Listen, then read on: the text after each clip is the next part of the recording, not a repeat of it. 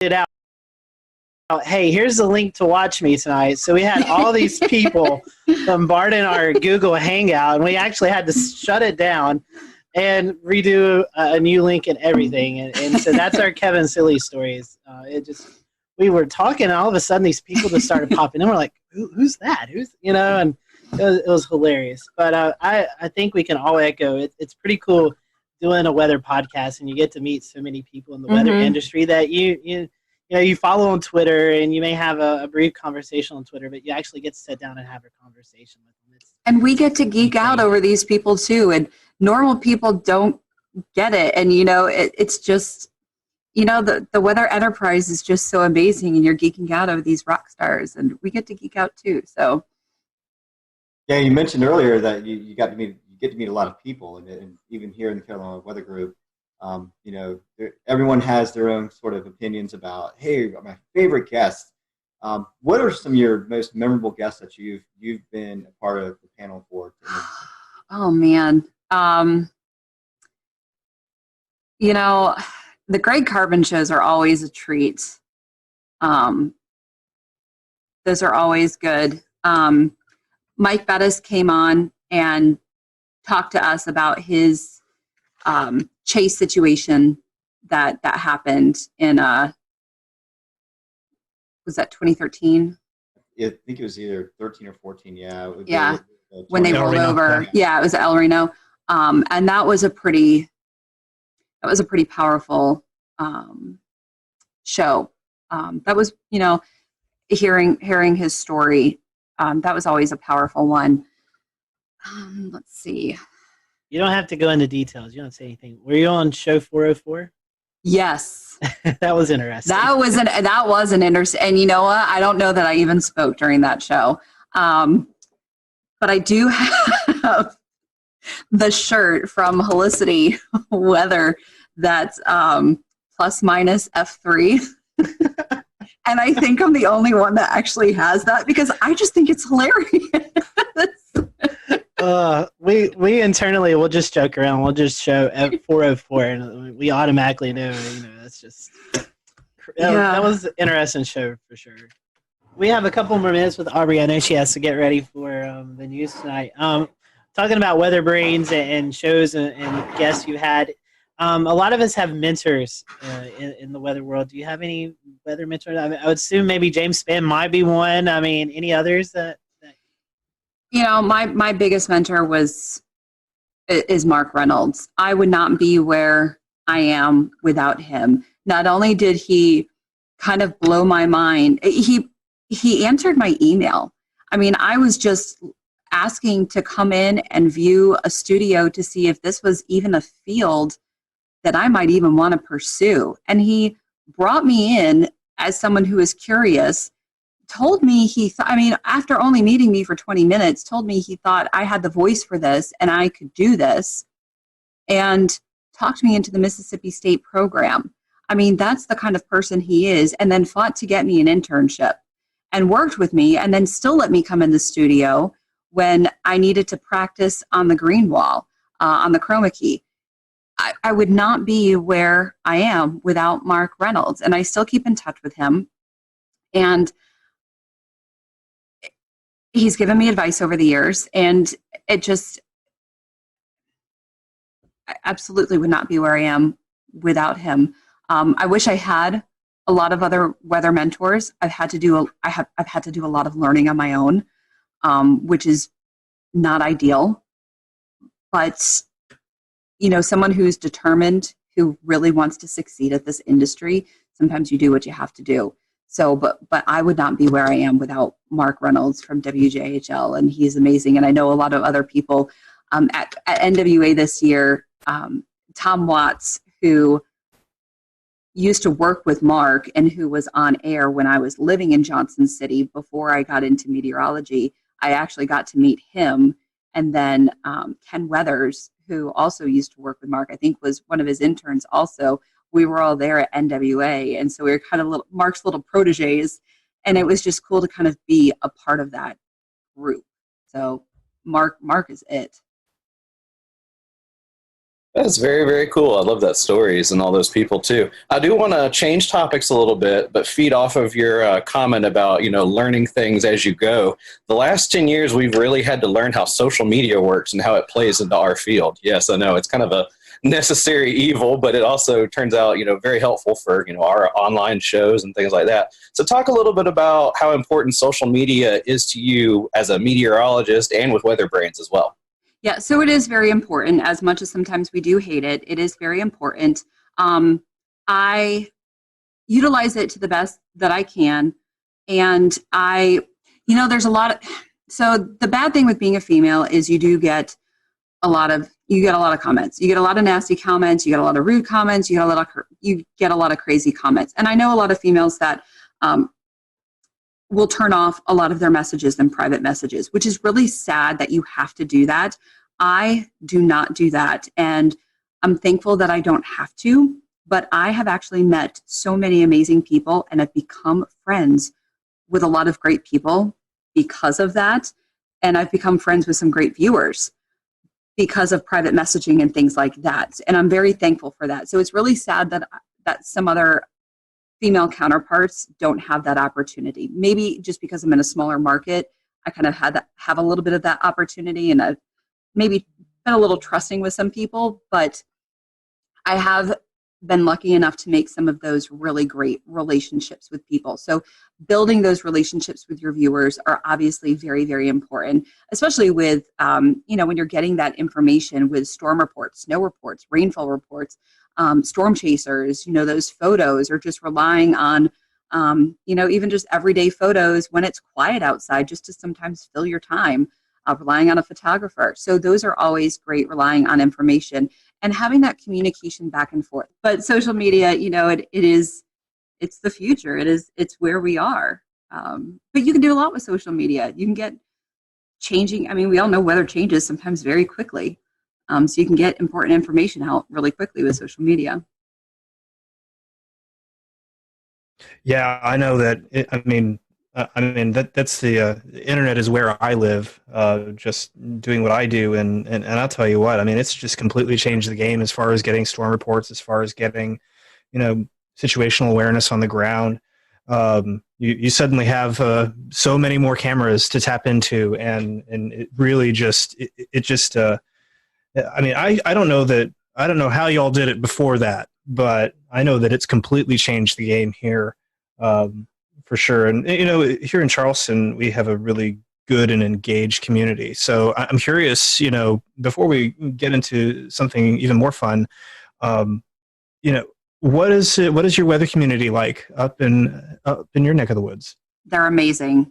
I would not be here still on TV where I am without this community. And I constantly say that this community is why I stay here. This is why not only I stay here, but why I've brought my family here, because this community is still amazing.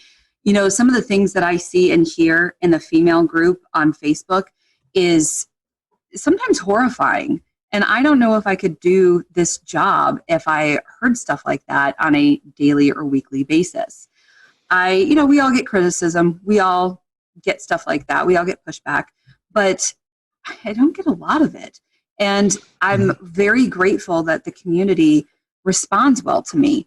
So I'm very grateful for the community and how wonderful people are here. So they're amazing, and they've welcomed my family. I mean, Urbanowitz, you can't slide into a community in Virginia with a name like Urbanowitz and hide under the radar. I mean, they know exactly who my brother is. They know exactly who my parents are.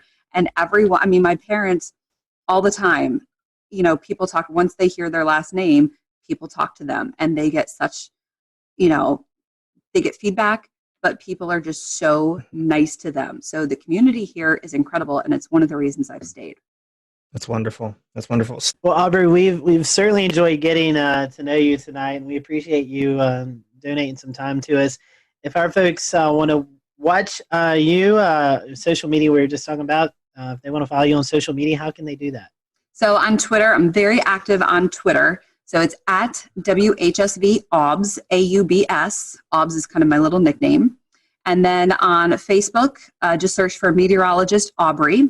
I tell people you don't have to spell the last name if you just search for meteorologist Aubrey. And then on Instagram, I am, let me get my Instagram out because I think, yes, WXAUBS, WXAUBS on Instagram, or as I call it, the gram. The gram. Yeah, Evan runs our gram. That's his title. So yeah, I should be better at it. It's a lot of pictures of my dog. Well, Aubrey, thank you so much, and we hope that, I know you guys haven't had a lot of winter either, so we hope you get some winter up your way sometimes in the coming weeks. But we appreciate you spending some time with us, and tell everybody at the Weather Brains, that we said hello, and we look forward to hopefully working with you guys during the National Weather Podcast Month later on this year. Of course. Thanks for having me on, guys. Appreciate it. Always good to see you. Thanks, Aubrey. And thank you guys for watching the Carolina Weather Group. As always, you can follow us at Carolina WX on Twitter or Carolina Weather Group on Facebook. If you have any suggestions or guests that you'd like for us, just reach out to us. We'd love to see those suggestions and work our best to get those guests or topics on the show. Until next week, we hope you have a great week, and we'll see you later here on the Carolina Weather Group.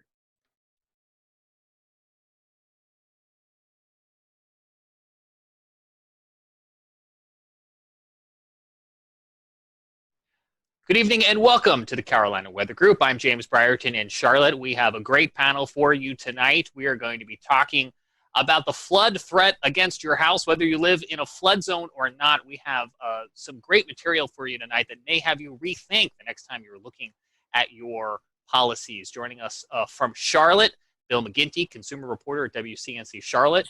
And in full disclosure, I work with him during the day, so I feel like I need to throw that out there as I will be interviewing him in a moment. From WPDE, we have Annette Montgomery, who's a reporter there, who's been doing some local reporting on this topic in their neck of the woods. And we're also joined by April O'Leary of Horry County Rising, and they are involved with this exact topic there along the South Carolina General Coast area. But we'll start more inland with Bill McGinty, who, Bill, just last week, you did a story that kind of tipped this whole thing off to us here at the Carolina Weather Group. So why don't I just have you, the reporter, tell us, in your words, a little bit about what you uncovered here in the Charlotte area. Yeah.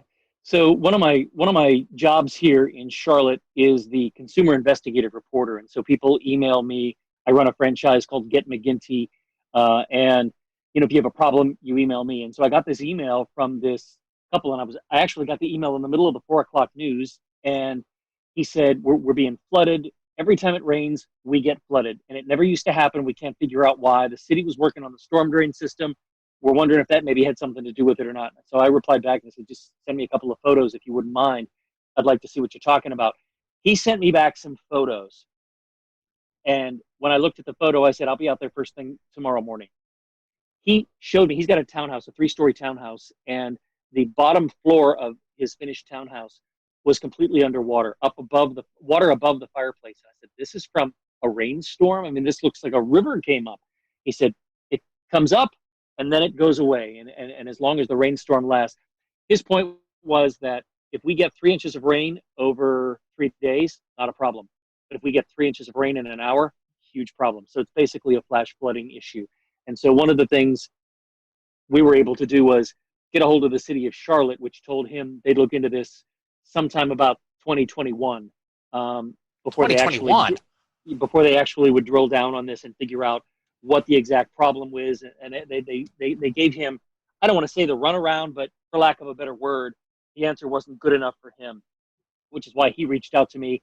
I reached out to the city. I sent them some of his home video that he took, on his iPhone. I sent some of the pictures, and I said, this is unacceptable. He can't live like this. This is his home. And so, within a week, they had some digging equipment out there, and what they found was a couple of blockages in those pipes. And so just before we came on, and I mean literally just before we came on, within the last half hour, I got a text from him. They got some rain here in Mecklenburg County tonight, and he said, so far so good, fingers crossed, we haven't flooded. So maybe the blockage was the issue, maybe not. It's going to take a couple of more rainfalls before we know for sure. So I'm crossing my fingers that maybe we have solved this issue. But the bigger issue is his homeowner's insurance isn't going to cover this because this was considered rising water. And I don't care whether you live next to a creek, you live near a drainage ditch, you live alongside a river. If you have water come up from anywhere and it comes into your home, that is considered a flood, and that is not covered by your typical homeowner's insurance policy. If in a hurricane, which I used to live in Florida, so if in a hurricane the roof blows off the home and you get a ton of water in, okay, that's water damage, and that is not flood damage. Rising water is water that comes in through the doors, through the garage, things like that. And that is a federal policy that you have to have. That is a completely separate policy other than your homeowner's insurance policy. I don't think, a lot of people know that, and I don't think a lot of people understand the risk they have to their home through rising water. Most people say, I'm not in a floodplain, I don't have to worry about it. I've seen plenty of those people, and I've covered plenty of those stories where they stand there scratching their heads wondering, what am I going to do now? Because their homeowner's insurance says, sorry, this isn't covered. Well, that's some good update, though. A little breaking news there, that at least today it didn't flood. And as we're recording this on Monday night, I'm looking over here at the Mecklenburg FIN system, the Flood Information and Notification System, and they had just shy of about an inch of rain there in Mecklenburg. Yeah. So let me set it up, James, if you wouldn't mind. Let me, I talked about the rising water coming into his home, and you'll see it if we show some pictures and video here. But the bottom line is his townhome, if you can imagine this, runs this way, but the back of his town, the driveway runs down. And so you've got 4 townhomes, and the first one up at the street level is street level. But his is higher because the driveway slopes down in the back. And of course, because the driveway slopes down, you need a couple of grates down there that lead to rain runoff. And that's what was backing up. And it, of course, backs up to the lowest point, and the water came into his house. So I don't want to lead people to believe it came in from the street. It actually came in from the 2 grates that were in his driveway. But because he was down at the lowest point, water came up there. And the grates are on private property, but are connected to city-owned drainage? Yep. It's a stormwater drain. But think of what's out in your street. If you go out and you look at your street and you see those grates in the corners of the streets, that's a storm drain. And that's basically what he had, but flat in his driveway. And people will probably know from looking at those, you'll sometimes see the little placard on them that says, do not drain liquid oil and such down into those, because they're connected to the streams and the creeks and the waterway. 100%. Which in Mecklenburg County, as I think a lot of other places, but especially here in Mecklenburg County, where we have the urban development, all of that infrastructure is needed for anyone who doesn't live here to drain off into our nearby creeks in order to keep that water flowing, ideally away from your house. Ideally. The gentleman you talked with, in terms of repayment, is the city offering anything in terms of mitigating this flood damage to his home? Well, that's the next part of the story. Step number 1 was to get the flooding stopped, and to get them out there and to dig into the ground and find out what was the problem. Was it a blockage? Was it pipes that were too big flowing into a pipe that was too small and it just couldn't handle it, backed it up? So step number 1 was getting the flooding stopped. But to answer your question, that's where the lawyers get involved, and that's where the city's legal department gets involved. And they're having conversations with him that right now I'm not privy to. But, in my experience, and I'm just cutting him out of it, but in my experience over 31 years, watching people wait for repayment from some kind of a government entity, I'd say it's about 50-50 as to whether you're made whole or not. Can the city be held liable for the first flood because they didn't know there was a blockage? Should they have known? It's what did you know and when did you know it? And so as soon as they were alerted to the fact that there was a problem, okay, now maybe they didn't act swift enough, and maybe there's a lawyer, his lawyer, that will make a compelling argument enough to say, hey, wait a minute, we alerted you that there's a problem. So that's where it gets sort of tricky, James, is that what are they really responsible for? The first flood or the following 7? And that's a good question. And, I'm looking forward to following it. I'm curious to see where it's going to go. But all of it could have been avoided in terms of waiting for the city to reimburse and whatnot if there'd been a flood policy. It really struck me when I first heard this story pitched, I thought, oh, he must live along a river or a creek or a stream, and he doesn't. Nope. Right in the middle of the city. Bill, I want to come back to you in a few minutes because I know there's some more that you have to share, tips and tricks for folks wherever they live, things for them to consider on their homes. I want to bring in Scotty Powell, who's going to expand the scope and continue our conversation. Yeah, thank you, James. Much like the Charlotte-Mecklenburg area, another metropolitan area that's really growing a lot of urban development is the Horry County area. And that's Myrtle Beach, Conway, South Carolina. Tonight we have Annette Montgomery and April O'Leary with us. Annette, you cover this story a lot for WPDE. I came across some of your reports there. You guys see flooding maybe a little bit different than what Bill was talking about. Obviously, flash flooding, a big concern. But a big concern for you all in Horry County is when we see these heavy rain events occur. And this doesn't necessarily have to be tropical rains or tropical storm activity. This could just be heavy rain that's developed over North Carolina, anywhere between 3, 4, 5 inches of rain, and it kind of travels down the river system. Annette, you unfortunately have been covering these stories of folks who've been affected by also this water runoff and affecting many homes and many communities that are being flooded. Yes, I actually know a lot of homeowners that are selling their homes just simply because of the flooding. I actually did a story last week with a woman who she moved into the house less than a year ago and wasn't told by the owners that it floods just from small rain events. And she said it's flooded so many times since she's been there that she wants to move closer to the beach, which is insane because where she lives is a lot further, but it seems like this community keeps seeing flood events. And the unfortunate thing, like Bill was saying, is that she doesn't have flood insurance. And she bought this home with inheritance money. So she says she really feels like she's at her wit's end. And the county's telling her that, to wait for this buyout program, but she knows she's not going to get 100% of the value of her home. So she says, she feels like she's going to lose a lot of money, but she doesn't have another option at this point. And I've covered so many stories with similar families. Just another man, he's selling his home. But the concern that people have is when their homes flood, it's sewage water, it's things like that that's also in the water. So they're just very concerned for their overall health and their safety. So that's another huge portion that people might not realize, that these people are very concerned for their health as well. And Annette, correct me if I'm wrong, but this isn't just one community. There's several communities throughout Horry County that's experiencing this. Seeing a lot of videos out of the Socastee area, places like that are really experiencing this. We just went through a primary. I know that was a big topic of discussion among the city council and county commissioners. What did they have to say about this as a lot of their constituents are facing this flooding threat, it seems, almost every month? Yes. Just last week, I spoke with County Councilman Cam Crawford, and he tells me right now city leaders are looking into, and county leaders are looking into this relocation program, but they're waiting on money from HUD. So currently right now, it's a federal government concern that they're waiting on in terms of money to get to the county. But he said the only solution they're looking at right now is the relocation program, which buys out these homeowners.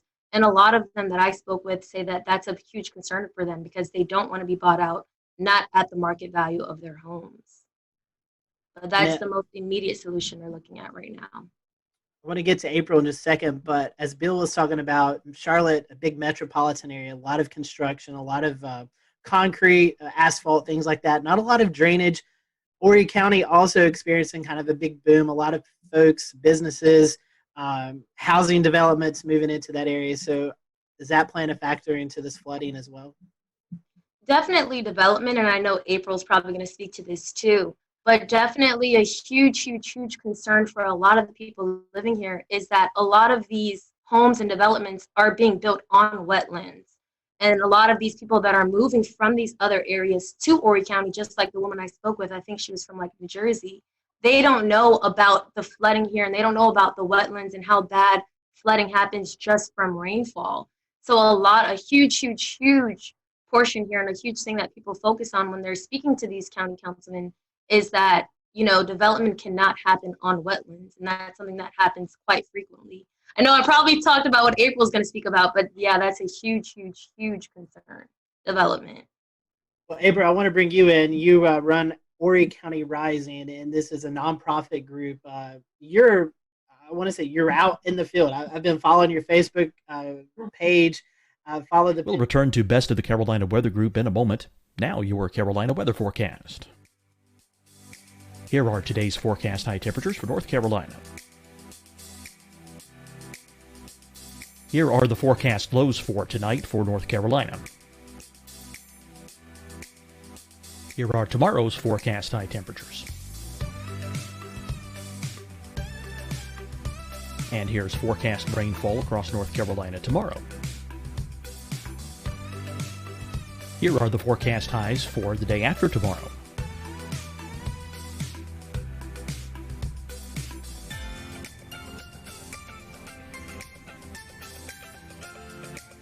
And here's the forecast rainfall across North Carolina for the day after tomorrow. This is the total rainfall forecast across North Carolina for the next 3 days. Here's the severe thunderstorm outlook for today from the Storm Prediction Center.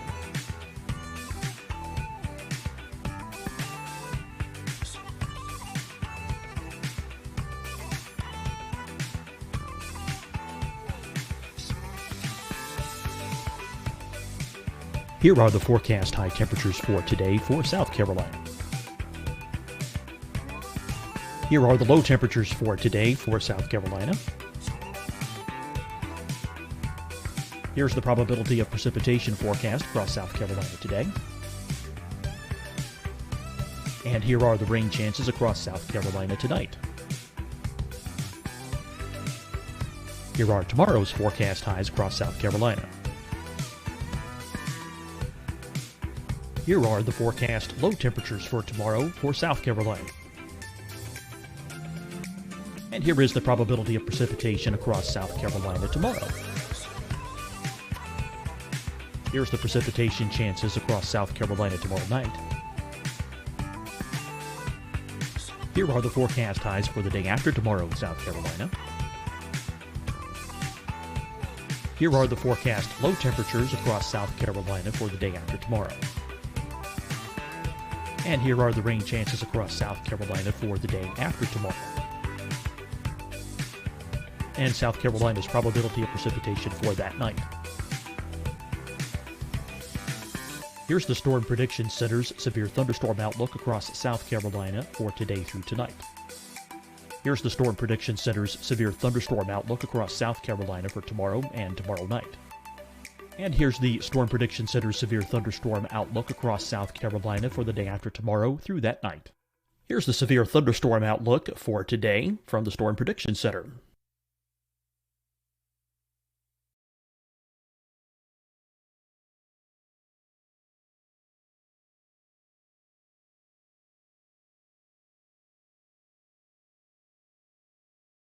And now here's a live look at weather radar across the southeast.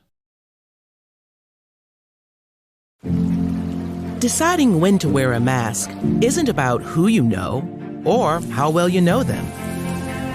Just ask yourself, will I be with anyone I don't live with? If the answer is yes, get behind the mask. Help slow the spread of COVID-19. Get behind the mask. Learn more at covid19.ncdhhs.gov. Hi, everyone. I'm Dr. Mandy Cohen, Secretary of the North Carolina Department of Health and Human Services. And when you follow the 3 W's, you protect your family and your neighbors from COVID-19. When you leave your home, practice your W's. Wear a cloth face covering, wait 6 feet apart, wash your hands often. Wear, wait, wash. We're in this together. Stay strong, North Carolina. Fight the spread and take a stand against coronavirus. Wear a mask in public. Stay at least 6 feet apart from others. And get tested. Join us and fight the spread. Visit scdhec.gov/COVID-19. Getting tested for COVID-19 helps you to take the steps needed to protect yourself, your loved ones, and your community. Find the testing location at scdhec.gov/COVID-19 testing. You'll see your Carolina weather forecast at 25 and 55 past. And now back to the best of the Carolina Weather Group on the all-new Carolina Weather Net. Out there with the folks who are being affected by this day in and day out, with your rain boots on, high water, kayaking. I've seen a lot of things going on. Tell us about Horry County Rising and just kind of tell us some of the stories that you hear day to day. Well, thank you so much, and thanks for not forgetting about families affected by flooding, especially to Bill helping to work with that family. That's a great model that I like to see in the media moving forward. But yeah, I flooded in Hurricane Florence, and prior to that was working in clean water protections, and I decided that I really thought that I could make a difference around flood mitigation and making sure our communities are more sustainable. Kind of seeing the trends and seeing the historical trends, both leading to loss of life, but also an increase in damages. And so I quit my position and created Horry County Rising. We are a social welfare organization trying to work with this vulnerable population around flood mitigation, but also trying to propel the government to have a plan. We really believe that there's some good components of a good flood plan, and we're really frustrated and concerned at this point, given that this is such a significant hazard mitigation issue, but also a public health concern, that we really need to have a plan that kind of defines what our priority projects are, a timeline for how to fulfill those, a funding source, a responsible entity, and really trying to explore all of the options that we have available to help reduce that exposure and reduce the catastrophic damages caused by flooding. And so, yes, we actually flooded twice this year. We flooded in February, and we also flooded in the first week of June. The last flood event is a community that actually was just built within the last 15 years. So, we're essentially very concerned about future land use because we're seeing more and more homes flood. And we were really hoping that we purchase a product that can sustain a 30-year mortgage, and maybe even possibly sustain families and generations of families. And what we're seeing is we're not even getting halfway there to that 30-year mortgage, that these homes that were just constructed 15 years ago on the ICW continue to flood, continue to be rebuilt, resold to another unsuspecting homeowner. So we see these homeowners, particularly around the Atlantic Intercoastal Waterway, repeatedly flood in the 4 or 5 times in the last 5 years. But we also are impacted by these significant riverine floods as well. So that's, events like Hurricane Matthew, Hurricane Florence, where we saw historical river crests. Hurricane Matthew broke Hurricane Florence's record level by 3.21 feet.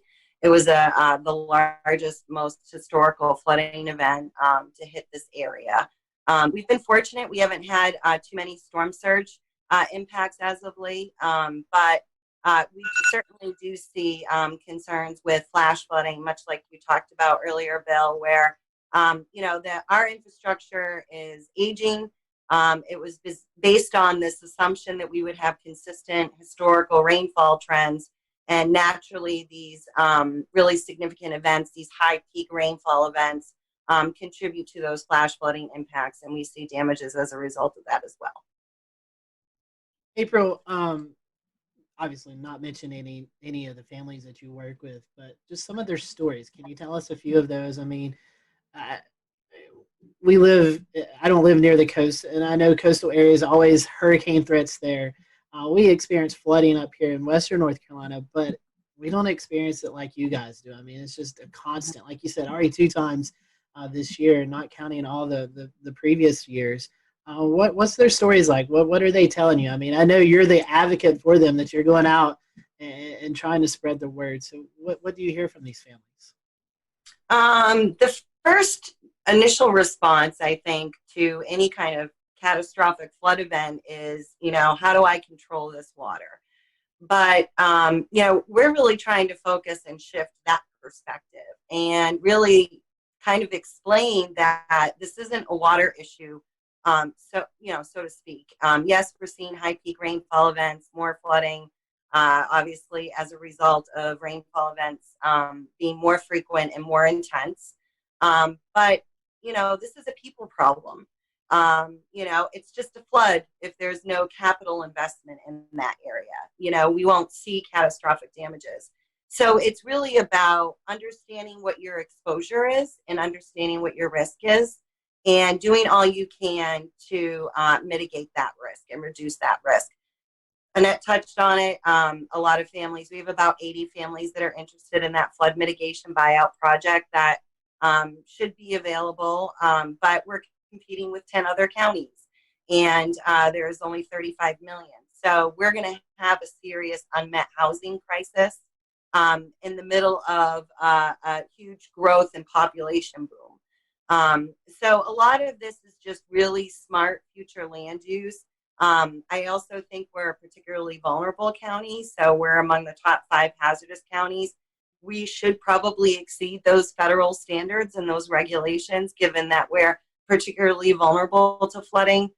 We have a 100% probability of flooding if we get a hurricane, as indicated just with a tropical storm that we recently had. So, these families are particularly very vulnerable. We see a lot of financial stress. They lose their financial viability. So families that are typically getting ready to retire or maybe just bought their last forever home and in retirement that are on fixed incomes or flooding, they just bought their homes again, within 15 years. And, they're being impacted every year at this point. So there's a lot of real concern about that vulnerability and, how that really decreases a family's financial viability. And there's very few options. Obviously, protecting yourself and buying flood insurance is critical.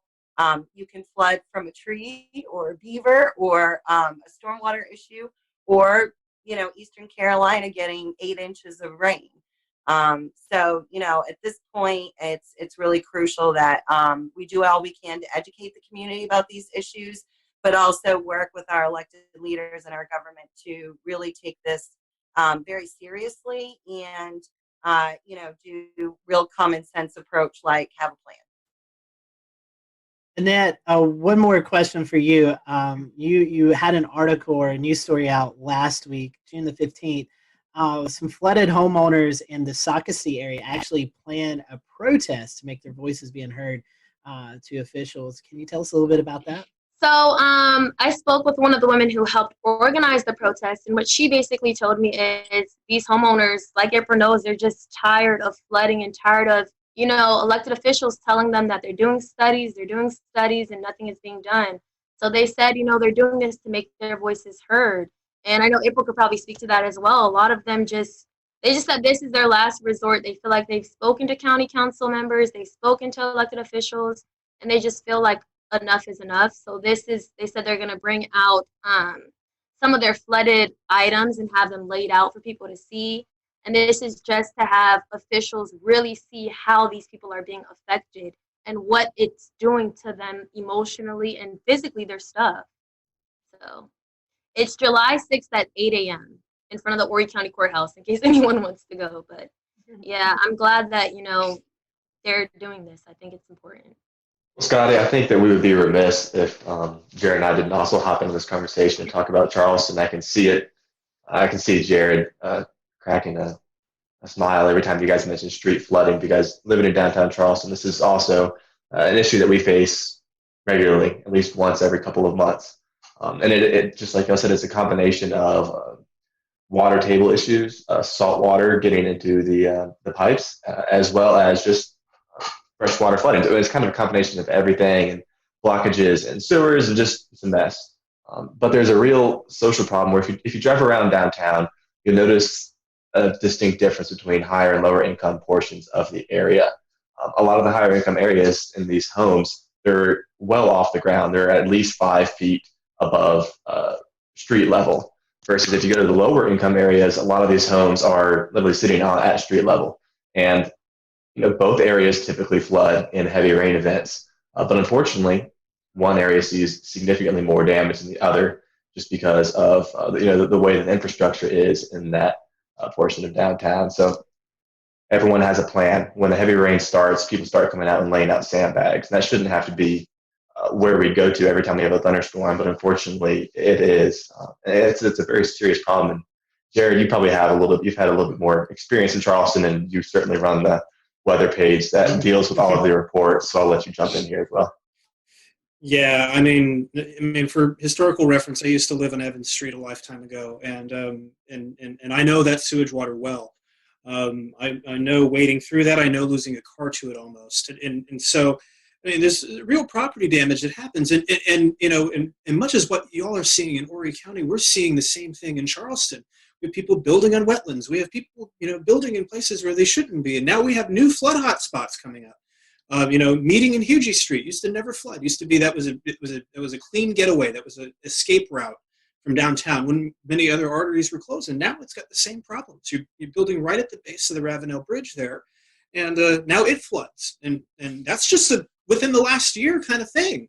And it gets up 6.7, 6.8 feet, and it floods all around the low income housing right around the Citadel. And it's just like, and this happens. There's no advisories, nothing like that, and you'll get a coastal flood statement at 6.8 feet because it doesn't affect a large enough area, but it affects those people. And so, we've got, Evan is dead on when he said we have an inequality issue when it comes to this. And suffice to say, these problems that you're seeing there are endemic up and down the coast. You have, you can't help but wonder, there's been scuttlebutt in Charleston about them just not insuring these places anymore. Mm-hmm. and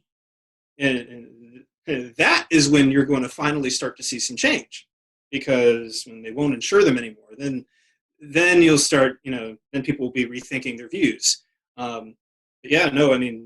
We've got, we've got a major issue. It's just a tide, just a thunderstorm. We had a thunderstorm about a month or so ago. We had a thunderstorm set up just off the coast. Sold out a little bit, had a water spout with it, but the problem is on the north side of that storm, the rainfall rates have become so enhanced, it rained 5 inches in an hour. Wow. We're seeing more and more of those kinds of events. The Army Corps of Engineers is studying a seawall. They're going to build a wall in the battery, make the floodwaters pay for it, I guess. I don't know.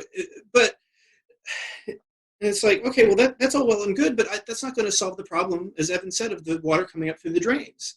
And then you have the water coming up through the drains, so we have these things called check valves. And when the tide hits a certain height, check valve kind of clutches and fills the drain, and then no water comes in. But what if it rains on top of it? Then that has nowhere to go. So when you're trying to fight the laws of physics, generally speaking, it's not going to go well for you. And we're learning some very expensive lessons in Charleston right now. I mean, they're pumping millions and millions and millions of dollars into this, but sea level keeps going up. We keep getting these heavy rain events. I mean, Charleston, Beaufort, those areas, Horry County, Myrtle Beach area, all the way up, Wilmington, we've got problems. I mean, we've got big, big problems. I don't know if people who listen to this show on a regular basis are thinking, I haven't heard Jared that much in like a year. Jared is really passionate about this, and some great points there, Jared. And but that's what I was. I don't know, Jared, if in the years we've been doing this show, I've ever seen you that fired up. I love it. It's a big problem, and it's a big problem.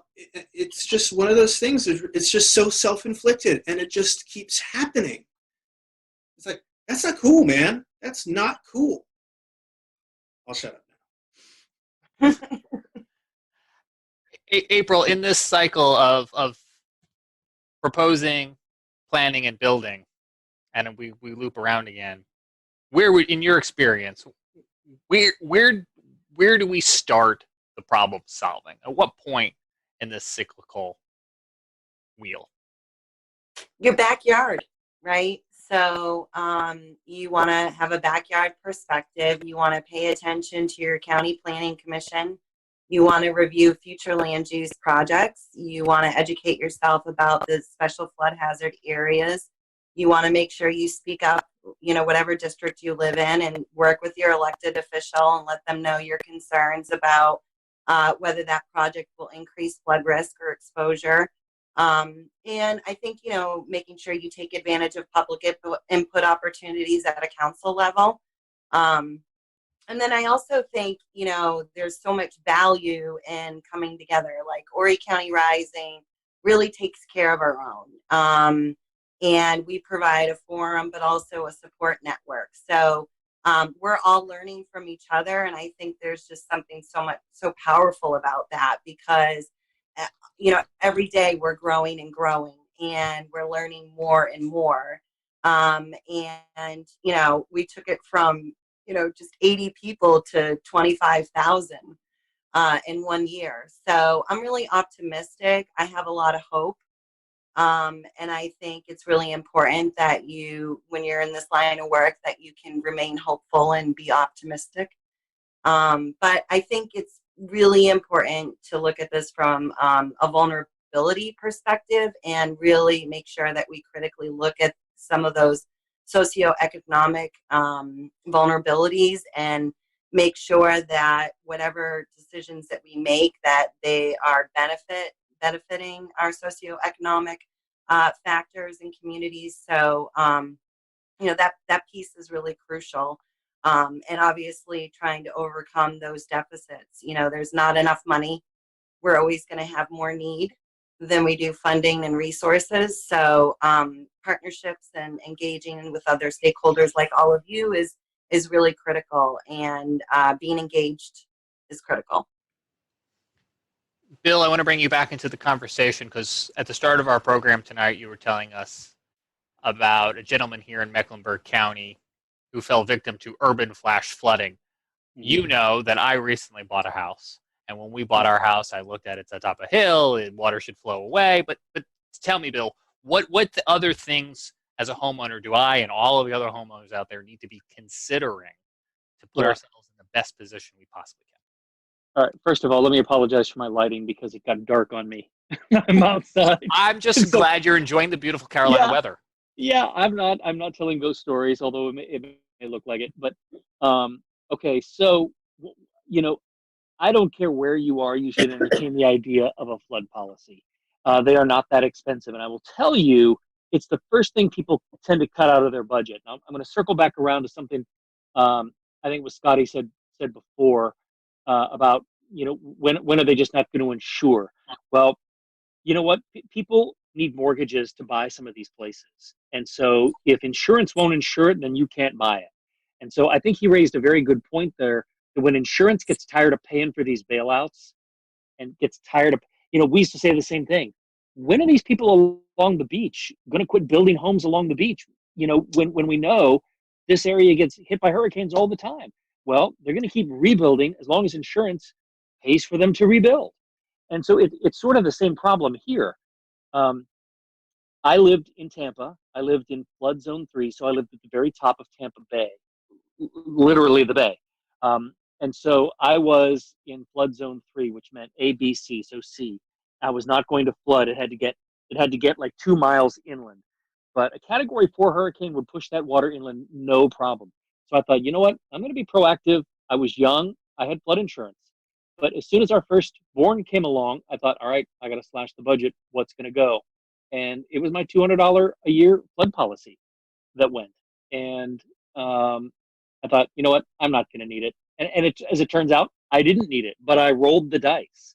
And now that I'm older and wiser, I would tell people that even if your real estate agent who's trying to sell you something, or the buyer who is trying to sell you something tells you you don't need a flood policy, don't listen to them. You make that decision as to whether or not you need a flood policy. I've got a creek nearby here where I just bought this house a few months ago. I don't think it's anywhere near anything I need to worry about, but I'm going to get a flood policy. It's just good protection. I think as long as people want to live near the water, and Charleston is a beautiful area, you know what?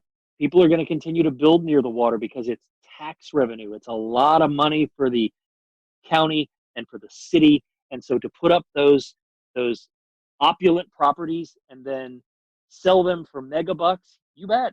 They're not going to be around when the floods come up, but they're going to have their hand out when they want the tax revenue.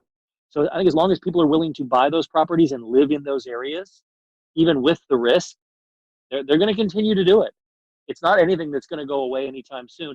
The only thing you can do to mitigate this for yourself is to buy a federal flood insurance policy, and it's under $200 a year. Now, if you live right on the coast, it might be more, but I'm talking for myself here in Mecklenburg County. It's somewhere between $100 and $200.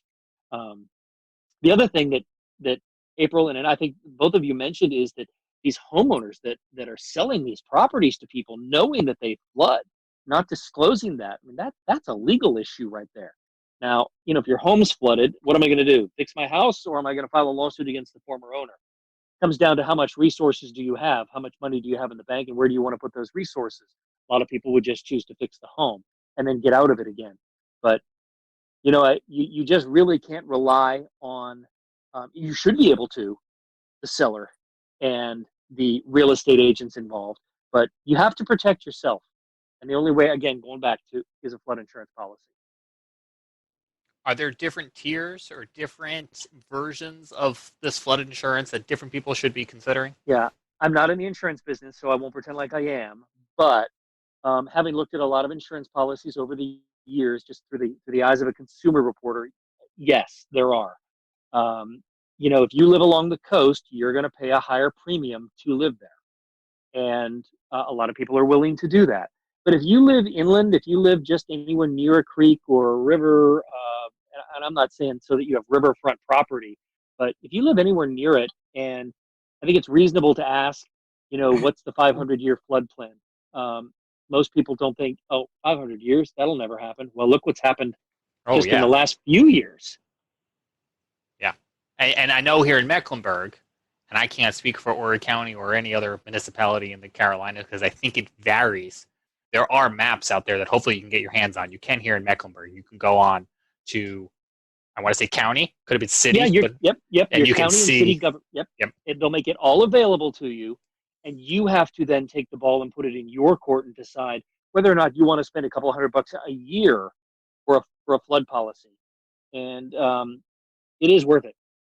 It is worth it. And I'm going to be getting one here. We just moved in here a few months ago, and we're coming into the rainy season now. It is definitely something that is worthwhile. I know when we bought our house, I looked at that map, and we were clear of the 500-year flood plain for the nearby creek. But I think after tonight's conversation, I'm going to take another look at that because it's not out of the question. And the thing that is striking to me that is timely to this conversation, just in the past few days during their regular coronavirus briefing, you had North Carolina state officials coming out and reminding folks that they can still sign up for hurricane relief programs. Hurricane Matthew, Hurricane Florence. These storms are over 2 years ago, and folks are still needing help to clean up. I don't have to tell you that if you're watching or listening to the show and you're in that position, but I will say it's easy for me here in Charlotte to forget that there are still communities trying to clean up from those storms, those floods, more than 2 years ago. Yeah, Jane, let me throw one more point and a lot of people think that, you know what, I'll just wait till I see a storm coming and then I'll get the policy. But a lot of these policies have exclusions, and sometimes they won't write 30 days before a storm. Now, nobody knows 30 days out when there's going to be a storm, but it isn't something that you should sit on your hands. If you're even thinking about it, you shouldn't wait, because a lot of insurance companies will not write policies the minute your area goes into a hurricane watch or a hurricane warning, or even a flood watch or a flood warning, or if rain's expected heavy and the meteorologist is saying, hey, I think there might, look for a flood watch. The insurance companies are going to use whatever they can to not pay you, down the road if they can. That's how they make money. That's their business model. They don't really want to pay out. And so you can't sit on your hands and wait for the radar to start spinning counterclockwise before you decide you want to do something. At that point, it's too late. You just got to hope for the best. It reminds me of life insurance. We got life insurance after my son was born, and I think it had at least a 14-day, if not a 30-day kind of waiting period. Yep. I want to give each one of you a chance to tell us where we can find you or your organization on social so we can stay informed. But I also want to ask if there's anything else that maybe we forgot to ask or we didn't ask that you wanted to get out there. And I'll start with Bill on both of those points. Bill, how can we follow you on social and get updates on this and others? We'll return to Best of the Carolina Weather Group in a moment. Now your Carolina weather forecast. Here are today's forecast high temperatures for North Carolina. Here are the forecast lows for tonight for North Carolina.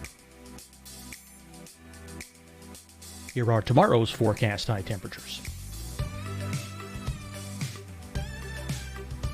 And here's forecast rainfall across North Carolina tomorrow. Here are the forecast highs for the day after tomorrow.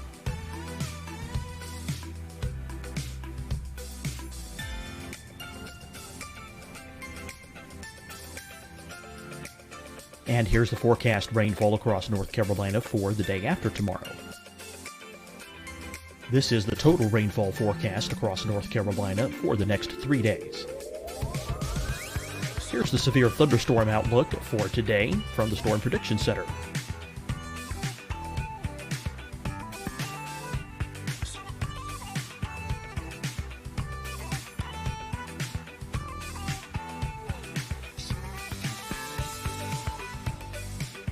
Here are the forecast high temperatures for today for South Carolina.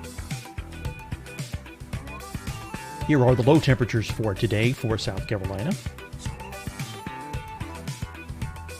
Here's the probability of precipitation forecast across South Carolina today.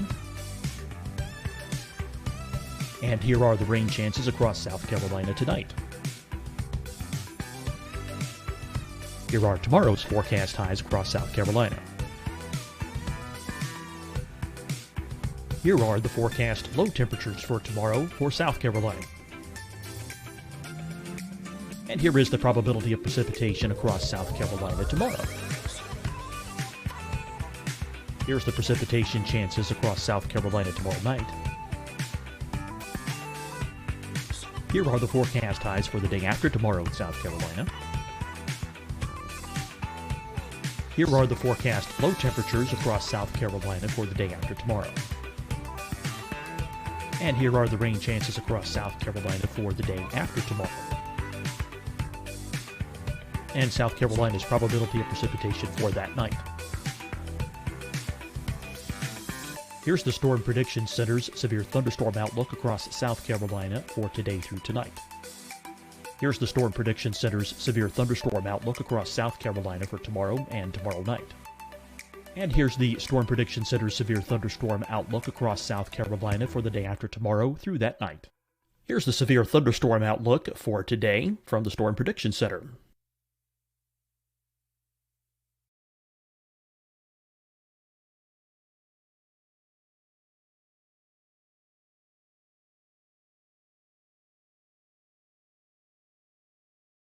And now here's a live look at weather radar across the southeast. Deciding when to wear a mask isn't about who you know or how well you know them. Just ask yourself, will I be with anyone I don't live with? If the answer is yes, get behind the mask. Help slow the spread of COVID-19. Get behind the mask. Learn more at covid19.ncdhhs.gov. Hi, everyone. I'm Dr. Mandy Cohen, Secretary of the North Carolina Department of Health and Human Services. And when you follow the 3 W's, you protect your family and your neighbors from COVID-19. When you leave your home, practice your W's. Wear a cloth face covering, wait 6 feet apart, wash your hands often. Wear, wait, wash. We're in this together. Stay strong, North Carolina. Fight the spread and take a stand against coronavirus. Wear a mask in public. Stay at least 6 feet apart from others. And get tested. Join us and fight the spread. Visit scdhec.gov/COVID-19. Getting tested for COVID-19 helps you to take the steps needed to protect yourself, your loved ones, and your community. Find the testing location at scdhec.gov/COVID-19 testing. You'll see your Carolina weather forecast at 25 and 55 past. And now back to the best of the Carolina Weather Group on the all-new Carolina Weather Net.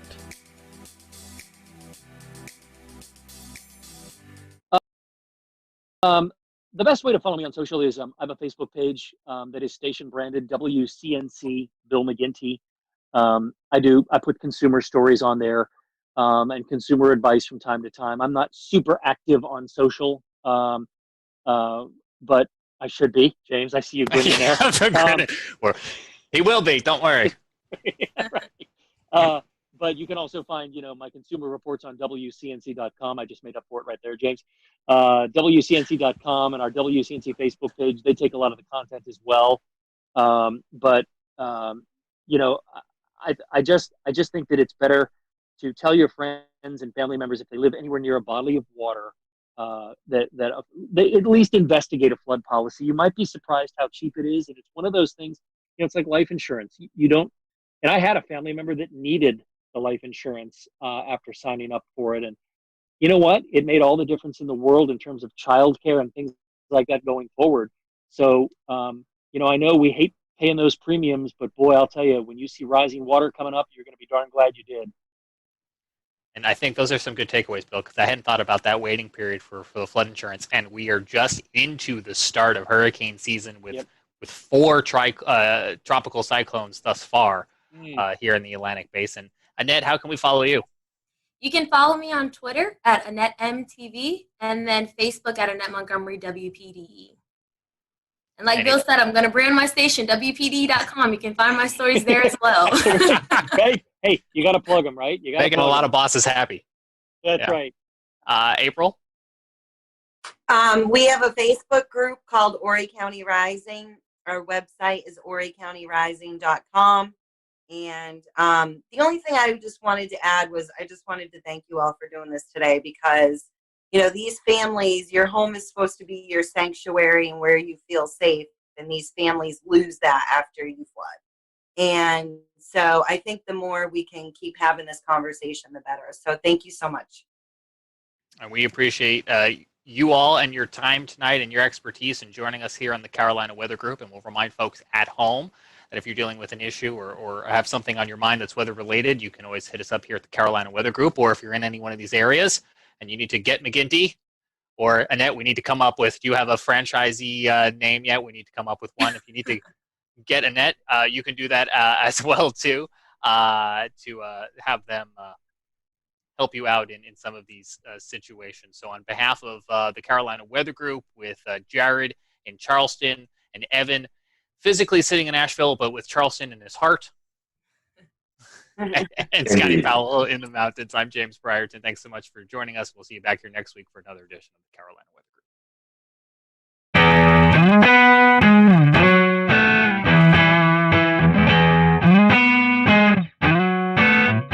Hello, everyone. Welcome to the Carolina Weather Group. We're happy to have you this evening. Tonight, we are joined by the WLTX weather team out of Columbia, South Carolina. That is the CBS affiliate there. So if you watch Channel 19 at Columbia, you probably see some familiar faces. And if you don't, hopefully after tonight, you'll get to learn about these meteorologists and tune over and check out the weathercast. So Efren, Daniel, Alex, and Danielle, thank you for joining us, and happy to have you all, and thank you for a little bit of your time. So we're going to start off this question, probably one you've been asked several times, but we're going to ask it again.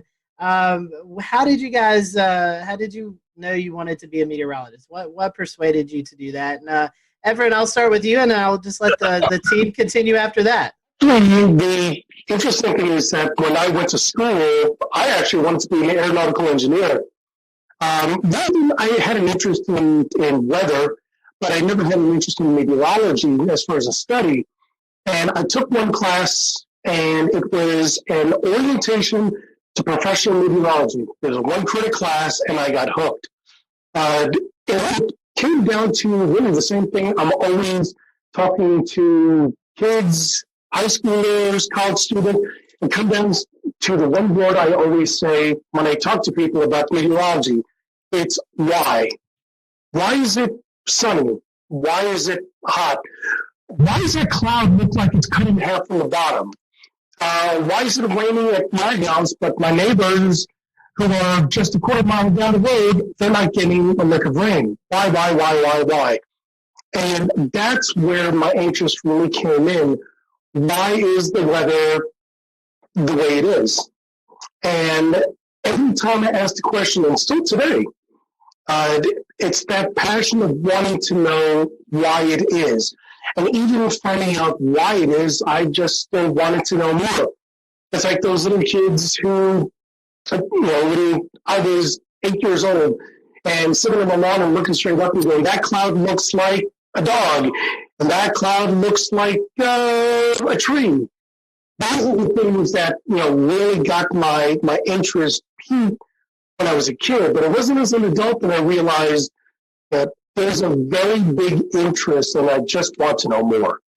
So I always knew I loved the weather. For me, it was, flying to Florida for the summer and seeing all those big puffy clouds and just wondering, how do clouds that produce so much rain, stay afloat, as a kid. I was just so amazed by the idea that it was just totally sunny along the approach when you're flying into, let's say, like Orlando, for example, and then by the time you're at the airport and you're getting the taxi, it's pouring, So just the power of the weather in the Southeast was actually what started it. But I'm from New York originally, so it wasn't the snowstorms and things like that that initially did it for me.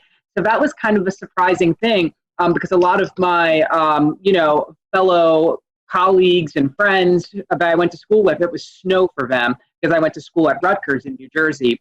So yeah, I originally wanted to be kind of more of the operational forecasting side of things. But then I realized when I was in school after Hurricane Sandy that I wanted to do more television and communication, because a lot of people were impacted by storm surge because they had no idea what it was. It wasn't well communicated, as far as the city evacuating people from for Sandy. Hurricane Sandy wasn't a hurricane when it made landfall.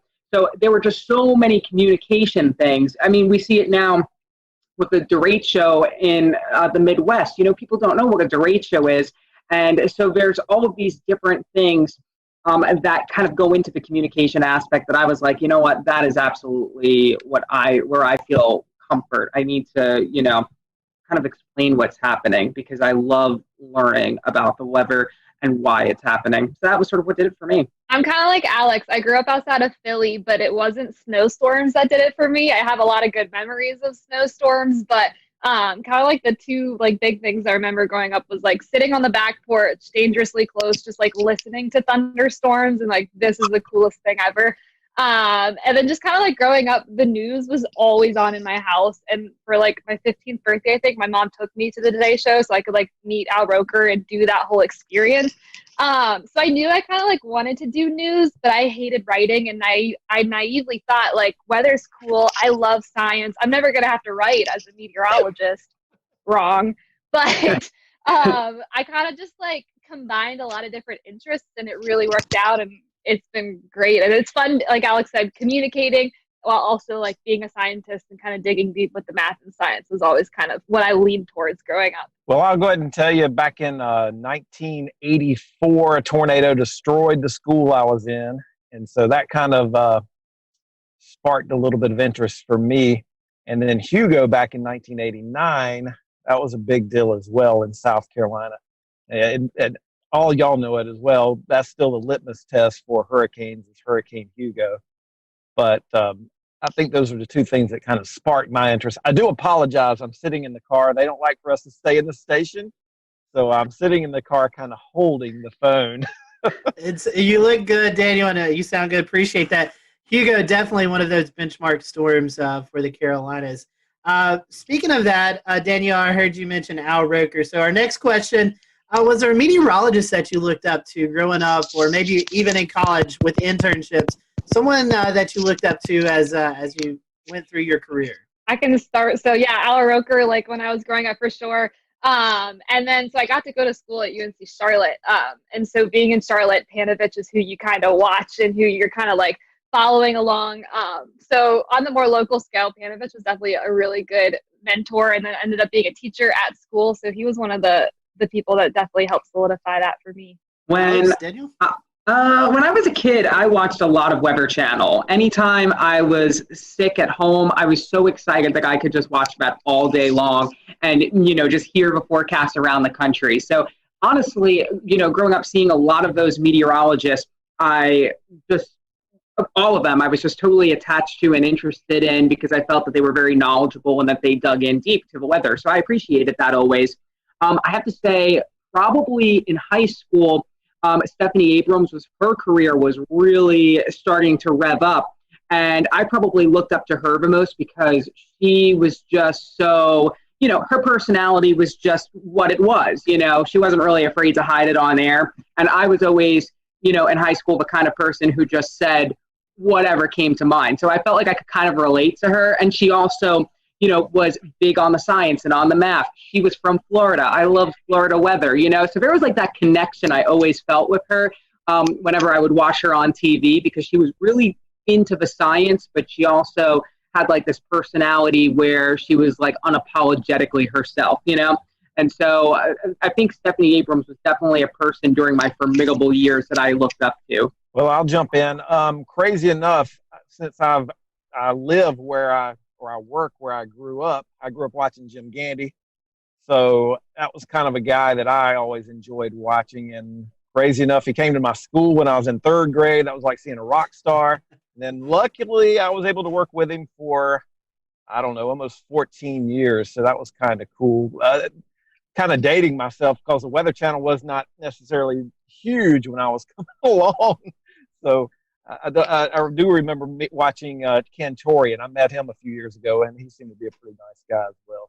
Something that you guys have dealt with already this year, severe weather in the Columbia area. So our question is, which one do you find more challenging forecasting, severe weather or winter weather, which we get a little bit of in the Carolinas? Alex, I'll let you start. That is a great question. So for me, obviously the tornado outbreak the day after Easter was something that I hadn't anticipated, prior to seeing that, synoptic setup could even happen in South Carolina, just because it's so rare to have tornado outbreaks like that. A lot of times, our tornado outbreaks come from our tropical weather, where we're on the dirty side of the storm. And so those are a little bit easier to sort of convey, whereas, a morning tornado outbreak where we had, I believe, like 3 or 4 EF3, big tornadoes in the Midlands in the, 5, 6 o'clock hour of the morning, that was definitely, I think, a big challenge. But, winter weather here, we're going on now, our 7th year without any significant snow. So I think as the years go on, there's a whole generation of people that aren't used to snow, either because they didn't live here at the time or because, they weren't grown up yet at the time. So I really think now, and as the years continue to go on, that we go without snow, I really feel that winter weather is perhaps one of the trickiest because severe weather, a lot of times it's isolated, the impacts, but if it snows, everybody's feeling that. I'll jump in. Winter weather. I've been around I've been doing weather in Columbia since 2007 at this point, and winter weather is always the big thing. And I remember in 2013 we forecasted 1 to 3 inches of snow in Columbia, and we missed by 50 miles. The city was shut down, and it was blue skies outside. And even now, it's become even a bigger deal because of social media and all the bad information out there. So in my opinion, for a snow or ice event in South Carolina, that's the bigger challenge. Maybe not from a forecasting standpoint, but from the standpoint of social media and people getting the wrong information out there and calling us names because we're not buying into the hype sometimes. Good point. Danielle, I want to bring you in. You graduated from UNC Charlotte. You didn't prepare for doing weather from home, I'm assuming, in class there. So what are your thoughts? No, I barely made it 9 months into my career for say that I had to transfer to my 500 square foot apartment. So I definitely was not equipped like other meteorologists have their green screens, blah, blah, blah. I didn't even have this map here. The station was like, we're going to throw something on your wall for you. So I was not prepared whatsoever, but I think I really do like what it has offered. Now that we're going back to the station, it showed like how much flexibility we could potentially have in our job. Like we can work and build our graphics and do everything at home on a quiet weather day. And I live across the street from the station. I can pop over, do my show, and come on back. So that's kind of been nice. And with like Alex's setup, it has been so cool to see him like, just like, that'll be great if he could stay home on a nice weather day and say, check out my plants, check out the beautiful sunshine. It's fantastic. So I didn't really prepare. Thankfully, it had been kind of smooth. There hasn't been a ton of hiccups with it. My dog has only barked on air once. So like that has all been positives. But I don't think we're going to stay like this. But I think it does show that we could have more flexibility in our jobs that we didn't really think we had beforehand when it comes from like working from home. Yeah, just beyond this window is my porch, and I have hundreds of plants out there. So it's been really fun to show off, the different plants and how they're growing. Like my banana tree is growing a new leaf every single week because of how hot and humid it's been. And so there is this opportunity to tell the forecast in a different way. Sometimes during the morning show, the wind will actually shift from behind me, which is my south, to in front of me, which is my north. So I can talk about the reason why there is maybe some fog because, the temperature has now reached the dew point because of this northerly breeze that's coming in. It really has been a good opportunity. And a lot of people have come up to me and said that they really like that I'm out on my porch because I'm wearing a jacket when it's cold out and, I'm wearing my windbreaker when it's misting. Luckily, I have a roof over my porch, so I don't have to worry. And since it's the morning show, I don't have to worry about storms very frequently getting in the way either, because if there was lightning, then I would not be outside. And that's only happened once during the morning show. So yeah, it's been a good opportunity to sort of change things up a bit. I still have my forecast graphics. I'm still doing, still showing the same things, but now I get to like bring the weather outside where it's happening. And I feel that it's kind of made me a little bit more intuitive, like to see the sunrise earlier in the morning. I see hummingbirds flying at 7 a.m. It's just made me so much more in tune with nature, which is really needed when you're not around people. You need something to hold on to. Let's switch it up a little bit. Let's get some fun questions here. These are just some questions to get to know you guys a little bit better. So, beach or mountains? Which one do you guys prefer, beach or mountains? Beach. Beach, all right. Easy.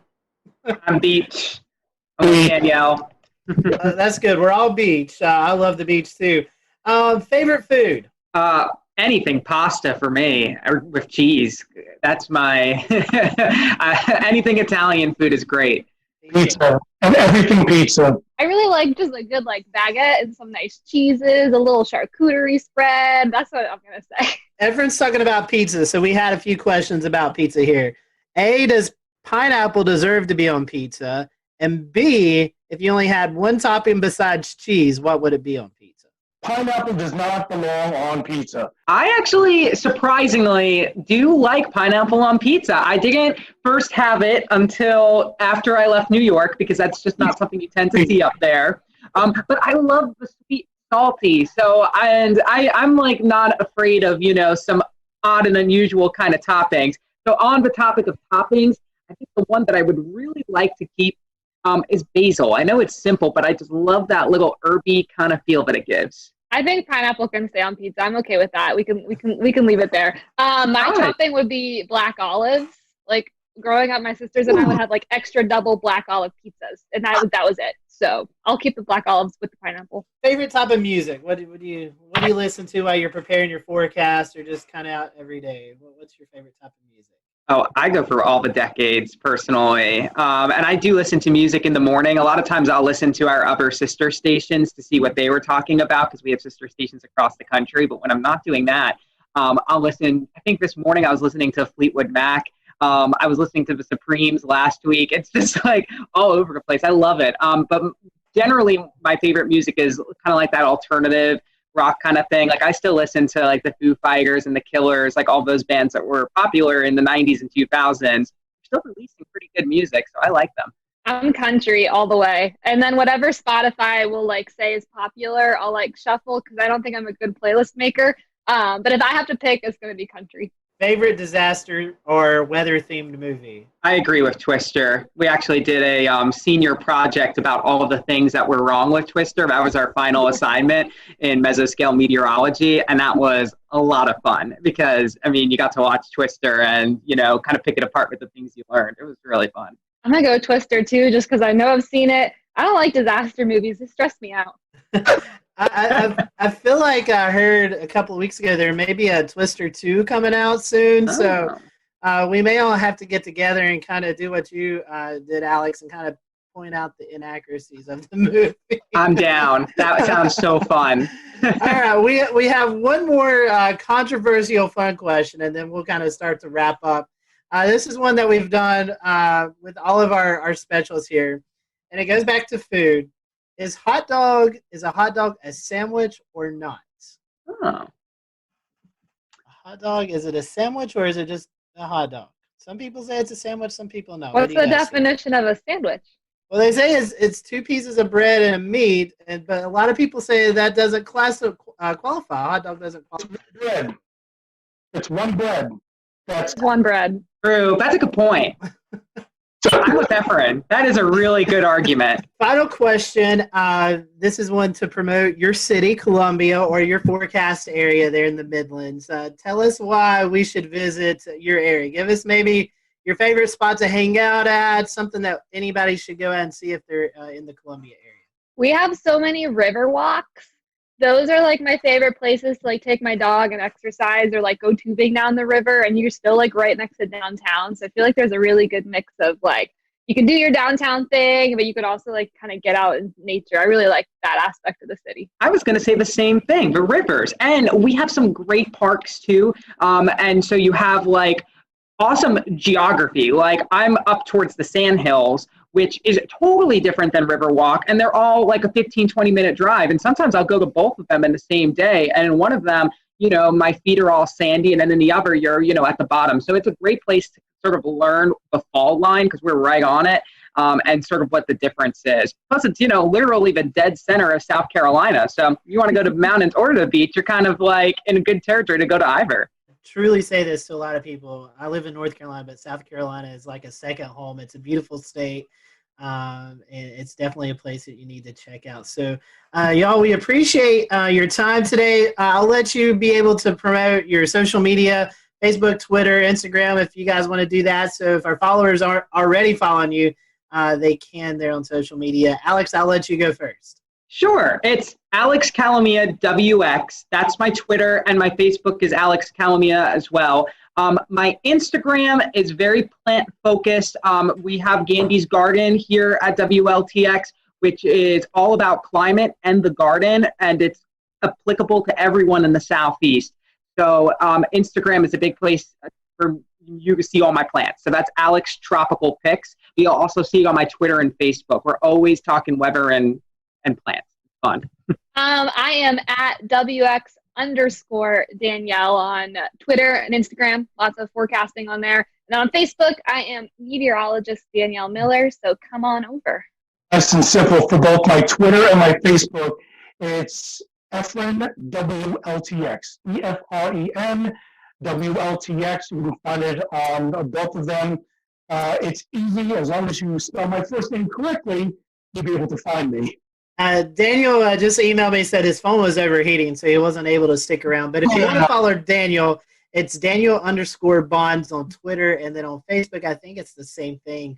You can follow his weather page, Daniel Bonds. Just search it up, WLTX. So we want to appreciate you guys watching us here at the Carolina Weather Group. Guys, thank you for spending some time with us, and we will see you all next time here on the Carolina Weather Group.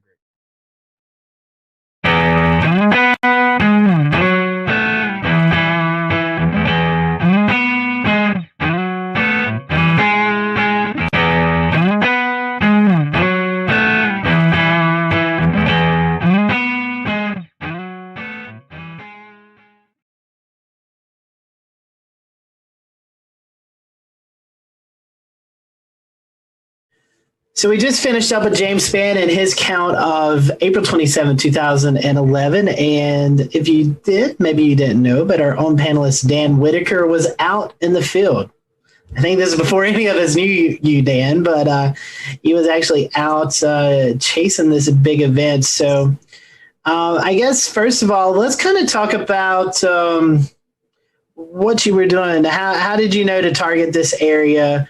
What was the game plan? Maybe a couple of days leading into this high impact event. Right. So we had been looking at this storm system quite a ways out. It was showing up on the long range data. We'll return to Best of the Carolina Weather Group in a moment. Now your Carolina weather forecast. Here are today's forecast high temperatures for North Carolina. Here are the forecast lows for tonight for North Carolina. Here are tomorrow's forecast high temperatures. And here's forecast rainfall across North Carolina tomorrow. Here are the forecast highs for the day after tomorrow.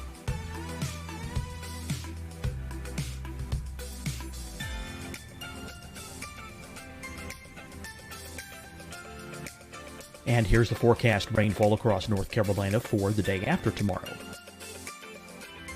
This is the total rainfall forecast across North Carolina for the next 3 days. Here's the severe thunderstorm outlook for today from the Storm Prediction Center.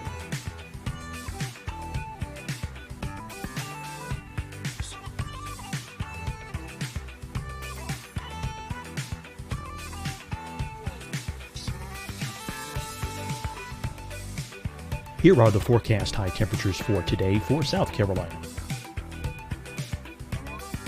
Here are the low temperatures for today for South Carolina. Here's the probability of precipitation forecast across South Carolina today. And here are the rain chances across South Carolina tonight. Here are tomorrow's forecast highs across South Carolina. Here are the forecast low temperatures for tomorrow for South Carolina. And here is the probability of precipitation across South Carolina tomorrow. Here's the precipitation chances across South Carolina tomorrow night. Here are the forecast highs for the day after tomorrow in South Carolina. Here are the forecast low temperatures across South Carolina for the day after tomorrow. And here are the rain chances across South Carolina for the day after tomorrow. And South Carolina's probability of precipitation for that night. Here's the Storm Prediction Center's severe thunderstorm outlook across South Carolina for today through tonight. Here's the Storm Prediction Center's severe thunderstorm outlook across South Carolina for tomorrow and tomorrow night. And here's the Storm Prediction Center's severe thunderstorm outlook across South Carolina for the day after tomorrow through that night. Here's the severe thunderstorm outlook for today from the Storm Prediction Center.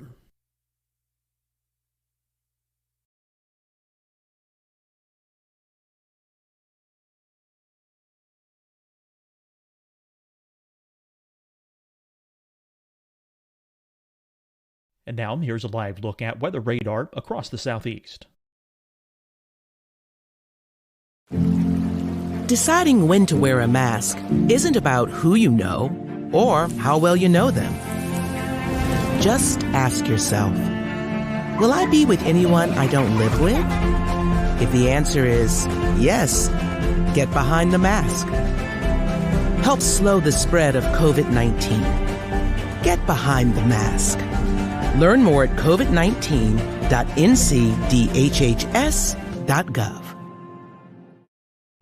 Hi, everyone. I'm Dr. Mandy Cohen, Secretary of the North Carolina Department of Health and Human Services. And when you follow the 3 W's, you protect your family and your neighbors from COVID-19. When you leave your home, practice your W's. Wear a cloth face covering, wait 6 feet apart, wash your hands often. Wear, wait, wash. We're in this together. Stay strong, North Carolina. Fight the spread and take a stand against coronavirus. Wear a mask in public. Stay at least 6 feet apart from others. And get tested. Join us and fight the spread. Visit scdhec.gov/COVID-19. Getting tested for COVID-19 helps you to take the steps needed to protect yourself, your loved ones, and your community. Find the testing location at scdhec.gov/COVID-19 testing. You'll see your Carolina weather forecast at 25 and 55 past. And now back to the best of the Carolina Weather Group on the all-new Carolina Weather Net.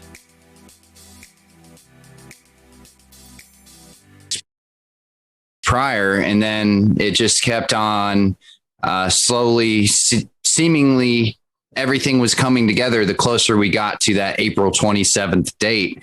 So I was prepared pretty far in advance to get out there to Alabama was where I was loosely targeting. And a couple days ahead of time, I packed up the car and I left town the night before and stayed in the Eastern Tennessee mountains. It's Western for us if we're heading that way, but Eastern Tennessee mountains over in Chattanooga, and was prepared for whatever could happen. I've been out to Alabama a bunch of times to go follow and photograph storms, and nothing's come of it. So I didn't know what was going to happen this day. So during the day, walk us through what it was like from the time you woke up to the time that you finally found yourself on a storm. So I had some kind of omens, if you want to believe in that, at least. At the very least, the atmosphere was showing off for me right away. I woke up at my friend's house. He had to go to work, and it was I forget what day of the week it was, but it was a work day. And so he went to work, and I woke up at his house. He said, when you're heading out, just lock the door and behind you and be on your way. And so it was around 8 a.m. or so. I'm getting ready to leave. And there's some early morning storms happening out near Chattanooga. And one of them really started building up. I was watching on radar, and I was like, it's 8 something in the morning. I can't really look too much into this. I'm trying to head to Alabama, and I shut the door behind me. I lock the door. I get in my car, and I pull up at that time I had a full RAM mount, like a computer system in my car. I power on the laptop. It's actually this laptop that I have right here, which is now an outdated laptop system, but it still has some of my data on it. And power on my laptop, and I open it up, and right when I get my laptop open, tornado warning, storms heading directly over my location in a matter of minutes. And there was a strong kind of velocity couplet there when I looked at the velocity data. So I was like, there's some real reason to believe that this could be a threatening storm with a tornado. And so I actually went to try and get back in my friend's house I've 5 minutes, right? So let's get back in the house. No, the door's locked. Of course, I can't get back in. And I look around, I'm in a crowded neighborhood with lots of trees everywhere. I can't even see the sky. So I think to myself, okay, well, what do I do now? Right. I don't want a tree to follow me. Right. And so I get in my car and I just start driving away from the storm through these residential roads in Chattanooga. It's hilly. I'm trying to just get out of there. I make it to a 4-road intersection, and I kind of park my car there. I'm like, this is as good as I'm going to do. At least I'm not under the trees. And I park my car there. As some really intense wind started whipping across, horizontal windblown rain, I would just guess at 60, 70 miles an hour. And I was right there in the velocity couplet. And, it turns out there was wind damage and a tornado, but I just must have been very close. But I don't believe I was in the tornado. It was mostly, the winds changed directions eventually, but I believe it was all rear flank downdraft base kind of wind. So I drive back to my friend's house at that point after I'm kind of in that wind and rain, and it passes by me. So I know I'm safe. I just kind of drive back there because I don't know what to do with myself at this point. And the road that I came down just a minute prior, there had been someone driving down that road and a tree fell and actually crushed their car with them in it. I got there before the emergency response did, and I or just at about the same time. So I pull up, and so do they.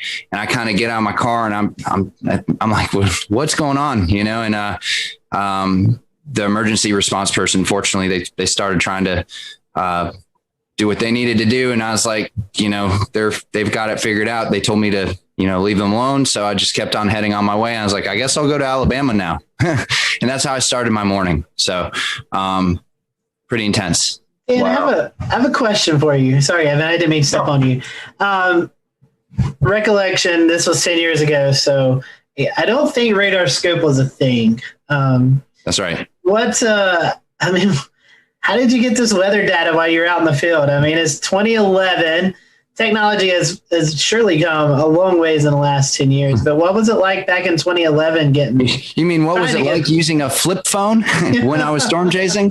Yeah. So that's what I was doing. I had a GZ1 waterproof flip phone, and for data, fortunately, things were fairly advanced for the laptop systems, as long as you had a laptop system and internet and a few other things. So I had a GPS puck that logged my GPS data into the system I was using at that time. It was I can't even remember the name of the system actually, but it was like definitely an older PC radar system that integrated with Delorme Maps was what I used to log my GPS data, and it integrated the data in. It was the only thing.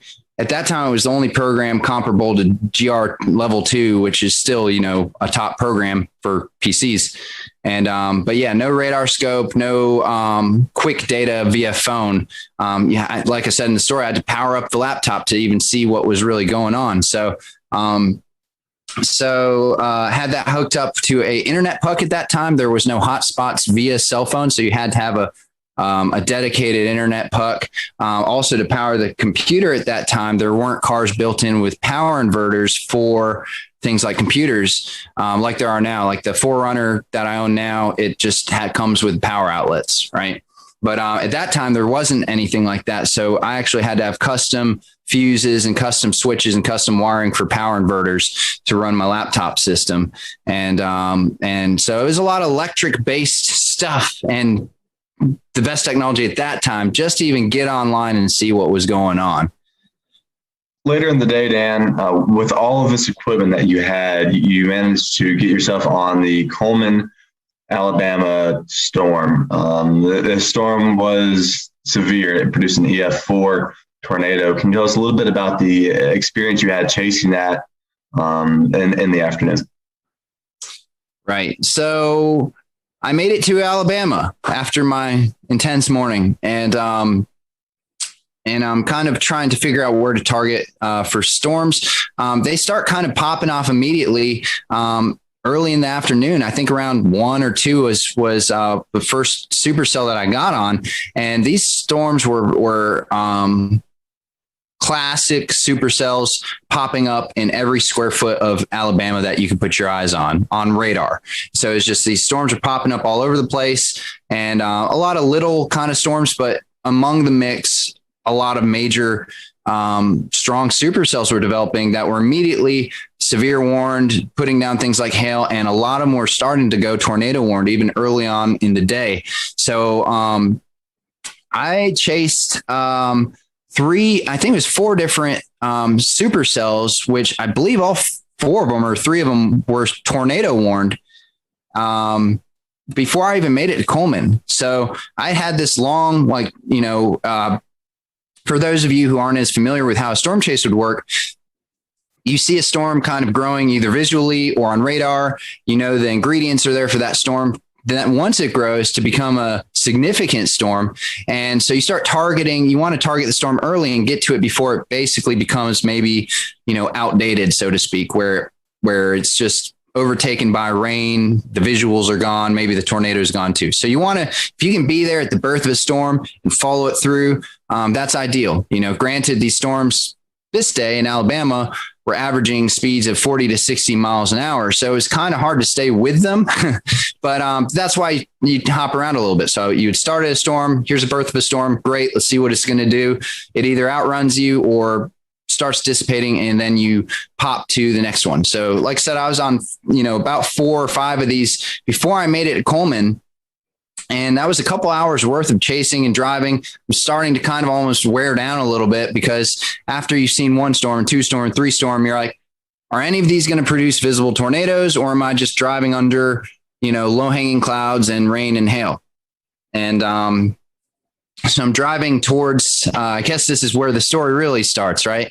So I'm driving towards Coleman and into town, because I saw a really nice hooked supercell that was heading towards Coleman, and it looked great on radar. It was starting to form a really nice hook, really nice velocity couplet. By nice, I mean strong, and visually, from a radar standpoint, a strong and kind of pronounced feature that tends to, mean that the storm's going to at least go tornado warned, if not produce a tornado. And like I said, the ingredients were there. This was a day that had been forecasted for a while. We knew that this was a significant day. It was a high risk by the Storm Prediction Center. They were predicting a tornado outbreak. And so we knew it was going to happen, or at least that's what we thought was going to happen.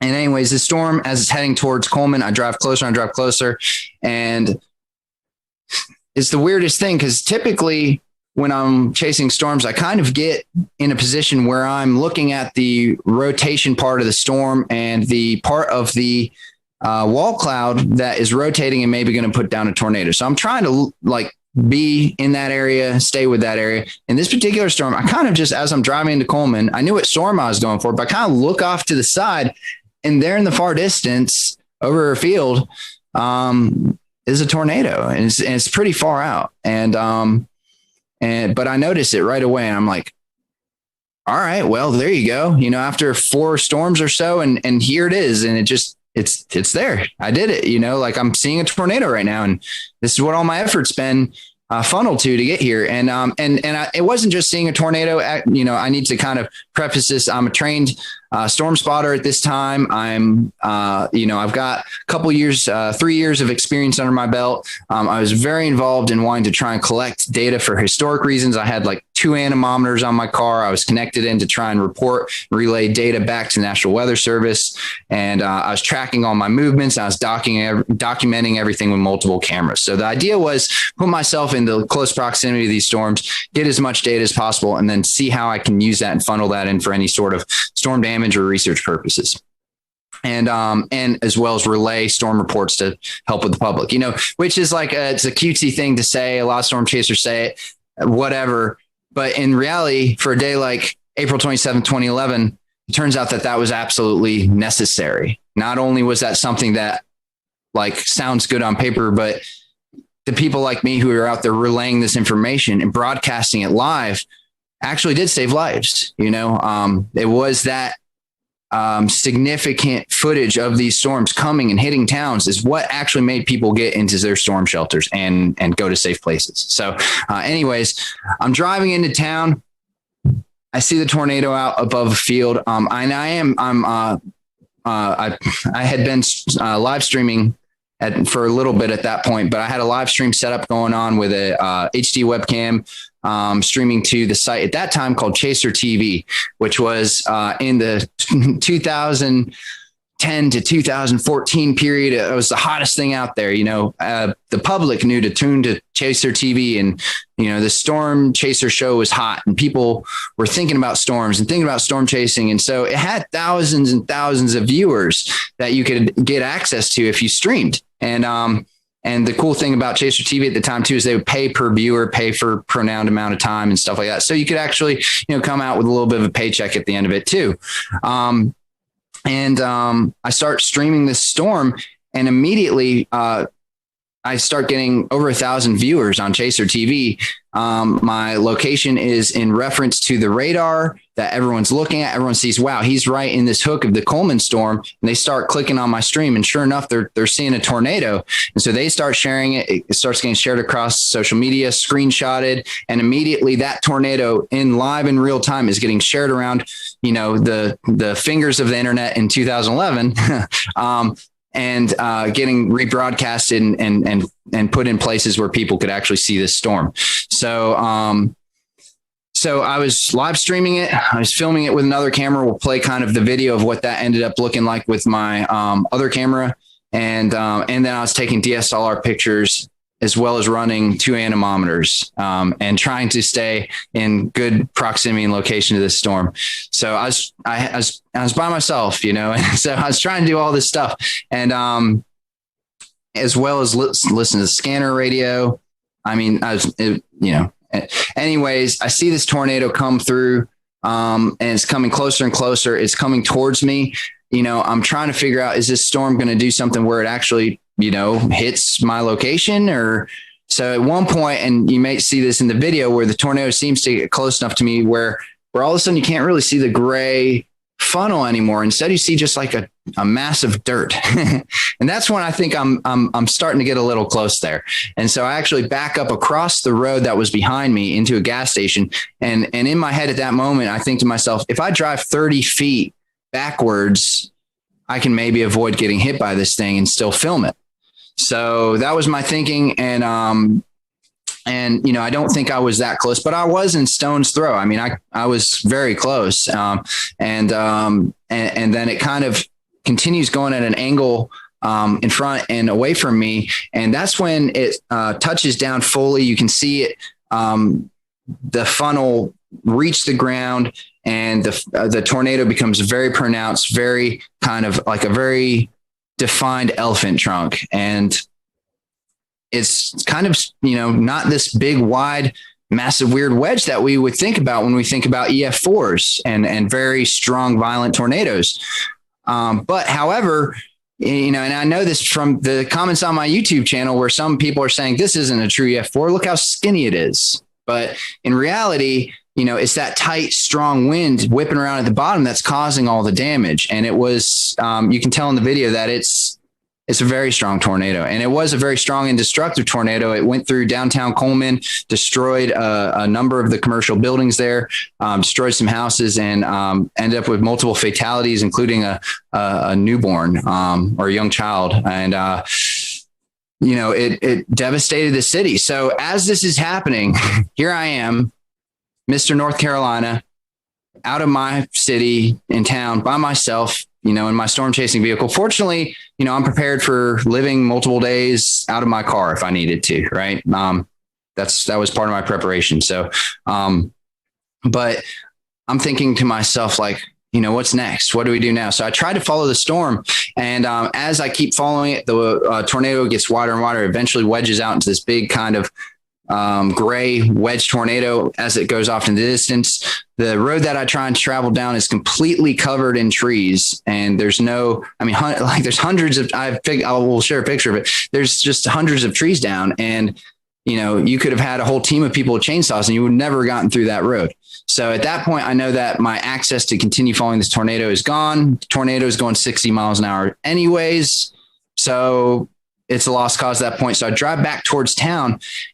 And here's where it really gets interesting, because this is where things started to really take a turn as far as the reality of the storm. All I could smell was trees and fresh wood. And as I look around through the woods as I'm driving back towards Coleman, the trees are stripped of their bark. They're just bare. It's just bare wood, forests of bare wood, and twisted trees and just devastation. And I'm driving back towards Coleman to try and figure out what's my next move. And I look at the radar on my computer, and there's another storm that's tornado warned and heading right towards Coleman. That is going to be there in 20 minutes, right? But what has just happened is a tornado just devastated Coleman, and at the same time, tornadoes were devastating Tuscaloosa and other. That's a well-known one, but there are, I think, 5 or 6 tornadoes on the ground at this very moment, and Alabama was in a mess. So Coleman was in a mess, and everybody got in their cars and drove out to the middle of the roads to try and get to their family members. Cell service was completely down at this point. I don't know if it's because cell towers were hit or if everyone was trying to use their cell phones at the same time, but there was zero cell service. You could not use it for anything. The only thing left was internet through my internet puck. So I was able to access radar data and message through some sort of messenger app I was using at that time. And I think email is what it is called. I was emailing people. So I drive back into town. The roads are crowded with people. People are kind of walking around confused. Everyone has their cell phone in their hand. Like, what is this? It's not doing anything. And they see that I'm a storm chaser. I have stormsquad.net on the side of my vehicle and stuff. They start coming up to my car and they're saying, what happened? We're trying to get in touch with our family members. We can't do it. We heard the town was hit. And I was able to actually give as many people as I could the information that I had, which was, there was a tornado. It hit part of town. There's another storm coming. You're going to want to find a place to take refuge. I had a CB radio in my car at that time with a speaker. I got on my CB radio and started driving around and saying, there's another tornado warning coming, because nobody knew. And I drove around the town and yelled at people to find safe shelter. And that was really harrowing. Like, I don't know if that's the right word. There's no words to describe. I mean, it was very sobering. I mean, just like, I was focused. I was trying to, at that point, just go into like storm recovery mode. I'm now part of this Coleman community, right? So how do I help them? And yeah, that was not my last storm of the day. So I actually left Coleman and went and got on another supercell at that point, because there's nothing else I could do in Coleman that, short of, I warned everyone I could. The storm didn't hit there. So I left. I went out to go get to another storm and chased 2 more tornado warned supercells. Nothing really produced from those. And then the sun started going down and still no cell service. But I have my radio police scanner and fire EMS scanner. And I'm hearing that reports that there are no gas stations and no gas available to the first responders. And I look at my gas tank at that moment. The sun was just starting to set. I look at my gas tank and I'm on less than a quarter of a tank. Hadn't anticipated on there not being any gas in the state of Alabama. Right. And so with very little gas and a lot more storms, all tornado warned, heading my direction, and now it's dark out, I had to do what I now refer to as a kind of a intense game of avoid the tornado for the next few hours. I did it on zero gas. So what I had to do is I would drive out to somewhere where I thought was in between 2 supercells heading my way, because it was just groups of supercells just over and over and over again, all tornado warned. So I'd drive where I thought I was going to be in between the 2. No cell phone service and limited radar at this point because internet was dicey out where I was. And then I'd turn off my car and I'd just sit there in the pitch black and just watch the lightning, both the storms pass on either side of me. I'd turn back on the car, get the laptop back up, see the next radar run, and figure out my next spot to go to try and be safe. And I did that for a few hours until eventually it seemed clear enough for me to actually get to a city on my zero gas. So I found a city. I don't even remember what the name of the city was, but it's probably 100 miles, 50 to 100 miles from Coleman at that point in Alabama, central Alabama.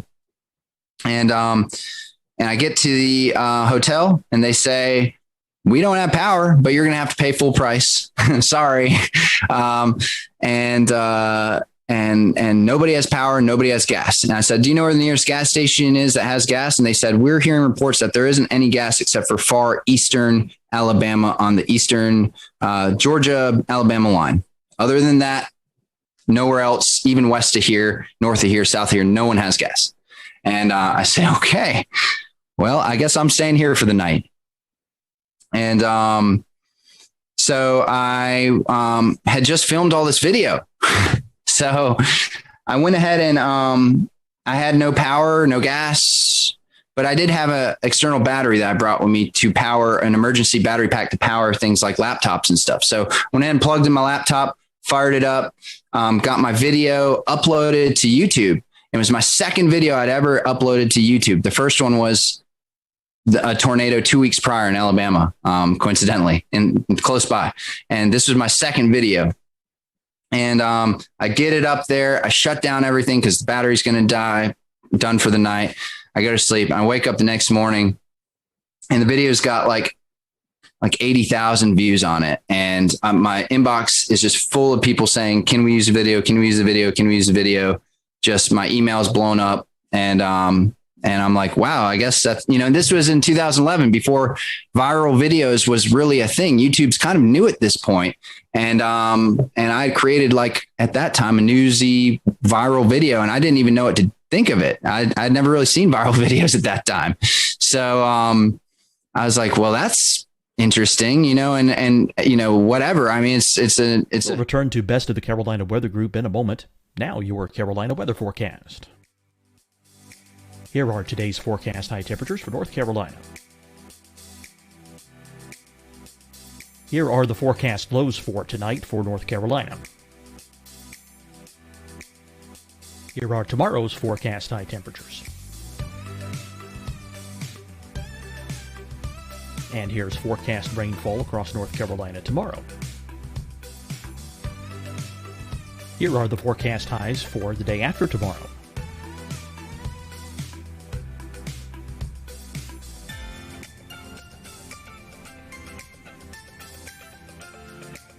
And here's the forecast rainfall across North Carolina for the day after tomorrow. This is the total rainfall forecast across North Carolina for the next 3 days. Here's the severe thunderstorm outlook for today from the Storm Prediction Center.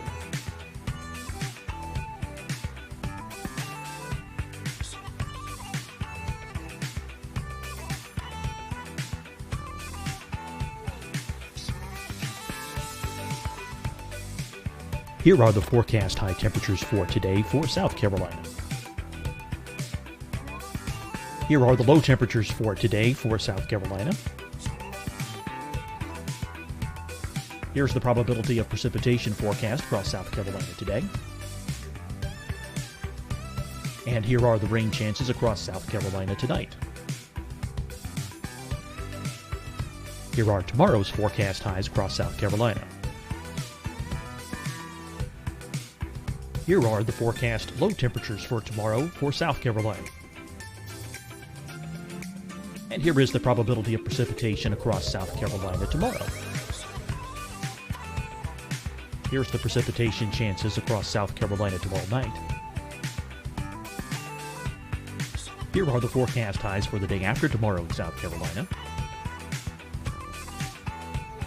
Here are the forecast low temperatures across South Carolina for the day after tomorrow. And here are the rain chances across South Carolina for the day after tomorrow. And South Carolina's probability of precipitation for that night. Here's the Storm Prediction Center's severe thunderstorm outlook across South Carolina for today through tonight. Here's the Storm Prediction Center's severe thunderstorm outlook across South Carolina for tomorrow and tomorrow night. And here's the Storm Prediction Center's severe thunderstorm outlook across South Carolina for the day after tomorrow through that night. Here's the severe thunderstorm outlook for today from the Storm Prediction Center.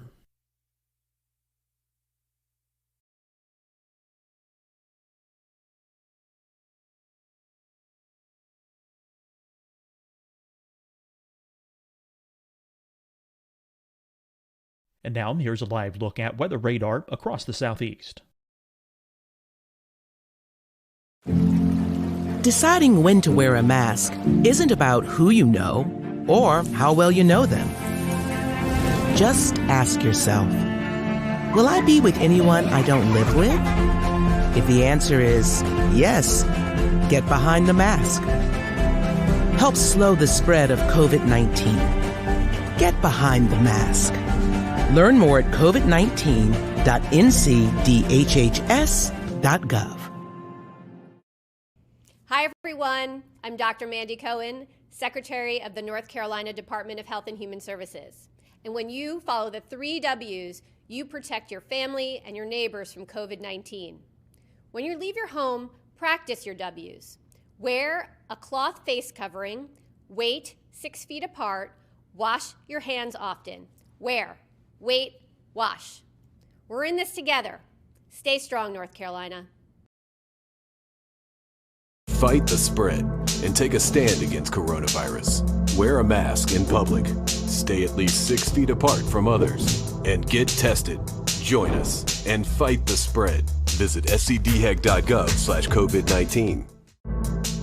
Getting tested for COVID-19 helps you to take the steps needed to protect yourself, your loved ones, and your community. Find the testing location at scdhec.gov/COVID-19 testing. You'll see your Carolina weather forecast at 25 and 55 past. And now back to the best of the Carolina Weather Group on the all-new Carolina Weather Net.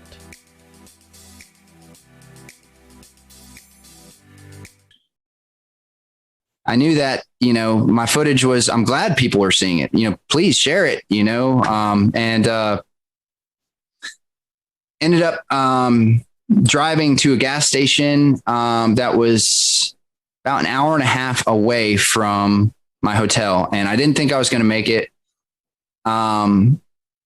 But that was the closest gas station. I, called around. I did everything I could to source a gas station. That was it. It was like on the border. So I just drove that direction on no gas. I was on fumes the whole time. And I got to the gas station and I'm literally you can hear the gas running out and the car sputtering and stuff. So I cut the car off in the line. There was a humongous line going out around the road, circling all around. Fire trucks are coming in, skirting in front of the public to get all the gas. EMS, they're coming in. It's the only gas station that had gas. And so I sit in the back of the line. There's maybe 50 cars in front of me. And I turn off my car and I literally kept it in neutral and pushed the car most of the way to get to the gas tank, / rolled it part of the direction and rolled it just down the hill with gravity. And I made it to a gas tank after about, I think it was about 2 hours of sitting there in line, and made it to a gas station and made it to the pump and was able to get enough gas in the car and drove back to North Carolina that morning. So I kind of just went through the story there. I mean, I don't know. There's of course more to be said, but that's kind of my experience being there right in central Alabama. I mean, the in and the out, at least the basic summary. So Dan, I'm curious. I've been storm chasing once, and the adrenaline rush you get as you see a tornado obviously peaks up, and then you kind of go into recovery mode, hoping that everyone's okay. Did you experience that adrenaline rush when you were witnessing this? Yeah. Definitely. During the Coleman tornado, it was when I first saw it. And for those first few minutes, especially, I couldn't believe what I was seeing. And that adrenaline really kicked in. Here I am. It's real. I'm on a tornado. This is a high risk day. These storms are explosive. And I knew that something bad could really happen. And, so yeah, the adrenaline popped in at that moment, but, it's the weirdest thing. One of the comments on my YouTube video is, well, why is there no screaming? Where's all the screaming? Where's all the yelling? This is like the calmest tornado video I've ever seen besides Pico's Hank. And, and it was just my adrenaline turned into straight focus. So after I kind of had an initial I was just 100% zoned in on my task. I mean, you could call it focused. You could also call it busy. I mean, navigating the anemometers, the laptop, the cameras, the live stream, and driving and parking and whatever, running, in my raw video of the tornado, there's me zooming back and forth in front of the dash cam because I'm like, who knows what I'm doing? I'm probably setting a GoPro here and turning this thing that way. And it's, I was very busy and very focused. So it just all turned into that. And then eventually, right near the end of the day, a lot of adrenaline and focus kind of wears down to just now I'm playing Dodge the Tornadoes at night. And that part was a little, I wish I could have been back in North Carolina at that point. Dan, real quick before we wrap, can you talk a little bit about the gravitas of watching the storm, the tornado as it came through Coleman, and afterwards understanding that while you were watching it, it killed 6 people? So, I've been at some devastating tornadoes before, But I think the thing that made this more real, and I've been in some killer tornadoes before. I think the thing that made this so real in this particular one is because a lot of people died this day in Alabama, and it was the total destruction of the state. Seeing the Coleman tornado, unless I had actually seen it hit the specific buildings and stuff, it was hard to make a direct connection to who died or how they died or where they died. I did end up seeing the commercial destruction downtown, and that was intense. Seeing that, because you're seeing people wandering around picking up bricks and trying to figure out what to do. It's like walking into a house that was just completely destroyed by like a group of toddlers, and I say that as a owner of a toddler. I have a 3-year-old, and sometimes you just walk into a room and you say, what happened? And you just pull your hair and you scratch your head and you say, I can't even figure out where to start. Everything's destroyed. And it was the same way watching these people trying to figure out what to do in downtown Coleman, just walking around devastated. And that was really sobering. But the thing that really affected me the most, honestly, was seeing people looking for their loved ones and not having a way to find out where their loved ones were. No cell phone reception, no communication, and being stuck in traffic, and another tornado warning that's coming. So these people are in a bad predicament, and only I knew what was going on. So I was in this really weird place of, nobody knows, and they're all unsafe, and they're all just trying to help their loved ones out. So that was probably the hardest part to be a part of, but the part that I'm most grateful that I was a part of, because I could help, but also because that's the reality of these big storm events is that's what's happening in these communities. And sometimes you don't see that on the news, or you don't know about that, but there's moments there where we're all just trying to look out for each other. And those are the hardest moments. Well, Dan, we certainly appreciate your time and reflecting back on this very somber event that took place on April 27th, 2011. So we thank you and James Spann for sharing their stories of this tragic day, and our thoughts and prayers are still with those folks who are reliving this 10 years later in the state of Alabama. For everyone here at the Carolina Weather Group, we hope you have a great evening, and we'll see you back here real soon.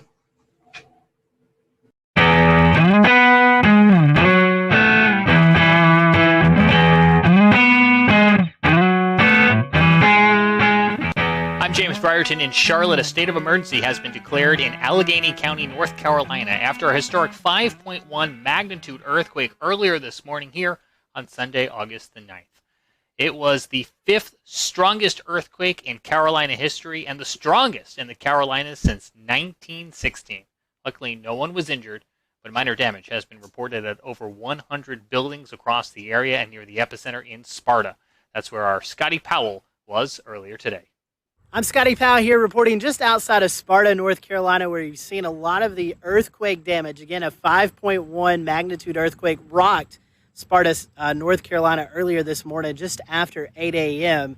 A lot of damage to some roads, to some structures. In fact, some folks have been displaced from their home. I've never witnessed earthquake damage, but it definitely was something that I wasn't surprised to see. These big, deep craters crossing the road. Thankfully, not a lot of those craters, but some of them on the roadways that will definitely have to be filled up. Also, some structural damage to homes, a lot of rocks and things like that have fallen off. So that's what it looks like here from Sparta. Again, a 5.1 magnitude earthquake. Again, the USGS already in town doing some surveys. Emergency officials say that homes have been affected, but thankfully no injuries related to these earthquakes. From Sparta, North Carolina, I'm Scotty Powell for the Carolina Weather Group. The mayor of Sparta has declared a state of emergency, and Allegheny County Sheriff Brian Mills says he's spoken to White House officials about what has happened in their community. Sheriff Maines also spoke with our Scotty Powell earlier today. I actually woke up with the crashing of picture frames hitting the floor at my house. I live just over the hill here. And so it was pretty chaotic at my house. All the neighbors experienced a lot of chaos. And we've been going around today looking for injured folks. We've not found any major injuries.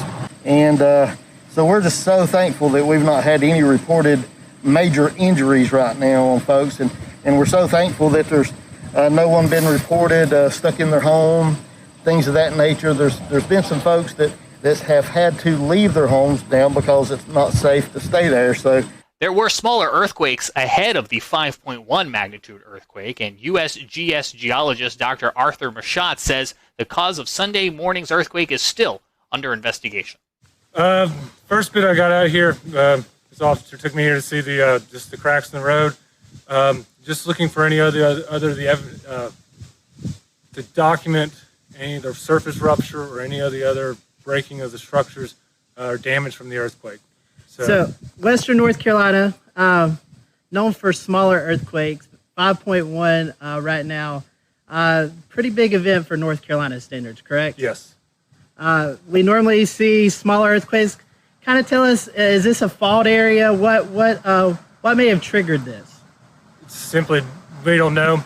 Most of the eastern earthquakes are intraplate seismicity, so they're not tied with the direct fault. There are lots of zones, as you mentioned, there are zones that are known for more seismicity in the east. East Tennessee seismic zone, Charleston, South Carolina, Giles County have all known, and Central Virginia are known for seismicity in the area. Nothing here, so we don't know any recent faults or anything to tie it with. Reports of shaking and tremors could be felt upwards of 150 miles away from Allegheny County, North Carolina on Sunday morning. We have 3 reports for you coming up, one from Greensboro, one from Charlotte, and one from Bristol. And we start in Greensboro, where WFMY Chief Meteorologist Tim Buckley spoke with our own Evan Fisher to recount his early morning wake-up call. So bizarre. You don't expect anything like that in North Carolina. We get earthquakes from time to time. Sometimes they happen, and most of the times we don't even know about it because they're so weak.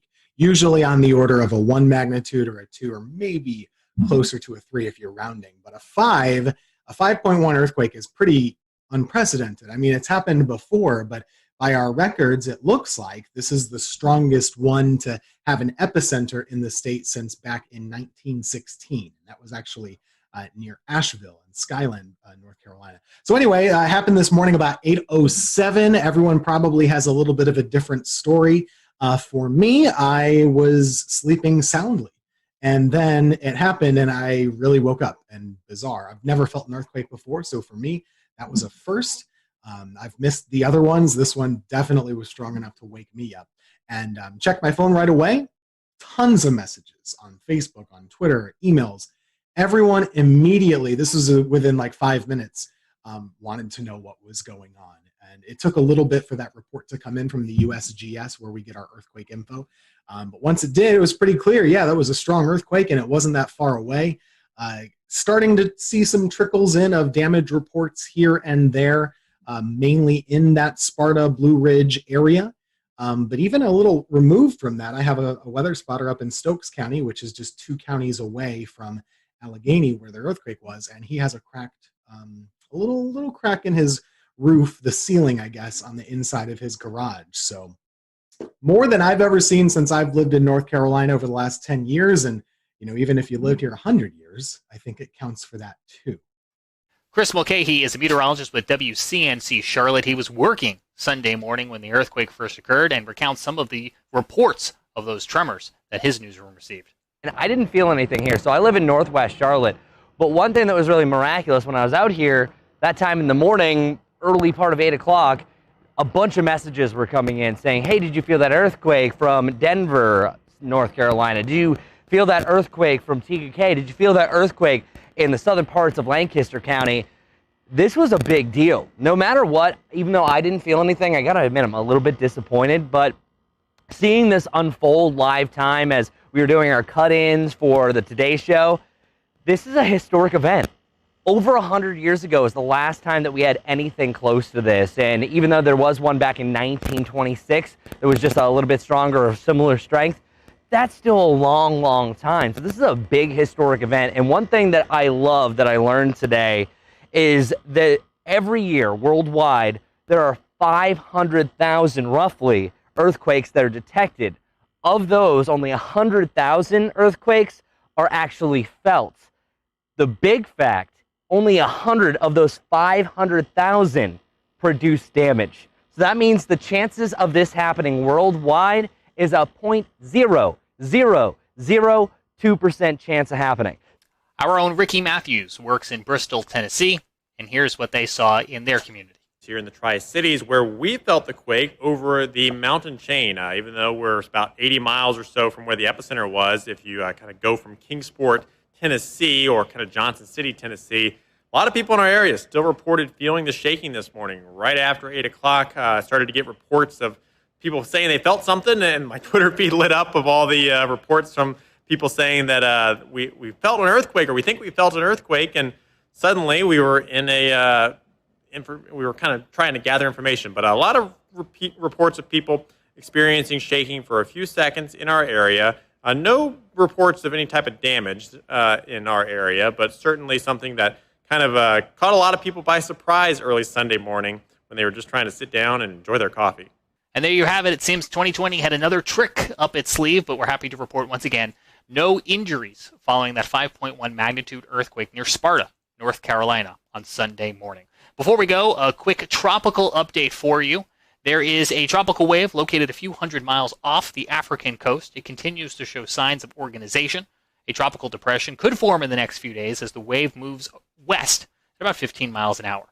The next storm, if it were to be named, would be Josephine.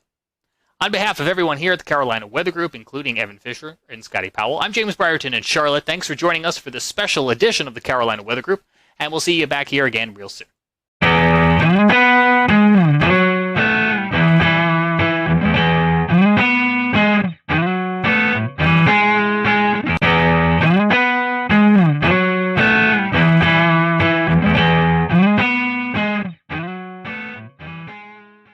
When we found ourselves doing severe weather coverage for Brunswick, Columbus counties, along the coastal areas of North Carolina, just outside the Wilmington area, what we didn't know until after the fact was that we were tracking a EF3 tornado. This is a absolute monster of a tornado that impacted that area and unfortunately did result in some deaths. 2 or 3, if I'm not mistaken, as well as 10 injuries. We got some new video today when North Carolina Governor Roy Cooper visited the communities hardest hit, and I want to allow the panel some time to talk about this, because this in and of itself would be a very big news story for us here in the Carolinas and on this show. And it's just yet, unfortunately, another piece of a very busy weather week that has been playing out. But you can see here the communities still trying to clean up after this storm rolled on through. Let me pop up again for you if I can, and I'm going to ask our group to kind of weigh in on it well too. Is, we look at radar scope imagery from that night. You can see it there on the right-hand side of your screen, the velocity, the measuring of the winds in the atmosphere circling here where the tornado crosses Highway 17, where some of this video was captured just outside Ocean Isle, and then continues for about 25 miles, going 45, 50 miles an hour, at times almost trying to outrun the polygon. The Weather Service working very hard to keep this very fast-moving supercell inside that tornado-warned polygon to try to give people as much lead time as possible. Brad, let me bring you back in. I know you had just finished the 11 o'clock news, but I saw you tweeting about this. What were you thinking at 11:45 at night when you were looking at this on radar? So I had seen that storm offshore in the special marine warning because I was impressed with the signature, but wasn't thinking much about it. Went on to finishing up some emails, and I have all alerts turned on for North and South Carolina. So I heard the tornado warning pop up on my computer, and I looked down and I was like, "Holy cow!" Right away, I was like, I could see the debris signature, and I knew it was bad. And then immediately, with some of my emergency manager contacts, started getting messages about some serious damage and, requests for search and rescue crews. So I knew it was pretty bad. And when I looked quickly at the map, I knew that area quite well. I actually played that golf course several times. Tiger's Eyes right there, Ocean Isle. It's a beautiful area. So I'm very familiar with that. And I knew, hearing the damage reports, those weren't small homes. those were well-built, I wouldn't say mansions. Those are nice houses. So for those to be leveled and destroyed, I knew it was a significant hurricane tornado. I'm thinking of hurricane because that area was hurt by Isaias as well, almost the exact same location. But what was interesting is, it was EF3. That's the only second EF3 I could find in the database in the month of February in North Carolina's history. The other one was in 1971. So EF3 tornado in the month of February is incredibly rare for North Carolina, and in that area, period, any time of the year. Brad, yeah, I have to echo. I was going to say I was asleep when this happened. When I woke up in the morning, I saw your text in our internal chat. But along with Brad, I've played golf at this golf course that actually got hit, and vacation, there a lot. And like Brad said, it's a well-built community. I mean, these homes were well-built, and to see the video of just some of these just being completely demolished just shows you the sheer size and strength of this tornado. And, it was a nocturnal tornado again, at 11:45 on a February evening, something you just don't really anticipate. So the loss of life is never good, and just our thoughts and prayers go out to those folks. But just seeing some of the damage out there, you could tell it was a pretty massive tornado. Yeah, I'm like you, Scotty. I slept through this too, and the very next morning I woke up and saw that there had been a big tornado from browsing through Twitter. And so I went and downloaded the old the radar scans from the archive and went to look at what the radar looked like. And when I saw that debris signature, I thought, oh my God, that had to have been a really bad tornado. Debris was lofted up to something like 22,000 feet. Is that right? 22, 25. It was up there. It got sucked right up into the updraft. It was pretty impressive. Right. Yeah. When you see debris lofted that high, you're dealing with a pretty substantial tornado, and in this case, at EF3. And that's what it looked like. It could have been just looking at the radar. Yeah, that's a tough warning scenario. The Weather Service, did the best job they could, but nocturnal, February, I think that these coastal communities have it tough because I was talking to another group about this today. The special marine warnings, we're talking about water spouts and rotation. But who on the coast is looking at special marine warnings off the coast? If that was a polygon for a severe thunderstorm warning or a tornado warning to a county to your south and east, you're probably a little bit more aware. But when they're special marine warnings, you're probably not even thinking twice about it. Right. And even if there is a water spout, you think, oh, well, it's going to last 100 yards inland at most. But this is a little different. This was, I think this was supercellular in nature. And when you get that kind of situation, you get a water spout from that. It's going to keep going inland and a long way sometimes. I remember when we were streaming this, just looking at it going, this is textbook. You could see the hook echo. You could see it on velocity, 160 mile per hour winds. Christian Morgan, WFMY in Greensboro. I want to ask you for your advice for folks who hopefully never find themselves in this situation. But if you find yourself in any tornado polygon, what do you do, especially if it's midnight? Yeah, guys, I was kind of watching this all unfold, kind of like Frank said. I just happened to log on to Twitter to just kind of see what folks were saying and kind of check out some different things about our upcoming storm this week. And I noticed all of these radar scans and started to notice and realize that, we were dealing with something pretty serious down in the coastal region of North Carolina there.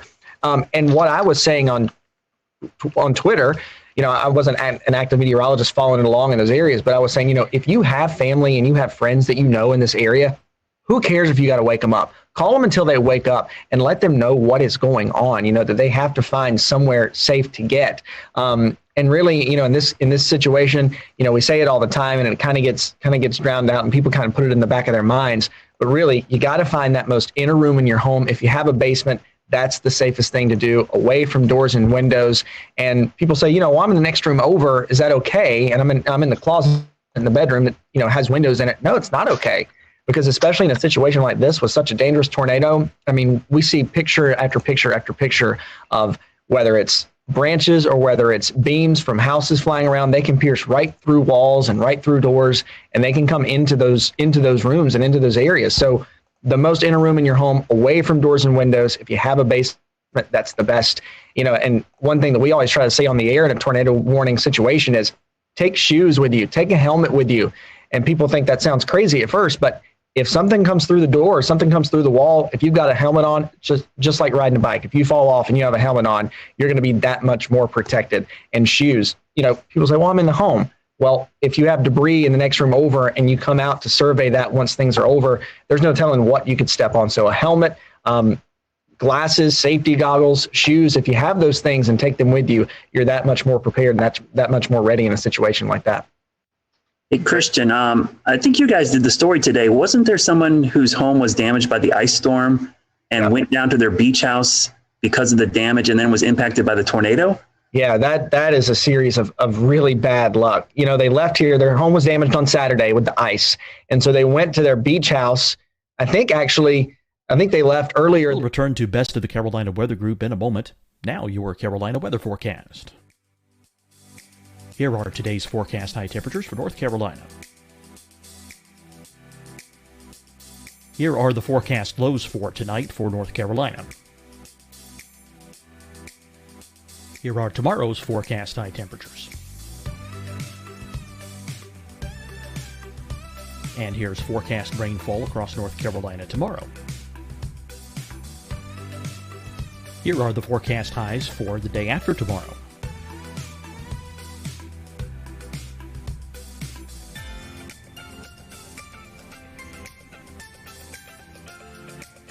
And here's the forecast rainfall across North Carolina for the day after tomorrow. This is the total rainfall forecast across North Carolina for the next 3 days. Here's the severe thunderstorm outlook for today from the Storm Prediction Center.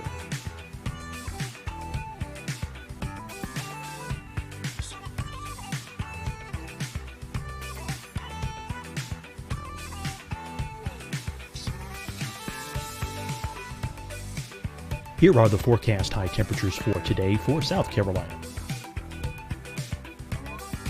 Here are the low temperatures for today for South Carolina. Here's the probability of precipitation forecast across South Carolina today. And here are the rain chances across South Carolina tonight. Here are tomorrow's forecast highs across South Carolina. Here are the forecast low temperatures for tomorrow for South Carolina. And here is the probability of precipitation across South Carolina tomorrow. Here's the precipitation chances across South Carolina tomorrow night. Here are the forecast highs for the day after tomorrow in South Carolina. Here are the forecast low temperatures across South Carolina for the day after tomorrow. And here are the rain chances across South Carolina for the day after tomorrow. And South Carolina's probability of precipitation for that night. Here's the Storm Prediction Center's severe thunderstorm outlook across South Carolina for today through tonight. Here's the Storm Prediction Center's severe thunderstorm outlook across South Carolina for tomorrow and tomorrow night. And here's the Storm Prediction Center's severe thunderstorm outlook across South Carolina for the day after tomorrow through that night. Here's the severe thunderstorm outlook for today from the Storm Prediction Center.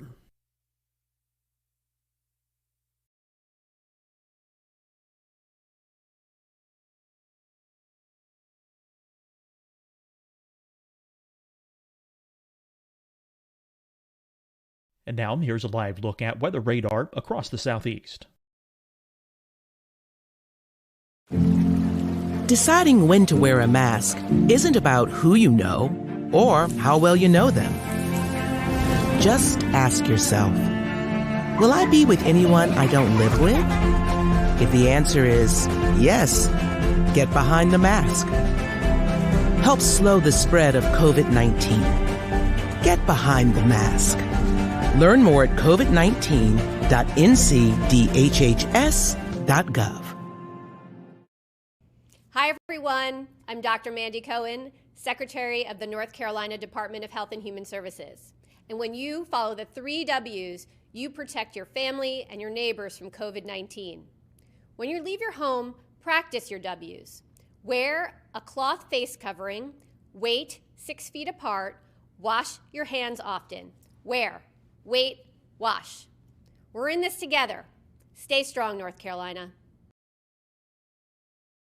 Fight the spread and take a stand against coronavirus. Wear a mask in public. Stay at least 6 feet apart from others. And get tested. Join us and fight the spread. Visit scdhec.gov/COVID-19. Getting tested for COVID-19 helps you to take the steps needed to protect yourself, your loved ones, and your community. Find the testing location at scdhec.gov/COVID-19 testing. You'll see your Carolina weather forecast at 25 and 55 past. And now back to the best of the Carolina Weather Group on the all-new Carolina Weather Net.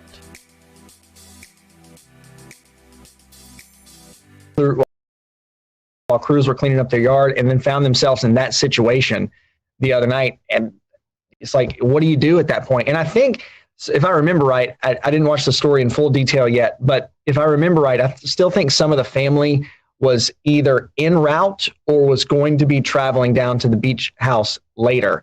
And so they had a really hard time getting in contact with those folks. And that, of course, is scary in itself when you're in one place going somewhere to be safe and your other family and your other party there knows what's happening and they can't get a hold of you. It's really, really sad. That is absolutely incredible. That story had another thing worth mentioning. Go ahead, Frank. Yeah, another thing worth mentioning with all that Christian said earlier, do these things that you can do in advance. Decide where to go when the sky's blue. Make the plans on that day, share them with your family, make sure everyone knows where to go so that when the tornado warning is issued, you can just do that and not have to think about what to do. You just do what you've decided to do, and it saves you time. That way, if you don't get a lot of lead time, and sometimes you don't, then you know what to do and you can do it and get there faster, and having less lead time matters less. Yeah, that lead time is so critical, and the Weather Service does as best of a job as they can, and it's frankly a really good job, and it's improving each and every year to give people more and more lead time. But, an excellent amount of lead time is, 7, 8, 9, 10 minutes, and in this case, it might have been even less because of how fast this cell was moving. Yeah. And another thing, I'm just reviewing the radar again right now, and I just noticed why this was kind of sneaky. I understand why it is. The radar near Charlotte, it looks like it has some obstructions to the radar beam to the southwest. Mm-hmm. And that was clouding what was going on with this storm. And it made it that much more difficult for the Weather Service to warn because it was kind of in a dead spot for radar. And it just approached from the southwest, and the thing was over Sunset Beach before they realized what was going on, I think. Yeah, I'll just do a shameless plug here. If you're interested in this, we're going to do a show with Gannon Medwick. He had a really good write-up today about the situation. So, a lot of weird things going on at that time. So sorry about that shameless plug, James. Back to you. No, I'm glad you actually. That's more late breaking news because I know you had reached out to him there at WECT. To find out if he would come on and talk to us. So I think those are all valid points. And Frank brought something up that I think in hindsight, more people are learning about. I think the folks in that area may have already known about it. So I think there is some hindsight review analysis going on. I will say one of the things that I think was a silver lining saving grace is that this supercell, this tornado, passed just to the side of the radar. If it had gone over the radar, we could have lost eyes on the whole cell for the rest of the night, which I think would have introduced a whole other level of an issue. Certainly. Yeah, just under 3 miles. If it had been just under 3 miles farther east. Yeah. So we mentioned that Governor Roy Cooper went down to survey the damage today and to meet with folks who were impacted by this tornado firsthand.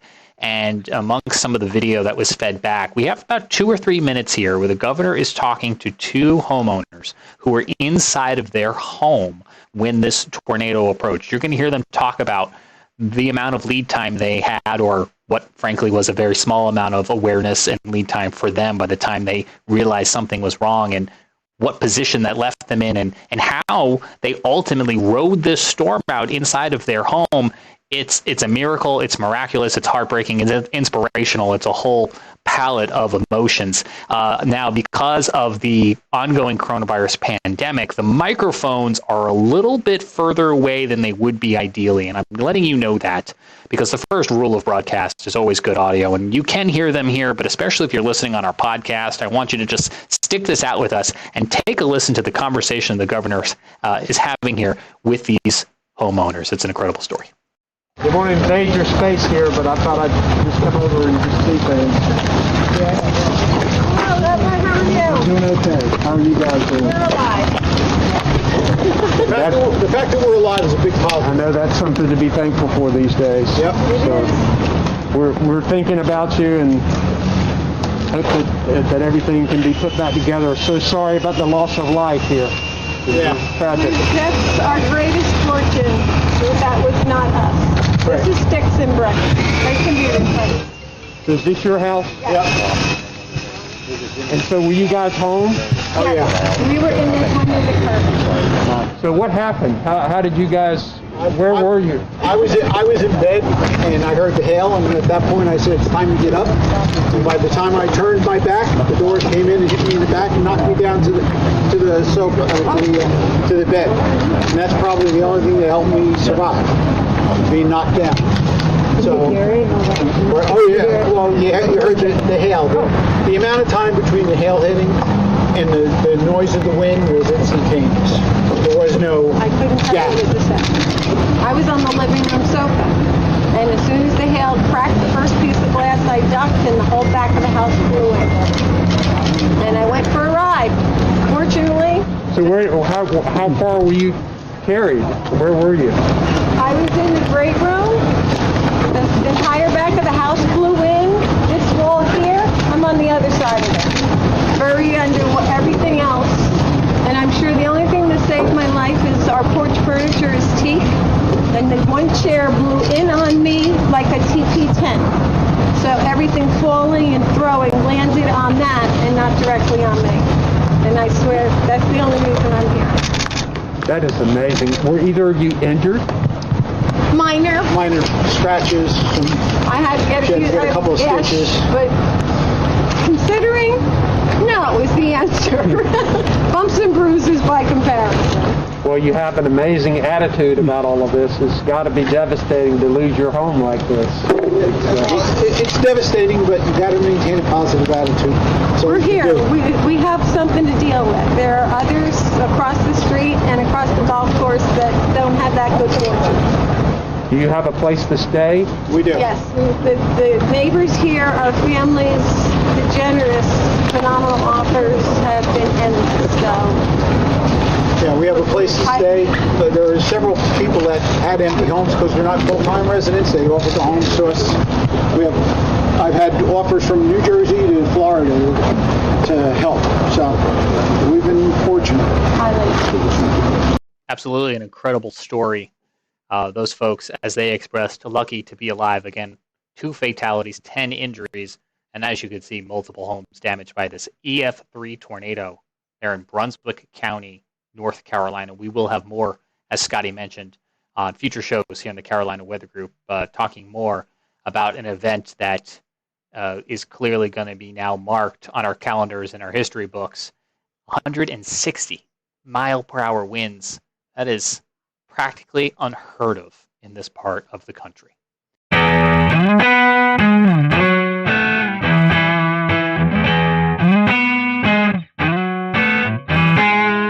Hello, everyone. Welcome to the Carolina Weather Group. We're happy to have you this evening. And, man, I am excited about this show.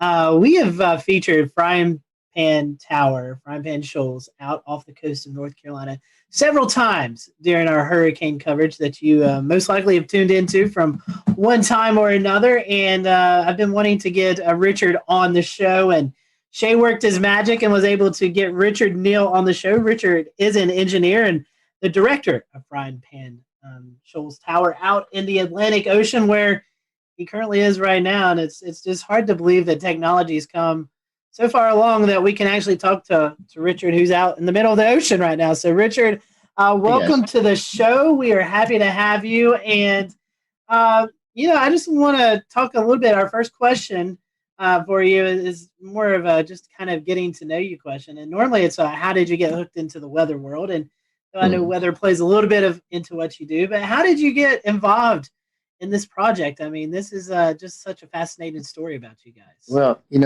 like a lot of guys, after work, I still have my hands on the keyboard and I'm working on things and I'm surfing the web. And this is back in 08, 09. And I was like, well, there's got to be great things that are giving away because we're in a recession and everything's so discounted. And let's search for government surplus in North Carolina. And the first thing that popped up on screen was this big old warehouse. And I'm like, no, that's crazy. Swipe right or left, whichever it is. Next one was a whole bank building and then some FEMA trailers, then some strange big metal box out on legs in the ocean. And that was kind of the fish hook that caught me. So ended up getting it. Won the auction. A little bit about you, assuming you was looking up stuff in North Carolina. Are you originally from North Carolina or how did you get here? Well, I was born and raised in Oklahoma, which is not exactly a land of oceans or mountains. And so I had a chance to come do a job interview over here back in the previous couple decades. And I was like, the trees are tall, the ocean's beautiful, so it hooked me. I moved into the Charlotte area where I've been since 99. I've got to ask you, I personally love Oklahoma. I go out as much as I can to storm chase. So did you have any close encounters with tornadoes in your time out there? In Oklahoma, it was pretty normal to just, there's the tornado and it's only yay big. And so you drive a little slower so it can stay ahead of you, or you drive a little faster because it's behind you. The one time riding in my dad's pickup truck, banged on the rooftop because back then we could ride in the back. And we were following one about 2 miles ahead of us. And I asked him to hurry up because there was another one behind us, about 3 miles behind us. So we just stayed right between the two as we went home that day. Just a normal day. Did not understand the magnitude of the difference between a tornado and hurricanes. Hurricanes are a whole different ball of wax, aren't they? Yes, they are. They are. We'll talk a little bit about that.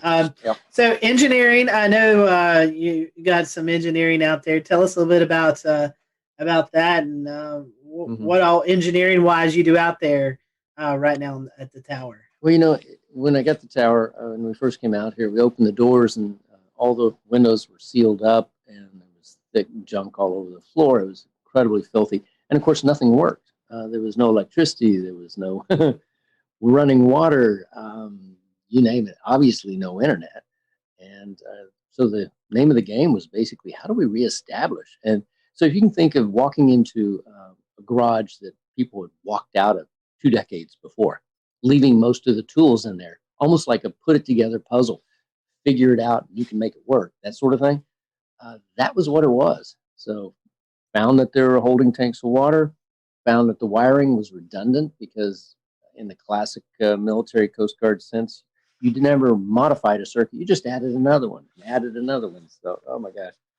So it's really stretched my brain, everything from the structural to the mechanical to the electronics to you name it. Again, you don't just hire a plumber out here. You are the plumber. So. Very interesting. And the first question that pops into my mind here, Richard, is how do you get out there? Good question. After I bought it, it took me 4 months to get here because I couldn't get a captain willing to bring me out in a boat. He said, there's no ladder on it and you can't get up on it. And I said, well, I was actually a really good climber, so just get me close. But I think what really made him laugh was when I showed up at the dock carrying an extension ladder with hooks on the top. So climbed on it that way, and we do come out by boat when we're carrying things, but more commonly we just fly out by a Robinson R-44 and land on the helipad, which is our entire rooftop.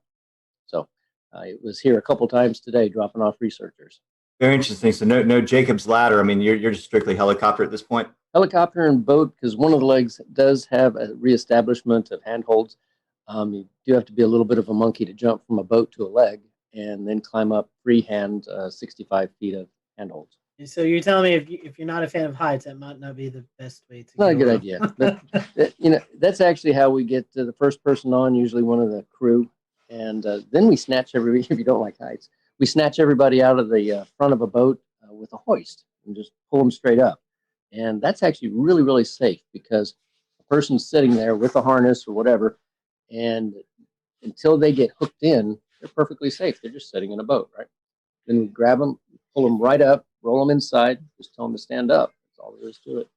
And haven't dropped anybody yet. It's probably a good record, 10 years. So why was the tower built in the first place? I'm the old one out of probably all of us. And I remember when we didn't have cell phones and rolled this little circle on the phone to make it work. So back in the 1960s, there was still the frying pan shoals, and the shoals were shallow and then deep, and then who knows. Boats were going aground and wrecking. So because we didn't have GPS and we didn't have Loran, and you could use a sextant or whatever to look at the stars, but it was out here to be the lighthouse. So it's still got the light up in the corner that we don't use anymore because GPS, obviously, but it was purely to keep people from running aground. There's literally hundreds of shipwrecks from here to shore. We're about 32 miles from the closest point. Technically, we're outside of America by about 6 miles. And speaking of that closest point, for those who may not know, what is that closest point off reference of North Carolina? A lot of people would be aware of Wilmington, and Wilmington has a bunch of smaller cities flanking it, Southport and Carolina Beach, and coming out to the tip of it of Bald Head Island. And that's from where the shoals actually continue on outward. So Bald Head Island, which is right over that way. We can see the light of a lighthouse on shore occasionally, just a little faint glimmer, but we don't see light of anything else because we're just too far away. Sometimes people just like to go out in the ocean, fishing and stuff. Do people ever come by and just yell up and say hey to you and whatever? Yeah, it is interesting. I don't know if it's good or bad, but I've got, I guess people are like, hey, Richard, and my phone number's out there, so I'll get text messages, emails. I think I'm down to, 5,000 or more emails in the last couple of weeks again. So it's a little tough. I'm amazed you guys could track me down. I'm glad you did. But they'll holler up, Richard, hey, this is so-and-so. And I was out there 2 years ago, 5 years ago, 6 years ago. Sometimes I remember who they are and sometimes I don't. But on a good, flat, calm weekend, we can have 30 boats around here all getting bait fish or catching fish or just hanging out. It's really quite the party. Yeah, I was going to say, I've done spearfishing at the Chesapeake Light Tower to the north up there. That's a popular spot. And there's, there's a lot of fish. There's a lot of great, fish that hang around these things. It's an object in the water. It goes in depth. There's teeming life around it. It's kind of neat. Yep. We've got a lot of bugs underneath this. And bugs, in layman's terms, are lobsters, spiny lobsters. They average about 8 pounds here. So you kind of took up my next question was going to be about the B&B and how long that ran for. Yeah, we were doing that from 2012 when we had our first family stay out here, which was quite interesting. They were like, yeah, we know it's sort of a B&B, right? And then we shifted over in 2018 purely to the nonprofit. And we still have a lot of people come out, but it's not in the sense of coming out and hanging out. It's come out and participate. The walls in here are nice and blue because we had 3 or 4 volunteers a couple of weeks back, clean and scrape and put it all back in order. How many people do you normally average in a year, Richard, that come out and volunteer? I mean, I know it can vary, but it's a really great question. We've had thousands out, and that's because many people will come by in their boat and then they'll come on up and maybe they'll carry something out. I occasionally get a call on the Marine Band radio. Hey, Richard, we're here and we brought you that extra water, or we brought you some food, or we have too much beer and we can't get rid of it. We need your help. So, or we have fish that we've caught, and like, yeah, come on up, let's share it and have a meal, and then head out the next morning.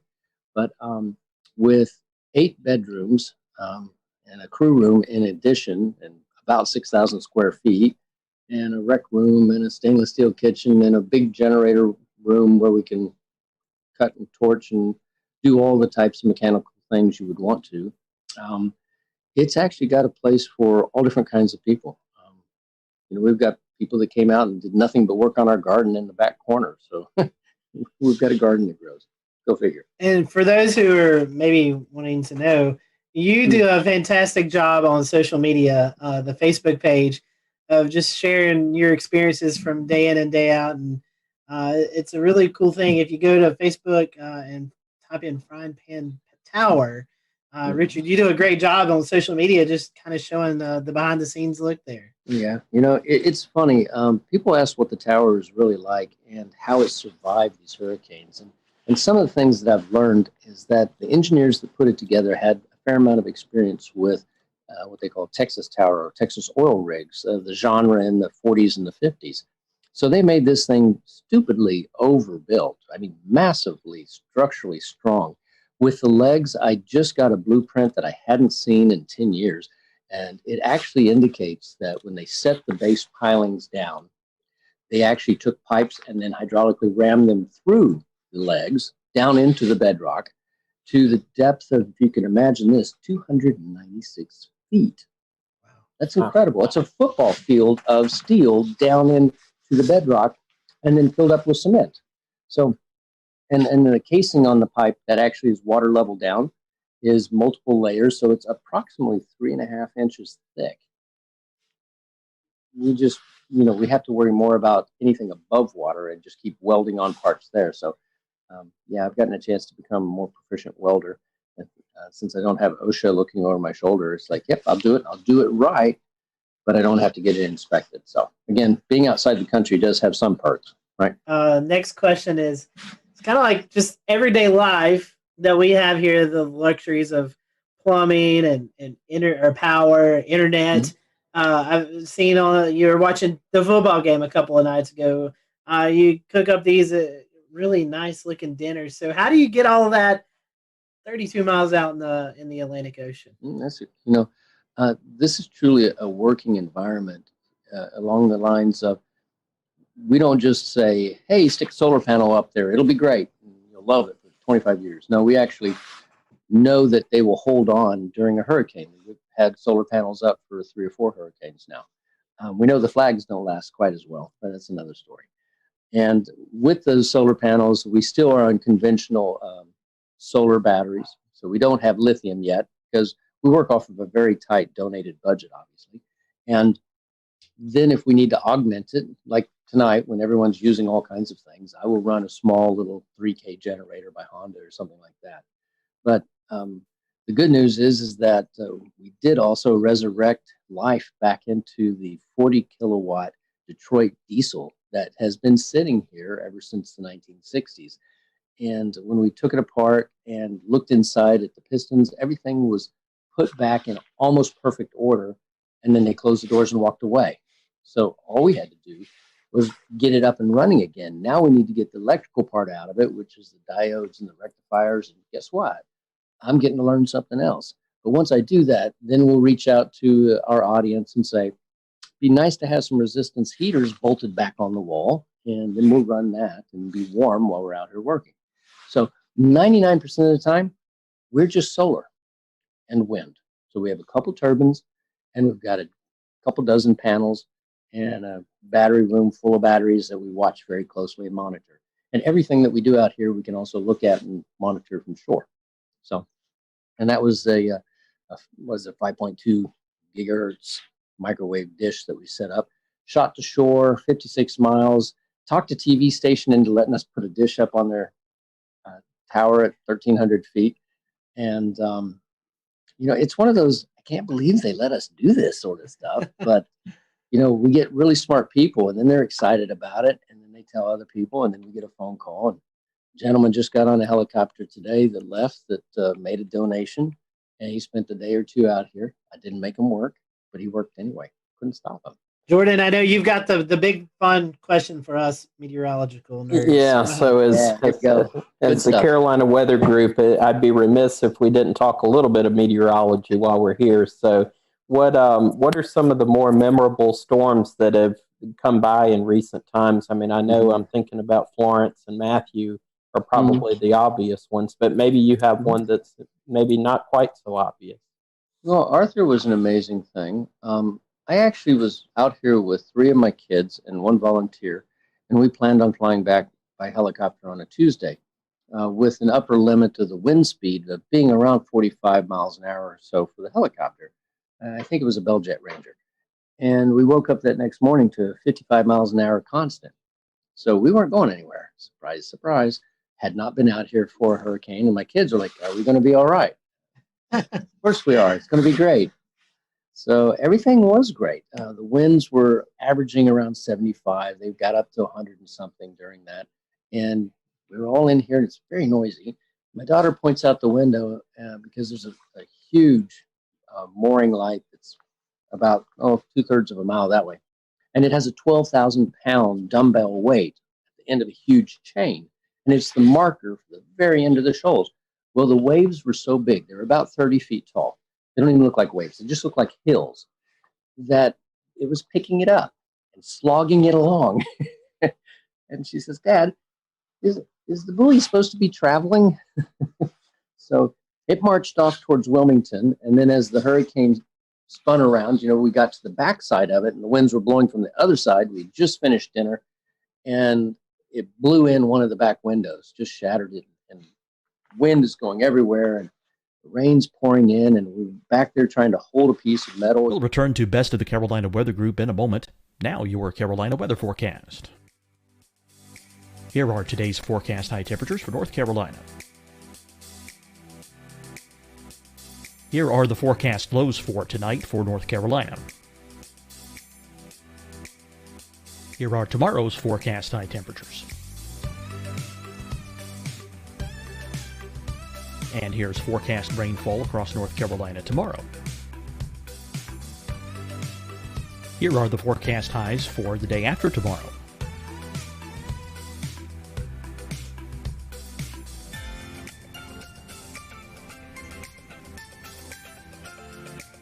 And here's the forecast rainfall across North Carolina for the day after tomorrow. This is the total rainfall forecast across North Carolina for the next 3 days.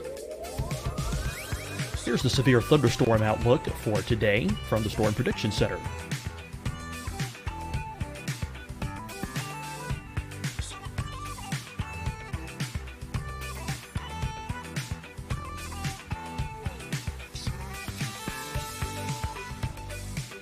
Here are the forecast high temperatures for today for South Carolina. Here are the low temperatures for today for South Carolina. Here's the probability of precipitation forecast across South Carolina today. And here are the rain chances across South Carolina tonight. Here are tomorrow's forecast highs across South Carolina. Here are the forecast low temperatures for tomorrow for South Carolina. And here is the probability of precipitation across South Carolina tomorrow. Here's the precipitation chances across South Carolina tomorrow night. Here are the forecast highs for the day after tomorrow in South Carolina. Here are the forecast low temperatures across South Carolina for the day after tomorrow. And here are the rain chances across South Carolina for the day after tomorrow. And South Carolina's probability of precipitation for that night. Here's the Storm Prediction Center's severe thunderstorm outlook across South Carolina for today through tonight. Here's the Storm Prediction Center's severe thunderstorm outlook across South Carolina for tomorrow and tomorrow night. And here's the Storm Prediction Center's severe thunderstorm outlook across South Carolina for the day after tomorrow through that night. Here's the severe thunderstorm outlook for today from the Storm Prediction Center.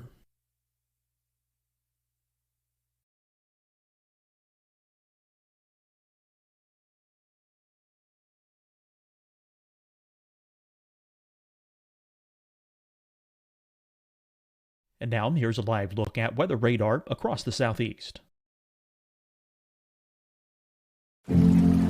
Deciding when to wear a mask isn't about who you know or how well you know them. Just ask yourself, will I be with anyone I don't live with? If the answer is yes, get behind the mask. Help slow the spread of COVID-19. Get behind the mask. Learn more at covid19.ncdhhs.gov. Hi, everyone. I'm Dr. Mandy Cohen, Secretary of the North Carolina Department of Health and Human Services. And when you follow the 3 W's, you protect your family and your neighbors from COVID-19. When you leave your home, practice your W's. Wear a cloth face covering, wait 6 feet apart, wash your hands often. Wear, wait, wash. We're in this together. Stay strong, North Carolina. Fight the spread and take a stand against coronavirus. Wear a mask in public. Stay at least 6 feet apart from others. And get tested. Join us and fight the spread. Visit scdhec.gov/COVID-19. Getting tested for COVID-19 helps you to take the steps needed to protect yourself, your loved ones, and your community. Find the testing location at scdhec.gov/COVID-19 testing.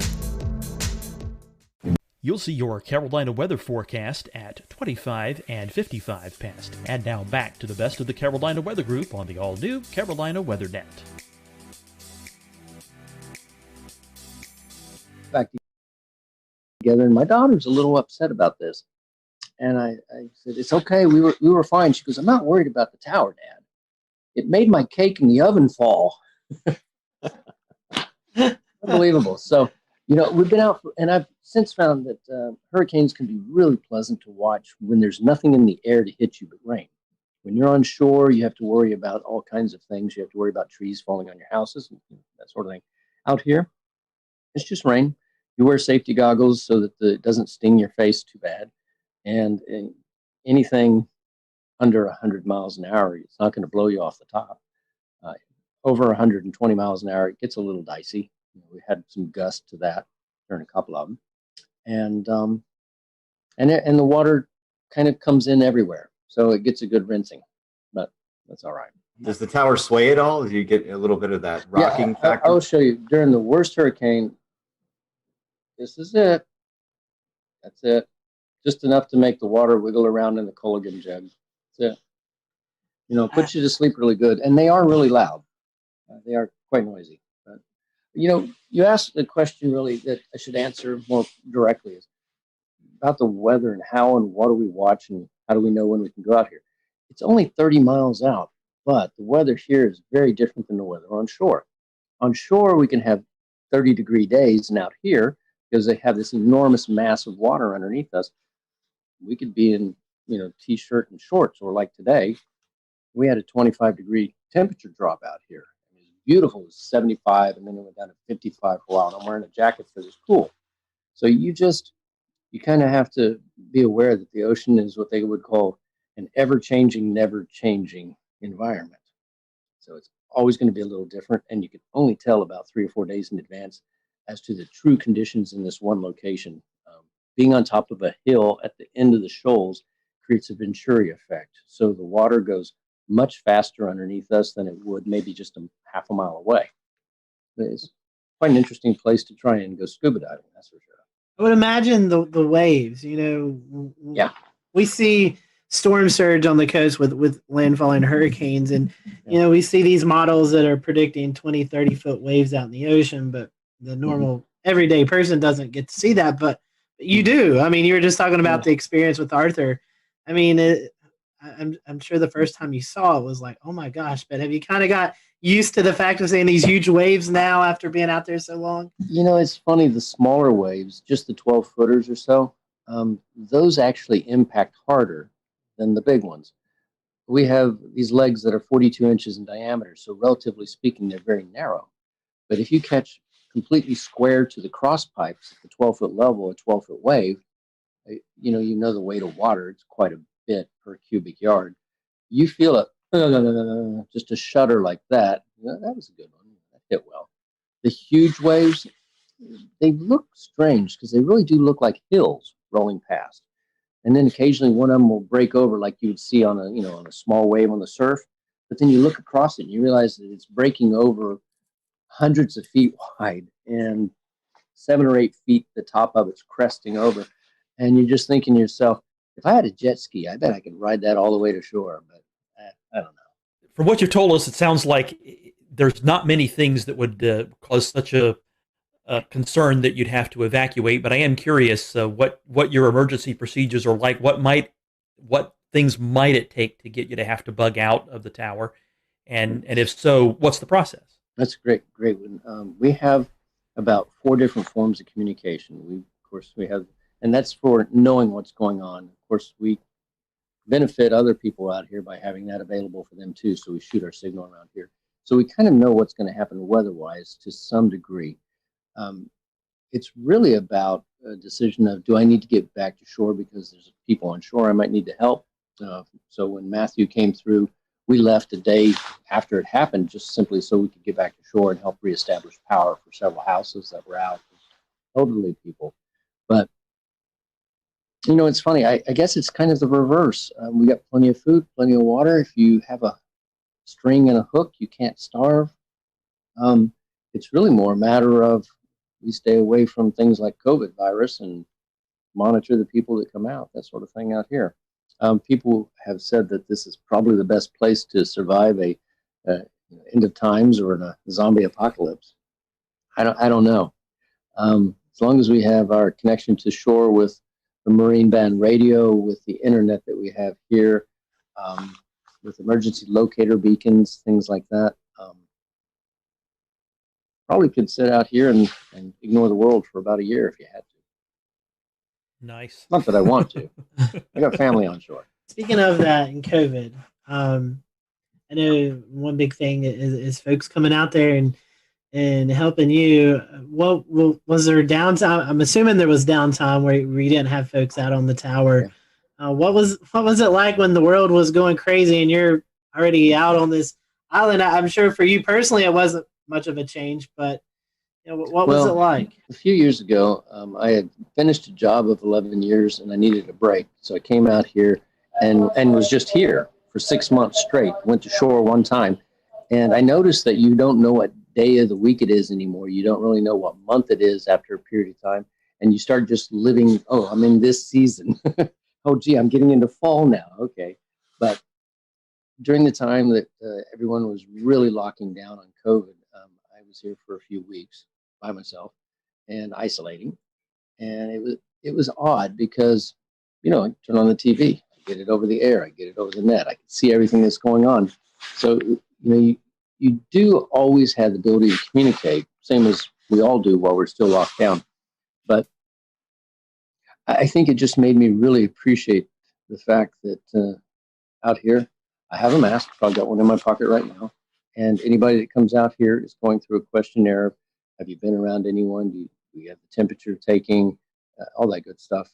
They could still be carrying it, but we're trying our best to be just safe about it. So. Right. Well, speaking of that, we talked about the weather aspect. One thing I also want to mention is I was looking through some of the Twitter mentions for Frying Pan Tower. Water spouts also, I'm sure you get to see your fair share of water spouts out there. Oh, that's amazing, yeah. But any other memorable moments? I know you were talking about the meteors a little bit earlier. I mean, you are out in the middle of nowhere, dark skies, so I'm sure you can see all the meteor showers and International Space Station travel across the. I mean, any other memorable moments out there? Any sunsets, sunrises? We did a time lapse of what was it? The Neowise comet that was off, and we could see it pretty clearly. And what we didn't realize in our time lapse was that the ISS, International Space Station, came cruising right past. So it's all on the time lapse. There's the comet, there goes the space station, and there's the meteor. It's just, you don't know what you don't know if you're not in a dark enough area to see it. On the same type of thing, you might look down at the water, and I didn't know this, but there's a shrimp variety that when they snap their tail, they make a blue flash. And I'd never heard about that, but I was looking down in the water one evening and all these little blue dots of light, all these shrimp just pop, pop, pop, pop, pop. And it was like incredible. How would you have known? So, the wildlife that you don't see when you just look across the ocean is all abundant underneath there. And it's just increased my desire to help educate people. So we have the above camera, the water level camera, and then the shark camera down on the very bottom that we do for explore.org. And that's in classrooms all around the world with kids watching it. Just kind of fun. So hopefully they'll learn about the ocean and, keep the straws out of the turtles' noses and understand the power that is in our oceans. I mean, the weather is by virtue of this enormous body of water that gets heated up and moves around. I mean, the things that our world does, I just think there's so much for us still to learn. And I really applaud what you guys are doing on sharing and discussing what's going on with the weather, because, you know, it's not a matter of do I have on a jacket so I can go from my apartment to the car. It's what's happening in the world and why are there, you know, storms and fires in different places. And that's all about weather and what's happening, right? Yes, that's true. The one thing I'd like to learn, those spiny lobsters, how do they compare to Maine lobster? What do they really taste like? Oh, I had thought they would be, because they're so large, that they would be tough, right? Nah. They have no claws, but they can have very long legs, almost like, what is it, a snow crab, those giant ones. And their tails are usually about that big around, about that long, and they're deliciously fresh and soft. We have divers that come out here and they'll grab them. We have a lot of rock ledges. So if you grab the one or two out of there, next day another one will move in, because they're always looking. So they're migrating at night, running around. And they brought up 4 enormous ones. We filled up a stainless steel bowl that was about this big, full of lobster meat. We all ate. There was 6 of us, and we ate so much lobster we couldn't stand it anymore. So the next day when we wanted to go fishing, we were fishing with lobster meat, which is just ridiculous. So it's really, really good. For those folks who are listening tonight and they may feel like, you know, this is a worthy cause that I want to give to, I know, looking at your website, I mean, you've got a shop with apparel that you can do. You have a list on Amazon that folks can purchase and send to you. All sorts of way to help out the cause. So tell us about that. And I even see a signature coffee blend. So tell us about all the different ways that we can help you guys out there doing the research you're doing. It's really funny. A few times I would have a conversation and talk, you know, people that would be watching about, you know, having this cup of coffee or that cup of coffee. And I finally came across one. And mind you, if you're stuck out here, I'm not going to go and grab a Starbucks or a Pete's or a Dunkin' Donuts. And so I found a blend that was incredible. And the company that makes it, Black Powder, said, well, I'll tell you what, we'll make you that particular variety and we'll give you a percentage of the proceeds for the nonprofit. I thought, oh, win-win. And then they gave me free samples. So I'm going to drink that coffee because it's really, really good. The whole goal is, it's not just a YouTube clip that makes you a few pennies, you know, or an Instagram or whatever, or a few shirts that you make $1 or $2 off of. It's whether or not we can get enough people to pay attention to this, to restore this. And that really is my goal, is how do we restore something? So it's restore, obviously, protect, which is not only the sea life down there, but also the mariners around here. We've been really lucky. We've actually helped save 3 different divers' lives out here, and over the last few years. And then preserve. How do we get it so it's self-maintaining? And I think the only way to do that is basically what we're doing right now. Sharing the message, educating people, and helping them understand that it's not me. You know, again, I joke, it's like I'm the chief custodian and janitor. But I'm also the one that really wants to get the world to understand that this is a rare thing that was done back a long time ago.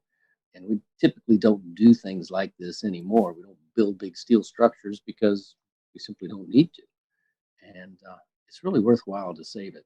That's all we're trying to do. Interesting that you say that. I was looking, you know, you're on the wish list, you have like an AED, and I never would have put that together with, you know, folks who may be out there and, you know, 30 some miles off the coast and they need immediate medical attention. That's a great thing. Had a heart attack when you had to, you know, get him out of here. We had the helicopter flew out here and grabbed him. So a big Coast Guard helicopter snatched him off. And he was okay. Next day, he was fine. Wow.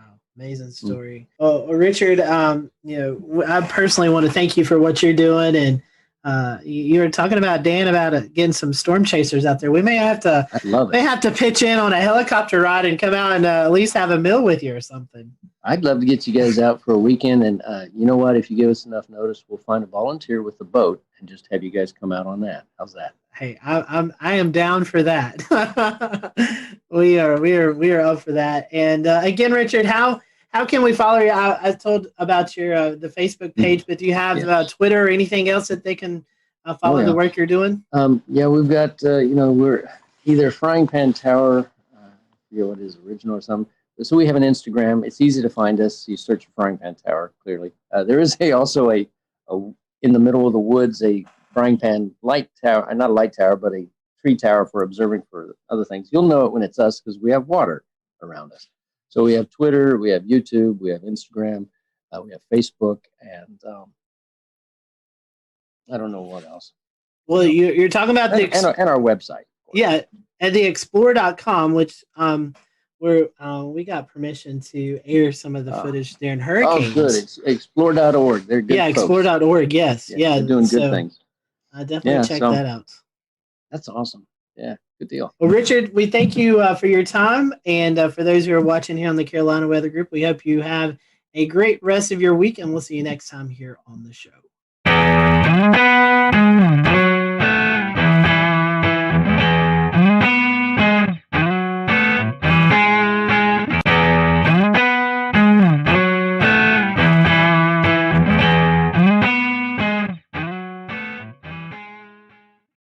I'm James Brierton. A special edition of the Carolina Weather Group starts right now.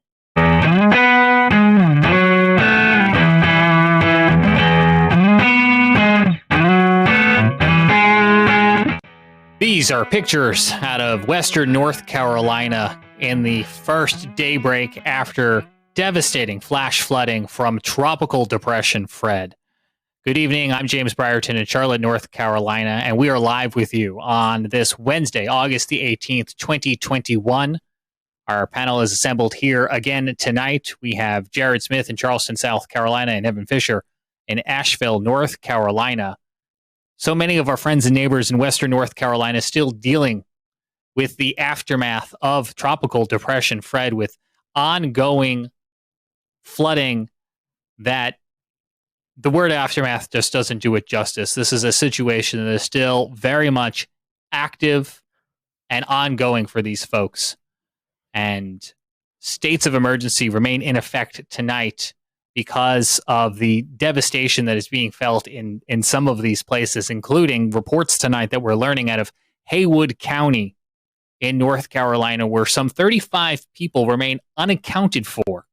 If you were with us last night during our live coverage, you'll remember that the National Weather Service and Emergency Management had issued a flash flood emergency, the highest and most severe of the flash flood bulletin tier, as the Pigeon River overflowed its banks, cresting at nearly 20 feet. And some incredible imagery that we'll show you in just a moment of what the town of Canton looks tonight. Let's start on that note and bring in Evan Fisher, who is in Asheville, the closest to the epicenter where this devastation, this flooding was seen in countless places across the mountains, Evan. Yeah, absolutely, James. This damage was widespread. Just about every community in the mountains and into the foothills saw swollen creeks and in many instances flooded roads, washed out bridges, and damage to homes and businesses. It was a very scary day across the region yesterday afternoon. As we got towards the mid to late afternoon hours, we saw the rain rates really pick up and go through the roof, and rivers swole and became unmanageable, and all these roads became suddenly impassable. Like you said, James, Haywood County, Canton, Clyde area, they were the hardest hit. That was truly the epicenter of this event, where nearly 10 inches of rain fell up on the mountain. And here you're looking at a photo from Canton, North Carolina. This is drone footage showing earlier, actually, I believe yesterday evening in Canton. I think they were taken today in the aftermath. These are some of the first daylight photos, I believe. Wow, that's incredible that the water was still that high. Yeah, I mean, you can see the water into buildings and businesses there in downtown Canton. Wow, that is an incredible shot right there. I hadn't even seen this one myself. So exactly, like you mentioned, James, the water all came rushing down off of the mountains to the west of Asheville into Canton and Clyde. That's what prompted the flash flood emergency and the evacuations in low-lying areas. Unfortunately, like you mentioned, we have 35 people still unaccounted for. We certainly hope that number plummets down to zero and everyone checks in and is found safe. But it's a concerning look 24 hours after the event wrapped up. Yeah, the best case scenario is those 35 people sought higher grounds and just have yet to check in with family, friends, or officials. But That number is now up at this 9 o'clock hour from 30 earlier in the day. And so if you happen to leave town and have not yet checked in, they are looking to account for all of the residents here of the town of Canton. And we do thank the photographers at A Shot Above for allowing us to show you these pictures tonight, because pictures are unfortunately worth 1,000 words. And telling you that a river overflows banks is one thing, but to show you what that means for a town like Canton and other communities in Hayward County along the Pigeon River is absolutely breathtaking. And I think we saw that firsthand, Evan, with your viewing of some of these pictures for the first time. We did, absolutely. There were multiple swiftwater rescues throughout Haywood and Buncombe County and down towards Transylvania as well. We are quite thankful to not have heard of any official fatalities yet, and we do hope that continues and that those 35 people show up safely. We have been monitoring information from Haywood County, who are, as Evan mentioned, continuing to do the search and the rescue and the securing of their town tonight. And as soon as we get information from them on some verified ways that you at home can help these neighbors and others across Western North Carolina through donations and charities, we're to pass that along. Evan, you're in Asheville and you traveled out yesterday. We looked at some of these pictures yesterday, but I was hoping for folks who maybe weren't with us last night, you can let people know what else you saw yesterday as some of the rivers, creeks, and streams, the countless of them across Western North Carolina, were overflowing their banks. What are we looking at here? Yeah, so I went out and drove around my hometown of Fairview, North Carolina, which is about 8 to 10 miles southeast of Asheville, down a little bit closer towards Chimney Rock, if you're familiar with the area. And I went out about mid-afternoon when the rainfall rates really went through the roof and drove down towards Bat Cave and Chimney Rock, which is in the Hickory Nut Gorge, a very flood-prone area where water just funnels down through large crevices in the rocks, and it's more of a canyon than anything else. Went down and scoped out the Broad River, and there was widespread flooding on it. The main highway was actually closed halfway down the gorge, and I could not go any further. Water was lapping up into some homes right there along the main highway, Highway 74. Then I did circle back towards Fairview, my hometown, and by the time I got back, it was a totally different scene than when I left an hour and a half prior. When I left my home, I drove down roads that when I returned were fully submerged in 2 to 3 feet of water. The water had come roaring down off of the mountains and the higher elevations, and truly Cane Creek, our local main waterway, had swollen up to a degree that I have not seen in my 8 years of living here. There was water where I've never seen water before. 2 of the 3 access points to the valley in which I live were cut off by flooding. It was very scary for a while watching the round after round of heavy rain come in and knowing that so many neighbors and members of the community were going to be dealing with the cleanup for days and weeks following. Some additional pictures to share with folks tonight on this special edition of the Carolina Weather Group. This video shot by Austin Taylor in the city of Boone in Watauga County, where you can see water spilling into the streets and parking lots. This photo showing what looks to be a single car in a parking lot, now covered by water instead of pavement. Another vehicle with looks to be a pickup, water up to its bed. And you can see some of the rapid movement of a lot of this water and that flash flooding in a nutshell. Quick moving water spilling into places where it's not supposed to be. And now in the hours afterwards, the conversation turns to, well, where did all this water go? Let's bring in Jared Smith. He's looking at river flood gauges at this hour. And Jared, this water is going to be running off through the water basin for the next couple days. It sure is. I think one bit of good news that we can take away from this is that we do not have any more gauges in major flood stage. That is some good news. Another bit of good news is that this is not going to go east. This is a lot of this rain fell away from the escarpment, and it is going to drain out west a little bit, maybe a little bit, more capacity for that. We still have some rivers in flood. that's going to be certainly an issue here. The French Broad River at Blantyre, I hope I got that right, it looks like its crest around 20.44 feet and is continuing to fall here, but still in moderate flood stage for the next little bit. Should fall below flood stage by Friday. So that's some good news there. Again, this is, it's going to go and it's going to dissipate down, but the French Broad still is obviously very problematic here. We still have a minor flood stage now at Fletcher. We have a minor flood stage at Asheville, but this is almost, the good news is that this is almost below flood stage at Asheville. So that's some really good news. And then when looking at, some of the other gauges, the French Broad near Marshall. So you can see it's kind of draining down. We'll keep an eye on this as time goes on, but that is a little bit of good news there that we are seeing some of these, more severe instances down. So here's the French Broad River near Hot Springs. It got in a minor flood stage last night, is leveled out here as well. And let me go to... We'll return to Best of the Carolina Weather Group in a moment. Now your Carolina weather forecast. Here are today's forecast high temperatures for North Carolina. Here are the forecast lows for tonight for North Carolina. Here are tomorrow's forecast high temperatures. And here's forecast rainfall across North Carolina tomorrow.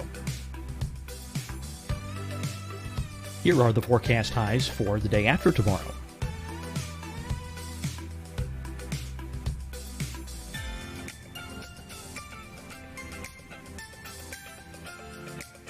And here's the forecast rainfall across North Carolina for the day after tomorrow.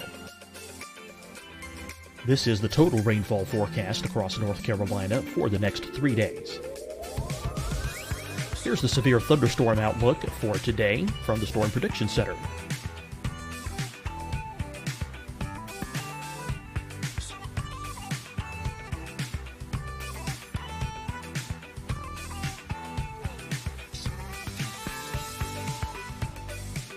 Here are the forecast high temperatures for today for South Carolina. Here are the low temperatures for today for South Carolina. Here's the probability of precipitation forecast across South Carolina today. And here are the rain chances across South Carolina tonight.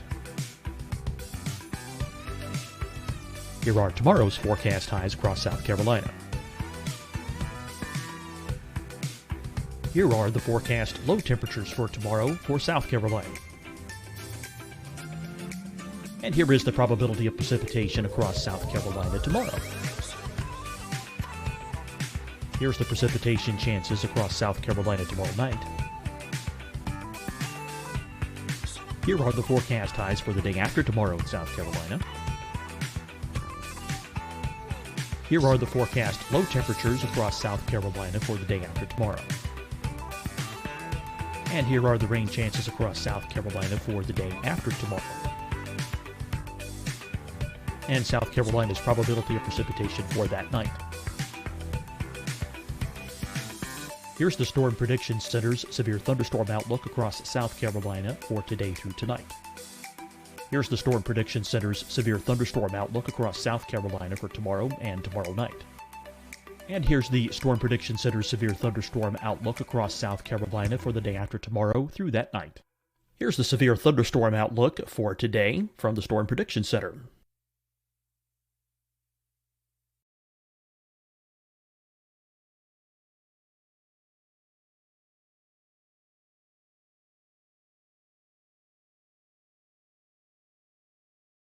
And now here's a live look at weather radar across the southeast.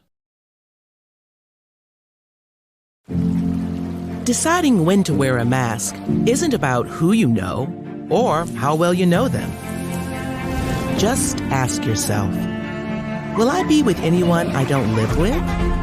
If the answer is yes, get behind the mask. Help slow the spread of COVID-19. Get behind the mask. Learn more at covid19.ncdhhs.gov. Hi, everyone. I'm Dr. Mandy Cohen, Secretary of the North Carolina Department of Health and Human Services. And when you follow the 3 W's, you protect your family and your neighbors from COVID-19. When you leave your home, practice your W's. Wear a cloth face covering, wait 6 feet apart, wash your hands often. Wear, wait, wash. We're in this together. Stay strong, North Carolina. Fight the spread and take a stand against coronavirus. Wear a mask in public. Stay at least 6 feet apart from others. And get tested. Join us and fight the spread. Visit scdhec.gov/COVID-19. Getting tested for COVID-19 helps you to take the steps needed to protect yourself, your loved ones, and your community. Find the testing location at scdhec.gov/COVID-19 testing. You'll see your Carolina weather forecast at 25 and 55 past. And now back to the best of the Carolina Weather Group on the all-new Carolina Weather Net. See here, it was much easier to find. Let me grab the Pigeon River real quick because that's what we're looking for. Let's see here. So here's the Pigeon River near Hepco. You can see that huge jump there. They don't have flood forecasts there, but they do here at Canton. And again, this was the major event here, and you can see it crest just shy of 20 feet and is now back down to normal. I mean, it's remarkable how quickly it got back down to normal. But we saw from the images in the opener just how devastating that this major flood event was. Absolutely, Jared. And I think you're right. I mean, some of these communities, we won't know for a couple of days what lies beneath some of those floodwaters, and other communities downstream will have to watch for the swelling of local rivers as the water basin works to run off all of this excess. At the height of things yesterday, or I should say at the culmination of things yesterday, this is a look at the day's final tally. Every flash flood warning and advisory, every tornado warning issued, every local storm report. Hats off to the men and women at the National Weather Service who had a relentless day followed by storm surveying today. We'll talk about that more in a moment, but just you can see on your screen right now, every one of these little green beacons is some sort of flood-related event. That's a river, that's a creek, that's a stream, that's a road, that's a mudslide. Those are low-lying areas that are impassable because of the torrential rain that fell upwards of 8 inches in some places. We'll get you some of those storm totals here in just a moment. Matter of fact, what I can show you on the screen is from our own Evan Fisher. Evan, you were graphing and calculating some of these rainfall totals today. What were some of the highest? Sure, James. Yeah, so the highest 3-day rainfall total that I have seen through the CocoRoss system actually was 17 let me get the numbers on this, 17.36 inches of rain from Lake Toxaway. Fallen rain? Fallen 17 rain. inches? Over the past 3 days, you said. 3 days. That could be yesterday plus severe thunderstorm warning kind of related stuff from days earlier. Right. So that's going to be a combination of the stalled front that we had. That area was under a flash flood warning the day prior to Fred for another flooding event. And then they also tacked on likely another 7 to 9 inches of rain that day. I've seen widespread reports in the very flood prone areas, in the higher elevations of 7 to 9 inches. So those certainly verified, those forecasts verified. And you could see on that map, sorry, James, that you just pulled it back down. The highest totals were located right along what we call the Blue Ridge Escarpment, or the Eastern Continental Divide. And that is the area where the mountains first rise up out of the North and South Carolina, Piedmont and foothills. And they rise up, and that water, the low level moisture, rises up the mountains and gets strained out, and all the rain really falls down onto those first mountains there. And that's why we saw so much flooding in through Canton and Clyde. We saw the water fall in the mountains just above those cities and flow down the Pigeon River. And to use the wording of the National Weather Service in Greenville, Spartanburg, create a significant and life-threatening flood wave that washed through the town. Yeah, and now it's cleanup, but it's cleanup it's gonna take a while. It's waiting for this water to go down. It's helping to restore services like water, power, and utilities. It's cleaning off roadways. You're looking at some photos here that the state put out, the Department of Transportation, amongst the first to respond to the impacted communities, trying to get infrastructure back online to help bring in more supplies to communities that might need it. You can just see some of these hardest hit areas in these photos that the state put out earlier today.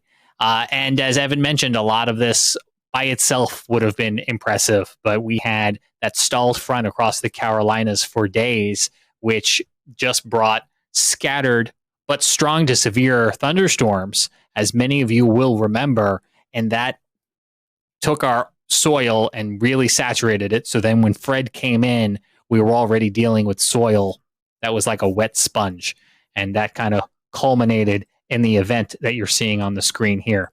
The other thing that this day will be remembered for, especially depending on where you live, would be the convective severe weather we saw as a result of this storm. And the National Weather Service going out today, putting their eyeballs on damage left from tornadoes, such as this one recorded by Brandon Pope off of Old Mountain Road in Iredell County, eventually crossing into Alexander County. He took this video and posted it to Twitter yesterday.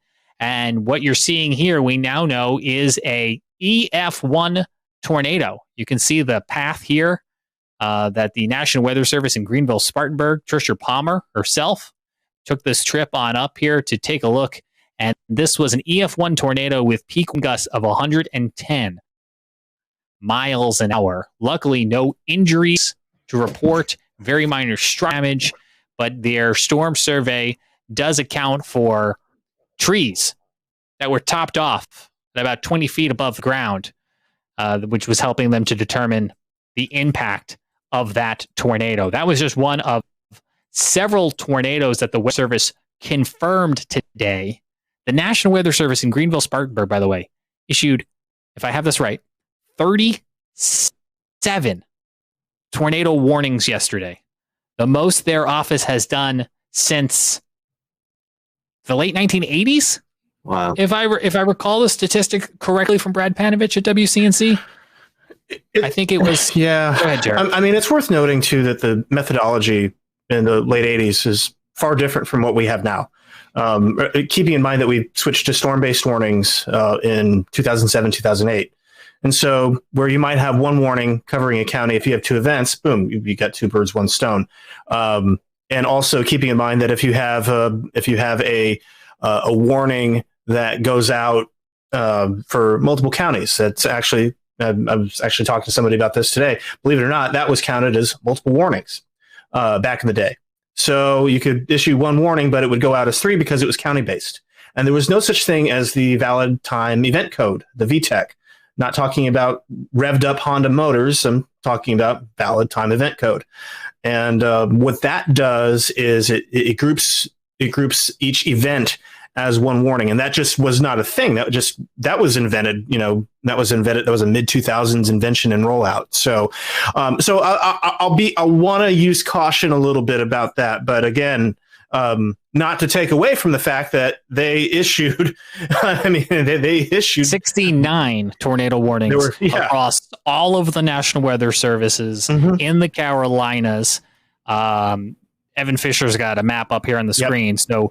So that does include Peachtree City. That does include Virginia, because the National Weather Service boundaries and the state boundaries are not the same.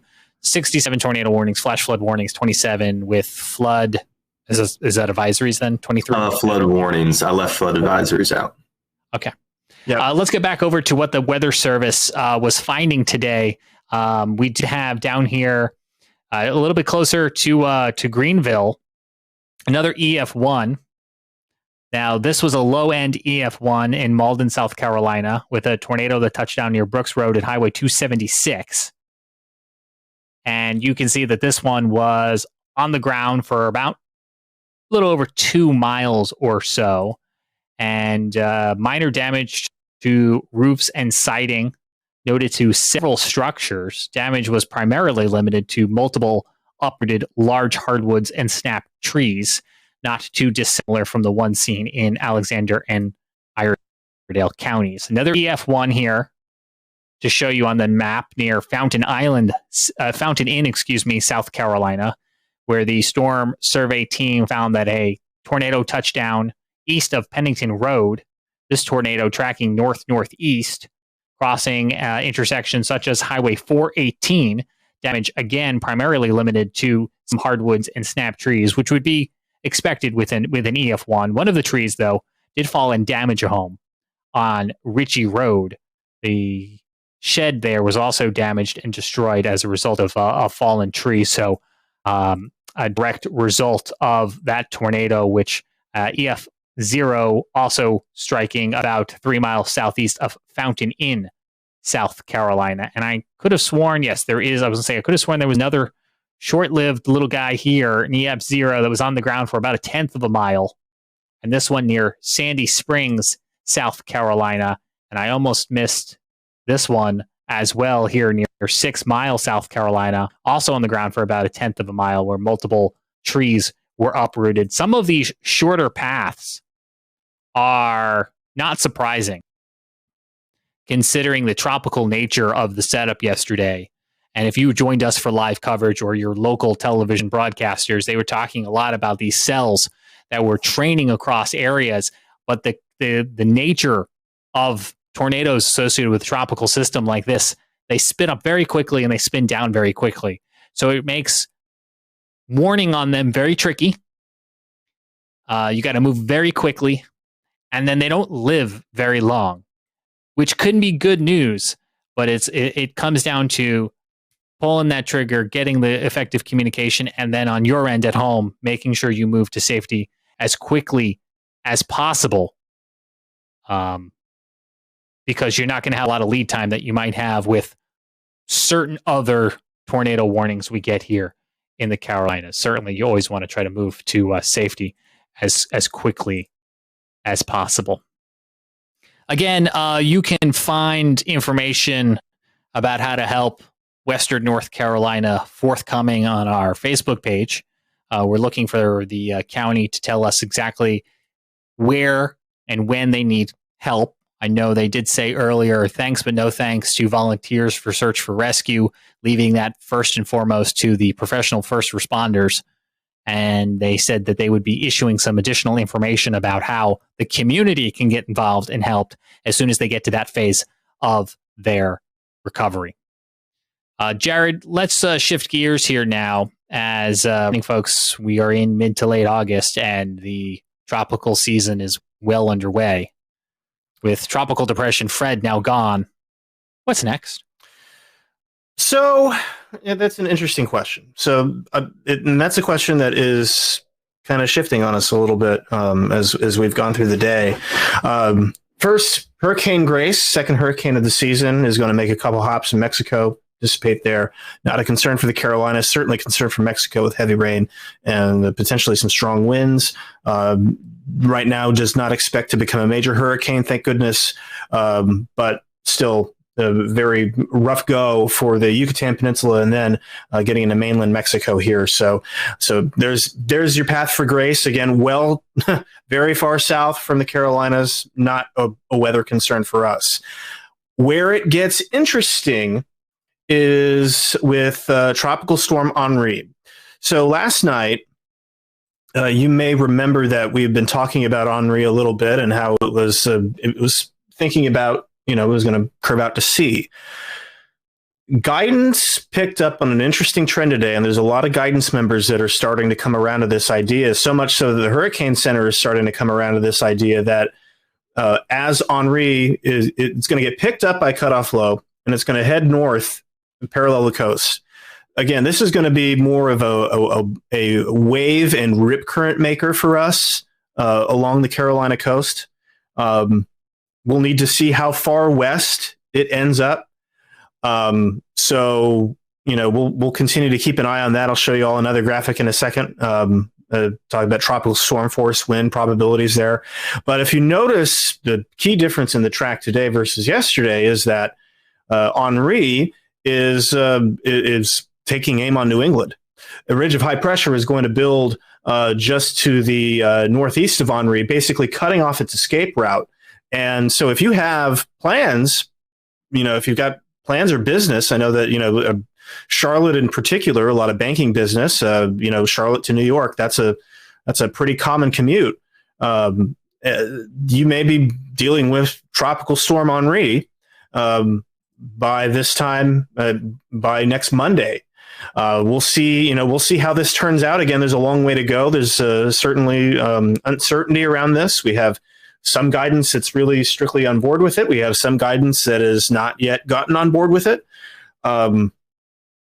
It's going to be an interesting situation for the Hurricane Center forecasters, to put it mildly. So again, and there's that reasonable arrival of tropical storm force winds. I'm going to put the probabilities up as well. So let me grab the probabilities real quick, and we'll look at this. So the tropical storm force wind speed probabilities here, taking a look at that, you've already got up to 50% along Cape Cod and out there on the coast of Massachusetts here. So certainly increasing confidence in the short term for potential tropical storm force impacts all the way there. But you will notice that there is a slight chance of tropical storm force winds possibly extending out to the Outer Banks as we get into later this weekend. So that'll be something to watch. Again, a lot is going to depend on the track. Still a lot of uncertainty as far as how west it gets. But that is, if you're on the Outer Banks, this is something that you're going to want to keep an eye on. Yeah, definitely. As we're coming into what is traditionally the peak of hurricane season, early to mid-September, we're going to be keeping a close eye on those outlooks from the National Hurricane Center to let us know what we should be expecting. So Outer Banks, we can't rule out the chance of some gusty winds and some rip currents along the Carolina coast. You're going to want to keep an eye on that. I did just get this number that I wanted to share with folks tonight. If you are in Haywood County and need assistance, the county has set up a hotline. This is for residents, business owners of Haywood County. They're not looking for you to call this number to ask about other people, but if you are in need of assistance from the county following the flooding there in Haywood County, that number, 828-356-2022. That's 828-356-2022. That's a Haywood County hotline for residents and business owners who do need assistance in that area after the flooding that we saw play out. This has been a very tiring last couple days, not just for people who are communicating the weather, but the people who are out there with boots on the ground, the first responders, those coming in afterwards, the National Weather Service. And it really just goes to show that the impact from a storm cannot always be judged by its category. This was a tropical depression, and its impacts are going to be with these folks for a really long time. There are a lot of factors that go into forecasting weather, and purely categorizing them into neat little buckets, well, there's a lot more to it than that. When you factor in things like saturated grounds, stalled fronts, and I think that's a lesson for all of us. Not a critique, but a lesson for all of us to remember. There's no such thing as just a tropical depression, because all of the pictures and all of the stories and all the damage we told you about tonight are a culmination of factors that get triggered by a tropical depression. And I hope that we remember that in the future. So as people are planning for whatever the future may hold here in this hurricane season or another.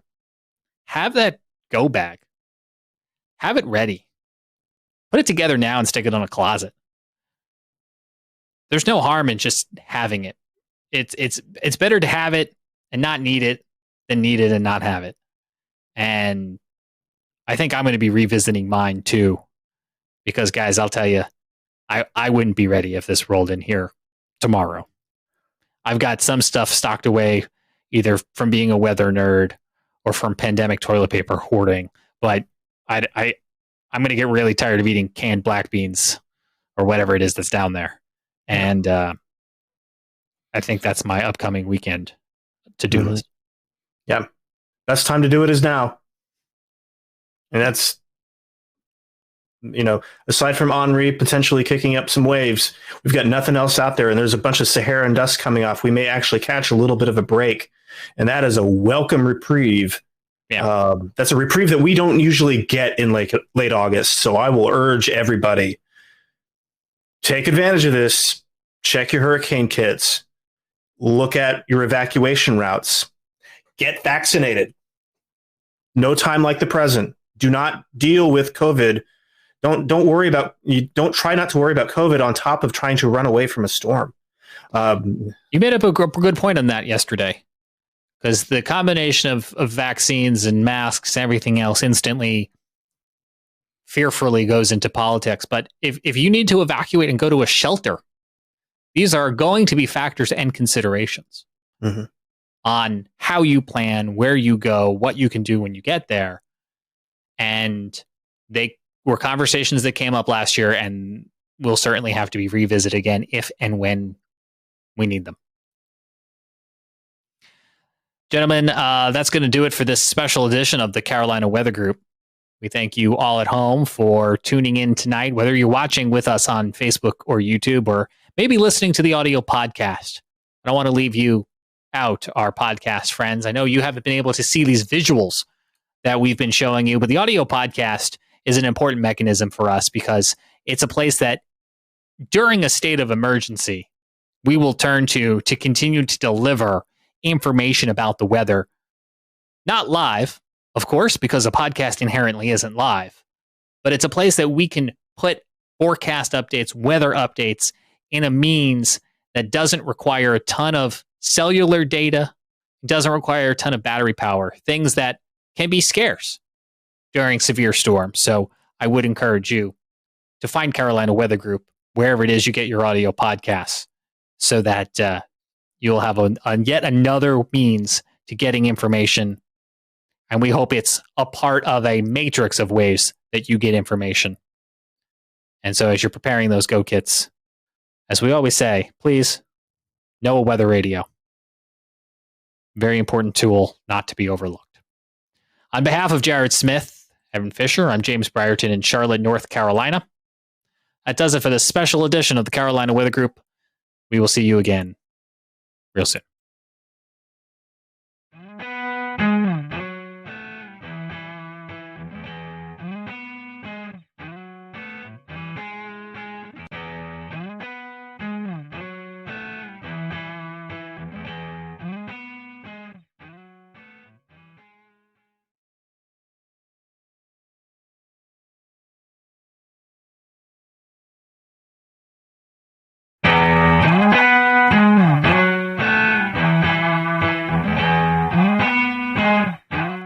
Good evening, I'm James Brierton in Charlotte. It is May the 6th, 2020. Can you believe it is May already? We had a thunderstorm roll on through here earlier and brought the temperatures way down as we are looking ahead to a cool down the next few days and through the weekend. Could be pretty chilly as you wake up on Mother's Day, Sunday morning. But we're so happy you're with us tonight on this Wednesday night. The panel will be along in just a few moments for tonight's episode. It's kicking off a new series that we're calling Quarantining at Home.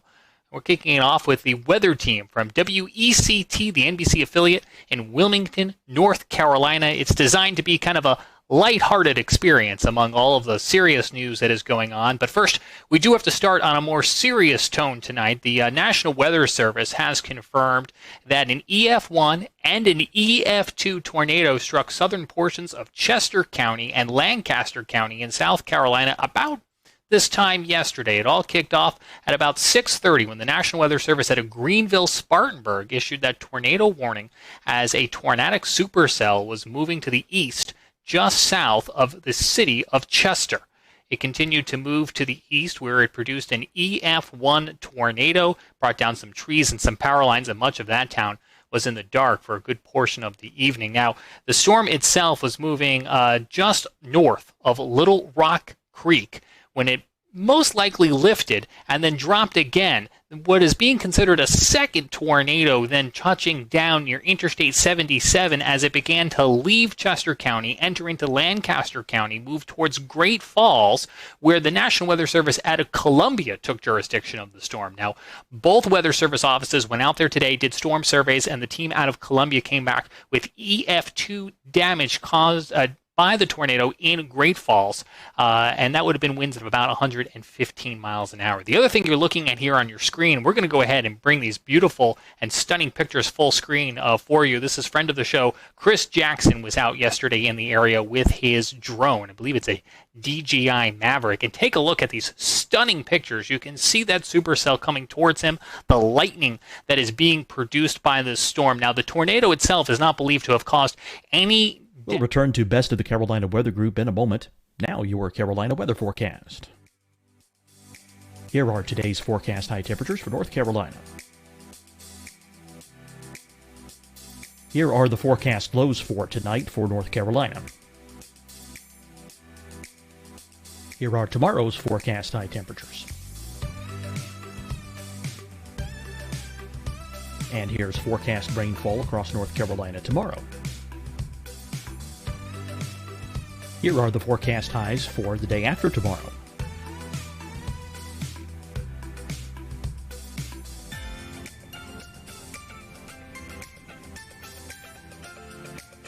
And here's the forecast rainfall across North Carolina for the day after tomorrow. This is the total rainfall forecast across North Carolina for the next 3 days. Here's the severe thunderstorm outlook for today from the Storm Prediction Center.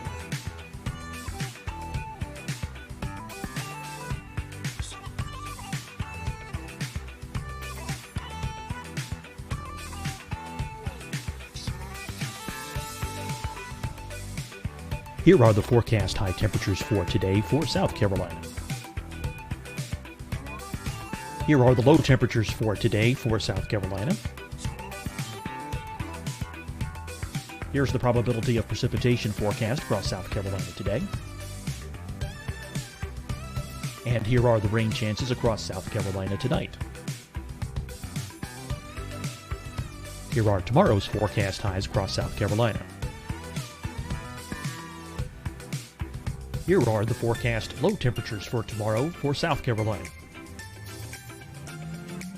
And here is the probability of precipitation across South Carolina tomorrow. Here's the precipitation chances across South Carolina tomorrow night. Here are the forecast highs for the day after tomorrow in South Carolina. Here are the forecast low temperatures across South Carolina for the day after tomorrow. And here are the rain chances across South Carolina for the day after tomorrow. And South Carolina's probability of precipitation for that night. Here's the Storm Prediction Center's severe thunderstorm outlook across South Carolina for today through tonight. Here's the Storm Prediction Center's severe thunderstorm outlook across South Carolina for tomorrow and tomorrow night. And here's the Storm Prediction Center's severe thunderstorm outlook across South Carolina for the day after tomorrow through that night. Here's the severe thunderstorm outlook for today from the Storm Prediction Center.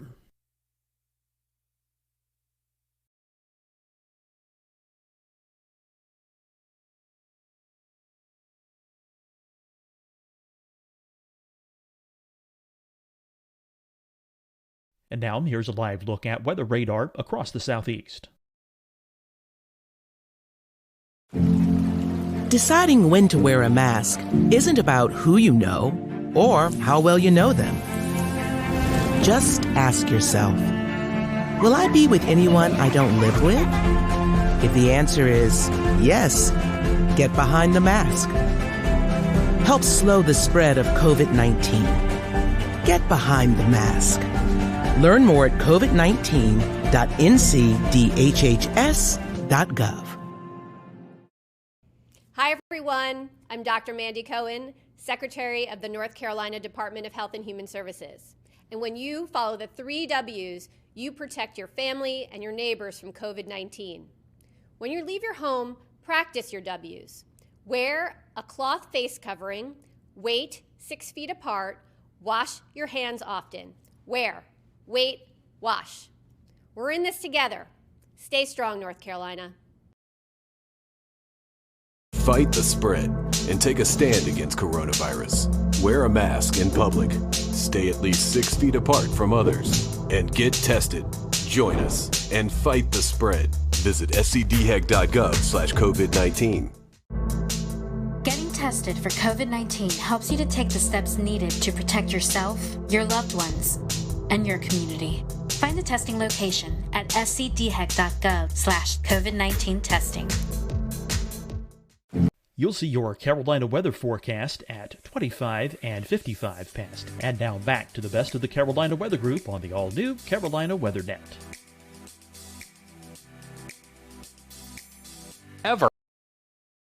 One man did die in Chester County yesterday from a lightning strike, and you can see some of that powerful lightning here being produced by the storm. And then it dropped hail up to 2 inches, golf ball size hail reported as associated with this storm, and you can see how it littered the ground. Almost looks like a winter morning here as Chris is showing us these aerial pictures, and you can see almost a fog rolling in, and it is actually a fog rolling in over the valley caused by the sudden cool of those temperatures and all of that cold ice particles now sitting on the ground. So the National Weather Service is still working to finalize most of their storm surveys, and we'll have updates for you on Facebook and Twitter as we learn more. But again, to recap, EF1, EF2 tornado in parts of Chester and Lancaster County on Tuesday evening, and thanks to Chris Jackson for these pictures. Now let's get over to Scotty Powell and the panel for tonight's kickoff of our Quarantining at Home series with the meteorologist from WECT in Wilmington. Scotty.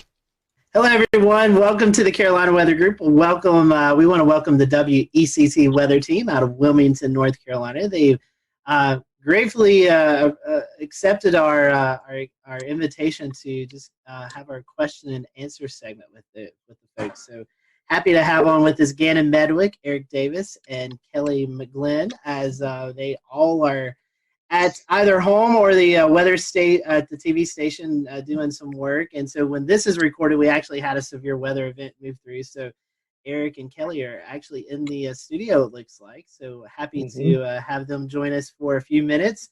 Guys and gals, we just want to start off with some quick hitting questions. So I'll throw out the first question, and I'll let Dan and Evan join in. Our first question is about social media. Which do you prefer better, Twitter or Facebook? Gannon, I'll let you start. A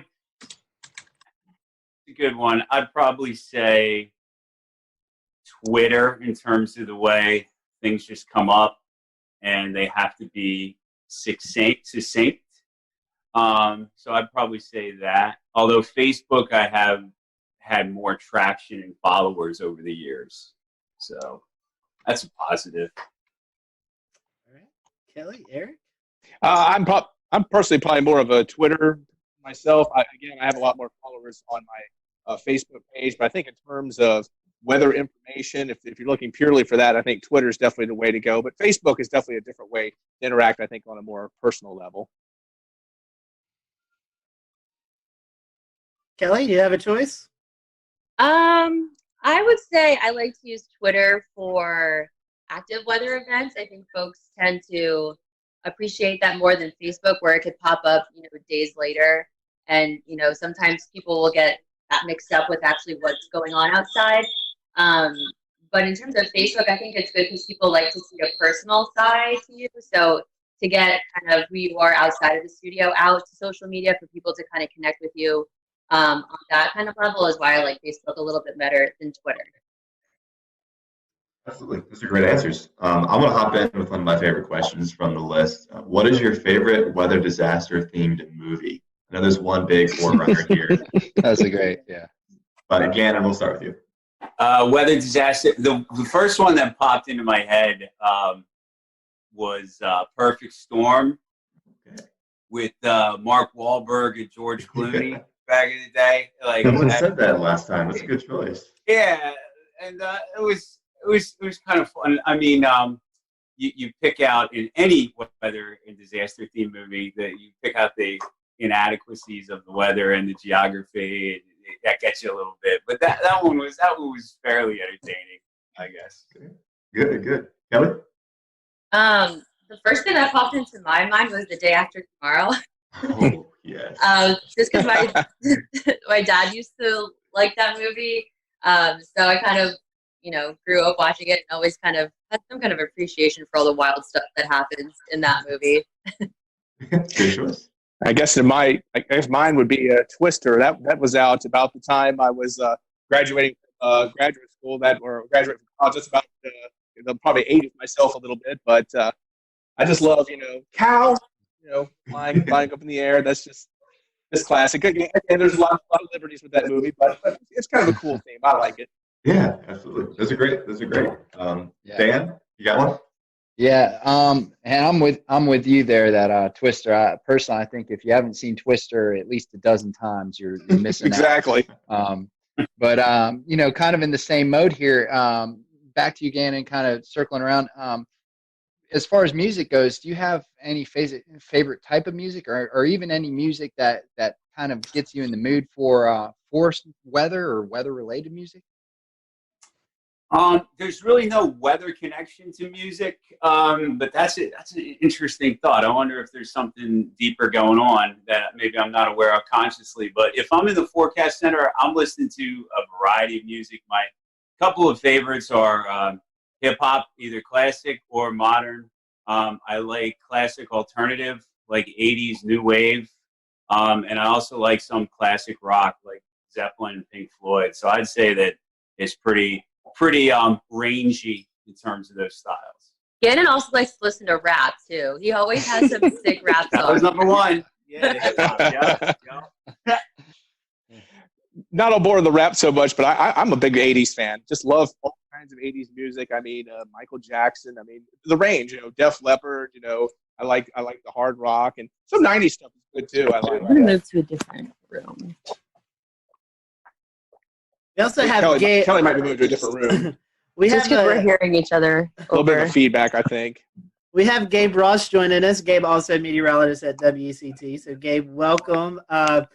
As Kelly's moving, we'll let you answer that question. Any favorite type of music for you? Favorite type of music? Great question. Typically, my go-to is 70s classic rock. Anything that's got a good beat to it. Typically, my Sirius XM is tuned to 70s on 7. So any of that, even like early 80s rock that kind of bleeds over. Gannon and I have a soft spot for Hall & Oates, I think. Yeah. Oh, Hall & Oates. Yeah. Oh, good stuff. 80s, I'm on board. That's like the common denominator, I think. We all had a lot more hair then, didn't we? Yes, we did. Some of us weren't born yet. I was going to say, yeah, Jess. Some of us had no hair. I think Kelly is moving around, so we'll let her chime in here in a second. Here's another Kelly's one. Just blow your mind.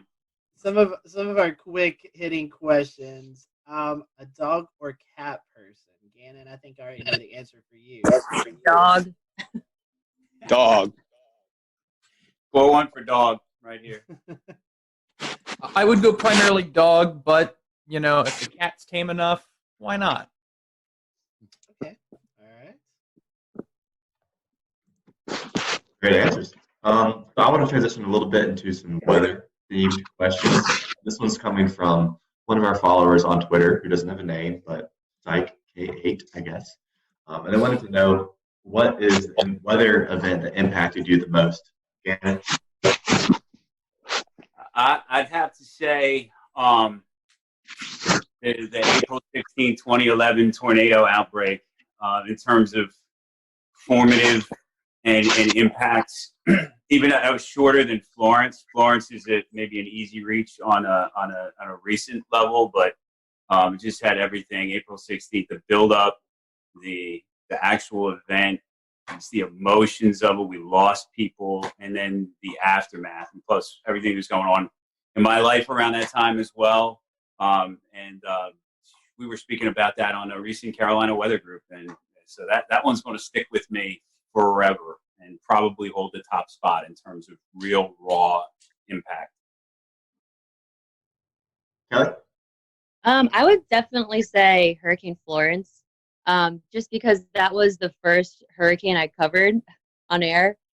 And as impactful as it was, I think that's kind of just something that's always going to stick with you. I mean, we're still remembering stories of what happened, because I think at one point, like, you just start to kind of like black out from what's going on. And so we've talked about it, just with some other people in the newsroom, like, hey, do you remember this? And you're like, oh, wait a minute, that did happen. So there's always kind of just more stories, and just, just looking back on everything is kind of just something that will stay with me for probably the rest of my career.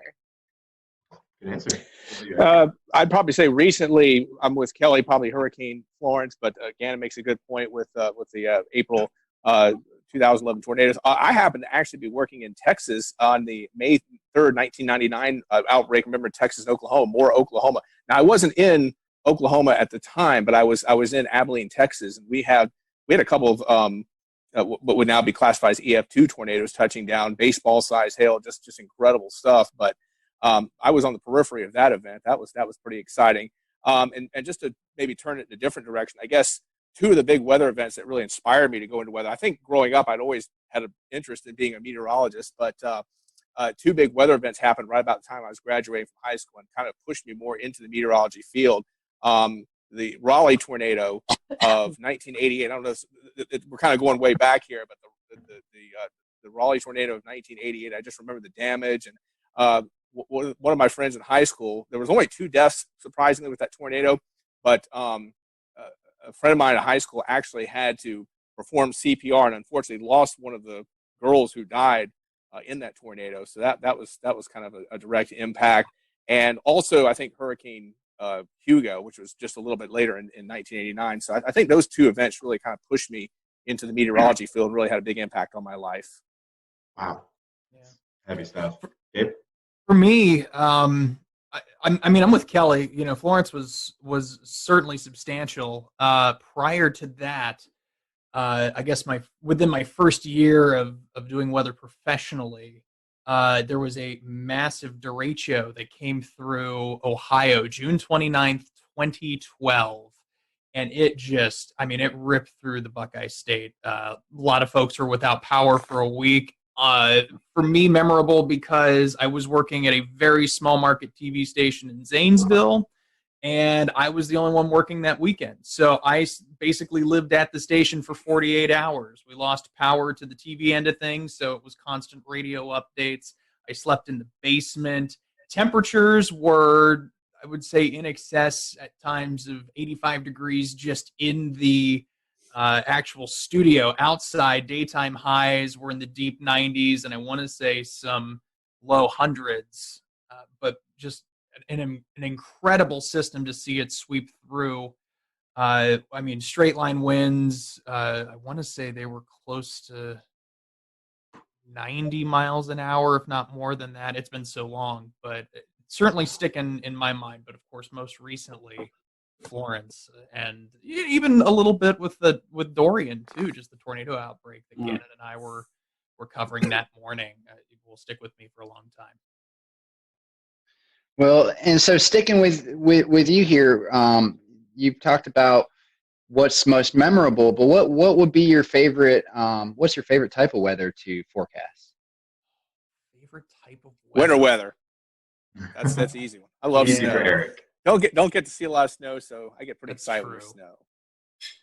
Yeah, pop-up showers and storms are pretty expected during the summer. So after a while, it gets kind of tiresome. But yeah, anytime there's a threat of snow, mixed precipitation, especially down here, we get it from our viewers all the time. They're just, oh, is it going to snow?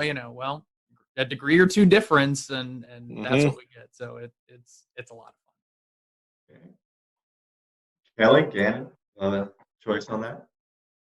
I love tropical forecasting. That's my jam. I don't like winter weather forecasting at all, just because people are so mean about it. God forbid you get chilly rain instead of snow, and it's the be all end all of the Carolinas. But I've always just loved tropical weather. That's been my thing for probably quite some time now. Yeah, I would have to agree. Tropical is my favorite. Challenging weather to forecast and impactful weather to forecast.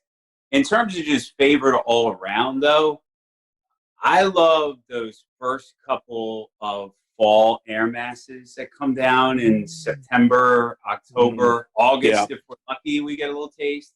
And I think those are fun to sort of gauge and talk about, just because you realize everybody's ready for that at that point. Even if you like summer, everybody seems to be happy when the weather just gets a little more mellowed out. So that's the kind that I like, that makes everybody happy.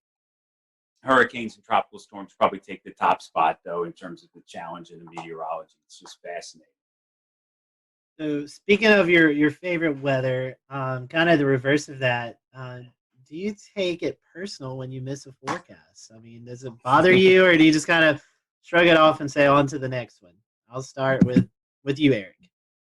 I guess it depends on the circumstances. Sometimes, I know early in my career, I kind of got a good lesson in when I was in Rapid City. I completely I went outside and I said, "Oh yeah, beautiful sunny day," and then all of a sudden some big storms develop in the Black Hills. Like, oh, and then of course Rapid City that was my first job, was in Rapid City, South Dakota. Of course, obviously I've had many more misses since, and I guess it just depends on the experience. I guess when I go back and I look at something, I miss something, I'm a little more bothered. But sometimes, I guess Mother Nature just throws a monkey wrench in your forecast, and at that point you just kind of have to say, "Oh well." But I guess I'm a little more upset when I maybe didn't look at something and I should have, and then I missed the forecast.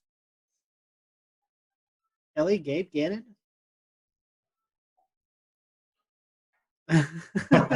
Ladies first.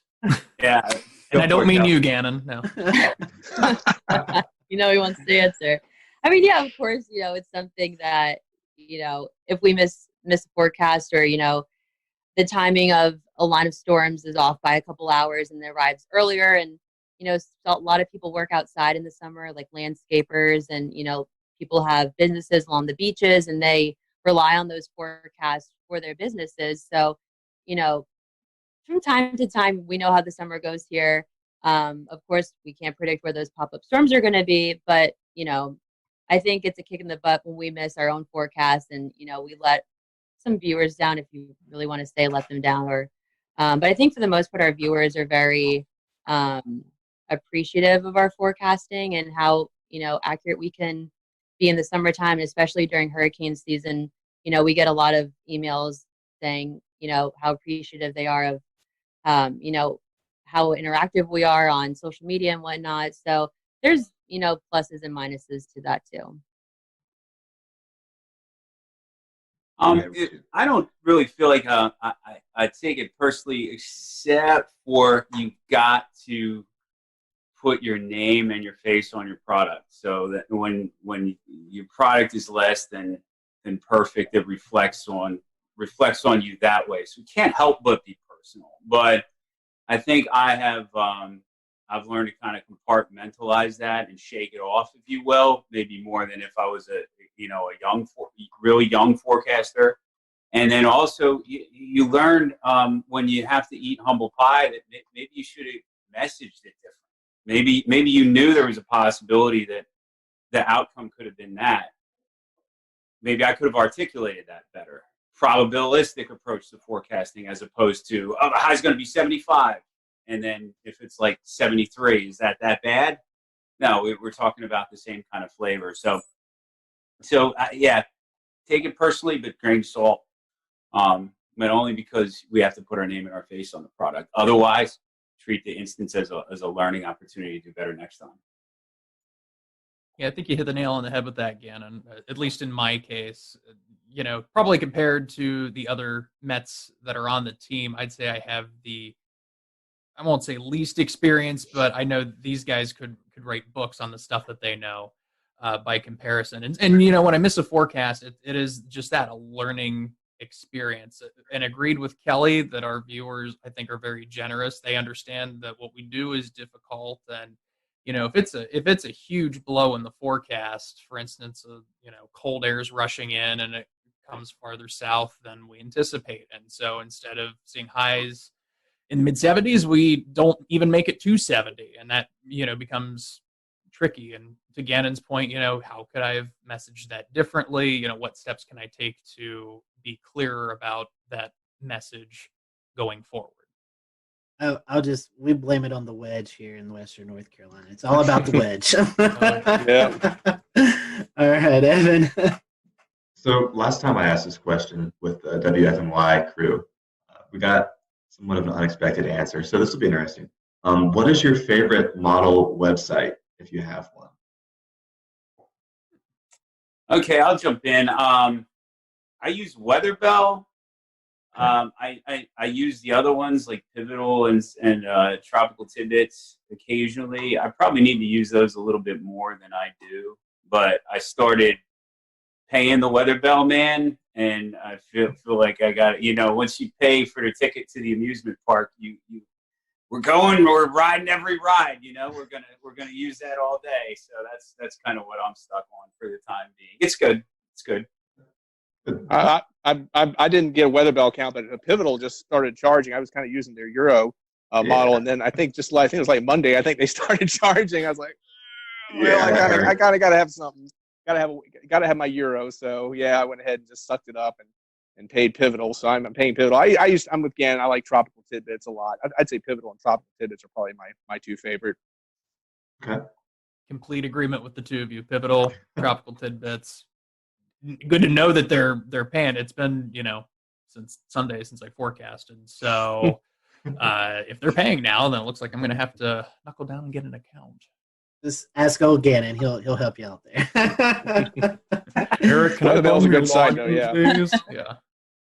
What about you, Kelly? I have to agree with the rest of the guys too. I like to use Tropical Tidbits obviously during hurricane season, but I favor Pivotal Weather for severe weather. I just think they have different parameters than Tropical Tidbits has, and I like to use that more. Now, did those answers surprise you? No, they did not. Okay, those are generally what we were expecting last time. Sorry, guys. Last time we got the Penn State E-Wall as the resounding answer from everyone. I've used that a little bit. Yeah, I've used it. And I had never heard of it before. Gannon, even with the hat, I've been using that for years, but I haven't used the E-Wall so much recently. I gotta be honest. I probably need to go back and check it out. That used to be my go-to for the HRRR mod for her. I used to go there for the E-Wall. Now I use Weatherbell. So, Gannon, here while we're on you here, the this kind of multi-part question. Were you scared of thunder and or lightning as a kid? And also, was there kind of a period connected to that or after that you knew you wanted to be a meteorologist? My answer to the first part was not especially. Like, I don't have one specific knock your socks off thunderstorm memory that really freaked me out. And I have a couple of thunderstorm related memories. Like, we actually had a lightning strike to a tree outside of my house, and I remember the current got in the house somehow to the extent that some electronics were messed up. And I remember thinking, whoa, how would that, So it's like 3-4 years old. That kind of gets the gears turning in your head that something bigger is at play. It didn't really turn into fear. And I would say it was just a compilation of thunderstorms and other weather phenomena in aggregate that got my interest in meteorology going throughout my childhood years and in my adolescent years. Okay, great. And Kelly, do you want to speak to that? Was I scared of thunder and lightning when I was younger? Is that the question? And then did that kind of evolve into an interest for meteorology one way or another? I don't think I was ever scared of thunder and lightning. I actually would love when like a summer storm would pop up in Pennsylvania in the summer, and you just feel that nice rush of cool air. But I don't think that necessarily led to my love of weather. I mean, growing up in Pennsylvania, I mostly remember like huge snowstorms, even though I don't like winter weather forecasting that much. Kind of ironic there. But that's kind of, what sparked my interest in weather is waking up to like 2 or 3 feet of snow, just overnight. And it kind of just snowballed, if you will, from there. I have to say I wasn't really that afraid of thunder and lightning. I certainly had an awareness of it. And one interesting thing is my house, I think when I was maybe 15 years old, was struck by lightning, or at least some streamers got into our house. And I remember my mom was making spaghetti that day, and she was cooking spaghetti sauce on an old cast iron pan, and the lightning actually burned a hole in the cast iron pan. I remember that very, very vividly. Well, see, I'm going to go the opposite of these guys. I was scared to death of storms growing up, and I think doing weathers has helped me over the years, of course, get over that. I remember, I was living in Thornville, Ohio at the time. It was the summer of 96 or 97, I think 96, and we had just a huge, string of showers and storms that came through that resulted in what was basically tornadoes and, constant. We'll return to Best of the Carolina Weather Group in a moment. Now your Carolina weather forecast. Here are today's forecast high temperatures for North Carolina. Here are the forecast lows for tonight for North Carolina. Here are tomorrow's forecast high temperatures. And here's forecast rainfall across North Carolina tomorrow. Here are the forecast highs for the day after tomorrow.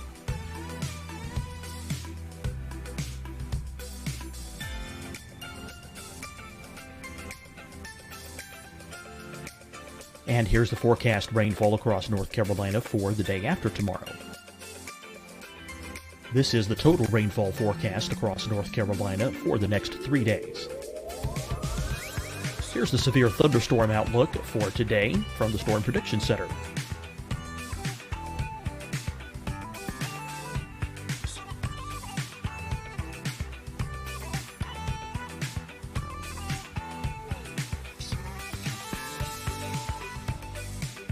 Here are the forecast high temperatures for today for South Carolina.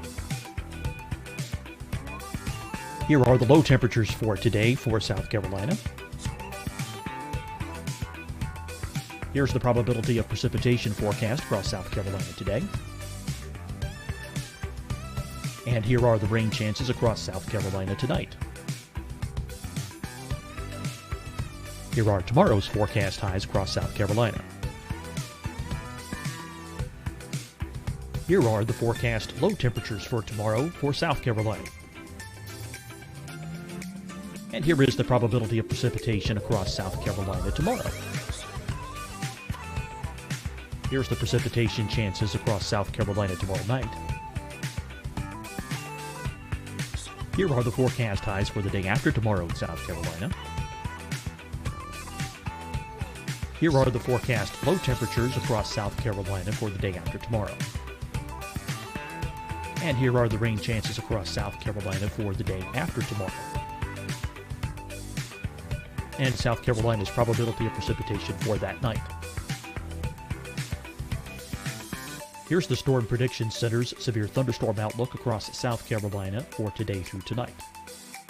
Here's the Storm Prediction Center's severe thunderstorm outlook across South Carolina for tomorrow and tomorrow night. And here's the Storm Prediction Center's severe thunderstorm outlook across South Carolina for the day after tomorrow through that night. Here's the severe thunderstorm outlook for today from the Storm Prediction Center.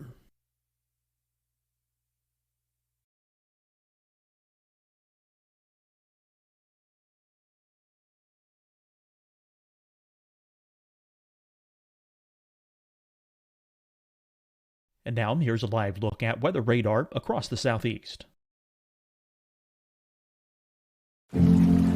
Deciding when to wear a mask isn't about who you know or how well you know them. Just ask yourself, will I be with anyone I don't live with? If the answer is yes, get behind the mask. Help slow the spread of COVID-19. Get behind the mask. Learn more at covid19.ncdhhs.gov. Hi, everyone. I'm Dr. Mandy Cohen, Secretary of the North Carolina Department of Health and Human Services. And when you follow the 3 W's, you protect your family and your neighbors from COVID-19. When you leave your home, practice your W's. Wear a cloth face covering, wait 6 feet apart, wash your hands often. Wear, wait, wash. We're in this together. Stay strong, North Carolina.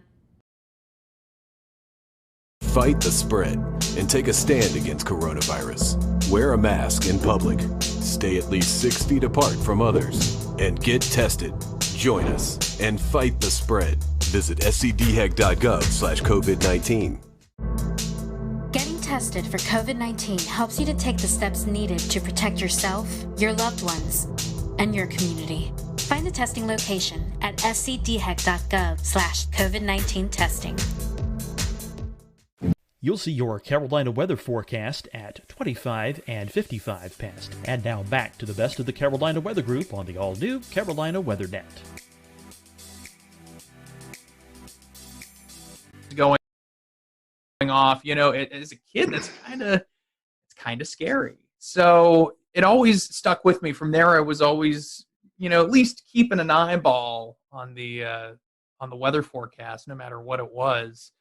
And then when I got to college, I had actually, long story short, my folks had us grow up basically in TV. They were both TV personalities, TV managers in Columbus, Ohio.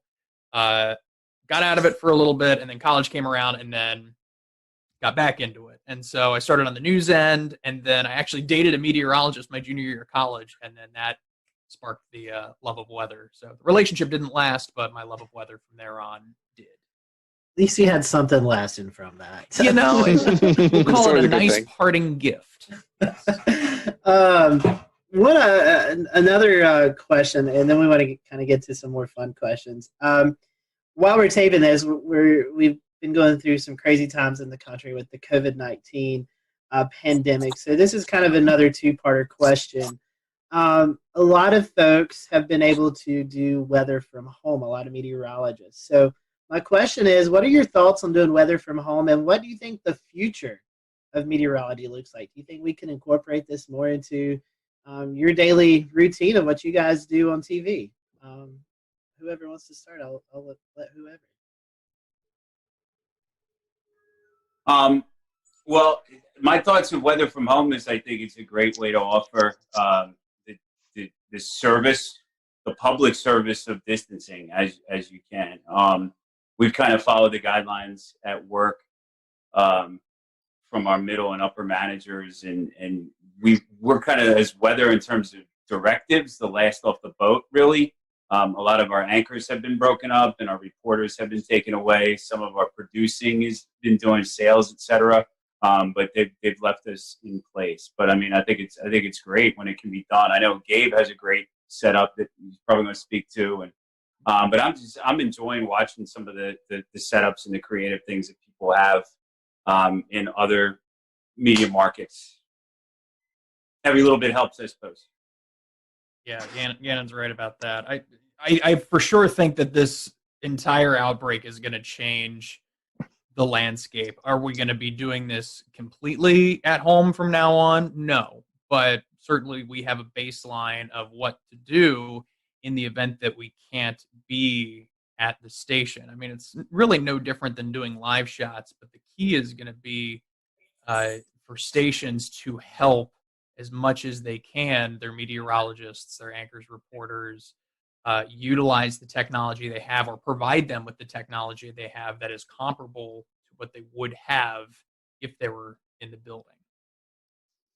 Yeah, I kind of agree with Gabe. Again, I think it is incumbent upon the stations to make sure that the meteorologists have the tools that they need, the computers, the broadcasting equipment they need to broadcast from home. I love the idea. Of course, I think you always run into the issue, of course, is probably severe weather. It's probably a little easier to obviously broadcast from home on a quieter weather day, but when you start getting a severe weather situation, especially, it kind of feels like it's more incumbent to be at the station where you have all of the tools that you would really need to do a broadcast, especially on short notice.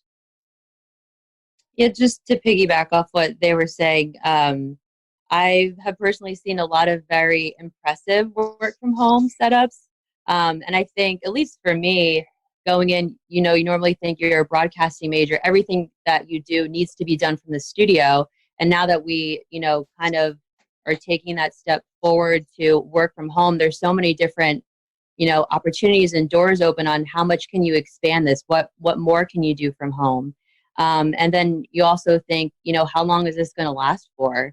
And, if it's, tech trends to be something that pops up more in the winter or in the summer or whatever it would be, would people just start to transition to working from home during that, time where people would more likely get sick than, during the off season, if you will, from that coronavirus? It's amazing how many different setups there are too. I mean, I even saw a picture of someone using augmented reality in California, and their weather hits. It's impressive. So transitioning away from some of the weather talk, and Kelly, I'll put this right back to you. What are some of your favorite non-weather hobby? Well, I've recently started painting at home just to keep myself busy. And I've also realized that I'm pretty good at doing puzzles, since that's kind of one of the only things that I can do now. But I also love doing anything at the beach. Anybody who knows me knows anything coastal or nautical or ocean related. Like, my name is just all over it. I really want to start surfing. That's like the next thing on my list. Are you able to get to the beach right now? I know. Well, Ganna said there's parking in Carolina Beach, so I'm going to try and get down there like ASAP, because I usually go probably like 3 days out of the week, and I haven't been in like 2 months. So I'm starting to go a little stir crazy there. The waves are good today, so I know. Make a big day to learn. I'm seeing that. Even just body surfing would be fine with me. Just something to get into. I love being in water and around water. Awesome. Good choices. Eric? Well, I don't get to do it enough, but I like to play tennis with my son. Obviously, in recent years, I've been having raising my kids, but now they're kind of getting older. So actually, probably in the future, I'm going to have a little more time to myself. But yeah, I love sports. I like golf. I'm a terrible golfer. I haven't golfed much recently, but I do love the sport. Obviously, I love just getting out, walking around, and obviously when I go to neighborhood swimming pool, beach, things like that. Pretty simple guy. Wouldn't say I'm real complicated, but those are the kind of things I like. We found out during a photo shoot that Eric has got some pretty awesome hoop skills. Oh, yeah.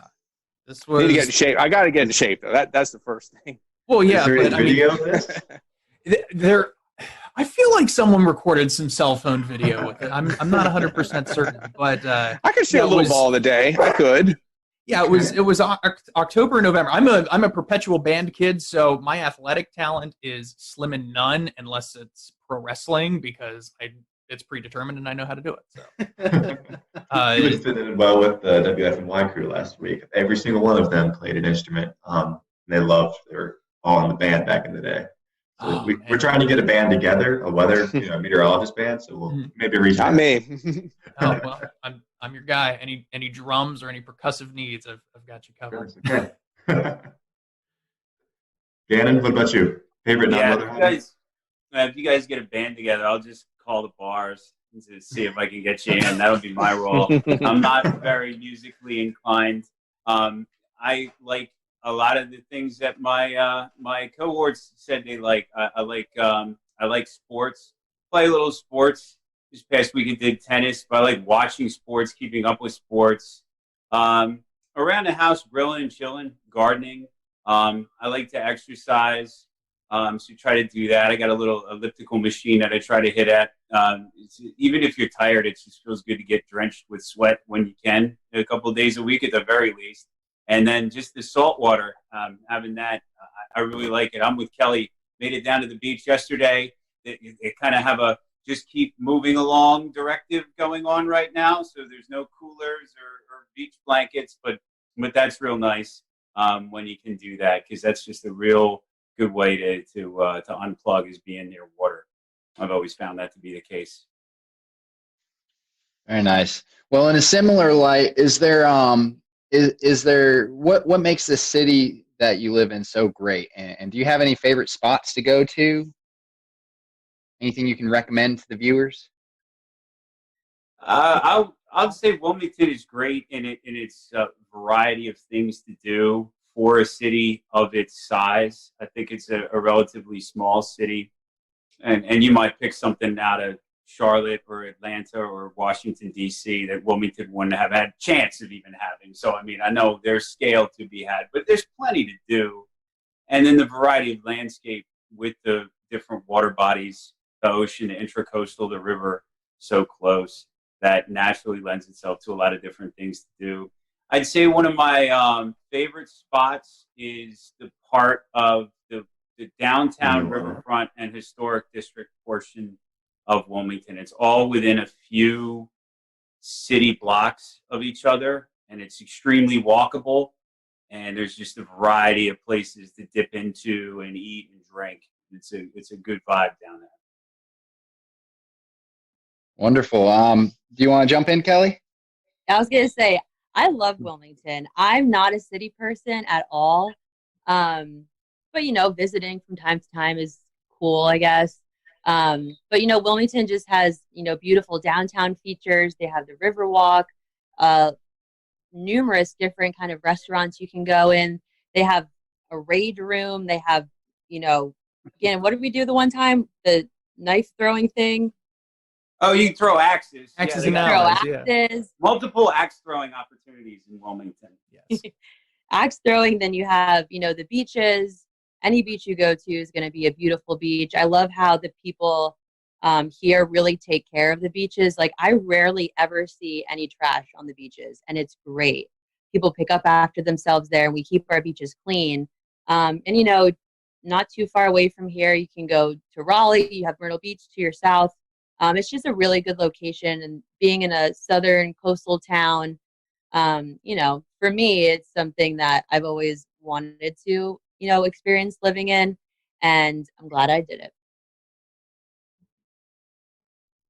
Yeah, I completely agree with what my colleagues have said. I kind of like the Fort Fisher State Park myself. I think that's kind of a hidden treasure in a way. One nice thing about Fort Fisher is, you probably, of course, hear about, like, you go to Carolina Beach or Riceville Beach, you have to pay a lot of money to park, but obviously Fort Fisher is a state park. You can park there for free, so that's a good beach experience. And plus, it's not quite as crowded either.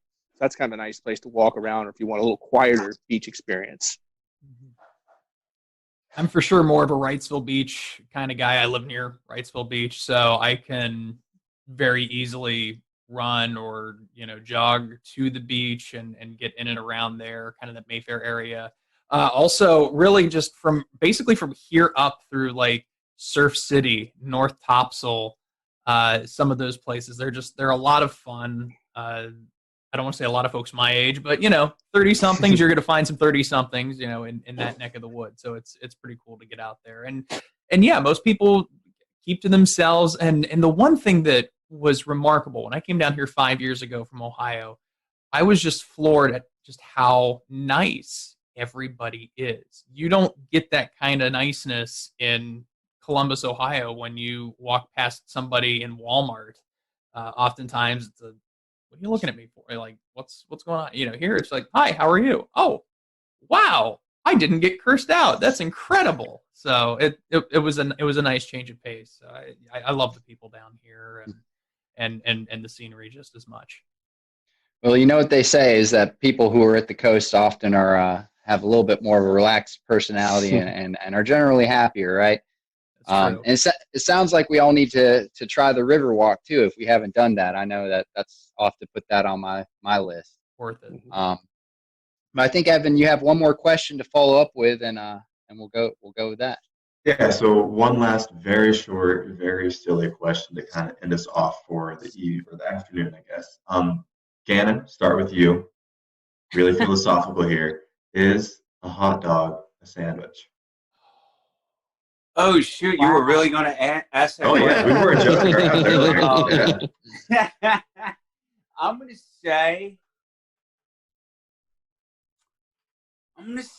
say yeah. Like a square is a rectangle, but it's a square. What goes on? What What goes on your hot dog, Gannon? Tell us what's your toppings. Oh man, I haven't had hot dog in years, but I like brats, so same kind of thing. It's mustard and then sometimes pickle relish, but definitely mustard. I like the rectangle is a square is a rectangle, whatever. That's good. That's good logic. I got mathematical on you. I'm going to say yes, because if it's between two pieces of bread, in my mind, that qualifies as a sandwich. Very, very simple criteria. If I have to have a hot dog, I'd probably say chili, mustard, and some onions. Got to throw some onions on there too. Okay. Well, by that criteria, quesadilla is a sandwich too, then, right? Oh, sure. Yeah, that's for bread, the next bread. show. It's got to be bread. Hot dog's Bread. kind of It's a bread. parallelogram.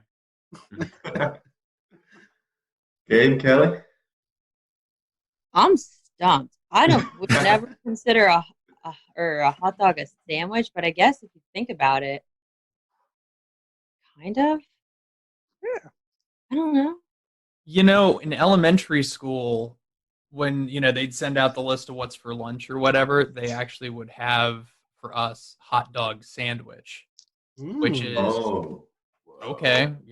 Small town Ohio, great, but I guess it would be considered a sandwich in that regard. I mean, if that's the same thing with with a hamburger, I guess it's technically a sandwich between two pieces of bread, like Eric said. So, in my case, I'm with Eric though. I like chili on my hot dog, and I am a cheese fiend. So whether it's nacho cheese, cheddar cheese, you name it, load it on there, good to go.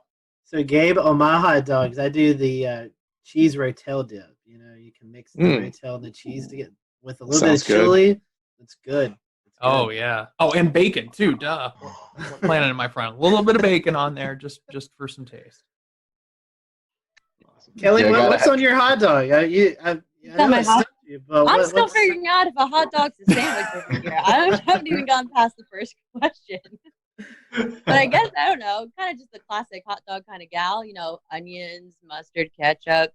What's that one hot dog place in Southport that's now in Wrightsville Beach, guys? You know what I'm talking? The Trolley Stop or something like that? Maybe, yeah. They have a bunch of really cool, different kind of hot dogs there, so I don't know. Is a hot dog a sandwich, though?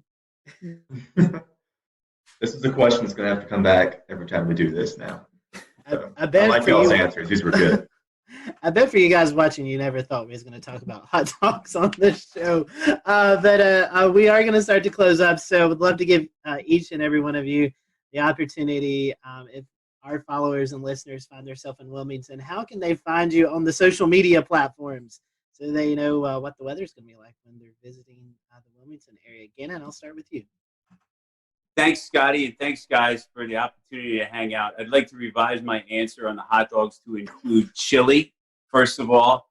But also, if you're in Wilmington, you have any interest in Wilmington weather, I'm at Medwick, just my last name, on Twitter, at Gannon Medwick, all one word, on Instagram, and then meteorologist Gannon Medwick, -WECT, is the search for Facebook. So I'm on all of those three places. Forgot my Instagram. I'm going to have to remember that. But on Twitter, I'm at Eric Davis, WECT, ERICDAVIS, WECT. Meteorologist Eric Davis -WECT. You can find me on Facebook.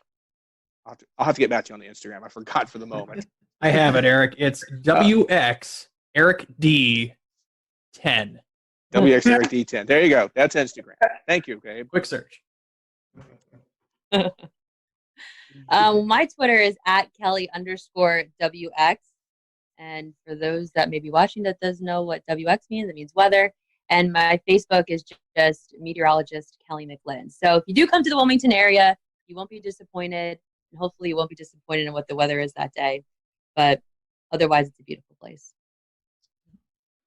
I try to make all my social media as consistent as possible. So you can find me on Facebook, Twitter, Instagram, at TV's Gabe Ross, TVS Gabe Ross, GABEROSS, YouTube, and all the other fun stuff you can find on that too. Well, and I just want to say too, I'm not like other Kellys who spell their name with a Y. Oh yeah. My name is Kellie, so that may help you find me too. All right. There you go. Well, we appreciate you all joining us this afternoon. For everyone who is watching, thank you for joining us, and catch us next time as we wrangle up another group of meteorologists and ask them these silly questions. Have a good day.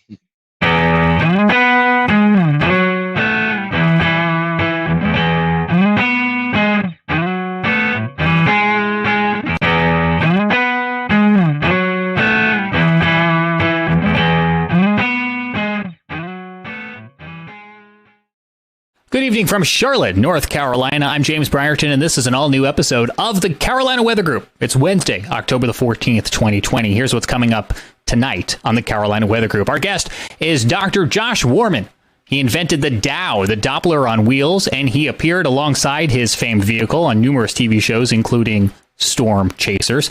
He's an atmospheric scientist and the president of the Center for Severe Weather Research, that is, and we'll be talking to him coming up in just a moment. We also have on deck for you a check of your forecast with meteorologist Frank Strait. Before we get started tonight, a reminder that the Carolina Weather Group has a new Insiders Club. You can join us on Patreon, patreon.com/Carolina Weather Group, and unlock exclusive extras, including for just $1 a month, video extras and behind the scenes. There are 4 moments from tonight's interview that we weren't able to get into the final edit of the episode that you're about to see. So if you want to check those out for just $1, you'll unlock those on Patreon.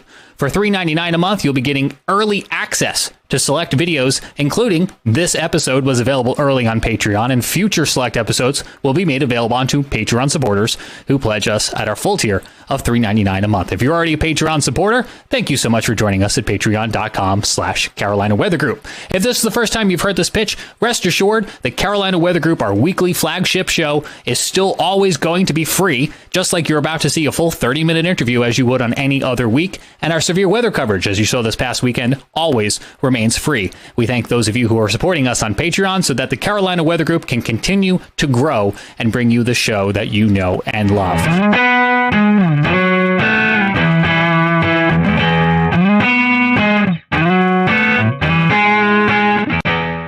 Hello, everyone. Welcome to the Carolina Weather Group. We're happy to have you this evening. Tonight's guest is Joshua Warman. He works at the Center for Severe Weather Research, and you may have seen Josh on a few storm chasing shows on TV. We're going to talk a little bit about that as well tonight with all the research he's been doing lately with the active tropical season and just kind of generally talking about his career. So we're happy to have Josh with us tonight. Towards the end of the show, we'll let Josh give out some information, social media websites. That way you can follow more of his content.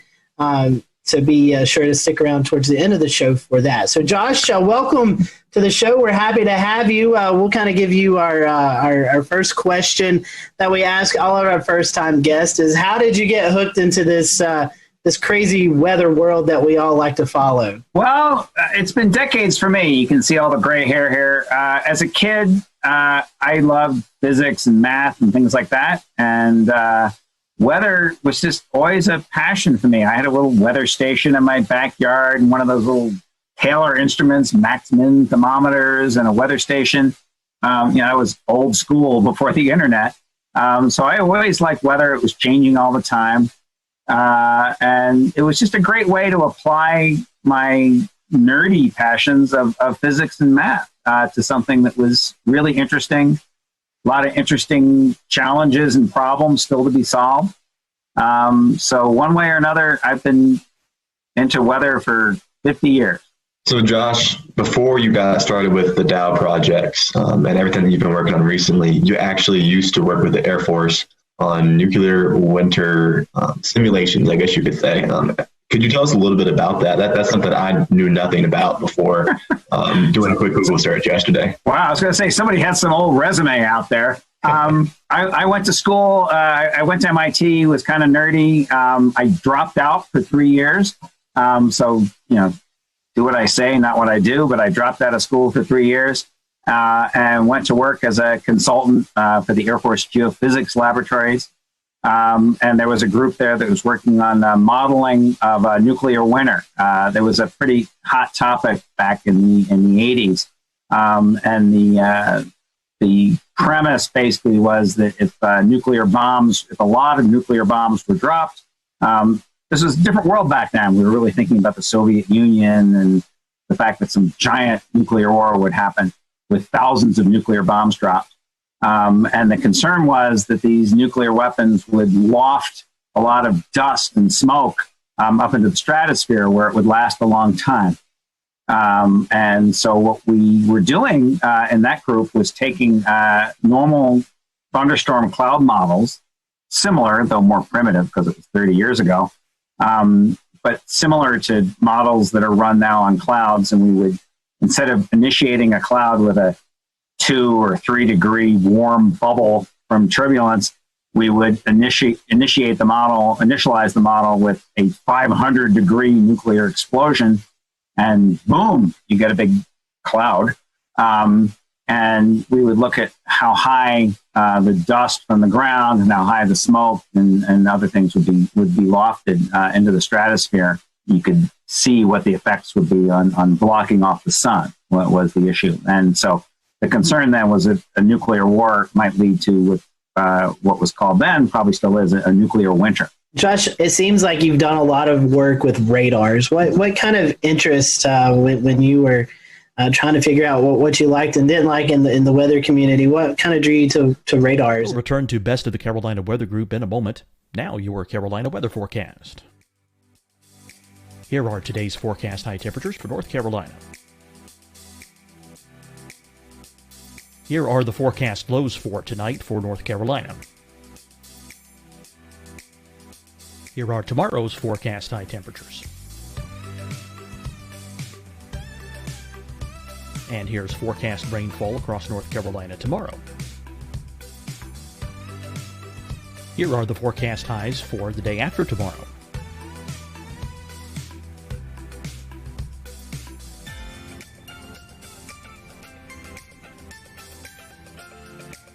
And here's the forecast rainfall across North Carolina for the day after tomorrow. This is the total rainfall forecast across North Carolina for the next 3 days. Here's the severe thunderstorm outlook for today from the Storm Prediction Center.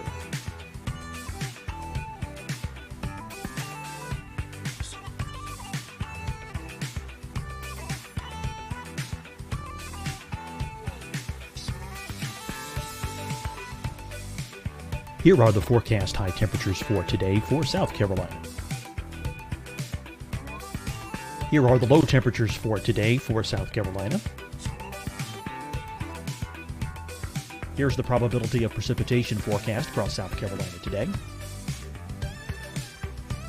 And here are the rain chances across South Carolina tonight. Here are tomorrow's forecast highs across South Carolina. Here are the forecast low temperatures for tomorrow for South Carolina. And here is the probability of precipitation across South Carolina tomorrow. Here's the precipitation chances across South Carolina tomorrow night. Here are the forecast highs for the day after tomorrow in South Carolina. Here are the forecast low temperatures across South Carolina for the day after tomorrow. And here are the rain chances across South Carolina for the day after tomorrow. And South Carolina's probability of precipitation for that night. Here's the Storm Prediction Center's severe thunderstorm outlook across South Carolina for today through tonight. Here's the Storm Prediction Center's severe thunderstorm outlook across South Carolina for tomorrow and tomorrow night. And here's the Storm Prediction Center's severe thunderstorm outlook across South Carolina for the day after tomorrow through that night. Here's the severe thunderstorm outlook for today from the Storm Prediction Center.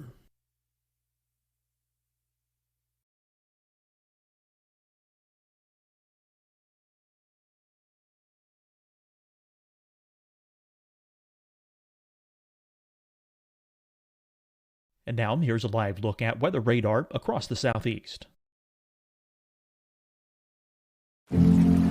Deciding when to wear a mask isn't about who you know or how well you know them. Just ask yourself, will I be with anyone I don't live with? If the answer is yes, get behind the mask. Help slow the spread of COVID-19. Get behind the mask. Learn more at covid19.ncdhhs.gov. Hi, everyone. I'm Dr. Mandy Cohen, Secretary of the North Carolina Department of Health and Human Services. And when you follow the 3 W's, you protect your family and your neighbors from COVID-19. When you leave your home, practice your W's. Wear a cloth face covering, wait 6 feet apart, wash your hands often. Wear, wait, wash. We're in this together. Stay strong, North Carolina. Fight the spread and take a stand against coronavirus. Wear a mask in public. Stay at least 6 feet apart from others. And get tested. Join us and fight the spread. Visit scdhec.gov/COVID-19. Getting tested for COVID-19 helps you to take the steps needed to protect yourself, your loved ones, and your community. Find the testing location at scdhec.gov/COVID-19 testing. You'll see your Carolina weather forecast at 25 and 55 past. And now back to the best of the Carolina Weather Group on the all-new Carolina Weather Net. Information. I got into radar as a graduate student, and the group I was working in was working a lot with radar. I was working with radar data. My PhD work was on microbursts, looking at radar data. And I just started asking some technical questions. Most radars work by sending microwaves out. You send a pulse of microwaves out, and then what comes back to you is what you measure. That's how almost all radars are working. But I just asked myself one day, I think literally this was in the shower kind of mental conversation. What happens to all the other stuff? You know, some of the radiation hits the raindrops and comes back, but a lot of it goes other directions. What happens to all that? And so it turns out really interesting things happen to that, and you can measure that. So I basically came up with this concept of what's called bistatic multiple Doppler systems. That's a lot of syllables, but it was just a different way of doing radar. And I kind of got into doing some radar technology. And in the process of getting more, that kind of led to another question once I was doing that kind of technology. By the way, those in the field think that was my most clever idea, not the doubt. I was just reading papers about people who were doing tornado chasing. This was in early 90s. So there certainly were scientists who were doing tornado chasing. There were scientists who were taking out what I'll call some pretty primitive radar type devices to look at those tornadoes. And I thought, well, what if you actually put a good radar near a tornado? What would you see? So it was just asking that kind of simple question. And how could you do that? So I had what, in retrospect, wasn't a great idea of putting a radar in a van, just a regular old passenger van with an antenna in the back. And you would open the back doors and expose the antenna. And literally, we would just do donuts in a parking lot to scan. It wouldn't scan. We would just do donuts facing the tornado. That was my original idea. And we would just do donuts and see if we could take some slices through a tornado. That quickly morphed into, some engineers telling me, you can actually make that antenna move. And here's how to do it, into coming up with the first Doppler on wheels. And I usually describe it as an idea behind its time, that it's not rocket science. The first Doppler on wheels was just a weather radar we did a few slightly clever technological things to make it fit on a truck and make it not break when you drive it over railroad tracks. But basically, it was a radar on a small box fan. And the main thing is we just got closer. So we just drove it up to tornado. So we had a pretty good radar, not as good as an 88D, but a pretty good radar. And by getting it 50 times closer, we had a 50 times smaller beam that way. We had a 50 times smaller beam that way. So it's already 2,500 times better. We were a little bit clever and sampled in the third direction better. But I could get 10,000 pieces of data where an 88D would typically get one. And, you know, if you have a microscope or telescope or something, it's getting 10,000 times better data.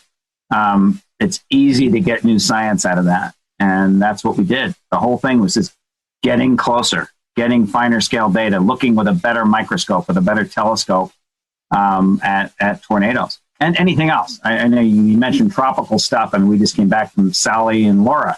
Well, we got in the eyes of those storms, in the eye walls of those storms, and with a better microscope, we got up close.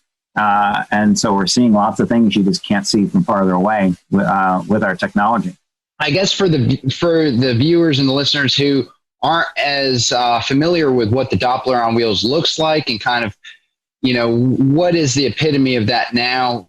I guess some basic descriptions of what it's like having a Doppler on wheels, what's the size of it, and kind of what's the situations that you would prefer to drive it into? Are there other things besides scanning tornadoes and hurricanes that you find it useful for? Sure. So let me start out. I'll back up one step and start just in case there's some people who don't even really have a great feel of what radars do. I mean, radars basically send out a narrow beam. It's kind of like a flashlight beam, as narrow as you can get it.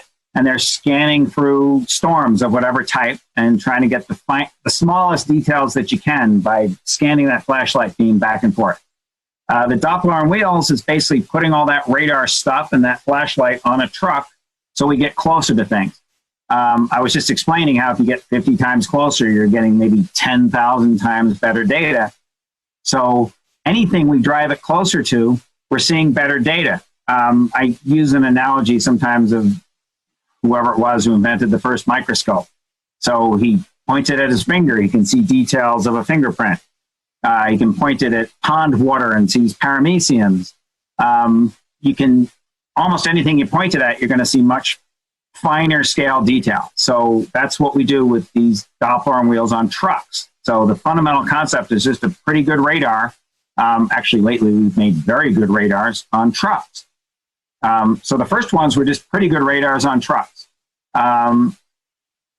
What we've done is we've made our trucks better, but we've also made the radars a lot better. So now we have dual polarization radar. So we can see the difference between hail and rain. If they're making, you know, rain has kind of hamburger shaped raindrops, whereas hail is these big ugly things they're tumbling. We can tell the difference with dual polarization. We have two different frequencies, so we can look at what happens at two different frequencies. We also have pretty good if you're driving over railroad tracks, like I was talking about. If one frequency goes down, we still have the other one. So it's just more reliable. So we've done a lot to make the radars better. Getting closer is great for tornadoes. We can make maps of tornadoes and multiple vortices and what's happening near the ground, all kinds of stuff you just couldn't see before, just like looking at a paramecium in a pond. But that's true of all kinds of different phenomena. We've had these radars up on mountain peaks in Idaho and Wyoming for winter storm projects where we're looking at what happens with snow bands and what happens with snow bands when you see them in really remote areas. Well, for a radar that's 100 miles away in Boise, you can't see what's happening in that remote area, Idaho. But we put the radar right on the mountains where we're doing the seeding, and we can see what's happening close up. We just took the radars, just a year and a half ago. We took them down to South America to look at storms down there. And by getting up close and targeting those storms, we can see the small-scale details of what's happening. They weren't making tornadoes pretty much. They were just making big hail, actually huge hail, and torrential rains, just horrible flooding. Some of the biggest, strongest storms are happening down in Argentina, northern Argentina. We've taken the trucks up to New England to look at coastal storms there and watching all the small-scale details and banding and other phenomenon that we don't even understand what they are. We're still trying to get funding to go study what those things. We've seen some things we don't understand. And so what our normal course of action is, we see something we don't understand, then we go and ask the government, can we have some money so we can go do this better and understand it? So we're still in that middle phase right now where we're trying to get the money to go do the project better to understand it. We just went to Hurricanes Laura and Hurricane Sally. And we're trying to get in the eyes of those hurricanes to see the small scale details.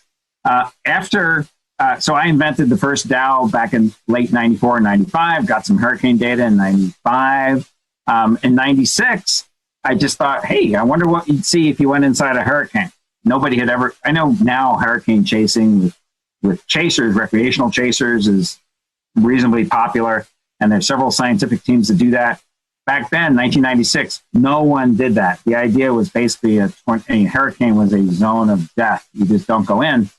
But we thought, well, it's not so much worse than an RFD or something. Maybe we can do it, right? So we went in really kind of scared. We were pretty anxious, and we went to Hurricane Fran back in 1996. We deployed, I think, 5 miles from the coast, really far from the coast, something I just wouldn't do by choice anymore.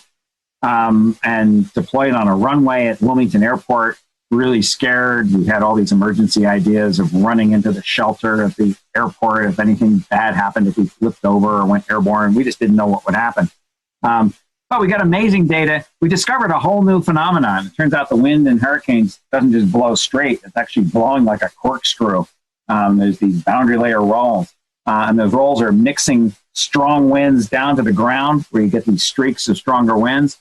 But over the ocean in particular, it's mixing the warm, soupy air up from the ocean surface and feeding the storm. And measuring that flux of not only momentum downwards, but warmth energy upwards is really important, critical for these hurricane intensification models. If you've noticed from actually Sally and from Laura, the track forecasts are pretty good. Even 2 or 3 days ahead of time, you pretty much know where that storm's going to go. But you don't know what the intensity is going to be that well. And rapid intensifications happened both in Laura and in Sally right before landfall that weren't really that well forecast. So understanding that corkscrewing is really important.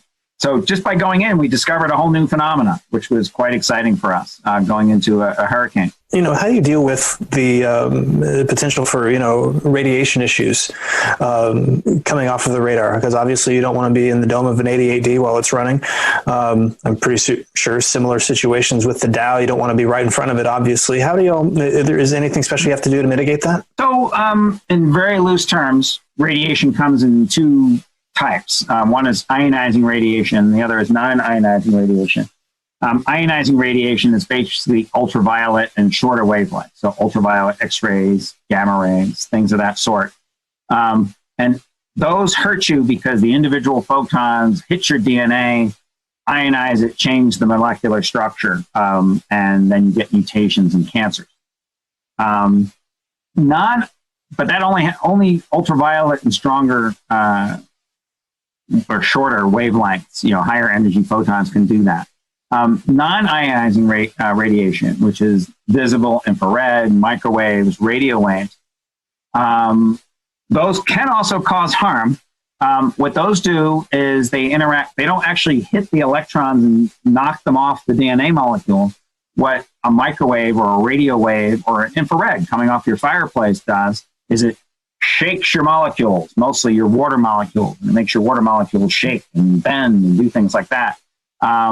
And then those water molecules, the bending and stuff and shaking is not so bad, but what happens is then they, as they lose that energy, they heat things up. That energy basically degrades into heat. So the way a microwave oven hurts you would be if you got heated up, if it heated your tissue. And in theory, a radar or a microwave or something like that could heat your tissue and hurt you if it raised your body temperature. So if it heated up your eyeballs or your brain or your liver or something up to some dangerous temperature, that would be bad for you. But it takes a lot of energy to do that. Now, and a lot of energy focused in a small area to do that. So your microwave basically makes about a kilowatt of energy, but it's focused on a small area like that to heat up your muffin, right? Or whatever you're trying to heat up. A radar, so let's say the Dows, they might put out on the average a kilowatt or 2 kilowatts of energy, but it's spread over this huge dish. So in fact, an 88D, I would stand in front of the dish of an 88D. It would not heat me up that bad because sure, it's putting out an average of a kilowatt. It puts out a megawatt for a microsecond, but on the average, it does that 1,000 times a second. On the average, it's putting out about a kilowatt. Now that kilowatt compressed in this much space, if you put your hand on the waveguide of the 88D or a Dow, it would be like holding a light bulb. It would hurt you because of that heat. Well, actually old style light bulbs. See, now I'm going to date myself. Not these LEDs you kids use, the old incandescent light bulbs like we used to use. But an old incandescent light bulb, if you held it, it would hurt you, right? But if you stood 2 meters away, it would not hurt you. The brightest light bulb 2 meters away is not going to hurt you. Pretty much these radars, when you're a couple meters away, like an 88D or a Dow, are not going to hurt you by heating you up enough. Now, there can be exceptions. There are some military radars which have more power if you got super close to them. I think cell phone towers, microwave links, there's some things where you can get an energy density that's pretty high. And if it's an energy density that's enough to heat up your eyeballs or interior, several degrees, like a fever, then that would cause harm. But in general, we don't believe. The best medical knowledge that we have is that this low degree of heating from 88Ds, from Dows, from things like that, from light bulbs, from standing out in the sun, you get heating from standing out in the sun, probably doesn't hurt you. Now, that said, as with anything, if you Google on the internet, and there's 6 billion people out there, you'll find some people who have some alternate theories about anything, right? Google Flat Earth Society if you want to prove that theory. And so there are people who believe that these pulses and things like that can cause harm in some other ways. I don't think they're right. There really isn't medical evidence that they're right, but there are some concerns over that. I had a question. I wanted to kind of switch gears a little bit away from hurricanes and tornadoes and maybe talk a little bit about your work with lake effect snow. I was curious just, how is the DOWs used to look at lake effect snowstorms, and what are some of your favorite places to set up along the Great Lakes? So we did 2 lake effect snowstorm studies in the last several years. The most recent was called OWL, which I forget what it stands for. Ontario something, lake effect snow. And they were fascinating to me. I was really interested. I'd grown up in the East Coast, and so been up there a little bit and seen some lake effect snow, but not really experienced it in that way. We based in Oswego, New York, and the idea was to look at Lake Ontario lake effect. Lake effect snow happens. I'll say very very loosely. Cold air comes over a warm lake. You get moisture and heat coming up from the lake, and you get convection. Lake Ontario is deeper. Lake Ontario, Lake Erie get a lot of lake effect, but Lake Erie freezes over in the winter, and basically that warmth and moisture coming up stops. So the lake shuts off. Lake Ontario is deeper, has more mixing, so it stays open for business. They say for most of the winter, usually the whole winter. So we based in Oswego, which was on the southeast side of the lake. And with the Dows, we could operate different places along the lake. So we went as far west as Buffalo, as far east as the Canadian border, up on the northeastern side of Lake Ontario. And what we did the fall before the project is we scouted out lots of potential sites where we could park our radars. We had 3 radars up there, and we were trying to operate them in triplets to triangulate on the different parts of the storm. And depending on the forecasts, we would drive to site 1, 2, and 3, or site 15, 16, 17, wherever it was along the lake, and then scan there for the duration of the storms. Sometimes it was a bust and the bands didn't happen where we thought they would. Sometimes it was pretty amazing. These bands would happen right there. And very impressive snow. You get these, it was kind of windy. We were always right along the lake, so it was particularly windy, 30, 40 knot winds sometimes. And so we'd have these ground blizzard conditions, very low visibility. Not a lot of moisture, huge snow ratios, 20-to-1 kind of thing.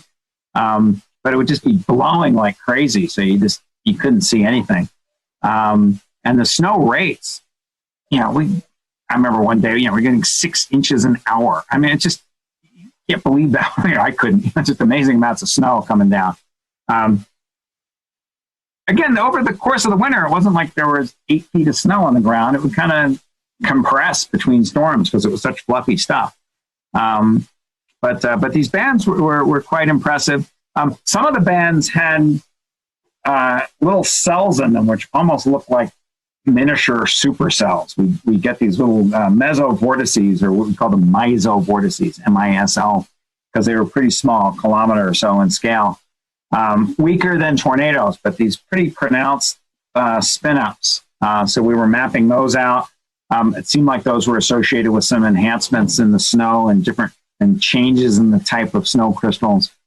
So those were pretty interesting. So Josh, as we wrap this up tonight, let's just talk briefly about some of your TV appearances. People may remember you from the Discovery Channel show Storm Chasers and other shows that you're on. So let's talk about some of those experiences and any memorable moments from those shows. Yeah, so tornado work, that gets, off and on, kind of ebbs and flows, gets a lot of media attention at times. It's pretty interesting. It's dynamic. It's people out there next to danger. I was going on at great length again about, potential risks and dangers in El Reno.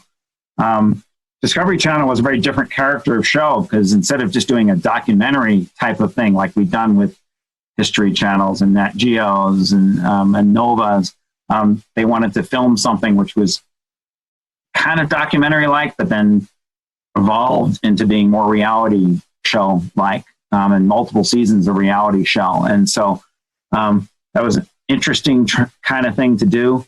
I think both cultures struggled with that. I think we managed to do some things which were worthwhile.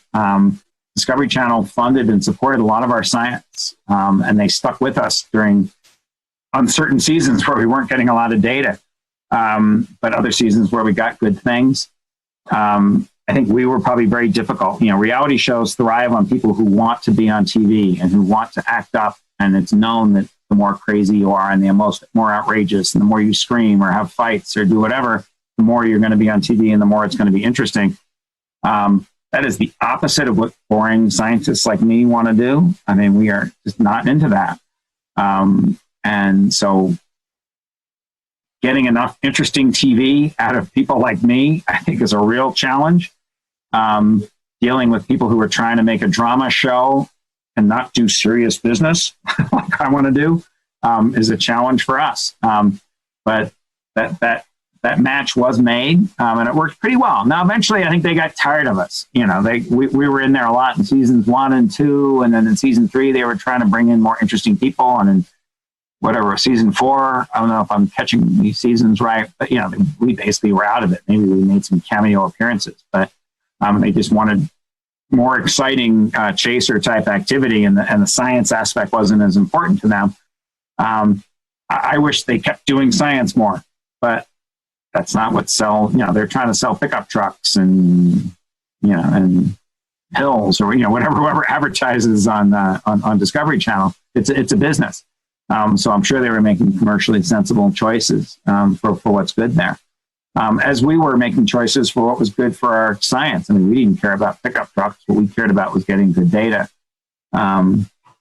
So it was interesting working with them. For those who are listening or watching the podcast or the live stream, if folks want to learn more about what you guys are doing with the Dow project and all the other things you're doing, how can they do that? Do you have social media, website our folks can follow? So first, because I'm old, But second, actually, because of Discovery Channel, I basically don't do social media. So first of all, my phone number here at home is not under my name. I don't have a Facebook page. The problem was just, I think they had 3 million people watching that show. Let's say 1 out of 1,000 of them are crazy, right? I don't want emails or Facebook or stalking or, phone calls from that 1 in 1,000 who are crazy. So I basically never got involved with any of that sort of thing. That's so old, it probably wouldn't matter anymore. But so how can they do it? I mean, we're just not good at publicizing our stuff. We have a bad web page that's mostly out of date. Every so often we update it with something. I think we put some Hurricane Laura stuff on it. Like I said, I don't do Facebook. Maybe some of my team members do. We're, I don't know, boomers. We don't do that kind of thing much. I will say this. I'll give you a plug for your website. It's cswr.org. And I do see the article there about the Dows being deployed during Hurricane Laura. So if you want to check out the website, in fact, that's how I got in touch with you, Josh. So okay. Check that out. So, but we appreciate you. Go ahead. Sure. I said that's the best formal thing is that website, and I don't even do it. I mean, actually, back in the day, I used to actually type HTTP, which also was probably a boomer thing. But I have somebody on my team, and I say, hey, put some link to our Washington Post article on there if you can. So sometimes we get some things like that. Maybe there's something about our fire, but so we went to this Cameron fire and got data, and I don't know if that's on our webpage. I don't know how you find out about it. I mean, we're just not good at publicizing ourselves. We need some influencers on our team.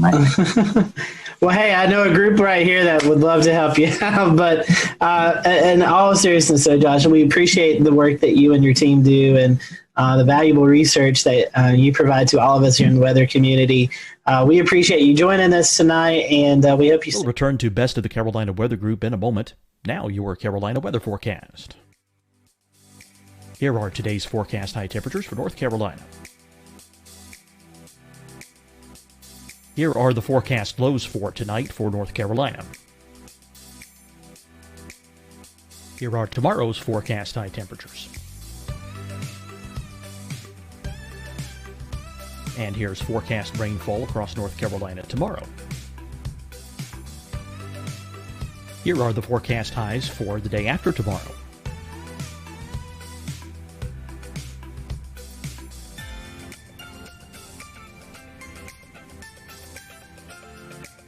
And here's the forecast rainfall across North Carolina for the day after tomorrow.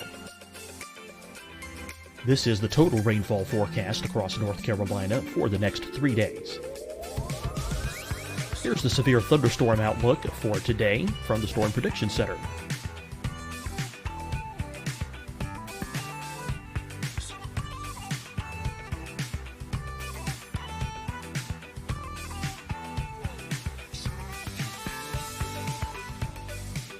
Here are the forecast high temperatures for today for South Carolina. Here are the low temperatures for today for South Carolina. Here's the probability of precipitation forecast across South Carolina today. And here are the rain chances across South Carolina tonight. Here are tomorrow's forecast highs across South Carolina. Here are the forecast low temperatures for tomorrow for South Carolina. And here is the probability of precipitation across South Carolina tomorrow. Here's the precipitation chances across South Carolina tomorrow night. Here are the forecast highs for the day after tomorrow in South Carolina. Here are the forecast low temperatures across South Carolina for the day after tomorrow. And here are the rain chances across South Carolina for the day after tomorrow. And South Carolina's probability of precipitation for that night.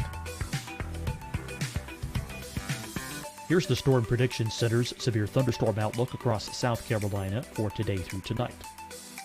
Here's the Storm Prediction Center's severe thunderstorm outlook across South Carolina for tomorrow and tomorrow night. And here's the Storm Prediction Center's severe thunderstorm outlook across South Carolina for the day after tomorrow through that night. Here's the severe thunderstorm outlook for today from the Storm Prediction Center.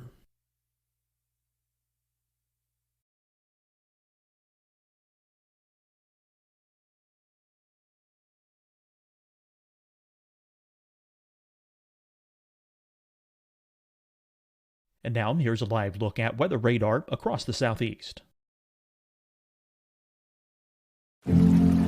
Deciding when to wear a mask isn't about who you know or how well you know them. Just ask yourself, will I be with anyone I don't live with? If the answer is yes, get behind the mask. Help slow the spread of COVID-19. Get behind the mask. Learn more at covid19.ncdhhs.gov. Hi, everyone. I'm Dr. Mandy Cohen, Secretary of the North Carolina Department of Health and Human Services. And when you follow the 3 W's, you protect your family and your neighbors from COVID-19. When you leave your home, practice your W's. Wear a cloth face covering, wait 6 feet apart, wash your hands often.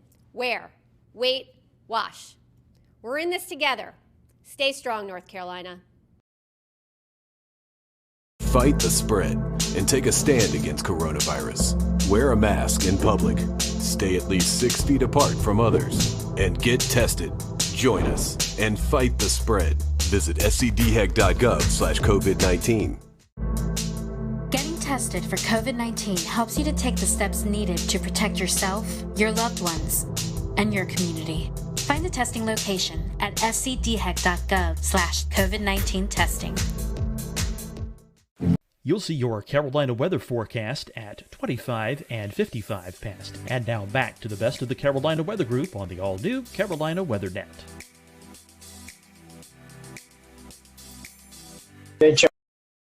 Around to hurricanes or tropical storms or tornadoes or this upcoming winter storms. We wish you the best out there, and we'll stay in touch. Okay, thanks. It was great talking to you. Terrific questions, all of you. It was fun to answer those. And I'm happy to answer others or do something like this again whenever you guys are interested. Thank you guys for watching the Carolina Weather Group. We hope you have a great evening here next week.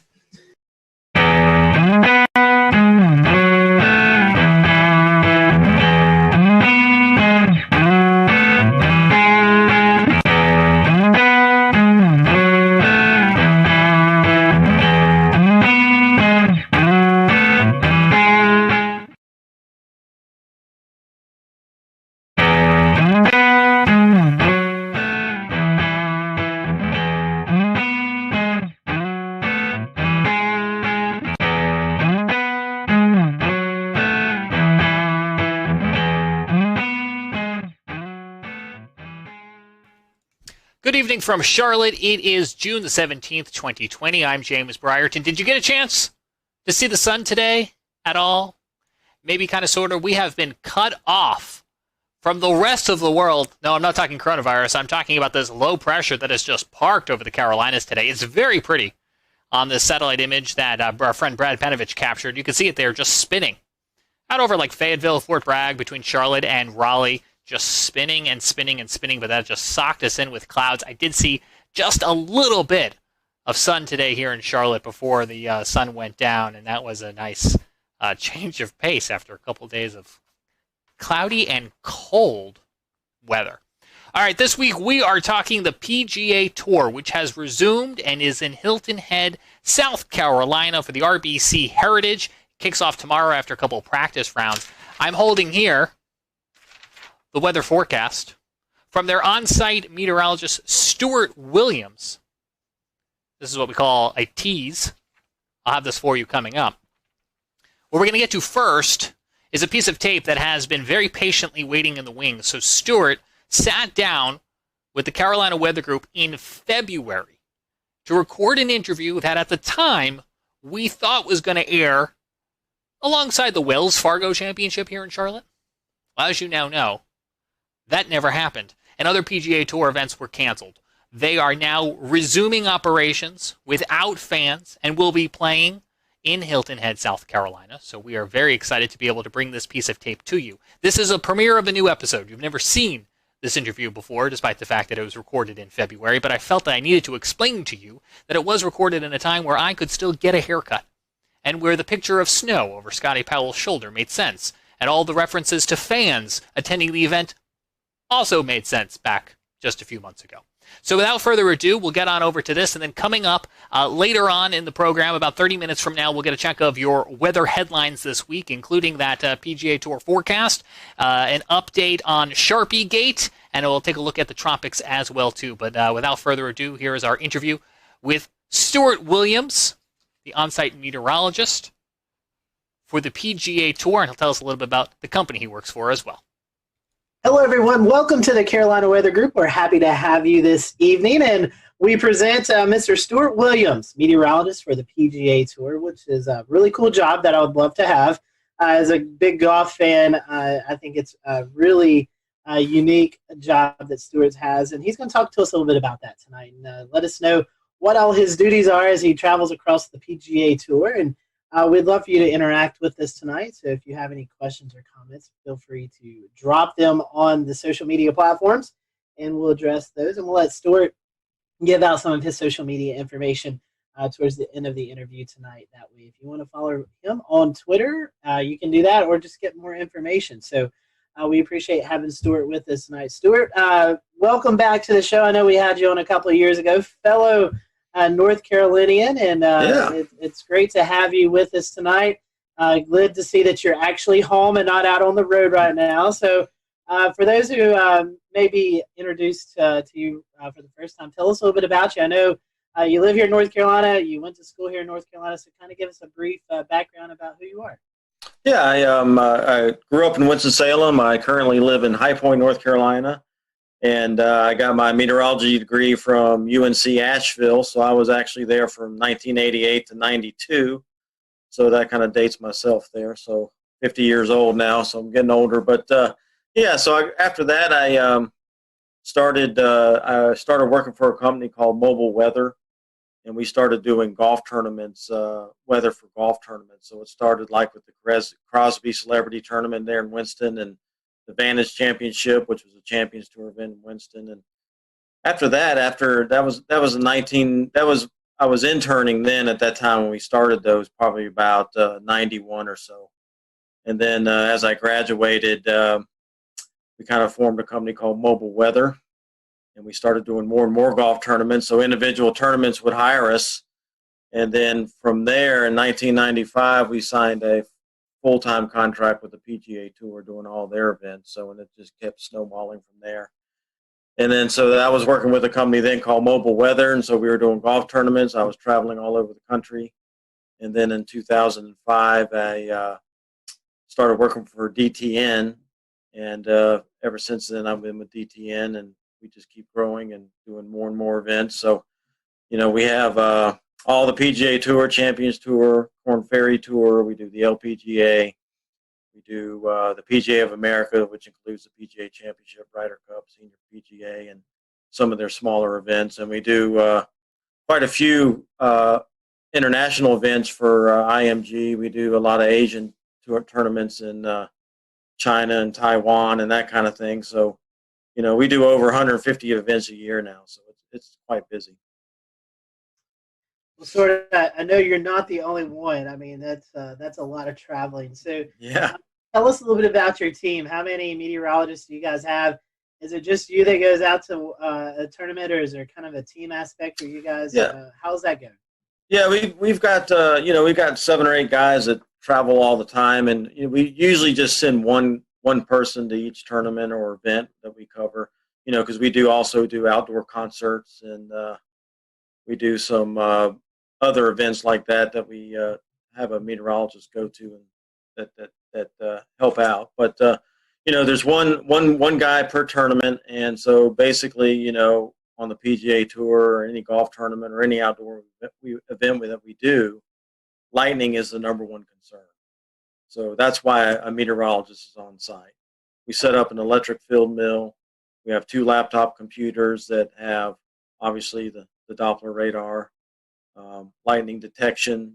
We have a mix of VISLA's National Lightning Detection Network, and so all that data that we get in-house, we have all the computer models that we look at, the NAM, the Euro, the GFS, all those. So everything's in-house, and we sector where we're going to go, and we can make custom products for ourselves and that kind of thing. So we make our own forecast on site.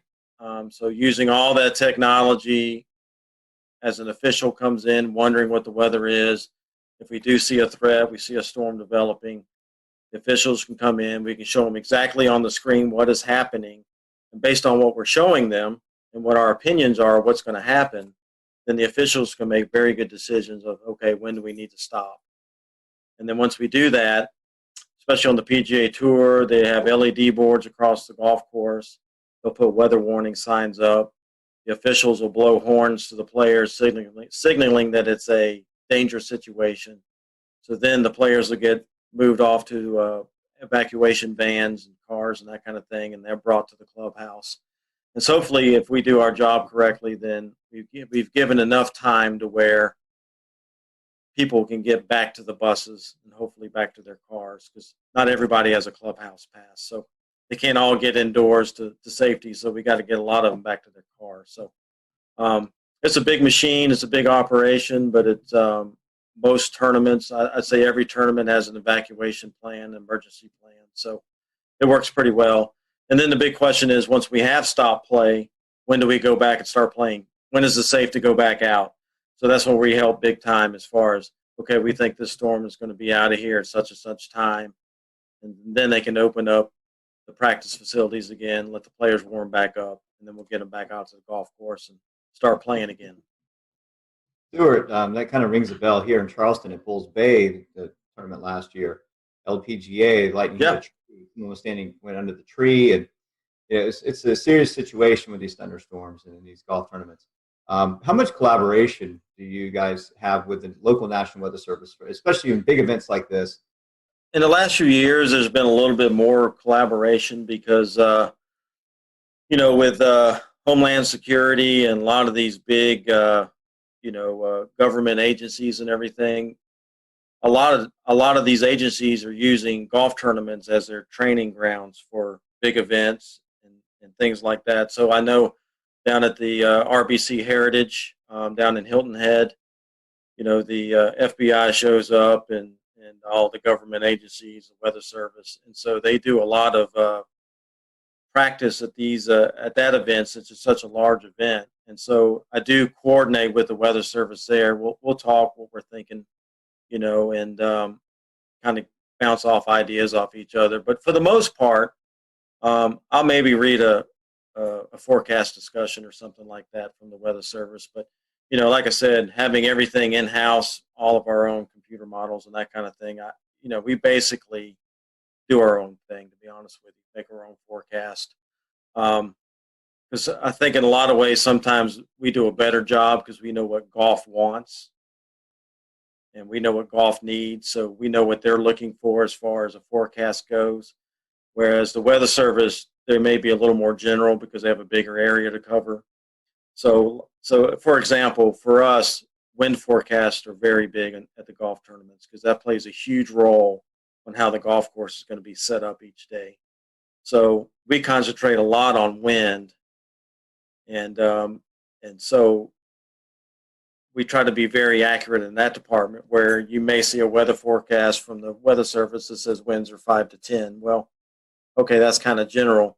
We try to be more exact than that, where our forecast will say maybe we have a westerly wind, like on the coast there. Maybe you have a drainage wind in the morning off the land, and then we'll get the sea breeze at 1 o'clock, and it's going to shift out of the south or southeast or whatever, and it's going to be 10 to 15 at that point.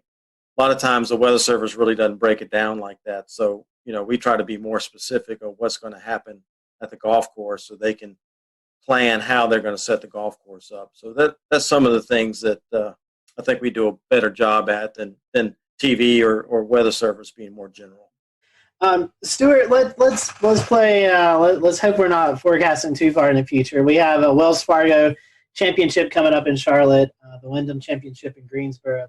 Let's say that you're there forecasting and you see it could be a potential stormy day. That there's going to be thunderstorms moving into the air. What is it? Kind of give us what you do the morning of. Kind of give us a play-by-play of what that setup looks like if you see it's going to be a stormy afternoon or something in these tournaments. Well, let's say the first tee time is 7 a.m. Okay, that's usually when most tournaments start, 7 in the morning, and I'm usually there probably about 5:30 in the morning because I'm looking at weather data, looking at the latest stuff, making my forecasts and getting that out and distributed, uploaded to the player page, that kind of thing. And so we also have radios that we communicate to the officials with. So every morning I'll go into the rules office and tell the guys as they head out to set the golf course up what I think the winds are going to be that day, and then what time I think the best chances of us getting a thunderstorm. And so if you take a North Carolina tournament, typically what happens is, as you'll know, Scotty, and they'll start in the mountains. They'll bubble up in the mountains about midday, early afternoon, and then as they get going, they'll roll off into the Piedmont, and then they'll usually make it to Greensboro or Charlotte by 3, 4, 5 in the afternoon, depending on how fast they move and what the scenario is. So, so I'll tell the officials that morning, hey, I think we're going to see storms probably anywhere from that 3 to 7 range, and then that'll give them an idea when they need to start paying attention, so to speak. So as we go through the morning there, I'll keep looking at the new data, see if there's anything we need to update. And then obviously I keep watching the screens. I'll have the radars going and that kind of thing. And then as soon as I see something that has a potential of getting to us, that's when I'll get on the radio and tell the officials, hey, I'm seeing some thunderstorms over, let's say, Yadkinville, and they're going to be moving across Winston and the Greensboro here in the next hour and a half. So that'll give them the heads up that, hey, I'm starting to see some stuff that could impact us here in the next hour or two. And so that's when we'll start putting on the LED boards. There's a weather policy that runs and things that say, hey, inclement weather is possible, please pay attention, that kind of thing. And then as the storm keeps moving closer, then I keep updating the officials. And then when I think is within, less than an hour, usually the head rules official, which would be Mark Russell or Slugger Wyatt, who are in charge of the competition, basically, they'll come into my office. I show them exactly what's happening. And then we try to give at least 30 minutes notice before the storm's going to hit the golf course so that we can blow the horns and give enough time for people to start trickling out and get the players in. And then obviously, as the storm gets closer, hopefully we've gotten everybody off the golf course, and then the storm will hit. And then, like I said, then we have the conversations. When do you think it's going to be out of here? When is it safe to resume? And so they'll already start making the plans on when that gets out of there, when we're going to let them go back out and warm up on the range and then get them back out on the golf course. So, it's kind of a lengthy process, but as with weather, you guys, we have thunderstorms that can pop up right on top of you. So that's why we also have an electric field mill that we set up on site that measures the electrical charge. And so if we're seeing something develop real close to us, hasn't produced lightning yet, and we're wondering, is it going to, that electric field mill gives us the heads up that, hey, charges are building. And also looking on the radar, you look at the cloud tops, you kind of know what those cloud tops keep growing, and you know what the freezing level is. And when it gets a certain height above that freezing level, that's when you start seeing the lightning. So using all those things together, using all those things together, we can get a good idea that, hey, this cell will probably going to produce lightning. So that electric field mill is crucial in that aspect. So it may give us 10 or 15 minutes that we wouldn't have had if you waited for the first lightning bolt to come out. So, we may only have 10 or 15 minutes to get them off, but that's still better than having no warning and all of a sudden there's a lightning bolt. So, yeah, technology plays a huge role in what we do. That's pretty fascinating. I didn't realize that much went into it. That's pretty sophisticated and really good coverage on your part. Stuart, once y'all blow the horn, this is kind of going back a few minutes, but once y'all blow the horn to warn there's a tornado or tornado warning storm or even a severe thunderstorm on its way, the players, they're coming off the course, but for bystanders that are sitting alongside the course or even in the stands, is there a safe place for them to go? Unless you have a clubhouse pass, and generally no. So, if you're having a severe weather event, obviously you don't want to keep them in the tents and the skyboxes because those are temporary structures and big lightning rods as well, just, with the poles and everything. So, we try to get people to go back to their cars, go back to the buses, get back to their cars. But, it doesn't always happen that way. There's always stragglers. There's people that try to hide and wait it out. And because, as soon as we start back play, then they can run out and get a good spot on 18 or whatever. And they're in a good spot to get a good position to watch golf again. But, it happens. We put weather warning signs up. We do the best we can. The PGA Tour and all these events try to do the best they can to get people to leave. But, there's always a few stragglers that always try to stand under a tree. And, it's not recommended, but it definitely it happens. No, I was just going to say that I'm sure that's a problem at a lot of these outdoor sporting events, whether it be air shows, I would imagine, have a big problem with that, or even like you mentioned earlier, concerts. I think it was just last year we saw some video went viral of a concert tent just taking off and downdraft, outflow wind of a tornado, thunderstorm. There's my brain. So yeah, that seems like a real problem. Yeah, it is, and there's a lot of outdoor festivals and concerts and stuff that don't have a meteorologist, and the people in charge really don't know weather. So I think that's when you have more of the mistakes made or decision making, not poor decision making, when those things happen. So, fortunately for us and my company I work for, DTN, we do a lot of consultation. We have a lot of customers that call in and get opinion from a meteorologist. So I think it's getting better and better as far as people hiring meteorologists or at least weather companies to help them out and make good decisions. And like for me, on the on-site business, actually have a meteorologist at your site is expensive. You got to pay for hotel rooms and airline tickets and ship equipment and plus have the meteorologist there. So that's kind of a hard thing for some organizations to pay that kind of money to have somebody there. But once you have that meteorologist there that's on site, they see how it works and how it takes the pressure off them making these decisions. And it actually pays for itself, to be honest with you, to make good decisions. But, like I said, if you don't have the money, a lot of these organizations just don't have the budget for it. Hey, at least they can still hire a company like mine and have a consultation where they can call in, so it definitely makes a difference. Definitely so. Able to do that for Speedway Motorsports Incorporated. It's it definitely. I tell them I'll worry about the weather. You guys worry about running the event, and it's just I think it's a peace of mind for those folks. Well, I say it all the time myself. Is I'll tell you when you need to worry. Yeah, I'll do the worrying for you. Exactly, I'll tell you when you need to worry. So, I want to get back to what you mentioned about winds, right? So we talk about wind science, right? And we get into the nitty gritty of it, right? So you're talking about sea breezes, you're talking about things at the coastline, even inland, where you can have wind shifting or building, stronger pressure gradient, higher winds from certain directions. Do you get into the science of saying, you look at the course, you look at the direction of wind, the dominant direction of wind for the day, and the speeds? Do you talk about which links are going to be more difficult than others? When you look at long-range trajectory shots or higher iron shots, do you speak about look for a lean to the left or hooking or anything like that when you get into the wind forecast? Yeah, the rules officials, the guys that are setting up the golf course, they're the ones that's more concerned with which holes they're going to play.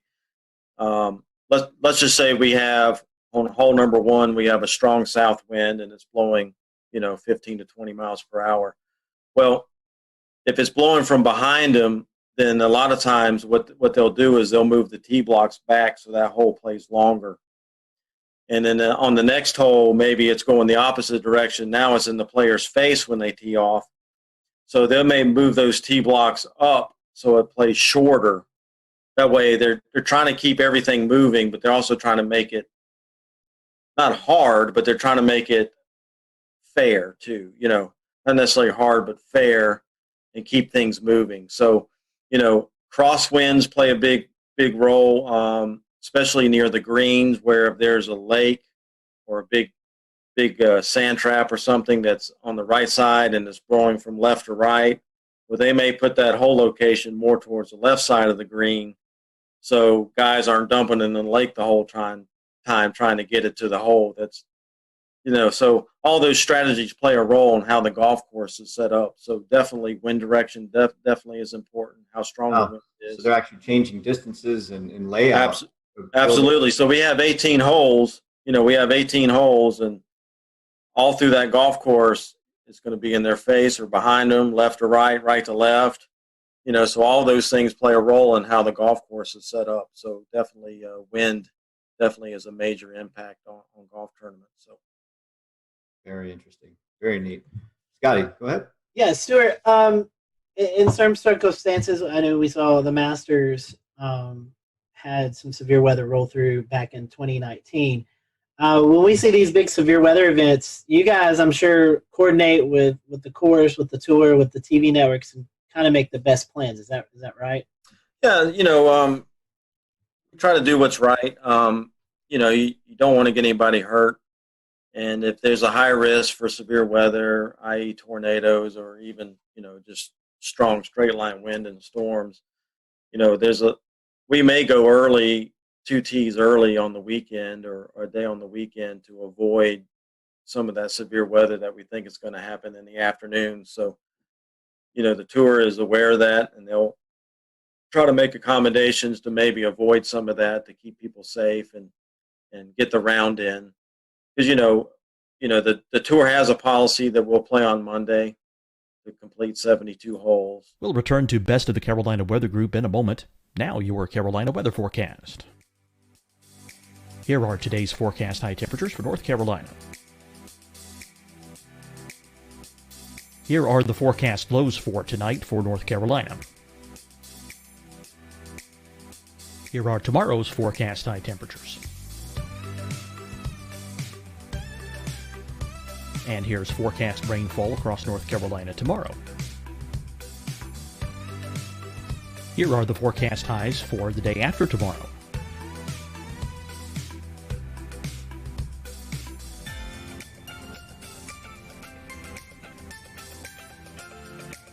And here's the forecast rainfall across North Carolina for the day after tomorrow. This is the total rainfall forecast across North Carolina for the next 3 days. Here's the severe thunderstorm outlook for today from the Storm Prediction Center.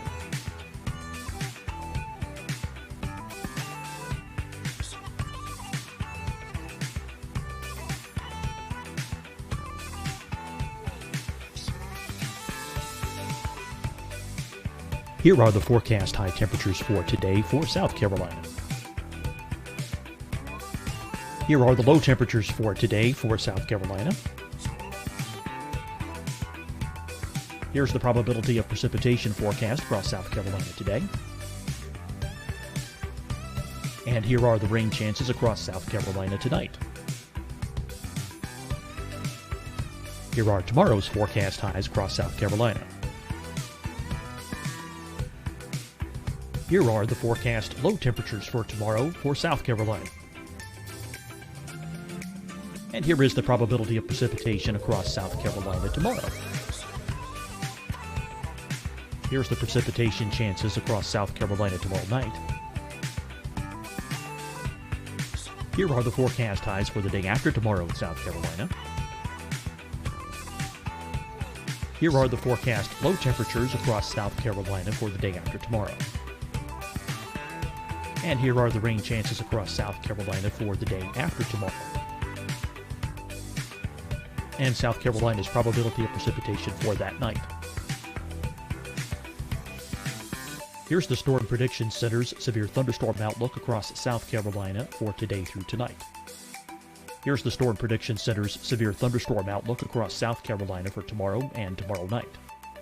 And here's the Storm Prediction Center's severe thunderstorm outlook across South Carolina for the day after tomorrow through that night. Here's the severe thunderstorm outlook for today from the Storm Prediction Center.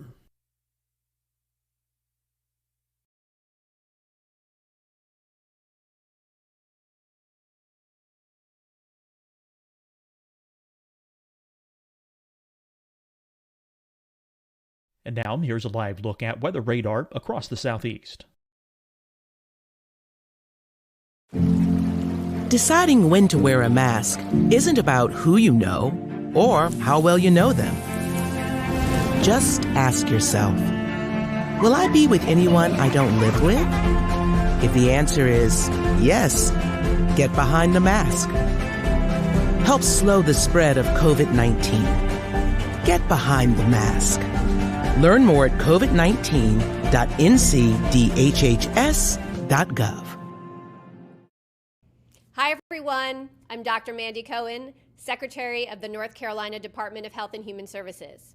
And when you follow the 3 W's, you protect your family and your neighbors from COVID-19. When you leave your home, practice your W's. Wear a cloth face covering, wait 6 feet apart, wash your hands often. Wear, wait, wash. We're in this together. Stay strong, North Carolina. Fight the spread and take a stand against coronavirus. Wear a mask in public. Stay at least 6 feet apart from others. And get tested. Join us and fight the spread. Visit scdhec.gov/COVID-19. Getting tested for COVID-19 helps you to take the steps needed to protect yourself, your loved ones, and your community. Find the testing location at scdhec.gov/COVID-19 testing. You'll see your Carolina weather forecast at 25 and 55 past. And now back to the best of the Carolina Weather Group on the all-new Carolina Weather Net.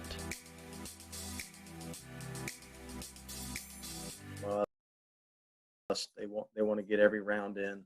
So, so we will do that on Sundays a lot of time to try to get everything completed and so we don't have to go into Monday. But for the most part, if it's a 30-40% chance of a thunderstorm day, then they're not likely going to change anything. It's just we're going to play golf and hopefully, that scattered thunderstorm will stay away from us. But if we do get hit and we don't finish, well, we'll be back Monday morning. So that's how it works. I know another that is tricky for you guys, especially on the West Coast swing early in the season, is fog. Seeing lots of fog delays and even some cancellations of round because of visibility. Talk to us a little bit about forecasting fog. Yeah, it's tough, man. That marine layer out there, and what most people don't realize in California, the Pacific Ocean out there gets the Aleutian Current, which is very cold. It's cold water, and so fog forms on it quite a bit. So when we get out there, a lot of the things that we look for is the offshore flow, and we love it when there's offshore flow because it pushes that marine layer way out in the ocean, and skies stay clear at the golf course. Well, the thing that I've learned forecasting the weather out there, as soon as that pressure gradient starts going neutral, that's usually when the marine layer fog will move in. And so I've seen it. We had it this year at Torrey Pines at the Farmers Insurance Open. One day the fog rolled in early in the morning, and it stuck around till about 9:30 in the morning. So we had to delay for a couple hours, and then the sun finally ate through it and broke it apart, and it pushed offshore. So, it's a tough thing because with fog, you just don't know how long it's going to stick around, how thick it's going to be. We get the marine layer out there too. Sometimes it lifts and it's just a cloud deck and you're fine. It's just a cloudy day. But at Torrey Pines, we do have some elevation. I think we're up at 400 or 500 feet there. And So if it lifts up to 500 feet, we're in the cloud and we get socked in, and then obviously you go other places along the coast there that's not elevated, and it's fine. So it's definitely tough, but something we deal with, and we just try to help the best we can with that. So I know we're getting late on the interview.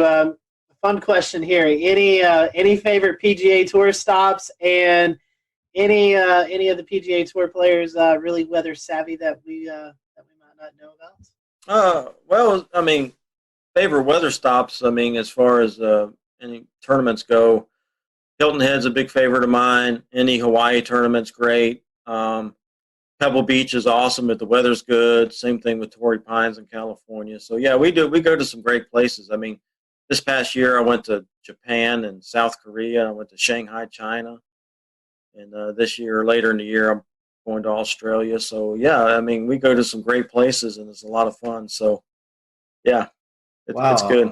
I was going to say, you have to go to these areas and actually learn the weather in these areas. You probably would have to understand it before you even go. Yeah, believe it or not, I mean, everywhere I go, I start paying attention to where I'm going a month or two ahead of time. So I know when I get there what's been happening. So you kind of got a feel for what's been going on. So, I've already been keeping tabs for the next couple of weeks when I go to Tucson and California again. And, and then obviously long term, you kind of looking, I've got Florida lurking in March. I'm going down to Florida. So you definitely keep up with what's going on and what's been happening. So you know kind of what to expect going into it. So it's definitely harder in Japan and Korea and some of these places where, maybe the radar data is not as timely, or you don't have all the good data you have here in the U.S. You still have some data, but maybe not quite as good as some of the things you're used to using. So, and, forecasting wind and things like that gets a little more difficult, some of these spots. So, but still, us being there is still better than, for the tour and some of these tournaments, having us there is still better than not having us there, where they would just be guessing. So, we do the best we can, and they know it's not the U.S. and it's not quite as good, but it's still we still send our electric field mill over there, and we still have that and the detection network and that kind of thing. So, oh, wow, I bet that's interesting transporting that equipment across seas to foreign country. Yeah, the tour sends a lot of containers and things, so it goes on with a lot of the scoreboards and that kind of stuff. So it helps. One more question from me is as far as golf and the weather. Talk about course saturation. We're talking about frost in the morning, dew on the grass, dew points, humidity, right? How does it factor in your forecast for when the starting time is? Does that sometimes get pumped up because of the ground's just wet and needs time to dry out, or? Well, obviously, if it's totally saturated, there's the rules of golf dictate what we can do as far as playing golf on a saturated golf course. So if there's still some standing water or some real wet areas, the tour a lot of time will institute a policy of lift, clean in place, where they can get relief maybe from some of those spots to a drier area that's not any closer to the hole, but they get some relief. And then they can pick up mud on their ball, so they can pick the ball up and wipe the mud off and place it back down and then hit it. So that helps us out quite a bit. But if we still have water running down the fairways, or there's puddles on the greens, and you can't put the ball through a puddle, so then obviously we can't play in those conditions. But golf courses are made to drain, so typically once the standing water is gone, then they institute that policy of maybe lift, clean in place. That way we can still play and not be stopped under the rules of golf. So as far as frost goes, we do try to do frost forecasts. It does come into play a lot of times when we're in the desert of Arizona in February and March, because it can get really cold there in the mornings and then warm up pretty quickly for the mid to late morning. So we try to help them out with frost forecasts. obviously, you got to just wait for it to melt before you can get on there because you don't want to kill the grass stepping on it. So usually frost delays are not that long. They're usually 30 minutes to an hour, and then we can get out there and play. As far as late in the year, a lot of places where we go is Florida and the Southeast and that kind of thing. So typically we don't deal with frost too much in the fall, but definitely early in the year. Well, Stuart, thank you so much for joining us. We certainly appreciate it, and glad that we could catch you while you're here at home. And we wish you the best of luck as you travel out to all these cool destinations, and hopefully you'll have some good weather. If folks want to follow along, do you have a social media account or something you'd like to promote? Yeah, I you can follow me on Twitter. It's at PGAWXMAN and the number 1. So it's PGAWXMan1 on Twitter. And I'm on Facebook, just Stuart Williams. You'll just have to find me on that. But that's the only 2 social medias that I'm on. Yeah, Twitter, definitely follow me. And you can see what the forecasts are, what's going on at these tournaments that we're doing and these other events. So. And the weather's bad and you're at that tournament, just go find Stuart. You can blame him for it. Yeah, that's right. Stuart, thank you so much for joining us tonight. As always, we appreciate your time and glad to catch up with you, and I hope to talk to you soon. Absolutely. Scotty, thank you guys for having me on. I appreciate it. It's been a lot of fun, and hopefully we can do it more often. Yes, sir. All right, guys, thanks for watching the Carolina Weather Group. We'll see you back for another episode next week. All right, and that is our interview with Stuart Williams, DTN meteorologist who goes to all the PGA Tour events and provides them on-location weather support. That interview, again, was recorded in February for what we thought was going to coincide with a premiere for the Wells Fargo Championship in Charlotte.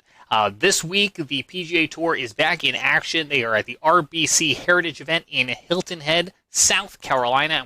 From Charlotte, I am James Brierton. We will see you back here next week. We will leave you, I'm hoping. I'm trying to pull up a camera in Hilton Head, South Carolina to take a look at conditions there right now. It's not coming up. Go figure. But you'll have to trust us that Stuart's forecast says it won't be all too shabby. And here it is, a look from the Salty Dog there in Hilton Head, South Carolina. Again, I'm James Brierton, Charlotte. Thanks for joining us. Have a good night.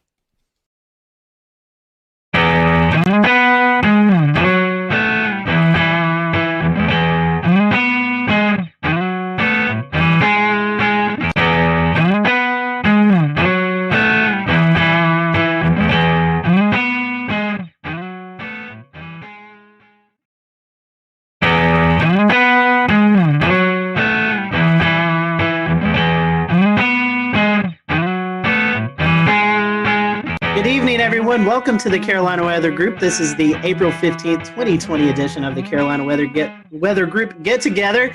If you're tuning in tonight to watch the April 16th, 2011 severe weather look back, sorry, we have a new one to talk about. As many of you know, we experienced quite a bit of a severe weather event over the Carolinas on Sunday night into Monday. So tonight we are going to turn our attention to that. We have a whole host of guests on tonight. We have Rob Fowler on from Charleston, Ed Piotrowski on from Myrtle Beach, Shane Hilton on from New Bern, Brad Panovich on from Charlotte, Tim Buckley in Greensboro, Efren Afonte in Columbia, Kendra Kent in Greenville, South Carolina, and Brendan Goldner, a reporter at WCNC Charlotte. So we really want to say our thank you to them publicly because we put this together at the last minute. So we're very happy for everyone to kind of donate a little bit of time tonight to talk about this. We are live streaming, so if you have any questions or comments, we'd love to hear about you if you had experienced any of this storm throughout the past couple of days. So I'm going to toss it over to Brandon Goldner. Brandon, you've been out in the field reporting kind of the aftermath of the tornadoes. And something we've been talking about here on the Carolina Weather Group is the COVID-19 pandemic. And so we've talked about storm chasing and doing severe weather coverage from home. I know that you ran a little spot about the recovery efforts in COVID-19. I think we're going to dial that up, and then we'll toss it to Brandon and let him kind of give us a few of his remarks from his story. Brian Morris. You want to carry that one side? Is an essential worker. Go out that way. Let's take it to the van. He's cleaning up this Gastonia sunroom after a tree slammed into it, one of 5 emergencies his company, Custom US, had to go to. It was kind of unique in that they were all very large trees, and that doesn't happen as much. What also doesn't happen as much, cleaning up during a pandemic. Morris and his co-workers have to wear masks when going into people's homes. They also have to ask clients if they've been around anyone who's sick. We've been keeping the pace. Utility crews are also trying to keep the pace and restore power to nearly 39,000 customers. North Carolina Emergency Management Director Mike Sprayberry says the largest outages are in Mecklenburg, Anson, and Richmond counties. For families uprooted from their homes, the Red Cross's Robbie Sofoli says volunteers are helping them virtually, using platforms like FaceTime and Zoom to interview clients. We are an organization that really relies on interpersonal connections with our clients and really trying to provide compassion and care. And it's a little difficult to do that right now, but we're adapting and using some of those different digital platforms. Family and friends helped Robbie Clark's parents clean up a tree that crashed through their Kannapolis home, all while following social distancing rules. I'm just hoping that everything gets sorted out pretty quick. All right, so that was a report from Brendan Gollner. Brendan, I'm going to bring you in. This is something we've been talking about, COVID-19 and how it's affected the weather enterprise. As you was out reporting, talking to the folks, what was it like kind of in this new time that we're all experiencing? It reminds you, we're all talking all the time about reporting during the coronavirus, and yet, Mother Nature, the weather, doesn't care about pandemic. It's going to do its thing. And so, obviously there's the challenges with us as a crew. It was me and photojournalist Kevin Wardlaw. We have the 6-foot stick with the microphone at the end that we have to use to interview everyone, and we have to keep that social distance. But what was really fascinating was talking to some of the disaster recovery crew members, Duke Energy, the Red Cross, how a lot of them have had to change up a lot of what they're doing when it comes to cleaning up during the coronavirus. Duke Energy, they've been trying to do the social distancing, keeping the 6 feet distance, but when they're trying to repair power poles, a lot of times they have to be in close proximity. It's the same way with these disaster recovery people that was said in the beginning of the story. They're wearing the masks. They have to ask everyone before they go into a house whether they were interacting with anyone with coronavirus, and it's the combination of all of the weather damage with having to deal with the coronavirus. So it's been really a double whammy for a lot of people. And so, after disasters, we've seen it with the Nashville tornado, Jonesboro, Arkansas tornado a couple weeks ago. The community really comes together. How do you think that, how is the community interacting with their neighbor helping neighbor? Did you see any of that, even though we're in the midst of It's actually a good point. We didn't see nearly as many people outside as normally, especially there was Monday, we were at there was a fire at a house caused by a tree that snapped power lines and then it went into a house, caused a fire. Thankfully, no injuries. But normally you'd see a lot of people out and about, milling around, asking for help. But really, there weren't a lot of people out. A lot of people were just standing on their porches. A couple people wandering up, but keeping that 6-foot distance. But it's a good point. You really didn't see those huge crowds of people like we normally do, and probably likely due to COVID-19. Brendan, we appreciate that. We appreciate you joining us tonight, giving us that perspective. Hang around if you want to. I'm going to toss it to Dan. And Dan, you was out actually chasing this event. Maybe we can talk about that towards the end of the show. But I know you want to bring in one of our panel or one of our guests. Yeah. So, talking kind of about some of the stronger tornadoes that hit there in South Carolina. I want to send it over to Rob there. There were a couple of significant tornadoes that hit, especially given the fact that this developed with not these ordinarily discrete supercells that would produce larger tornadoes, but they were within the line there. And especially we saw some interesting things like the Hampton County EF3, the Walterboro EF1s. Can you talk a little bit about that, Rob, that being in your area? Yeah, absolutely. I've been here in Charleston for 33 years, and I've been through several tornado outbreaks, and I don't know how substantial compared to other parts of the country they are. We know every tornado for us is very important because we don't get that many, so we don't really prepare that often for these. But when we got here early on Monday morning to see what was going on in southeast Georgia, because these really started there and then crossed over the Savannah River and came all the way through eastern South Carolina. So to see the debris ball in Hampton County, which officially the winds are 165, they finished that survey and released it today, but it's on the cusp of an EF4. And I think here in South Carolina since 1950, only 3% are EF3s and 1% EF4s. So you're talking about something very rare for us in a state that, depending on which service you look at, averages 12 tornadoes a year. Then obviously, for us here in our Channel 2 viewing area, Hampton County is more in the Savannah area. Our neighbors down at WSAV taking care of that, but that's still in our state. But then Colleton County is the next state over, or next county over. And then we really got concerned there, seeing what was going on in Hampton, transferred to Colleton County. Colleton County, that was released. There were 3 separate EF1 tornadoes there. One of them 110 miles an hour that, if you saw the video, did damage at the Low Country Regional Airport. Unfortunately, we had 1 fatality there. A tree came through a house and killed a lady there. And then kept on moving into our more populated areas of Dorchester, Berkeley, and Charleston counties. Had a separate tornado that moved, probably started as a water spout, moved over Edisto Beach. And then they surveyed just a little while ago that Berkeley County, they released it. And that was an EF2 with the winds of 120 miles an hour. So, and then came into Ed's territory up into Georgetown County. We kind of share that. And they already had confirmed tornadoes up there. And I know Shea, Weatherflow, you guys measured a wind gust of 114 miles an hour right there. So, Dan, to put it, I don't know. I'm still shaking my head. I'll put it that way. It was just something I've never seen before. And I've been through, a lot of the hurricanes that produce tornadoes like Francis, but this was unbelievable. In Irma, we had 4 tornadoes in the Charleston area. But I think we're all still shaking our heads.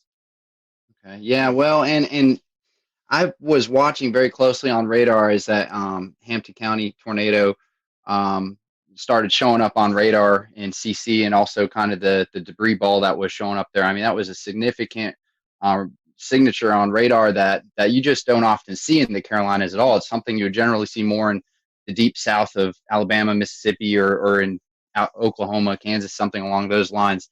The damage report has it at least a half a mile of width of that tornado. Fortunately, it seems like a lot of that did happen over rural areas, but that being one of the first tornadoes that happened in that early morning, did that kind of set a precedent for how you were responding to the other tornado warnings and potentially trying to get the message out to people who may have been asleep at this point, knowing that how huge these could be?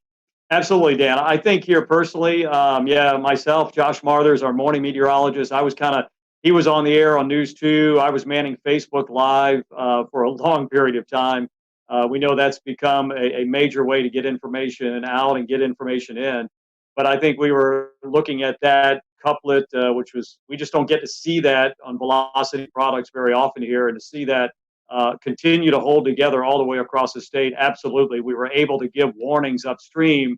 And I know it's a cliche, people write in saying, hey, because we watched you, you probably saved our lives. But I think in this situation, it really comes to play, because we could show it, we could tell them, we knew where it was going, we knew who might be impacted. And if we could give them any warning at all, this was the case. Most of our tornadoes that happen could be a water spout. The couplet's not as well defined. It could be very broad in some cases. So this was really fine, that I think it really prepped us for what we had to do for the rest of the morning. But I think probably the saving grace for all of us is the fact that with the crisis going on, schools were not in session, people were not going to work, they were not in the car on the highways going from point A to point B. So if anything, I think we were able to reach a lot of people in their house, and they could just hunker down right there. And Rob, also, I wanted to ask, how was your response with your audience this early in the morning? This is really early, right? A lot of folks just waking up. There's no commute, but we did get a couple of days of warning out for this event to start happening, right? So we kind of got the word out. But how do you feel folks responded to your? I think the preparation was great. I love Marshall Shepard's tweet going into this. He said, "I don't want to hear anything about this. Came out of nowhere, or where did this come from?" Because I think the warnings were there. SBC did a fantastic job, and we tried to disseminate that information here to our viewers, that we couldn't tell them exactly what was going to happen that Monday morning, but we knew that as time crunched a little bit, we felt more confident that something was going to happen and could potentially be a pretty significant outbreak. So I think our viewers were well prepared, and I haven't heard a single comment like, where did that come from? And I never knew that was coming. So I think they were listening, and hopefully we were getting the information to them as quickly and as succinctly as we possibly could. Efren, I'd love to hear your perspective on the Midlands, because unfortunately you guys saw the highest number of EF3s as well as an EF2 that passed real close to Orangeburg and even over I-26. How has the community responded to all of these tornadoes, and what kind of steps are y'all taking to recover? Well, the cleanup process right now has been incredible. There's been a lot of community help in this, and even with the coronavirus, in which a lot of people are taking heed to that warning, there was a very large presence of people helping out. Now, the EF3 tornadoes that came through part of the CSRA, the Low Country, into eventually our Southern Midlands community, those areas are very rural. And the fortunate thing was that we were already on the air at 4:30 in the morning. And there were a lot of storms that were crossing over the Savannah River into the upstate. But there was already a knowledge of all of our viewers, since we've been talking about it in earnest since Friday, that we're looking at the possibility of strong thunderstorms. That was the message on Friday. The message on Friday was like, there's very likely going to be a severe weather outbreak of some sort in the lower Mississippi River Valley. That message usually is taken with a grain of salt because it's not us. It's not even near us. And as we got into Saturday, our morning meteorologist, Danielle Miller, started emphasizing that we're looking at the possibility of strong to severe storms in South Carolina. Half of the models from Storm Prediction Center and their risk included the northwest half of South Carolina, and then on Tuesday, the eastern half. So the message is already out there. And by Sunday, it was a clear message that this is going to be an event that we're going to see storms on Sunday, probably late morning, that may be strong to severe, but at least the knowledge that there is going to be storms on Sunday, but that's only the first round. The stronger storms and the worst ones are going to be in the overnight hours, and that was the biggest emphasis that we sent the message. And the worst part was... We'll return to Best of the Carolina Weather Group in a moment. Now your Carolina weather forecast. Here are today's forecast high temperatures for North Carolina. Here are the forecast lows for tonight for North Carolina. Here are tomorrow's forecast high temperatures. And here's forecast rainfall across North Carolina tomorrow. Here are the forecast highs for the day after tomorrow.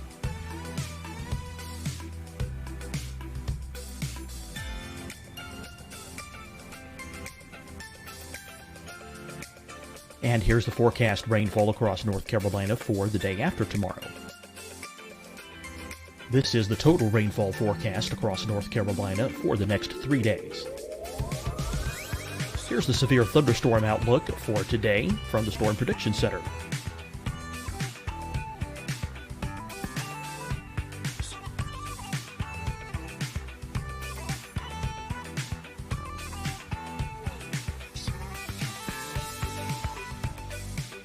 Here are the forecast high temperatures for today for South Carolina.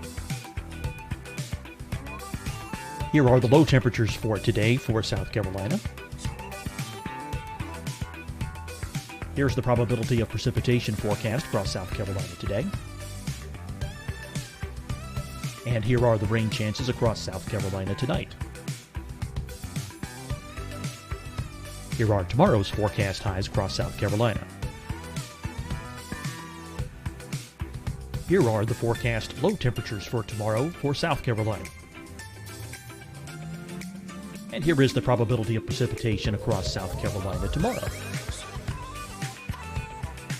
Here's the precipitation chances across South Carolina tomorrow night. Here are the forecast highs for the day after tomorrow in South Carolina. Here are the forecast low temperatures across South Carolina for the day after tomorrow. And here are the rain chances across South Carolina for the day after tomorrow.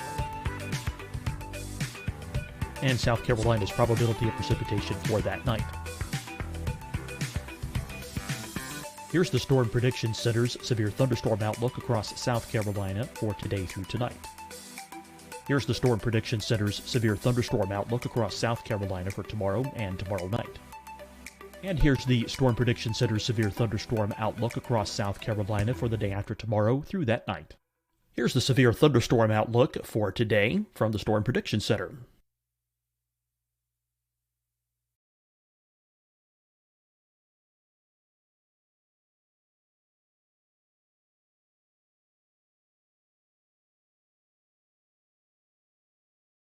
And now, here's a live look at weather radar across the southeast. Deciding when to wear a mask isn't about who you know or how well you know them. Just ask yourself, will I be with anyone I don't live with? If the answer is yes, get behind the mask. Help slow the spread of COVID-19. Get behind the mask. Learn more at covid19.ncdhhs.gov. Hi, everyone. I'm Dr. Mandy Cohen, Secretary of the North Carolina Department of Health and Human Services. And when you follow the 3 W's, you protect your family and your neighbors from COVID-19. When you leave your home, practice your W's. Wear a cloth face covering, wait 6 feet apart, wash your hands often. Wear, wait, wash. We're in this together. Stay strong, North Carolina. Fight the spread and take a stand against coronavirus. Wear a mask in public. Stay at least 6 feet apart from others. And get tested. Join us and fight the spread. Visit scdhec.gov/COVID-19. Getting tested for COVID-19 helps you to take the steps needed to protect yourself, your loved ones, and your community. Find the testing location at scdhec.gov/COVID-19 testing. You'll see your Carolina weather forecast at 25 and 55 past. And now back to the best of the Carolina Weather Group on the all-new Carolina WeatherNet.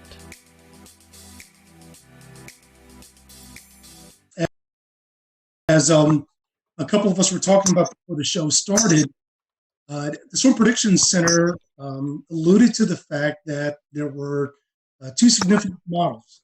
One that was indicating that these storms would very likely start entering portions of South Carolina upstate and the high country by late morning and by midday, crossing to the areas from northwestern North Carolina into the Piedmont and the PD down to the Midlands into the early afternoon. That would have been the worst case scenario. The evolution of the storms were far greater and the magnitude of the damage would have been far greater. The other model was ones that verified showed that it came in a lot earlier. The problem is that when you have storms that early in the morning, and the first tornado warning actually came out, I believe it was 6:30. That was the tornado warning that was in Richmond and Columbia County in Georgia. And then once it crossed over to South Carolina, it was still warned. At that point, we're already talking about it in earnest, that these storms are tornadic. One is already confirmed, and this has got a direction that will be impacting part of our Southwest Midland communities. And at that point, things just exploded. The one interesting thing that we did watch very carefully and with great concern was when the tornado was confirmed crossing out of Richmond County, crossing into Richmond County, Georgia, into Aiken County, South Carolina. Within 3 or 4 scans for about 12 minutes, we noticed that the inflow was pushing at about probably 95 to 100 miles an hour, but there was no debris ball. Once it got right along the county line of Barnwell and Aiken County, there was no doubt a debris ball. Within a span of 5 to 7 minutes, 2 scans later, we now see 2 debris balls. And I mentioned on chat, I was like, guys, do we have twins? And they said, we definitely have a TDS on both storms. Now we got a bigger issue. We now have 2 tornadoes that are heading almost in the same direction, at least parallel. And the message is already out. You have to take your tornado precautions. The craziest part about this is that, and I'm sure a lot of the meteorologists here will say, Rob alluded to it, this is something that does not happen in the Carolinas. We're well known for the Carolinas to have the type of tornadic event that's low cape, high shear, versus when you go out into the central and southern plains, it's the exact opposite. But we've had our fair share of tornadoes that have been low cape, high shear, but nothing to this magnitude. I'm really hoping that the viewers were prepared. Unfortunately, we had 2 deaths out of the EF3 tornado that went through western Orangeburg County in the community of Livingston, and as well as 7 injuries.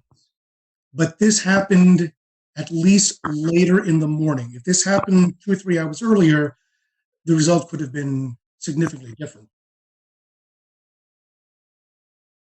Efren, you were talking about the twins. There's some speculation on Twitter, and after looking at the radar scans, it could have kind of been like a Fujiwara effect, like they were kind of dancing around each other. Any comment on that? That's a good possibility. Keep in mind that the only data that we can go off, since we can't really go off of any visual satellite, is off of the radar, but that is the possibility. However, both of the debris balls were running parallel to each other, probably about 7 to 8 kilometers apart, but they were going unidirectionally. Usually when you see a Fujiwara effect, you'd see the debris balls that are actually dancing around each other. They really weren't dancing around. They were running parallel. So at the very least, we know that this was 2 confirmed separate tornadoes. Was the debris ball and eventually the second one from the original tornado that came out of Aiken?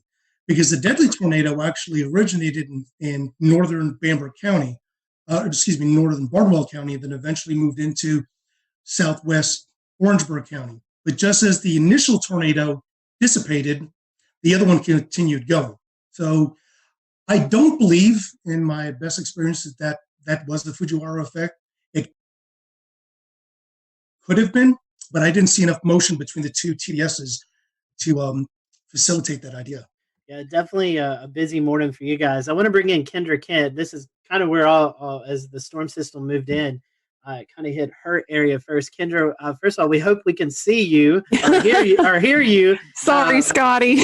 You're fine. We can hear you now. And I just want to ask you, I know you guys kind of started the live coverage first when these storms first moved in. Mm-hmm. Tell us a little bit about your morning and how things went there in the Greenville area.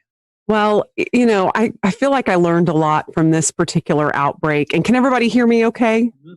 Yes. Okay, good. Sorry you can't see me. I hooked up to a computer that doesn't have a camera, apparently. Anyway, no, we started the coverage a little after midnight. We had a rogue warning. It was essentially a shower that just started rotating. You could tell how much dynamically was going on in the atmosphere. I mean, it was just things were beginning to blow up. So I think I knew from about 12:30 in the morning that we were going to have a very, very long night.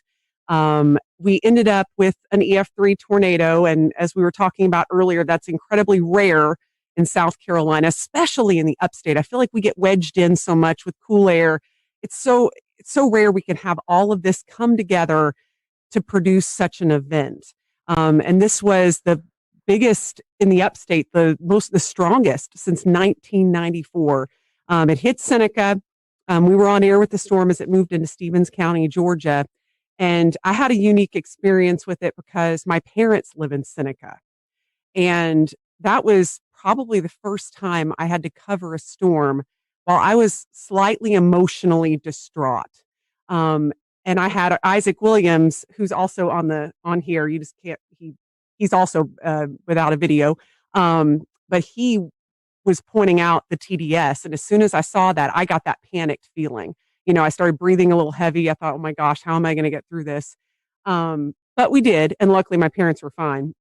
But I'm sure many of you have been through that because we've all, many of us have lived in these areas for a long time and you get personally impacted by these storms. But what I learned the most is not to underestimate the timing of something. I feel like I didn't write this event off, but I wasn't necessarily expecting anything like this given the time it was coming in. 3 to 6 a.m. I mean, who expects an EF3 tornado to rip through the heart of your area at 3:30 in the morning. And mostly we get these QLCS lines that produce these brief EF0, EF1 tornadoes. That's what we're used to. And seeing something like that and tracking something like that was a true first for me.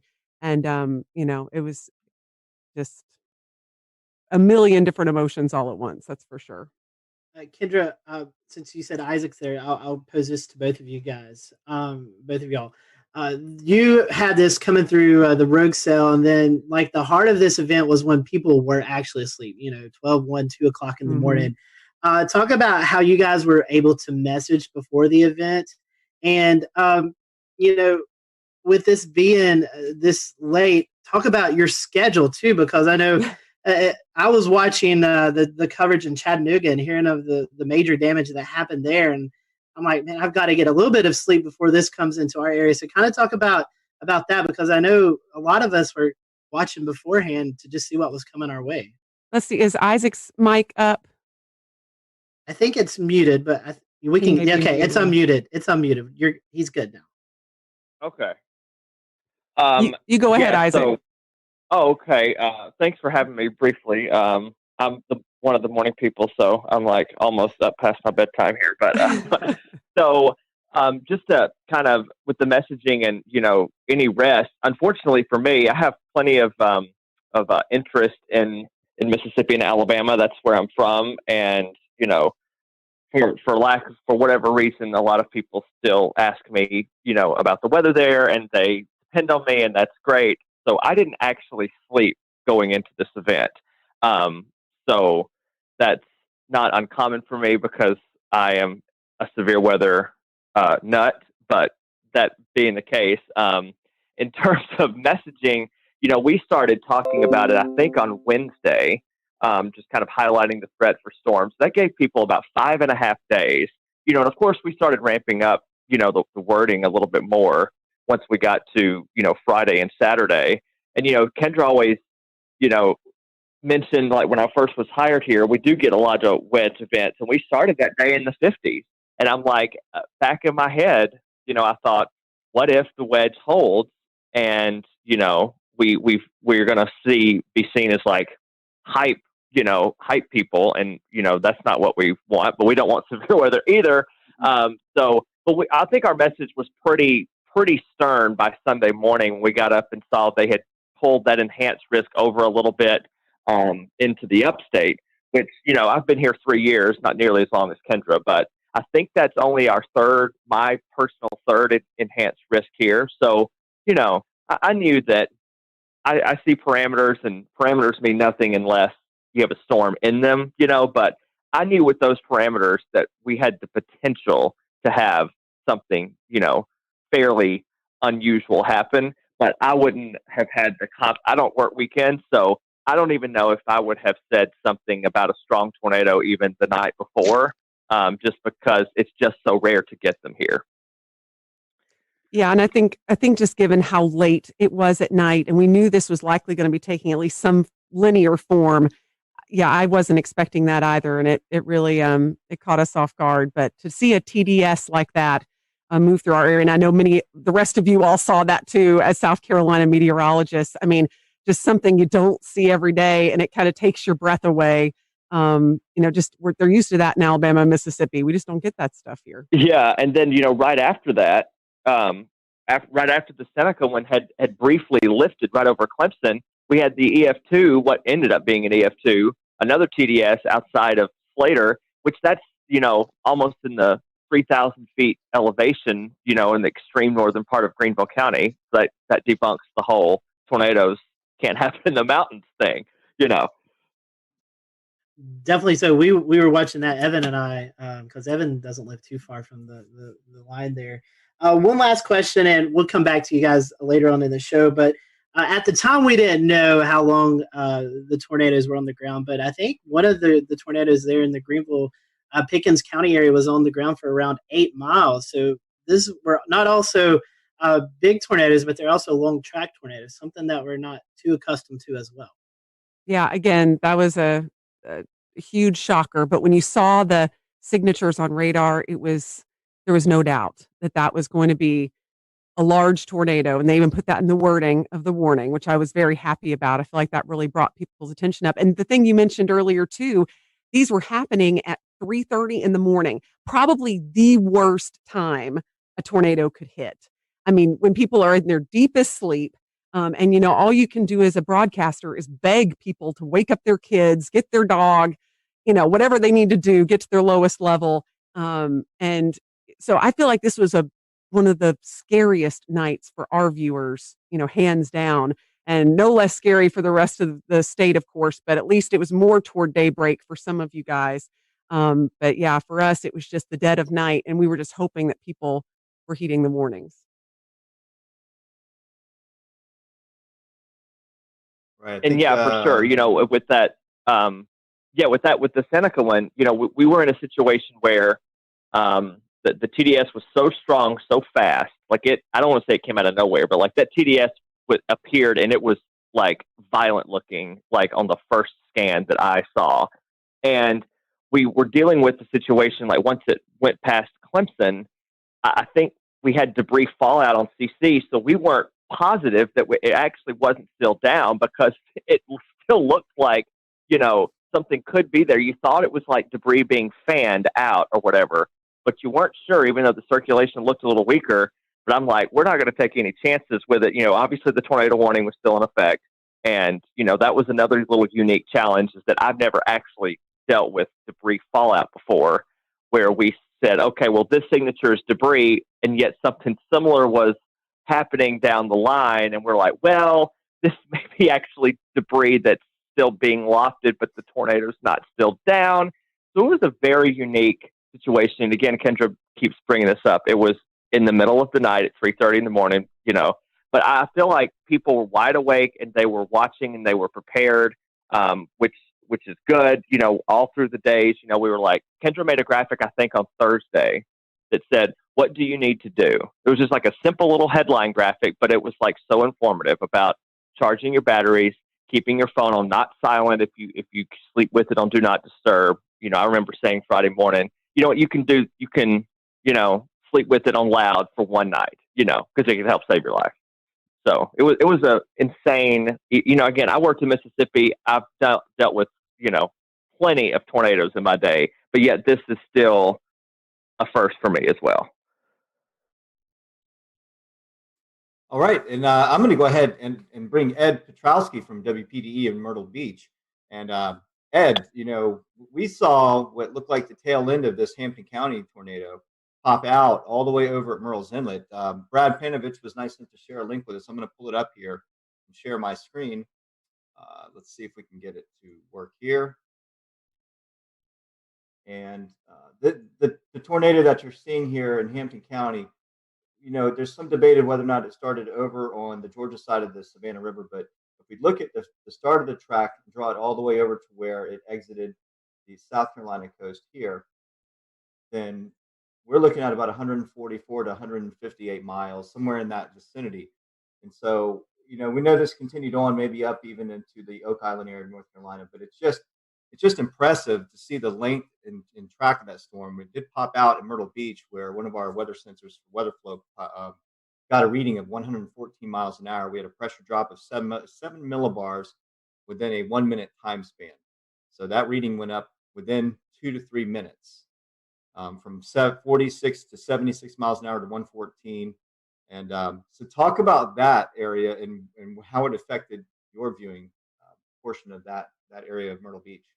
But for us, considering what happened across the rest of South Carolina, we were relatively unscathed. We had no injuries and no deaths. There was never really any really tight circulation anywhere in our viewing area. We were, of course, watching the ones that were over Orangeburg County and also down near Hampton County in the morning while we were on the air with our regular morning show at 5 o'clock in the morning. And those were the two big storms, two supercells that we were watching very carefully, knowing that they were heading generally in our direction. The one in Orangeburg County faded away before it ever got to our viewing area. But the one in Hampton County that eventually went over Monk's Corner, eventually got into Georgetown County, and they warned for that one where there was EF1 damage done in Sandpit and Graves. And then you hit a really populated area on the south end of the Grand Strand where Litchfield Beach is located and Pawleys Island as well. And they both took a hit on EF0, EF1 tornado. There was substantial damage done to trees and even some homes in Litchfield Beach and also in Willbrook. In fact, one of the things about a lot of people being home is a lot of people took videos. We were able to get pretty good video of at least damage and high wind knocking over trees, but not necessarily a tornado touching down. And then, of course, it went out over the ocean, became a water spout, and that's when it rolled over the Murrells Inlet jetties with the recording of 114 mile per hour winds. And, you know, I look back in that and I think, my goodness, if that was just a couple of miles west of there, we would have had substantial damage on the south end of the Grand Strand. And if it had paralleled the Grand Strand coast, it could have buzzsawed the entire Grand Strand, nearly 60 miles with extensive damage. So we were very fortunate that it actually went out over the ocean. And that was really the only set of tornadoes from that particular supercell that we had in our viewing area. Although I will say in Marlborough County, which is just to the east of Chesterfield County, in the northern part of the state, we had a massive microburst of 110 mile per hour winds that did substantial damage in Wallace. And of course, everybody, when they get that kind of wind, thinks it was a tornado. But in reality, it was a microburst. Although on radar, it did have some rotation. It wasn't very tight there either. But Steve Paff, who works with the National Weather Service in Wilmington, those guys do a phenomenal job. They went out and did the survey yesterday and were able to pinpoint where they had 80 to 110 mile per hour winds. And, you know, typically for us, in the summertime, we get those pulse thunderstorms where we'll get 60, 70, maybe 80 mile per hour winds with a collapsing thunderstorm. But in all the years I've been here, I can't recall one time where we've had a microburst that caused 110 mile per hour winds. But you hear it all the time. They're just as damaging sometimes as tornadoes. Wow, that's pretty impressive. Yeah, just looking at that, the one at Litchfield, they classified as an EF2. Do you think the Waccamaw River Basin had something to do with reforming of that, or do you think the mechanical features, right, when it came to land, maybe helped with strengthening or re-intensifying that system? Yeah, there's a lot of, I don't know if you want to call it debate, but there's a lot of speculation out there that there could have been some sort of a influence of the ocean, the wind coming in off the ocean at that time, perhaps creating some sort of a boundary to help intensify the storm itself. But yeah, it was an EF0 over Litchfield Beach, and then it blew up to an EF2 when it went over the Murrells Inlet jetty. So it got pretty strong fairly quickly. And again, we were lucky that that was over the ocean. Literally, the jetties are only a couple of 100 yards away from very populated areas of Garden City. And we had two different people that have homes there who have their home weather units, and they both registered 71 and 72 mile per hour winds respectively. So literally within a couple of 100 yards of where your unit is, we had those measurements. So you can see how tight the wind gradient was between Garden City and the actual jetties themselves. Hey, Ed, there was something, you know, you always try to find something that will make you laugh in these sad times. And unfortunately, we had some sad times in the Carolinas, but there was a tweet going around of you doing your broadcast. I don't know. I've asked James about it if we can play it. But, Here it comes. all right, I'm going to let it play, and then I want you to talk about it. The rain is located, and we'll zoom that out just a bit. And whoa! Oh! That was a close lightning strike. I don't know if you heard that at home. I feel like I need to change a short.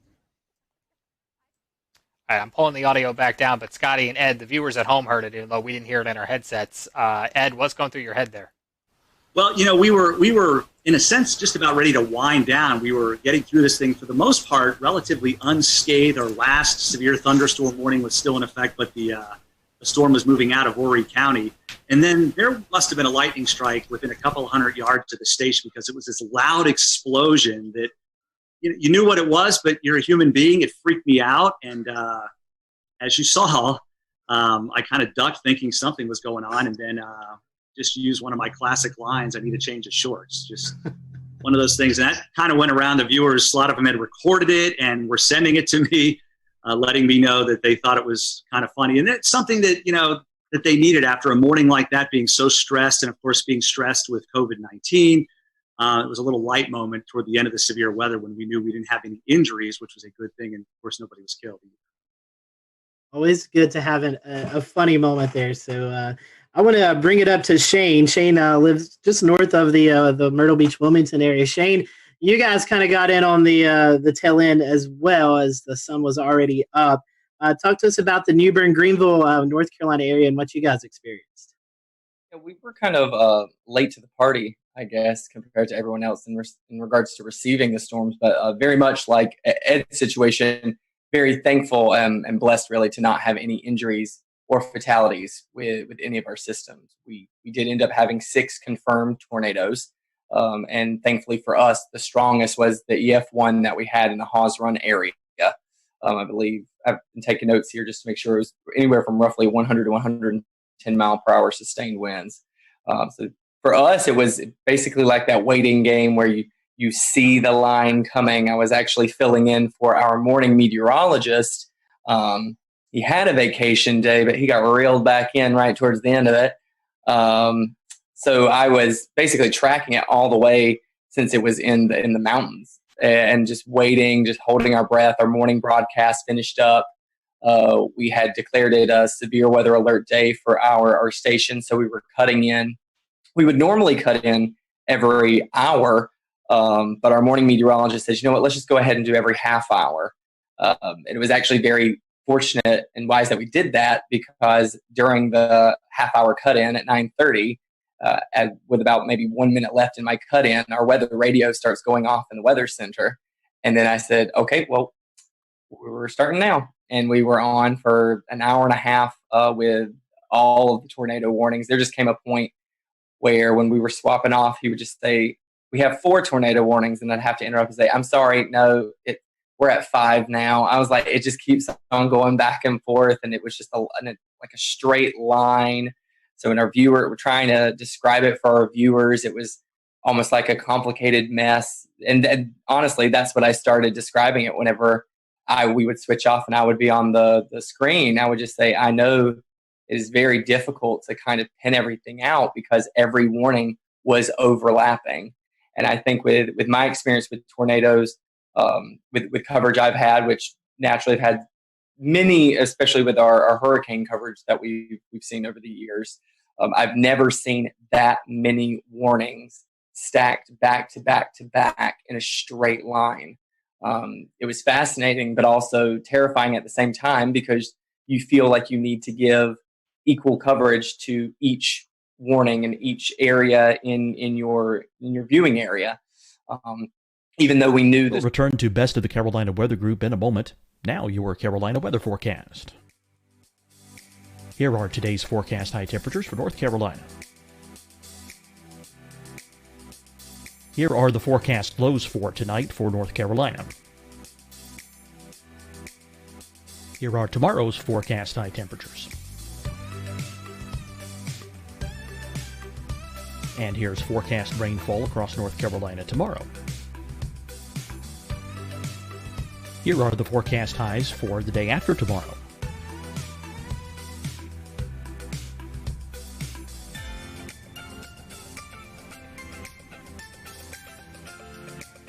And here's the forecast rainfall across North Carolina for the day after tomorrow. This is the total rainfall forecast across North Carolina for the next 3 days. Here's the severe thunderstorm outlook for today from the Storm Prediction Center.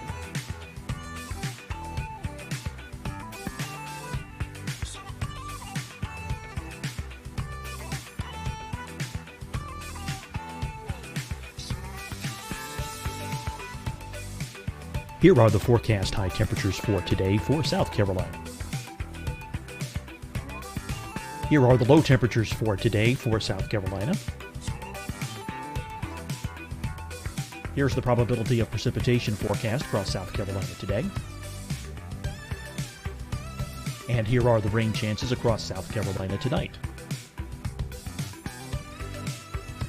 Here are tomorrow's forecast highs across South Carolina. Here are the forecast low temperatures for tomorrow for South Carolina. And here is the probability of precipitation across South Carolina tomorrow. Here's the precipitation chances across South Carolina tomorrow night. Here are the forecast highs for the day after tomorrow in South Carolina. Here are the forecast low temperatures across South Carolina for the day after tomorrow. And here are the rain chances across South Carolina for the day after tomorrow. And South Carolina's probability of precipitation for that night. Here's the Storm Prediction Center's severe thunderstorm outlook across South Carolina for today through tonight. Here's the Storm Prediction Center's severe thunderstorm outlook across South Carolina for tomorrow and tomorrow night. And here's the Storm Prediction Center's severe thunderstorm outlook across South Carolina for the day after tomorrow through that night. Here's the severe thunderstorm outlook for today from the Storm Prediction Center.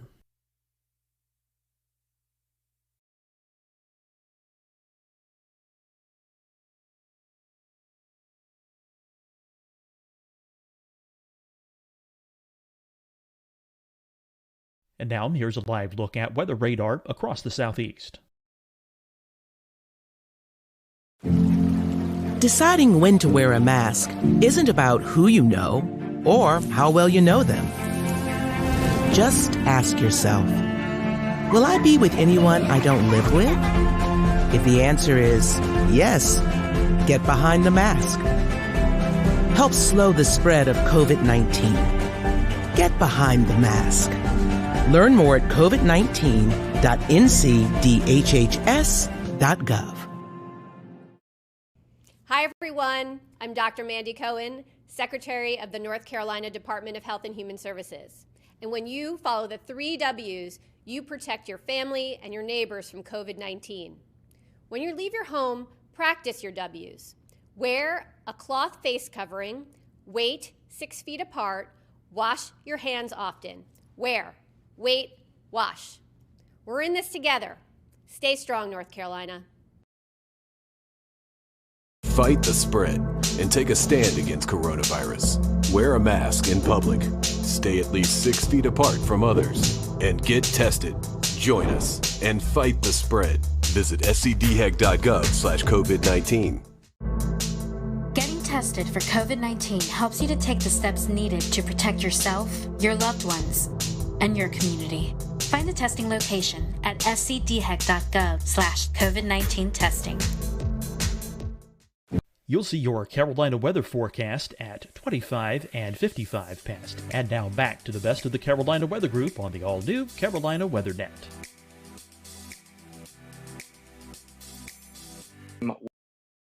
Was the one we were seeing to the south, simply because it had held for the longest amount of time. It seemed like it had the strongest signature.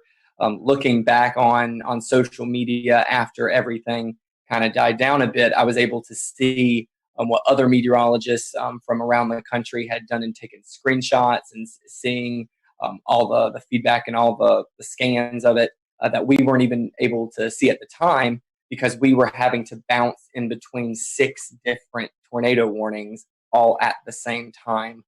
But looking back on it, it was very clear, seeing everyone's screen grabs of the tornado warning to the south, that was the strongest one. It had the strongest sustained winds. It had the longest track out of all the tornadoes that we were tracking that morning. And Shane, one thing we were noticing, because we were watching that storm, is it was going through a fairly populated area. Jacksonville, that's probably one of the bigger cities out eastern North Carolina. So I'm sure that was kind of pressing to want to get that information out to one of the bigger population areas. Absolutely. What was really interesting, something I've never been able to do before while we are doing severe weather coverage, is to be able to pick up anything too crazy on our web cameras. And we did have a webcam situated in the Jacksonville area near the Freedom Fountains.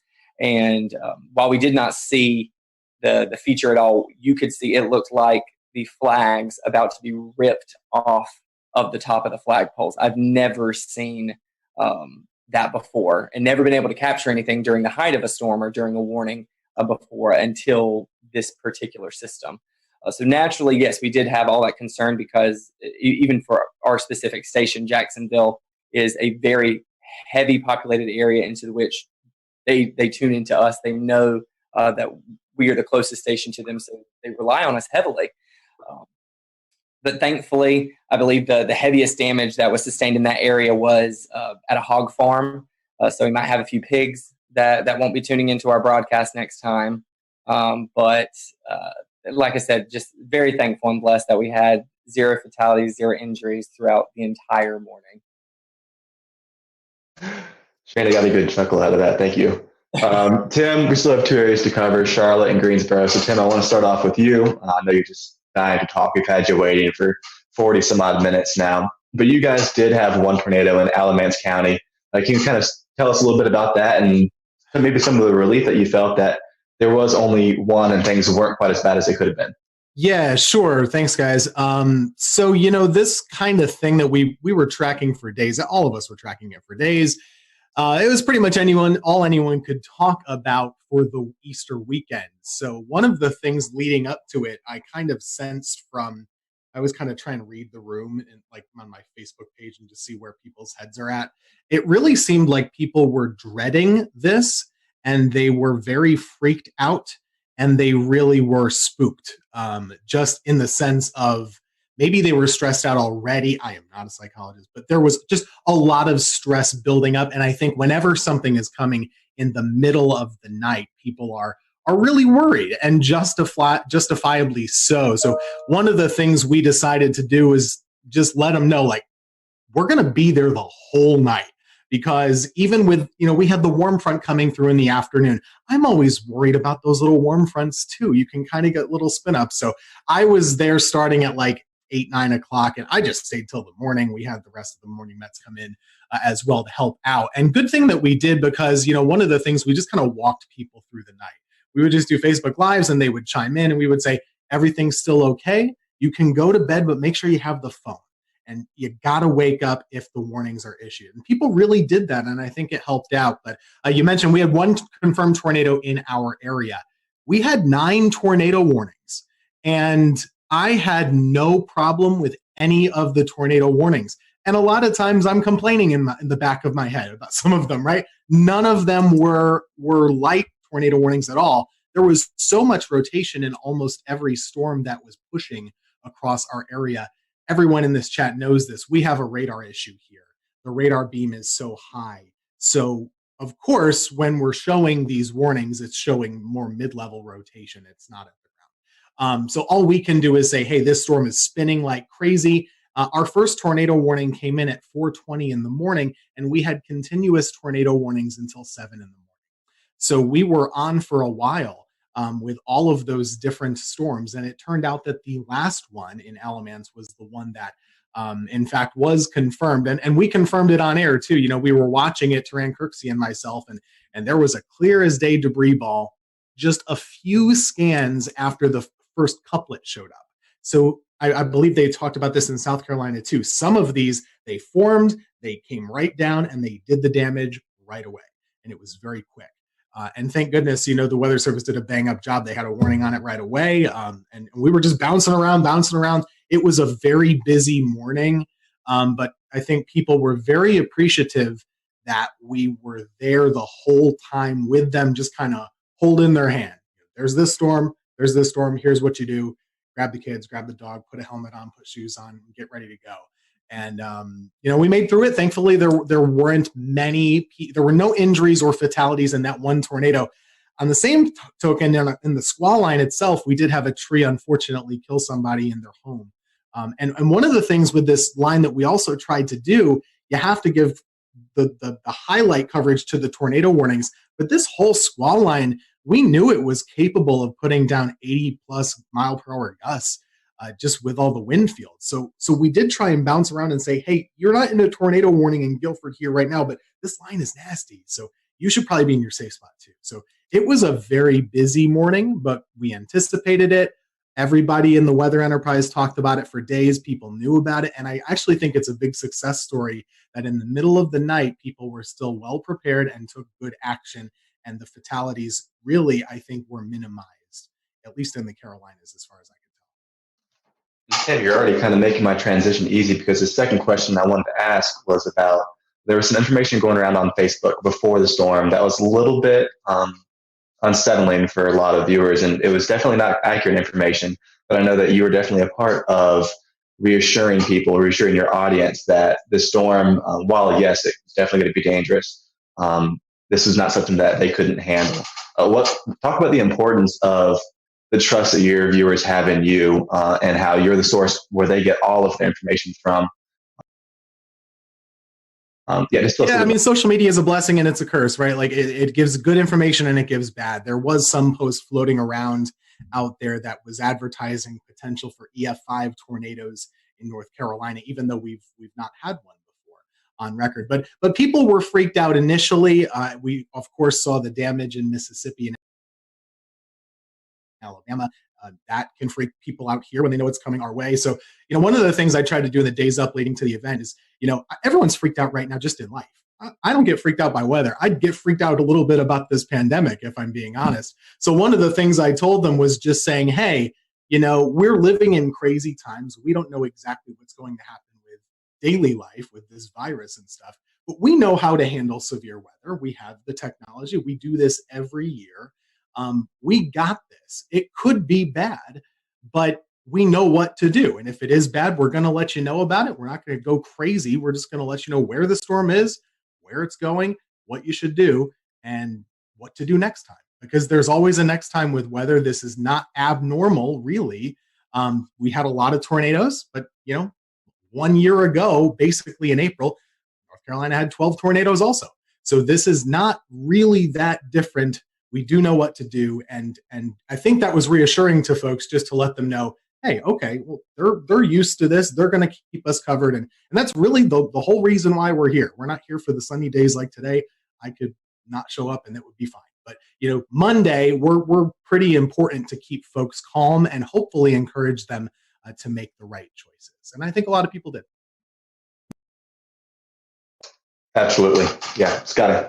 And so, Tim, talking about radar coverage, that brings me to Mr. Brad Panovich. And Brad, unfortunately, we had a tornado kind of go under the radar, like that little pun there, in the Charlotte area. So we had one in Anson County. But, you've been on the show several times talking about our radar gaps. And this one kind of bit us in the behind because we didn't catch this one. Yeah, and I'll give a little bit of a pass to the Weather Service on this one, because I think Tim brought up a good point. Something we were doing on the air Monday morning was we were telling everybody to treat the severe thunderstorm warnings like tornado warnings on Monday morning, because every severe thunderstorm warning had a tornado tag in it, and we knew the environment that these storms had. I didn't want people near a window or near the outside walls with straight line winds on Monday morning. So we actually, for the first time in a long time, I basically treated every severe thunderstorm warning like a tornado warning. But you're right, there was no warning with the 2 tornadoes we had touched down in Anson County, even though in hindsight, looking back into the Raleigh radar, there were signs of rotation. But I mean, we were all looking at radar Monday. I could have issued 100 different tornado warnings on some of these. It was just, you knew there was probably a tornado in there. There were several times I saw little couplets trying to spin up where you saw that inflow notch starting to increase, and you're waiting for the outflow to kind of kick in, and it never did. So, there probably was numerous small spin-ups in there that we never recognized, but it does highlight the same issue, right? We've had this huge radar hole over the Charlotte metro area that goes up into the Greensboro metro and really out towards the Fayetteville area. It's kind of that triangle of just horrible radar coverage. So the Raleigh office, they're trying to issue a warning in Anson County, which is basically closer to Charlotte than it is Raleigh. And the 2 radars they're looking at is Raleigh, Greer, and a terminal Doppler at Charlotte Douglas, which doesn't actually have the range to make it into Anson County. So it's a tough situation in a morning like that. Unfortunately, that tornado did damage about 10 homes. It was an EF2, and we had several farms damaged. So it did quite a bit of damage, actually picked up a couple mobile homes. But it does highlight the issue. I just hope that at some point, I think this COVID-19 thing has kind of set back our North Carolina radar project to do some private-public partnerships. But this problem's not going to go away. And hopefully in the very near future, we'll have the goal is to have 3 C-band million-watt dual-pole radars spaced out over that radar gap to enhance radar coverage going forward. But man, that was, every time this happens, I'm like, I wish I had a better look. I wish I had, especially that time of the morning when no one's spotting these things. You need that radar coverage. And it really makes it difficult. And I'll just say one of the things about the coverage that morning, everybody knew this was coming. The only messaging issue that I had with this whole event was because of the timing being between day 1 and day 2 outlooks from SPC, there was a lot of disconnect about this thing like skipping over us. And the one thing I tried to do Sunday night and Monday morning was like, hey, you got to understand the day 1 outlook goes from 8 a.m. Sunday to 8 a.m. Monday. And then the new one comes out for Tuesday. It's 8 a.m. Tuesday to 8. And so it looked like it was going to jump over the Piedmont, but it really was just an artifact of it being right at that time of day between the 2 outlooks. So that was the only issue I had communicating. A lot of people thought this was going to happen on Sunday, and it really was a Monday morning event. So from that standpoint, I'm glad a lot of people paid attention, but the timing was a real problem because of the way the outlooks are issued from SPC. Ideally, we'd like to have had it from midnight to midnight. I think that would have had a much better perspective of what's going on. For the viewers, a few asking about radar. For those who may not be familiar with radar, tell us why the Charlotte area, the Greensboro area, Fayetteville area is kind of in that hole. Why does the radar miss those areas? Oh man, it's a lot of politics. I'm not going to lie to you. When the Weather Service was reorganized, for whatever reason, Charlotte, which is, I'm biased, I live here, but it is the biggest city between Atlanta and Washington, D.C., all right? It does not have a radar within 50 miles of the biggest population center in this part of the country. And that doesn't just affect us. It affects Tim up in Greensboro and Winston-Salem. It affects Hickory, Boone. It affects a large area. And so there's some little stop gaps. And I hear this all the time from people, well, you got a terminal Doppler radar. I'm like, all right, terminal Doppler is a Band-Aid. It's like a little tiny Band-Aid that helps fix a little bit of the issue. But, if I had to tell another meteorologist, hey, I'll take your 88D out and put a C-band, non-dual pole radar there to take you up, they would never want that, right? They would want an 88D dual band radar. And so it's just a Band-Aid approach. And we just have a huge issue with it. And it's unique to Charlotte. We are the biggest city in the country that does not have a radar within 50 miles of the city. So luckily, local governments are recognizing this problem. We've brought it to their attention. I think everyone brings up their phone app and goes, oh, we've got radar coverage. A lot of people don't understand that radar are like cell phone towers. The farther away you are from the dish, the worse your reception is.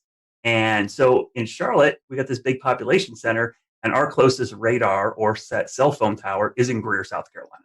So it makes it incredibly difficult. It's not that we don't have any coverage. I don't want to make it feel like, we're in this giant hole. We just have degraded coverage. We have really poor coverage. We have 1 bar on our cell phone. We want 5 bars. So what we're trying to do is get that radar closer because the radar beam, as you see in the picture right there, thanks, James, the radar beam goes in a straight line, but the Earth curves. So by the time the radar beam gets to Charlotte, depending on which part of Charlotte you're in, it's at 8,000 to as much as 10,000 feet above our heads. Tornadoes happen down in the lowest 1,000 or lower. So missing a lot of these tornadoes is a problem with the radar gap. And so I hope going forward that this problem will get solved. For years, we tried doing this back 10 years ago, and we went through federal, issues, and it's just dealing with the government sometimes incredibly difficult to get things. But now that we have this private-public partnership, it's the closest we've been to solving this problem because we've got local, state, and even private entities involved, and the data is going to be public and free for everybody. Speaking of partnerships, I wanted to ask Brad and Shane and Tim. Unfortunately, a lot of our other guests had to jump off because they have a 10 p.m. newscast. But in this era of COVID-19, you guys aren't in the weather center with your fellow meteorologists. You're doing a lot of work from home. How was the communication preparing for this event? Was it any different? I mean, I know you wasn't personally beside the meteorologist, but was the communication still there? Was there anything that you think maybe it could have went better or not as good? I mean, any comments on that? We over-communicated, and the only reason that I really over-communicated was watching Ryan Vaughn in Jonesboro a couple weeks ago work from home and cover a tornado there. And I thought, it gave me a little sigh of relief saying it could be done, but they still had somebody in studio. So we talked a lot over the weekend. We had probably 2 or 3 Zoom calls over the weekend talking about coverage. And I said, if this was not COVID-19, I would be in the studio right now.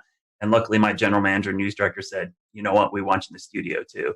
So for the first time in a month, I was actually in the studio instead of home. And I worked in the morning show. Normally I'm an evening shift person, but I came in and tag team with Larry. We did do social distancing. We never crossed paths. We stayed away. I stayed in one location, which unfortunately meant I didn't get to go to the key wall, but I could be in the weather center with a standing shot and do it. So I think, to answer your question, Scotty, we actually over communicated, probably more so than we ever had, because we knew the logistics of this was going to be really problematic.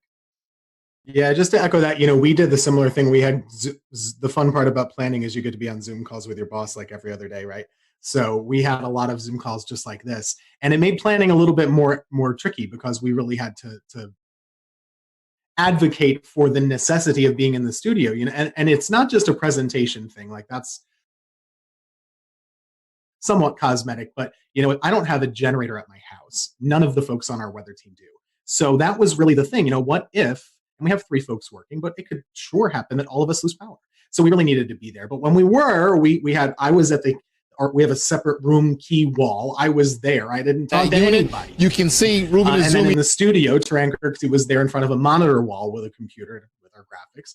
And we had another meteorologist at home just doing like this and Facebook and stuff. So it really worked out well, but it was more planning and, just jumping through all the hoops that we all have to do just to go to the grocery store or something like that now. Strange. Yeah, I think kind of just like adding on top of that, this situation has brought anything, it's teaching everyone, in a communication field, how to communicate even more, or the importance of communicating more. In our case, we are still fully broadcasting from our station. We don't work from home. I typically will do noon shows twice a week, and then I do double shifts on the weekend, all of our morning and all of our evening shows. So I'm usually the only one in the station for the meteorologist on Saturdays and Sundays anyway. So I was closely monitoring it, and whenever I saw it on one of my weekday shifts, I think I had sent in an email out and said, I think we should go ahead and just start having a plan in place. This is our first time trying it with social distancing, so I think it's even more important that we start planning further in advance.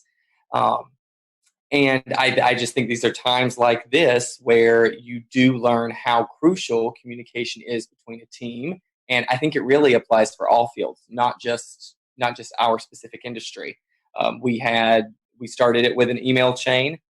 We did not do Zoom conference calls because I don't like my employer to know how many times I'm wearing pajamas when I'm on the call. So it is all on the phone only. But at the end of the day, you're keeping in touch with them. You are making sure that there's consistent points that are going to every single one at every level so that everyone is on the same page.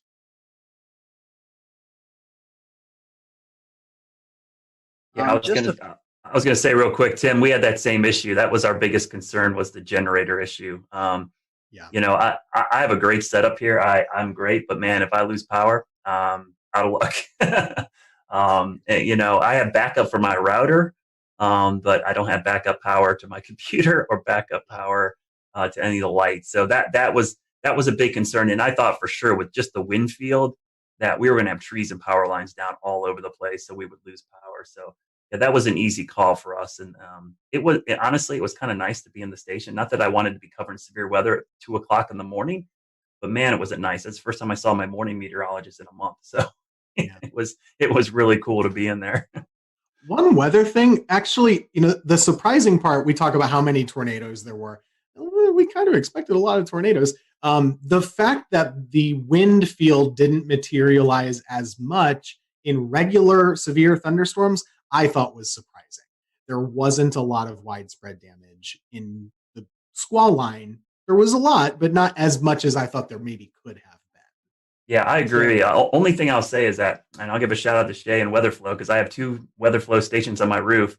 I had 30 minutes of continuous gust over 50, which was the highest sustained gust above 50 since probably Hurricane Michael came through here.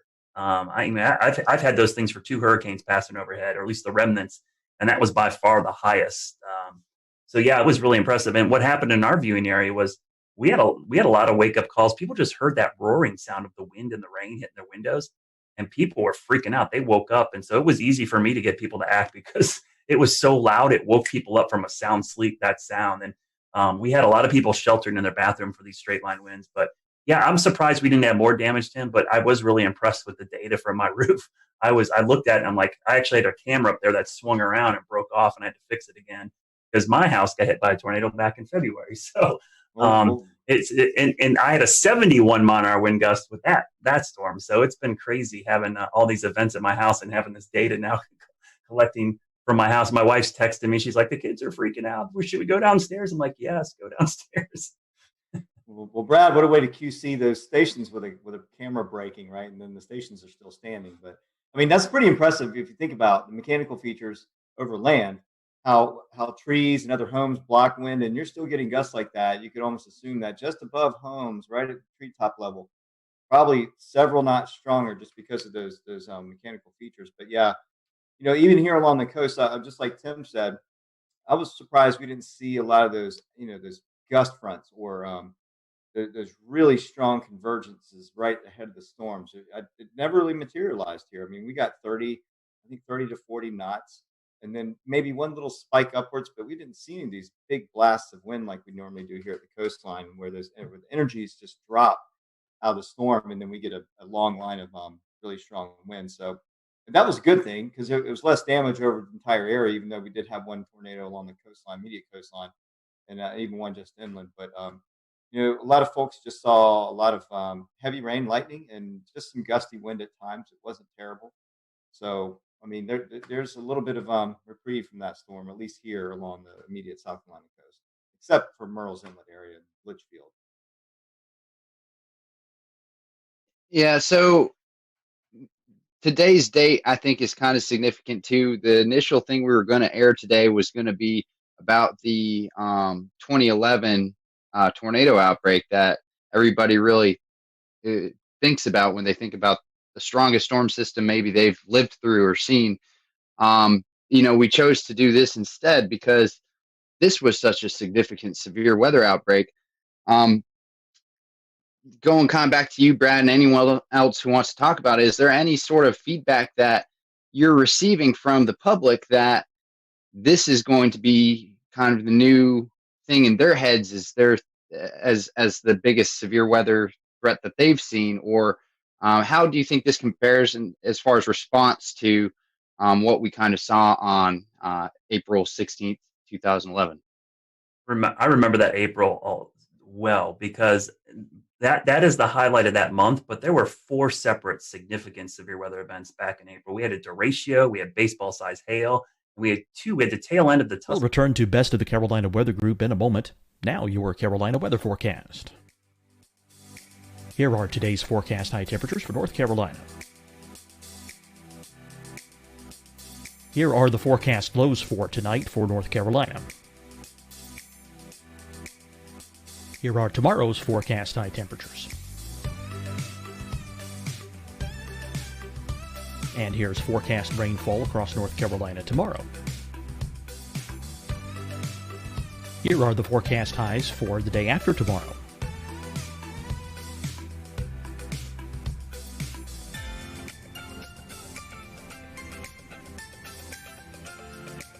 And here's the forecast rainfall across North Carolina for the day after tomorrow. This is the total rainfall forecast across North Carolina for the next 3 days. Here's the severe thunderstorm outlook for today from the Storm Prediction Center.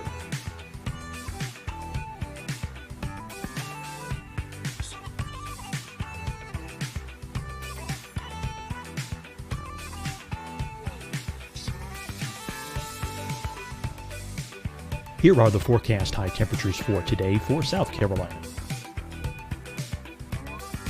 Here are the low temperatures for today for South Carolina. Here's the probability of precipitation forecast across South Carolina today. And here are the rain chances across South Carolina tonight. Here are tomorrow's forecast highs across South Carolina. Here are the forecast low temperatures for tomorrow for South Carolina. And here is the probability of precipitation across South Carolina tomorrow. Here's the precipitation chances across South Carolina tomorrow night. Here are the forecast highs for the day after tomorrow in South Carolina. Here are the forecast low temperatures across South Carolina for the day after tomorrow. And here are the rain chances across South Carolina for the day after tomorrow. And South Carolina's probability of precipitation for that night. Here's the Storm Prediction Center's severe thunderstorm outlook across South Carolina for today through tonight. Here's the Storm Prediction Center's severe thunderstorm outlook across South Carolina for tomorrow and tomorrow night. And here's the Storm Prediction Center's severe thunderstorm outlook across South Carolina for the day after tomorrow through that night. Here's the severe thunderstorm outlook for today from the Storm Prediction Center.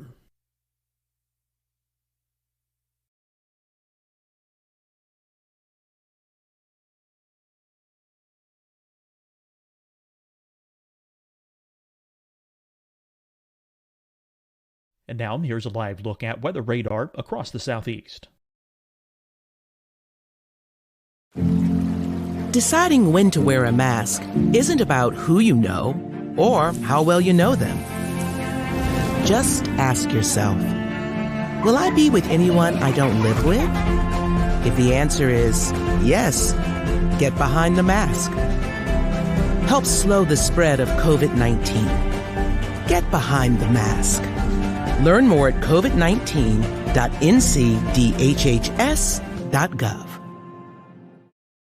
Hi, everyone. I'm Dr. Mandy Cohen, Secretary of the North Carolina Department of Health and Human Services. And when you follow the 3 W's, you protect your family and your neighbors from COVID-19. When you leave your home, practice your W's. Wear a cloth face covering, wait 6 feet apart, wash your hands often. Wear, wait, wash. We're in this together. Stay strong, North Carolina. Fight the spread and take a stand against coronavirus. Wear a mask in public. Stay at least 6 feet apart from others. And get tested. Join us and fight the spread. Visit scdhec.gov/COVID-19.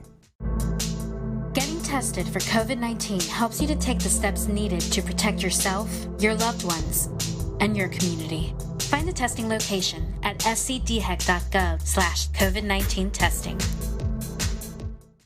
You'll see your Carolina weather forecast at 25 and 55 past. And now back to the best of the Carolina Weather Group on the all-new Carolina WeatherNet.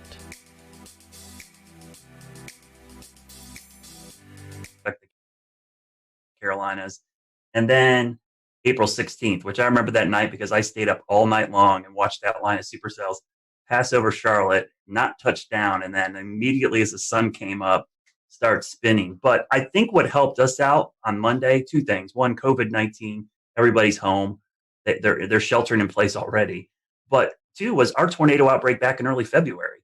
That was still fresh in a lot of people's minds. We had significant tornadoes that morning, and that wasn't too long ago. And that was in Charlotte. That was, we had EF1 damage across a big chunk of South Charlotte, including my backyard. So I think that in the back of people's minds helped. And anybody who's worked in emergency management or done this, the level of preparedness is only as good as your memory of the last disaster.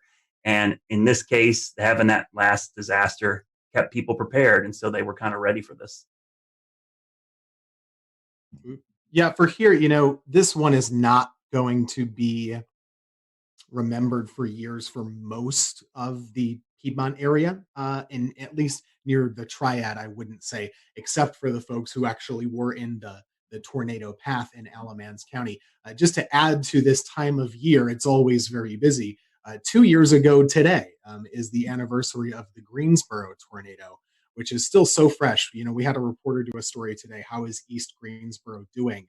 The answer is, still not great, unfortunately. It was a really rough urban tornado, a strong EF2 that came right through the city, stayed on the ground for 30 miles, all the way up basically toward the Virginia border.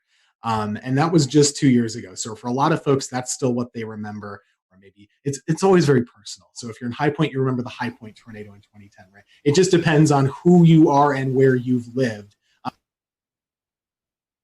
For me, that April 16th event is still, way up here and everything else is way down. I was working in Wilmington, but that thing was another level. And that year was just another level of severe weather.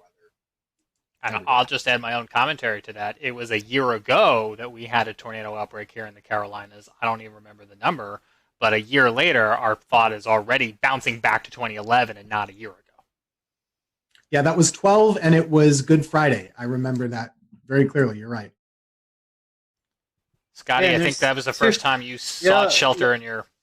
I remember doing that, but I couldn't remember what date it was. Like, I forgot 2 years ago. I knew the Greensboro tornado, but I didn't know it was today's date. That's... Monday the 13th is my son's birthday. And I remember on his first birthday, we were doing severe weather coverage, and on his second birthday, we were doing severe weather coverage. Yeah, I was in the basement live on this show when that happened. So yeah, crazy times. But anyways, guys, thank you so much for coming on. As Tim was talking about, I'll go ahead and kind of let the secret out of the bag. We pre-recorded the April 16, 2011 look back. So next week we're going to be airing that. So you'll see Tim back next week on our show. He'll be with us with a lot of other great meteorologists who kind of look back over that event. So we just hope all those, especially who are affected by this tornado outbreak, our thoughts and prayers are with you guys, and hopefully you'll recover quickly. And like Tim and Brad has said, this is the peak season for severe weather in the Carolinas. So we'll continue to monitor the weather for the rest of the month, and even into May is really kind of a high peak for severe weather. So we appreciate you joining us tonight. Big thank you to all of our guests tonight. This was a last-minute show, and we got coverage from every market except the Raleigh market, but I don't really think there was much going on in severe weather-wise with tornadoes in that market. So we appreciate everyone coming on tonight, and we will see you back here next Wednesday night for another edition of the Carolina Weather Group, and we hope you have a safe and happy weekend.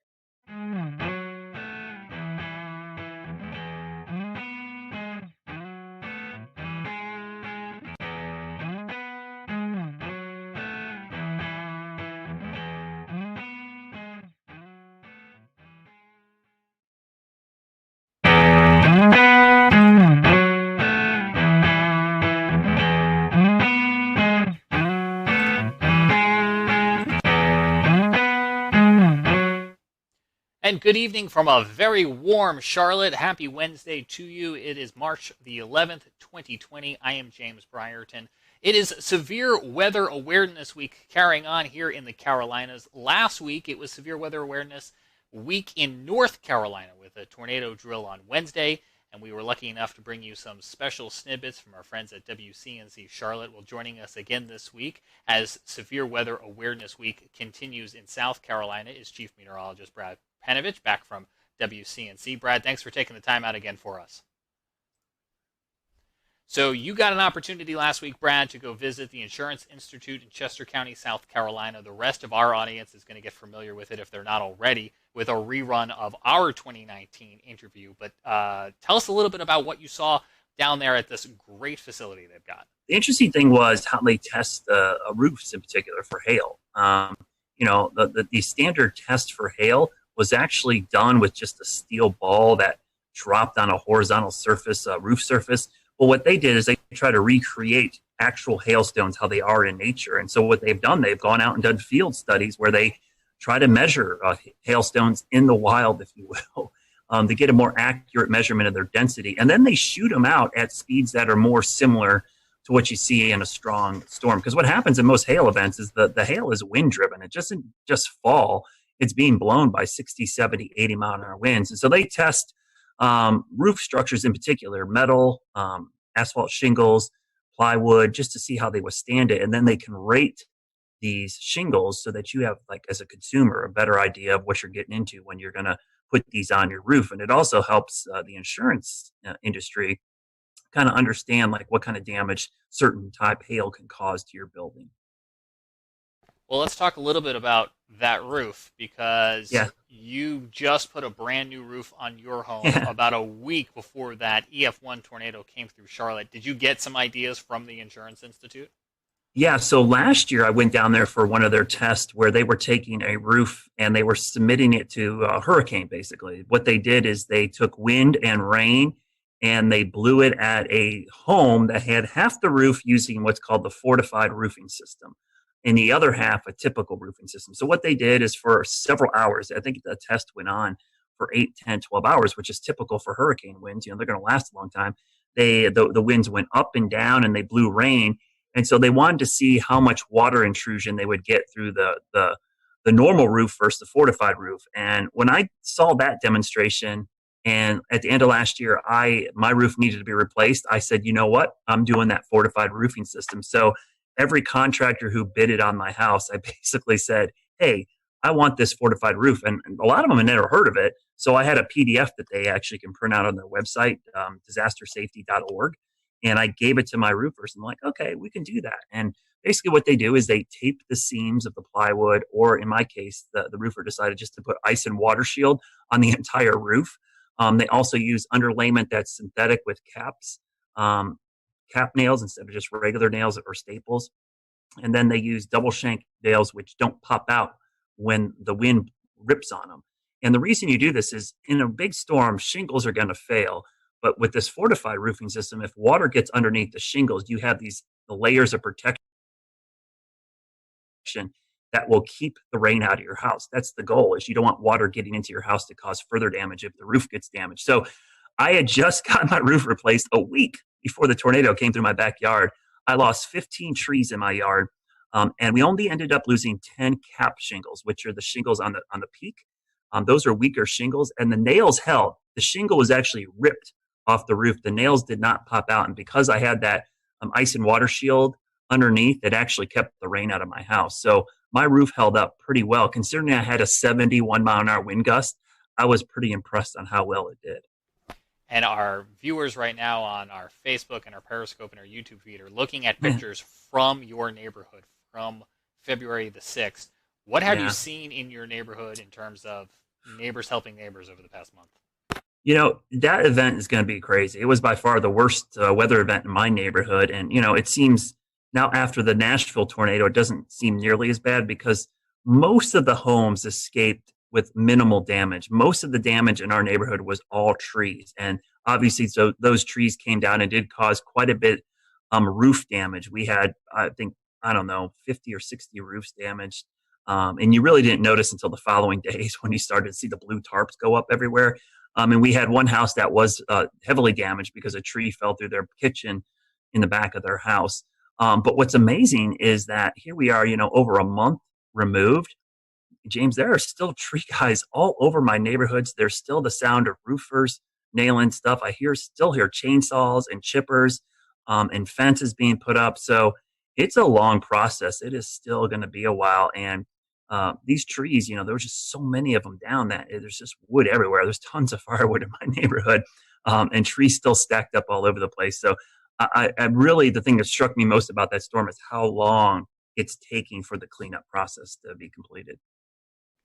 And to remind folks, this is the same line that came through South Charlotte, starting over in that Pineville area, through South Charlotte, and ended up in Matthews, where we showed you some pictures here on the Carolina Weather Group. But Brad, I'm wondering, this is obviously really close to home for you and your neighbors. The next time we get into a weather awareness day, do you think the perception's a little bit different now for so many people who've came so close to this? Yeah, and I mean, honestly, for this event, people did a pretty good job.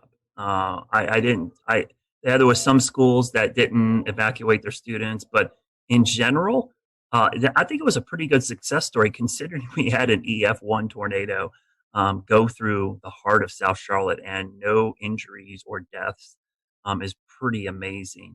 I hope that it serves as a wake-up call for a lot of people just to have a plan. I mean, that's the thing I preach all the time. It's like the warning times, I wish they were longer, but the average national warning time, lead time for a tornado is like 12 minutes. And we were about 16 minutes with those tornadoes back on the 6th. That's if you get the warning right at the beginning. What happens if you don't get the warning until halfway through or 3/4 full of the way through? You only get like 5-10 minutes. And that's not the time to look at each other and go, where do we go? A lot of people, especially in businesses and structures they weren't familiar with, had no idea where to go. or didn't know what a tornado safety protocol is. So that's one of the things I think going forward I'm going to work on, is try to educate people on getting that plan together.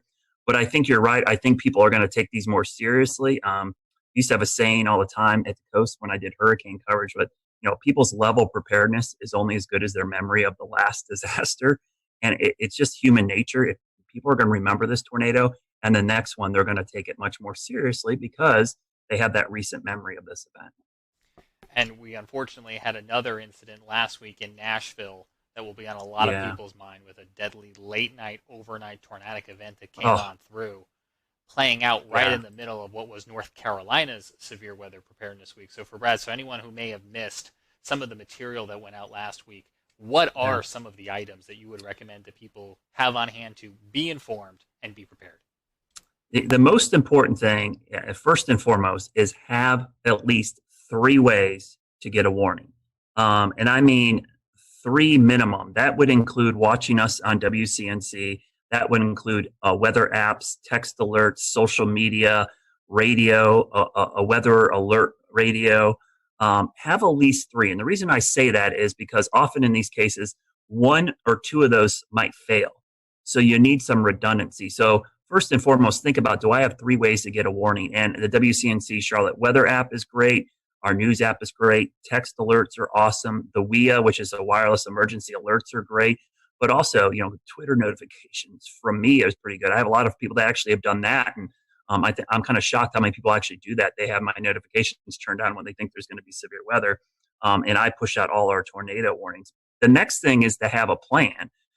So once you get the alert, you got to know what to do. So whether it's your home, your business, your school, or your place of worship, you need to know where to go for severe weather safety in all of those structures. So think about it when you're at work or school the next couple of days. Where would I go in this building? And it's got to be in an interior room away from the outside walls and windows, on the lowest floor possible. So make sure you have that plan in place. And those 2 things are really the most important things that you can do, because those are universal. Those work with, hurricane season. It works with earthquakes. It works with just about any natural disaster, to have a way to get the alerts, but also a way and a plan of what to do. And then obviously we talked about flash flooding, severe thunderstorms, and lightning, which from a hazard standpoint, lightning, severe thunderstorms, and flooding are much more frequent than tornadoes. I did a graphic in my class the other day about risk perception. Tornadoes have a very high risk perception, but the actual hazard is small. And it's just because the tornado is actually pretty small compared to the map.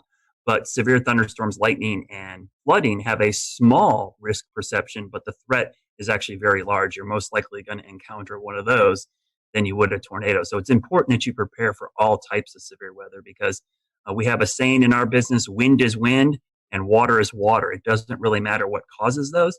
If you get enough of either, it's going to cause problems. And for anyone who missed any of those explainers, you can find them at wcnc.com/prepare. There's the plug. You can also find them here in the Carolina Weather Group feed by scrolling up or checking out some of our latest posts. So Brad, appreciate you coming on. So happy that you were able to get that work done on your home just before those storms, and hopefully other people will follow that lead. As we mentioned at the beginning of our broadcast, we want to revisit our 2019 interview when we had a chance here at the Carolina Weather Group to learn about the Insurance Institute. They've got one of the coolest jobs in the Carolinas, and it's so great that we get to call this place home, and that they constantly are welcoming you guys on down there, Brad. Yeah, and I would highly recommend go to disastersafety.org. They have a great site of all the things you can do to make your home weather ready, and a way to talk to contractors, because some of these things, James, they're super cheap. Like the things I had done to my roof, it only added an additional couple $100. When you're talking about, a 6-figure roofing job, a couple $100, it could save you a long history of having issues. And the other thing is, my insurance company actually offers a discount for having a fortified roof installed. So really a good way to get a discount on premiums. And I should ask you before we go, Brad, tomorrow, Thursday. Yep. Slight chance of seeing some storms? Yeah, I think Tennessee, unfortunately, looks to be the area that's going to get hit the hardest, but that line of storms is going to move into the Western Carolinas late tomorrow at some point. So wind and hail threat certainly possible, especially along and west of I-77. So we're getting in that time of the year, James, where March, April, May for us is big severe weather season. So we're we're kind of entering that. It's a good time to use those severe weather safety tips we just gave you to kind of put them into action over the next couple of weeks. Stay tuned, stay weather aware. They're tips that you could use tomorrow, and if not tomorrow, it never hurts to be prepared for the next go around. Absolutely. Thanks, Brad. We're going to go ahead now and take you to that 2019 interview and check out this place in Chester County, South Carolina.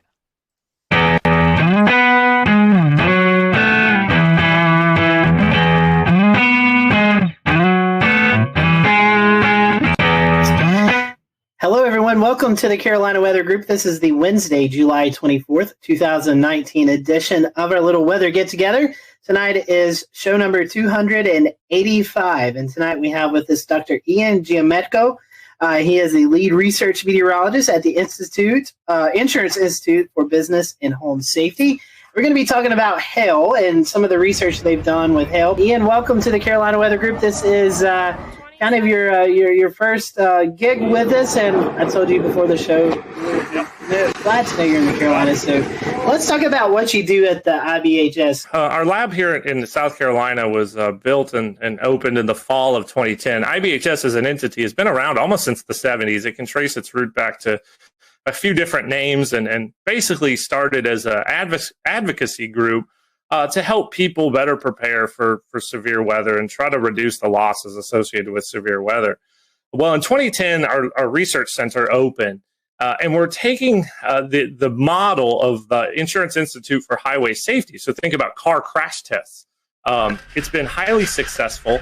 The property insurance industry wanted to apply that to severe weather, and so $40 million later, in the midst of our economic recession, trying to bring that facility to life, we have our lab, and it is a pretty neat place. Our centerpiece is a full-scale wind tunnel. We call it our large test chamber. We have 105 6-foot diameter fans that can take winds up to about 120, 130 miles per hour. We can do full-scale hail simulations. We can do wildfire ember attack scenarios in there. Basically, anything the weather is out there, we can throw at it. And our goal is to understand how all these different hazards associated with severe weather attack structures. How can we build better? What are the systems that we can improve? And how do we show people those steps that resilience is affordable, and then we can start to bend down the loss curve that we see growing and growing each year? Tell me a little bit more about, one, to go start basic, how do we get hail? And how do you do a hail simulation? That sounds really interesting. Yeah, so most intense thunderstorms have hail aloft in them. It can grow from particles that freeze or grapple, kind of those melted snowflake conglomerate things. And as they make their kind of horizontal arcing traverse through a thunderstorm, they can collect more ice and water and essentially grow and grow. Sometimes they become too heavy and fall out and get down to the ground. Sometimes they fall and then they melt before they get down to us. And other times they can hang around up there in a thunderstorm and get really, really, really big and then fall down. And those are the ones that can break things. Once you get above that kind of 1.5 inch or so threshold, that's when you start seeing legitimate property damage. Now for cars, it's a little bit less.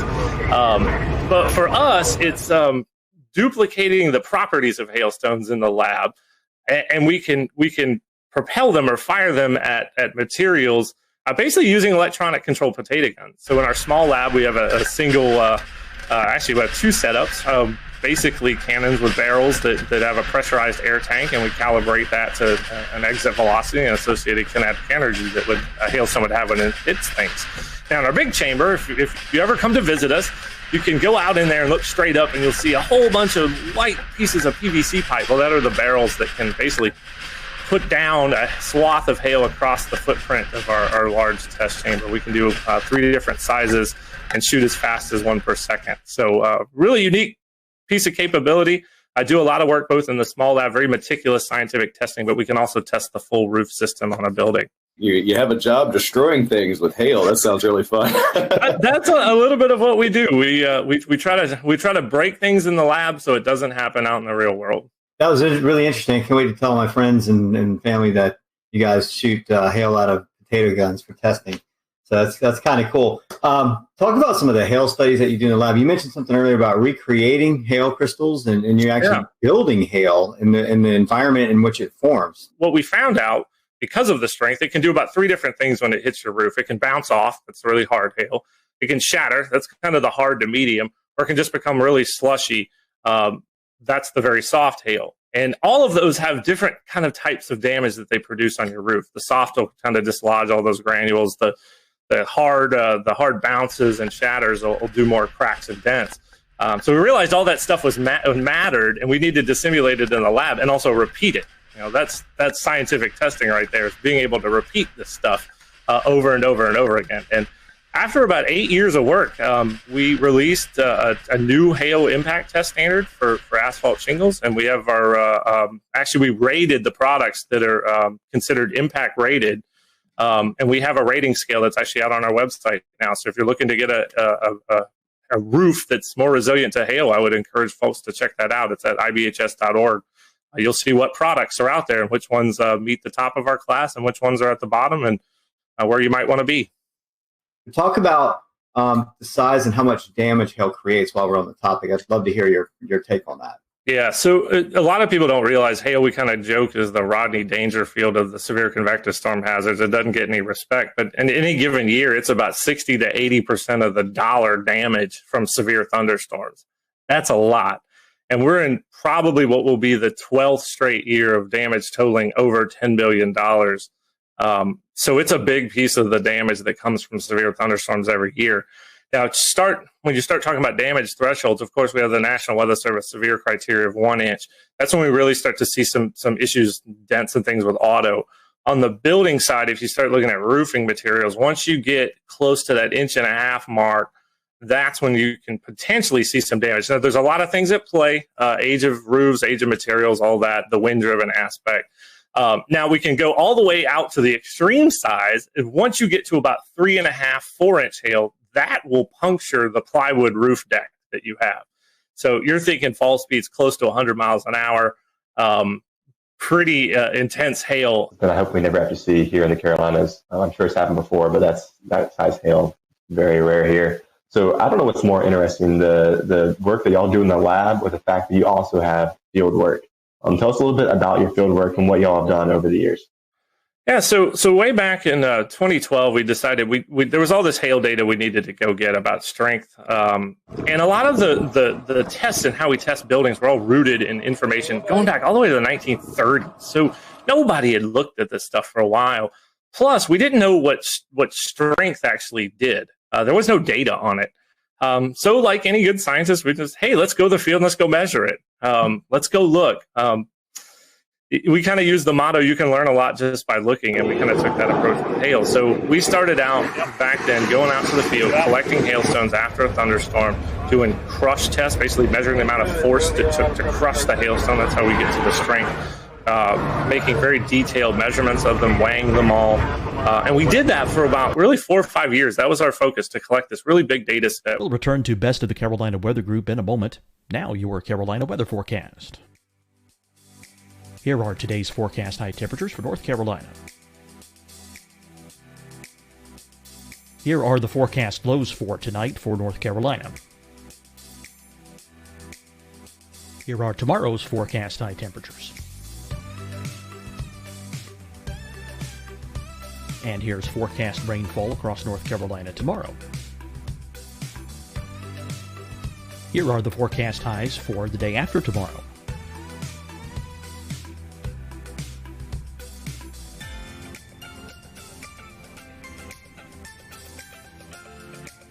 And here's the forecast rainfall across North Carolina for the day after tomorrow. This is the total rainfall forecast across North Carolina for the next 3 days. Here's the severe thunderstorm outlook for today from the Storm Prediction Center.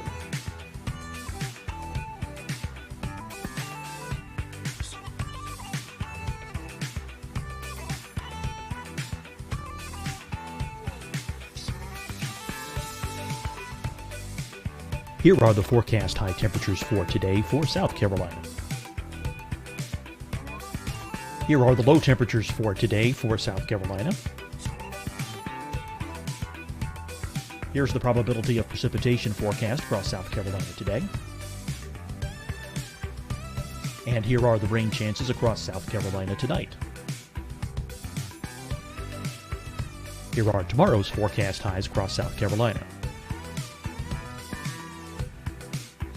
Here are the forecast low temperatures for tomorrow for South Carolina. And here is the probability of precipitation across South Carolina tomorrow. Here's the precipitation chances across South Carolina tomorrow night. Here are the forecast highs for the day after tomorrow in South Carolina. Here are the forecast low temperatures across South Carolina for the day after tomorrow. And here are the rain chances across South Carolina for the day after tomorrow. And South Carolina's probability of precipitation for that night. Here's the Storm Prediction Center's severe thunderstorm outlook across South Carolina for today through tonight. Here's the Storm Prediction Center's severe thunderstorm outlook across South Carolina for tomorrow and tomorrow night. And here's the Storm Prediction Center's severe thunderstorm outlook across South Carolina for the day after tomorrow through that night. Here's the severe thunderstorm outlook for today from the Storm Prediction Center.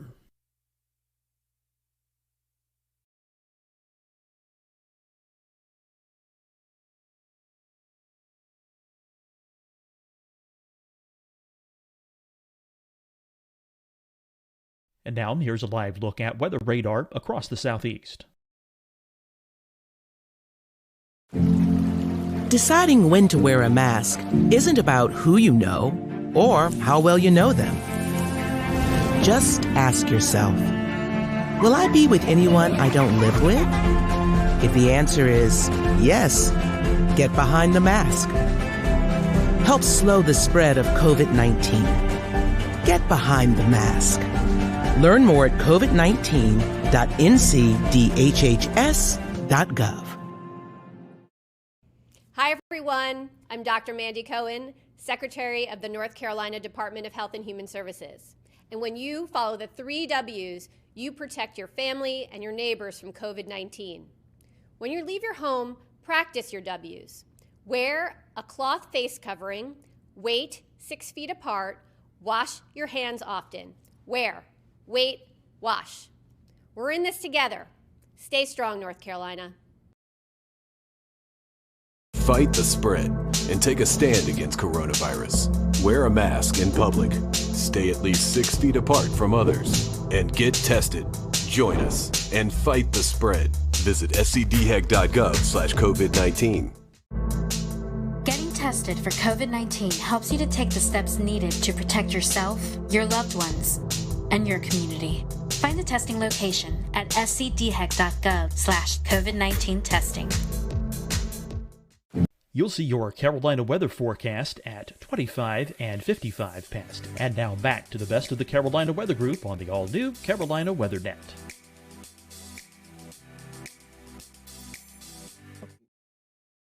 Near 4,000 different hailstones that we've tested. And to guide how we did the lab work that we just talked about. We needed that guide to be able to give us that information. Now we've switched a little bit. We now go to mapping hail swaths using deployable instruments.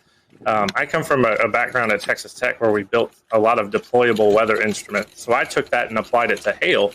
So we have a network of about 18 impact sensors that can measure the impact energy of hail, and we can actually deploy them ahead of a thunderstorm and look at what the size distribution is within that particular storm and how it varies and changes within the swath. It's really, really important for how we look at radar hail detection, even looking into how numerical weather prediction manages hail. And how did it go this year? Oh, two good missions for us. Spent about I think we spent about 12 days total in the field. Ended up, my target was somewhere, I think 5 to 7 total cases. I think we were right there at 7, which was really, really good for us. So yeah, that's usually the case. We spend about somewhere 10 to 14 days each year in the field. And we'll continue this going into 2020.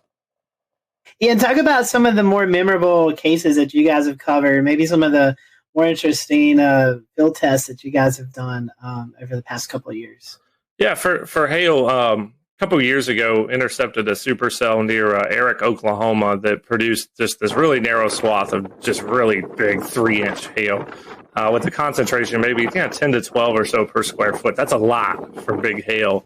It was the first time we got our instruments into hail that size, so that was kind of a unique experience for us. Now, a memorable case, and this goes back all the way back to I think 2013 or 2014 when we were doing a lot of those crush tests. We encountered some hail. This was in Montana. What we kind of think of as low density spongy type hail that when you crushed it, it actually deformed almost like a sponge, but held its shape. It actually didn't fracture. And there's some literature out there that talks about how these hailstones can come about, but talk about kind of blow your mind of how complicated hail can be. That the fact you could get this spongy kind of hail that you could compress, it basically just did that and then held its shape even after you took the load off of it. It never broke. I'm guessing those are rare. We haven't seen that again. It was one particular case, and I don't know what kind of environment might produce that, but it's really unique, and it's always been a memorable one from looking at hailstones. And I've seen a fair bit of them. We got a hail threat, right? So how do we tell businesses and homeowners how to better protect their property? One of the things you can do, make sure you can get your car in your garage if you have one. If you're like me, you got all sorts of stuff in the garage. I couldn't get my truck in there if I tried. But that's a step you can take, is make sure you can get your car under cover. And maybe, say we're under a higher risk for a particular day. If you can find a way to keep that vehicle covered, that's one way to reduce your auto damage. Now for homes, it's a lot trickier. If you're in an area that sees a lot of hailstorms, think about the folks in Tornado Alley. If you live in Dallas, Oklahoma City, Wichita, we saw how sick of people were of hail in Dallas this year by their putting pool noodles on cars and inflatable mattresses. And I'm sure they're tired of getting new roofs every 2 years. So I'd encourage people to look at our impact rated shingle test results and look for those good performing products. There are impact rated shingles that do perform, and we tested up to 2-inch, and the top performers really do perform very well. So there are products out there from a roof perspective that I would encourage homeowners to look at, and talk to your insurance agent too, because in a lot of cases you can get a discount for some of these things. You own a business, you have a building, you have roof, you have items up on the roof, you have your HVAC units, you have satellite dish. I mean, whatever instrumentation you have up there, is there anything we can tell business owners? For HVAC, that's a very good point, because there are some shields that can be made that actually surround HVAC units. That, from what we've been able to tell, looking at their performance, they do a decent job. And HVAC, just the damage to the fins and coils in an HVAC system can be very, very expensive. So there are a few steps you can take if you're a business owner there. You guys are located here in the Carolinas, and many folks may not know that. How did you guys choose the Carolinas? The lab came about in the Carolinas. There was kind of a little bit of a bidding process, and this is before my time at IBHS. We wanted to be away from the immediate hurricane coastline. That's having a facility like that could damage by significant hurricane was a concern for our membership. So that's one reason why we're a fair bit away from the coast. We had a power requirement, and we wanted to be within a certain distance, basically an hour's drive from a hub airport. So what was settled on was essentially kind of the general Charlotte area. And we had two sites that were the original ones. One was closer to Gastonia, just across the South Carolina border, up on I-85, and then there's the site that we currently had. And we ended up with really, really nice package from the community down here in Chester County. Our plot size was a lot larger. We did have some noise concerns, so that also played a role. And they had the power requirements they need. We're right next to a transmission line, and we had a substation on site.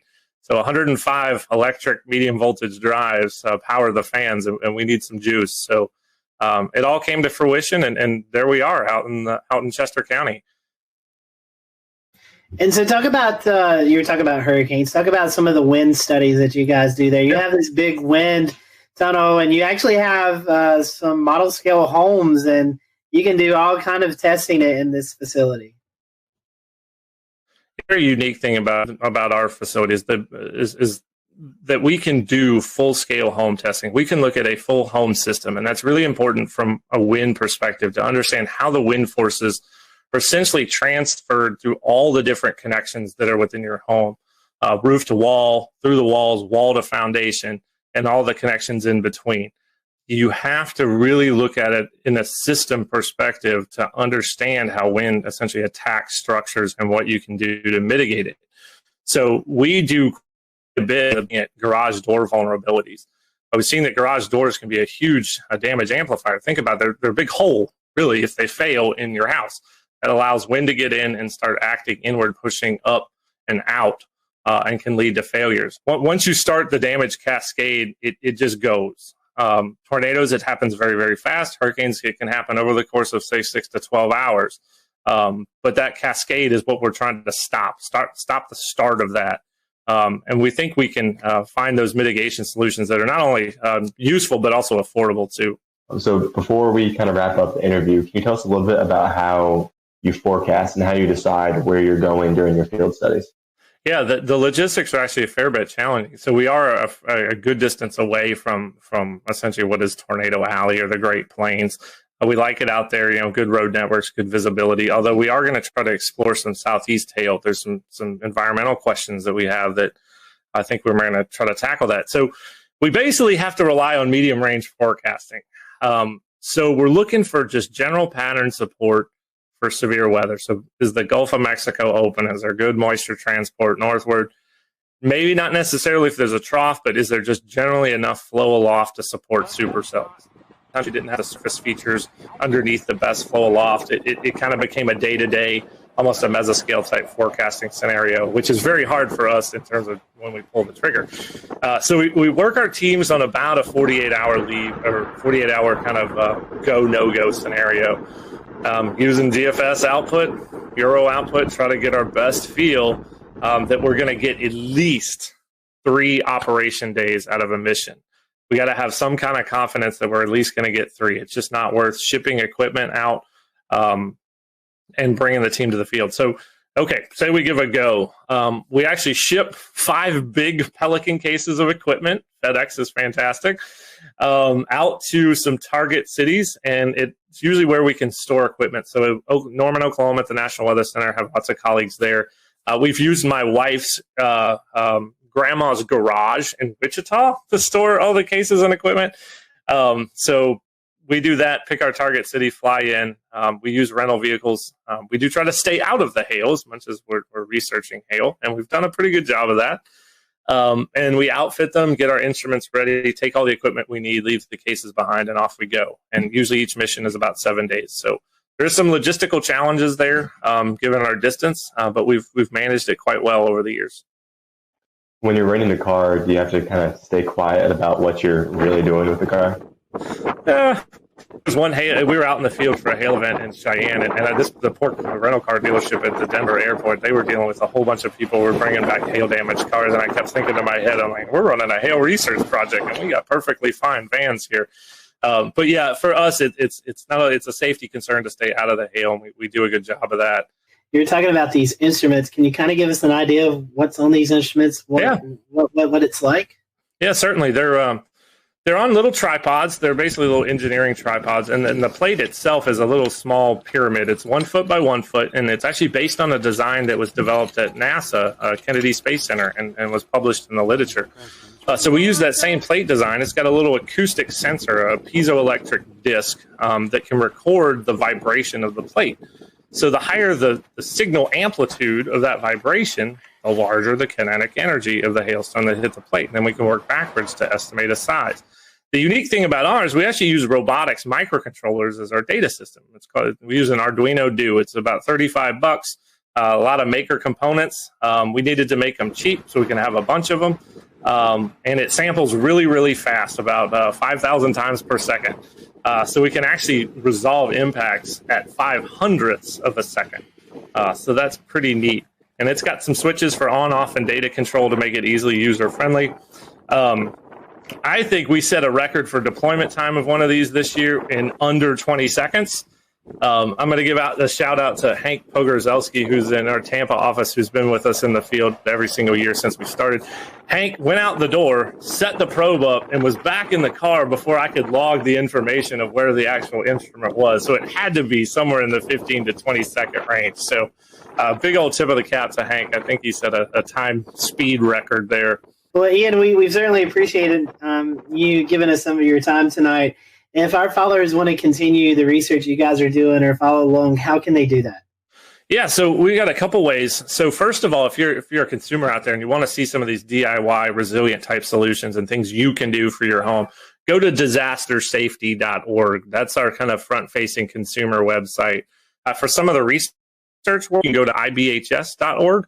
But please follow us on Twitter at Disaster Safety. You can also follow our hail research specifically at IBHS Hail Study. You'll get kind of an inside look on that Twitter account as to what we're doing in hail. We've had many guests on this show, and I think you've got one of the coolest jobs because you get to use potato guns and mix it with weather. I mean, I don't know how much better that can be. So.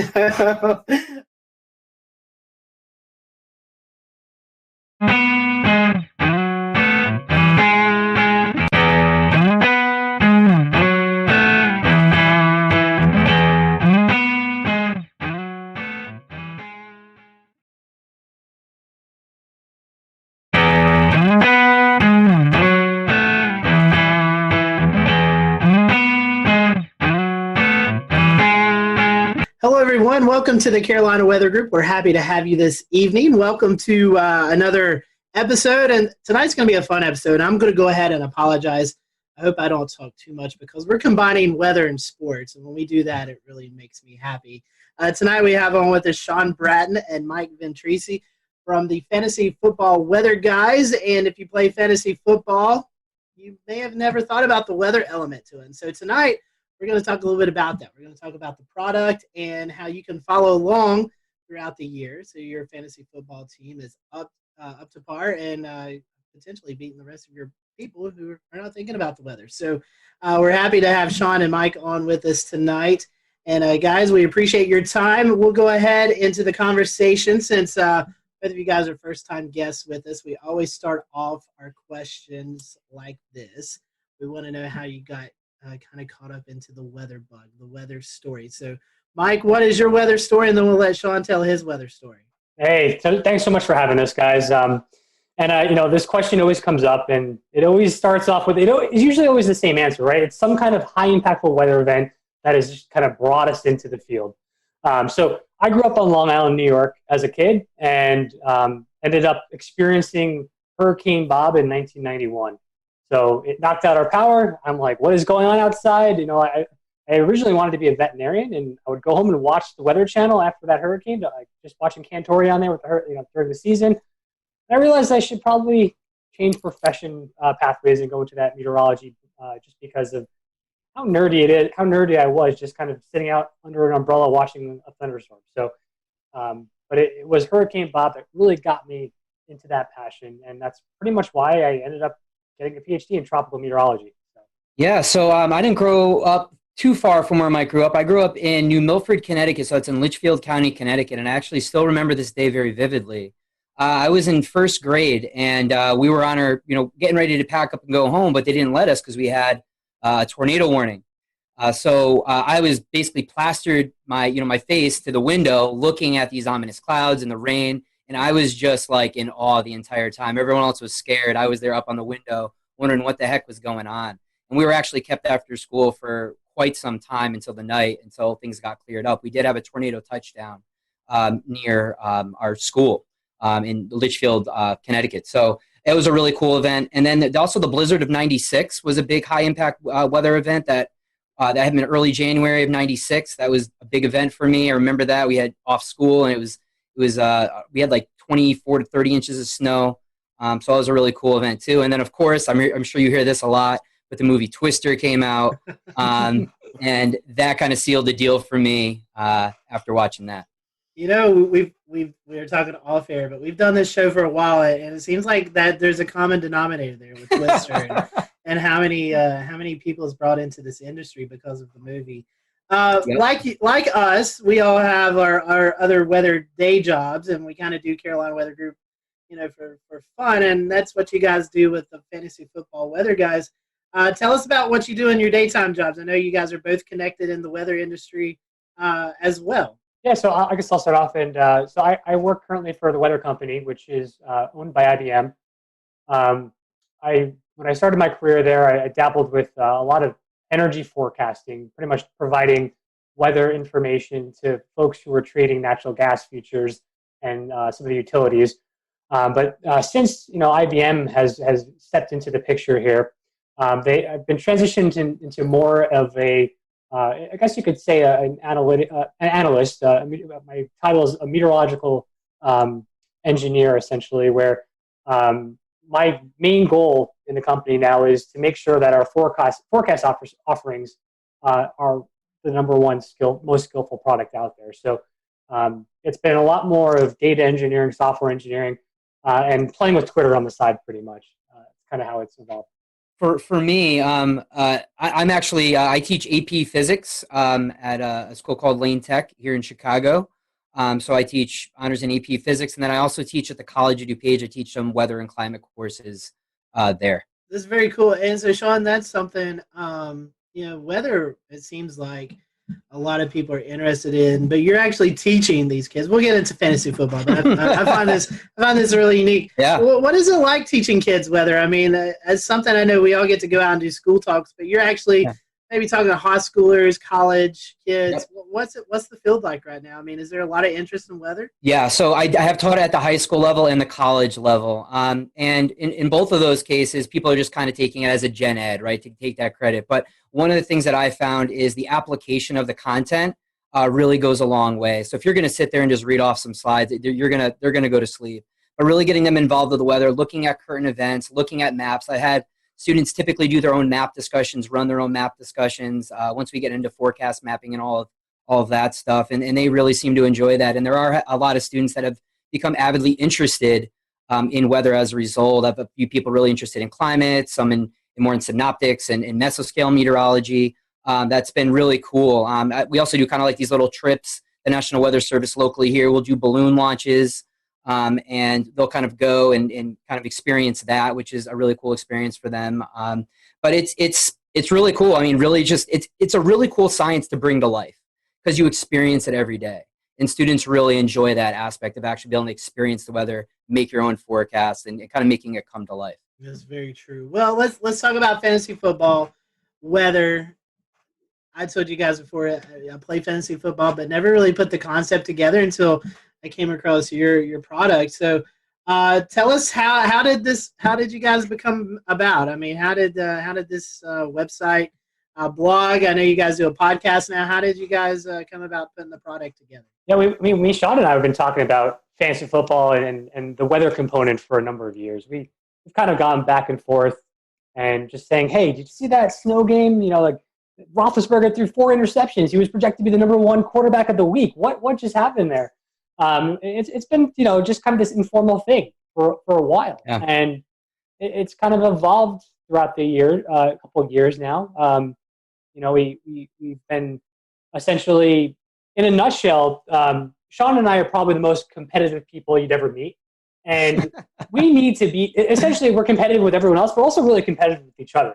So we want to try to find any edge that we can when essentially trying to optimize our lineups on a given week. And I think this is kind of how it spawned out, Sean. What would you say?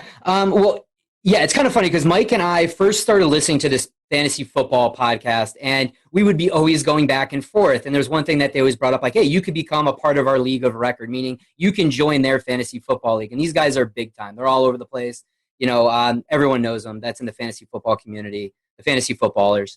And we were like, hey, I wonder what would it take for us to actually be able to be part of their league?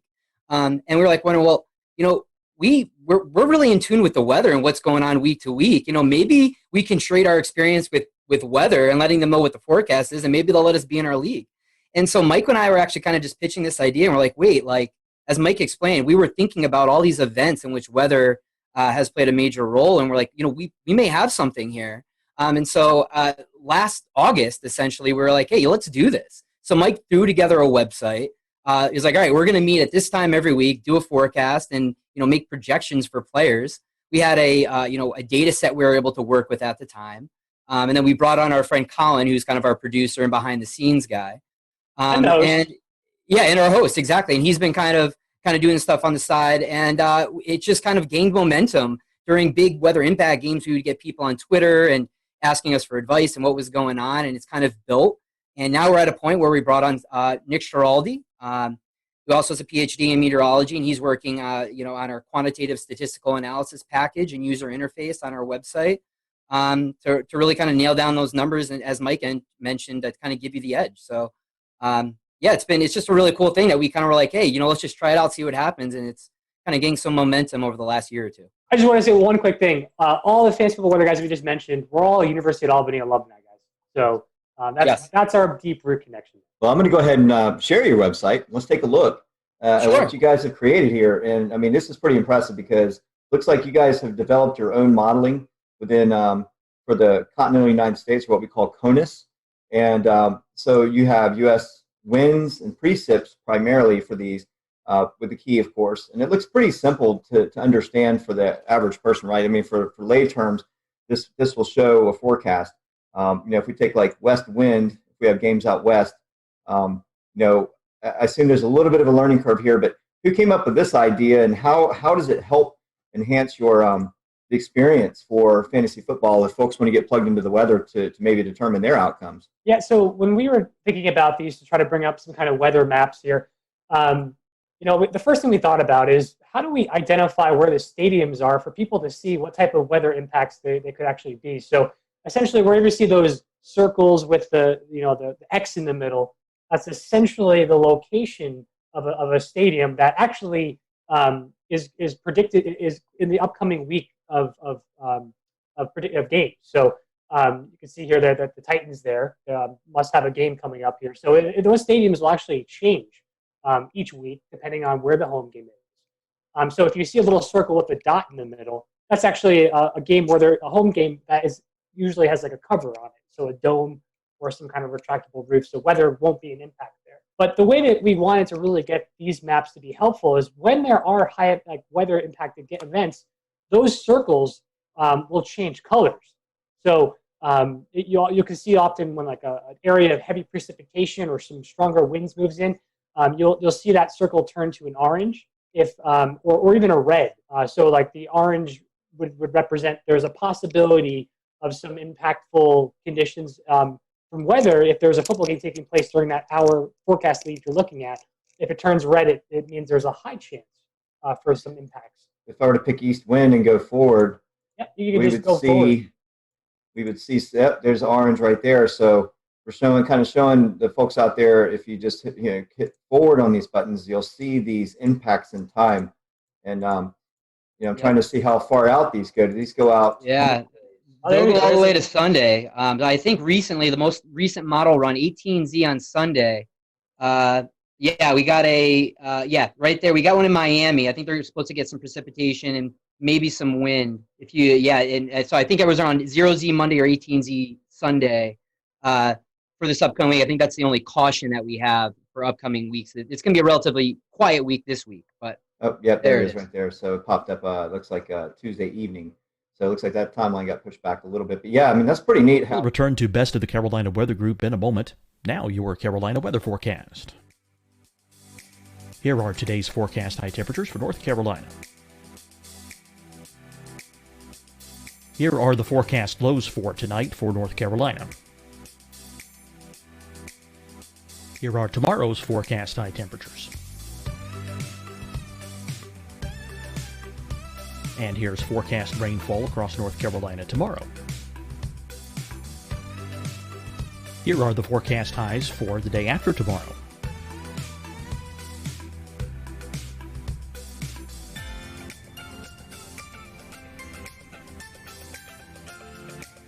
And here's the forecast rainfall across North Carolina for the day after tomorrow. This is the total rainfall forecast across North Carolina for the next 3 days. Here's the severe thunderstorm outlook for today from the Storm Prediction Center.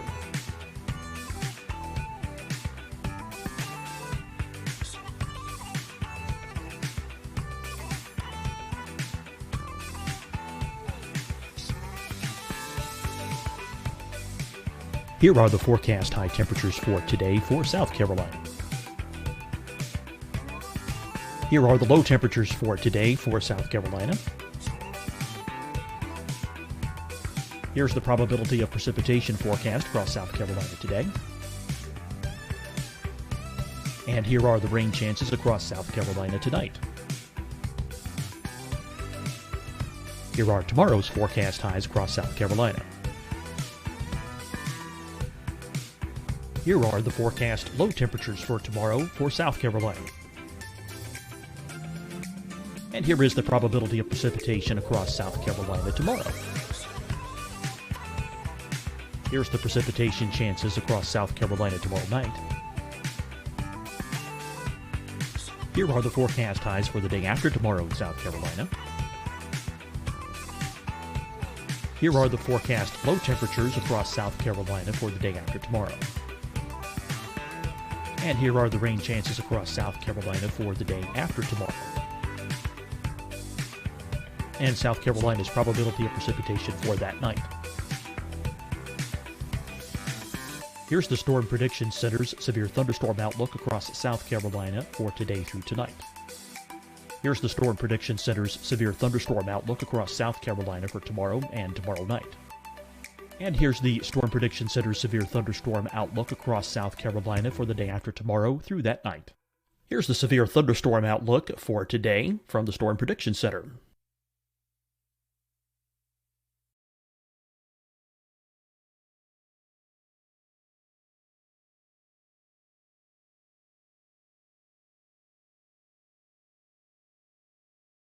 And now, here's a live look at weather radar across the southeast. Deciding when to wear a mask isn't about who you know or how well you know them.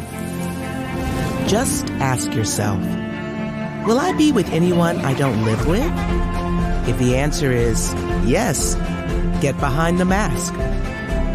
Help slow the spread of COVID-19. Get behind the mask.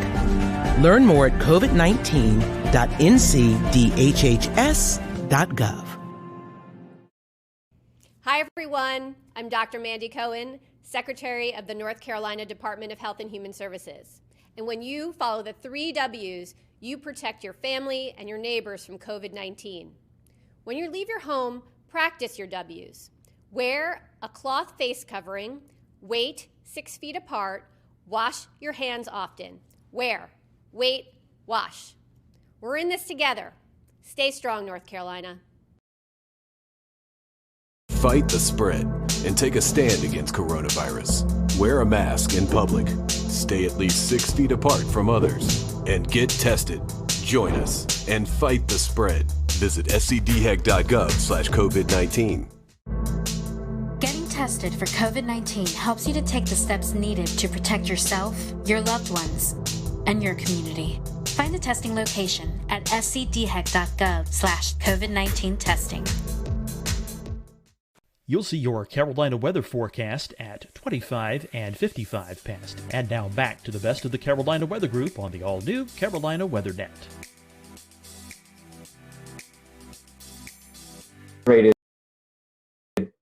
Weather into the forecast impact for a specific area, and it could be anything. It could be anything going on for that area too. So Sure. football games in particular, but that's pretty neat. I really like that format. Now, tell us a little bit about the fantasy impact table. Yeah, sure. So this is a table that will outline each set of games for the week. And to be honest, there's been so many changes with the schedule here because of all the impacts from COVID. But so we try to make sure this is up to date. And I think I did update this on Tuesday.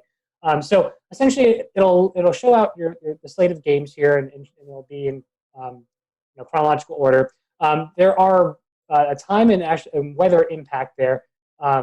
And you can see for the weather, if it says fair, this is the predicted weather for the time of the game, then the impact will show none, right? If you have good conditions, there won't be any real impacts from weather.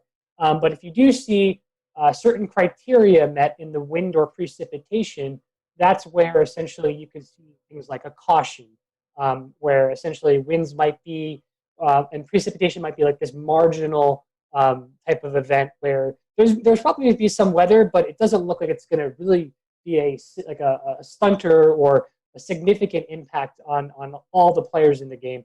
But if you do see like some criteria, let's say you have winds 20 miles per hour with heavy rain for the duration of the game, that's where you would see an extreme impact. And this table would update that this updates probably twice a day. So this is a way to kind of come back to the site and look at it. And this kind of gives us a bird's eye view as to what to expect. So what we do is we use this as kind of a template, and then we'll expand on this during our podcast, and we'll let people know what players we're interested in, because we do have historical stats for specific players and also by position in general. And we can elaborate on, okay, we have, forecast at 18, 25 mile an hour winds, whatever it may be. Well, this player in windy conditions, this is how they perform statistically. So we kind of update them on the expectations based on the weather. We are in the process of updating this. Hopefully over the next several weeks. Again, our buddy Nick Giraldi is going to actually customize this by position and also possibly by players. So the ultimate thing is people want to know, how is my fantasy team going to be impacted? That's bottom line, right? So we're going to have fantasy point differentials based on those weather conditions that we're going to be adding to this table hopefully soon here. And Sean, you were talking a little bit earlier. You guys actually are doing a lot of analytics and numbers, and you're talking about specific players who may see the effects. You're talking about Roethlisberger throwing 4 INTs in a snowstorm, or it could be Denver. It's an extremely windy day, so Drew Lock, the wind may affect his performance. So how do you guys talk to us a little bit about that? How you're breaking down how it's affecting individual players? Yeah, I can lead on this one. So we have basically archived data that we're able to use that breaks it down basically almost every play for every game going back to 2009. So what we're able to do is look at those fantasy stats. So we have fantasy point projections for half-point PPR, full-point PPR, standard leagues, and we're able to look at how that player has performed statistically during those weather-like events. So, hey, how has this quarterback performed in 20 to 30 mile an hour winds? Okay, well, we see a decrease in fantasy points by 4, and they throw their TD or their touchdown interception ratio has changed X, Y, and Z amount. And then we also kind of have another stats package that we'll use based on weather conditions as well. So what we try to do is say, all right, our forecast is this for the weather. Let's look at the specific players and the positional players that we're interested in for that game and see if there's actually going to be an impact. Because quite frankly, for some players like an Aaron Rodgers, maybe we don't see as much of an impact for them, so we're not going to be as concerned about that player. For other players like a Jared Goff or something like that, or Kirk Cousins, for example, who played in Seattle this week during rainy games, there's an impact there we've seen statistically. So we really got to kind of decipher. We just, we kind of do this by position, but even a little bit more specifically by player when appropriate.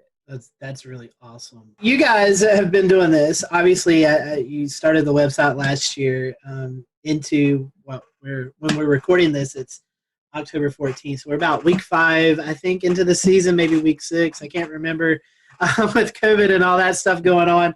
But talk about how the fans, how have you guys, the outreach? I mean, have you got a lot of positive responses from fantasy footballers? How's that went? So I think our biggest interaction with folks right now is on our Twitter handle at FF Weather Guys, where it typically the interaction is most prevalent during weeks where there is predicted weather and the folks are aware of those impacts. Usually when you see like some of the mainstream media or sports channels talking about weather impacts, and usually I guess that as you get up into later in the season, as we know, winter storms or late fall storms can get more energy from the jet streams. That's where we typically see those larger weather impacts, and I think that's where the draws start to come in, especially when people are fighting for those playoff positions, right? They want to make sure that they don't make a mistake, and people start to get really meticulous with their lineups. And we're speaking more specifically on like these redraft leagues, essentially where you have like a draft at the beginning of the season, and you have your team throughout the year. So that's where we've seen the most interaction with regards to our fan base.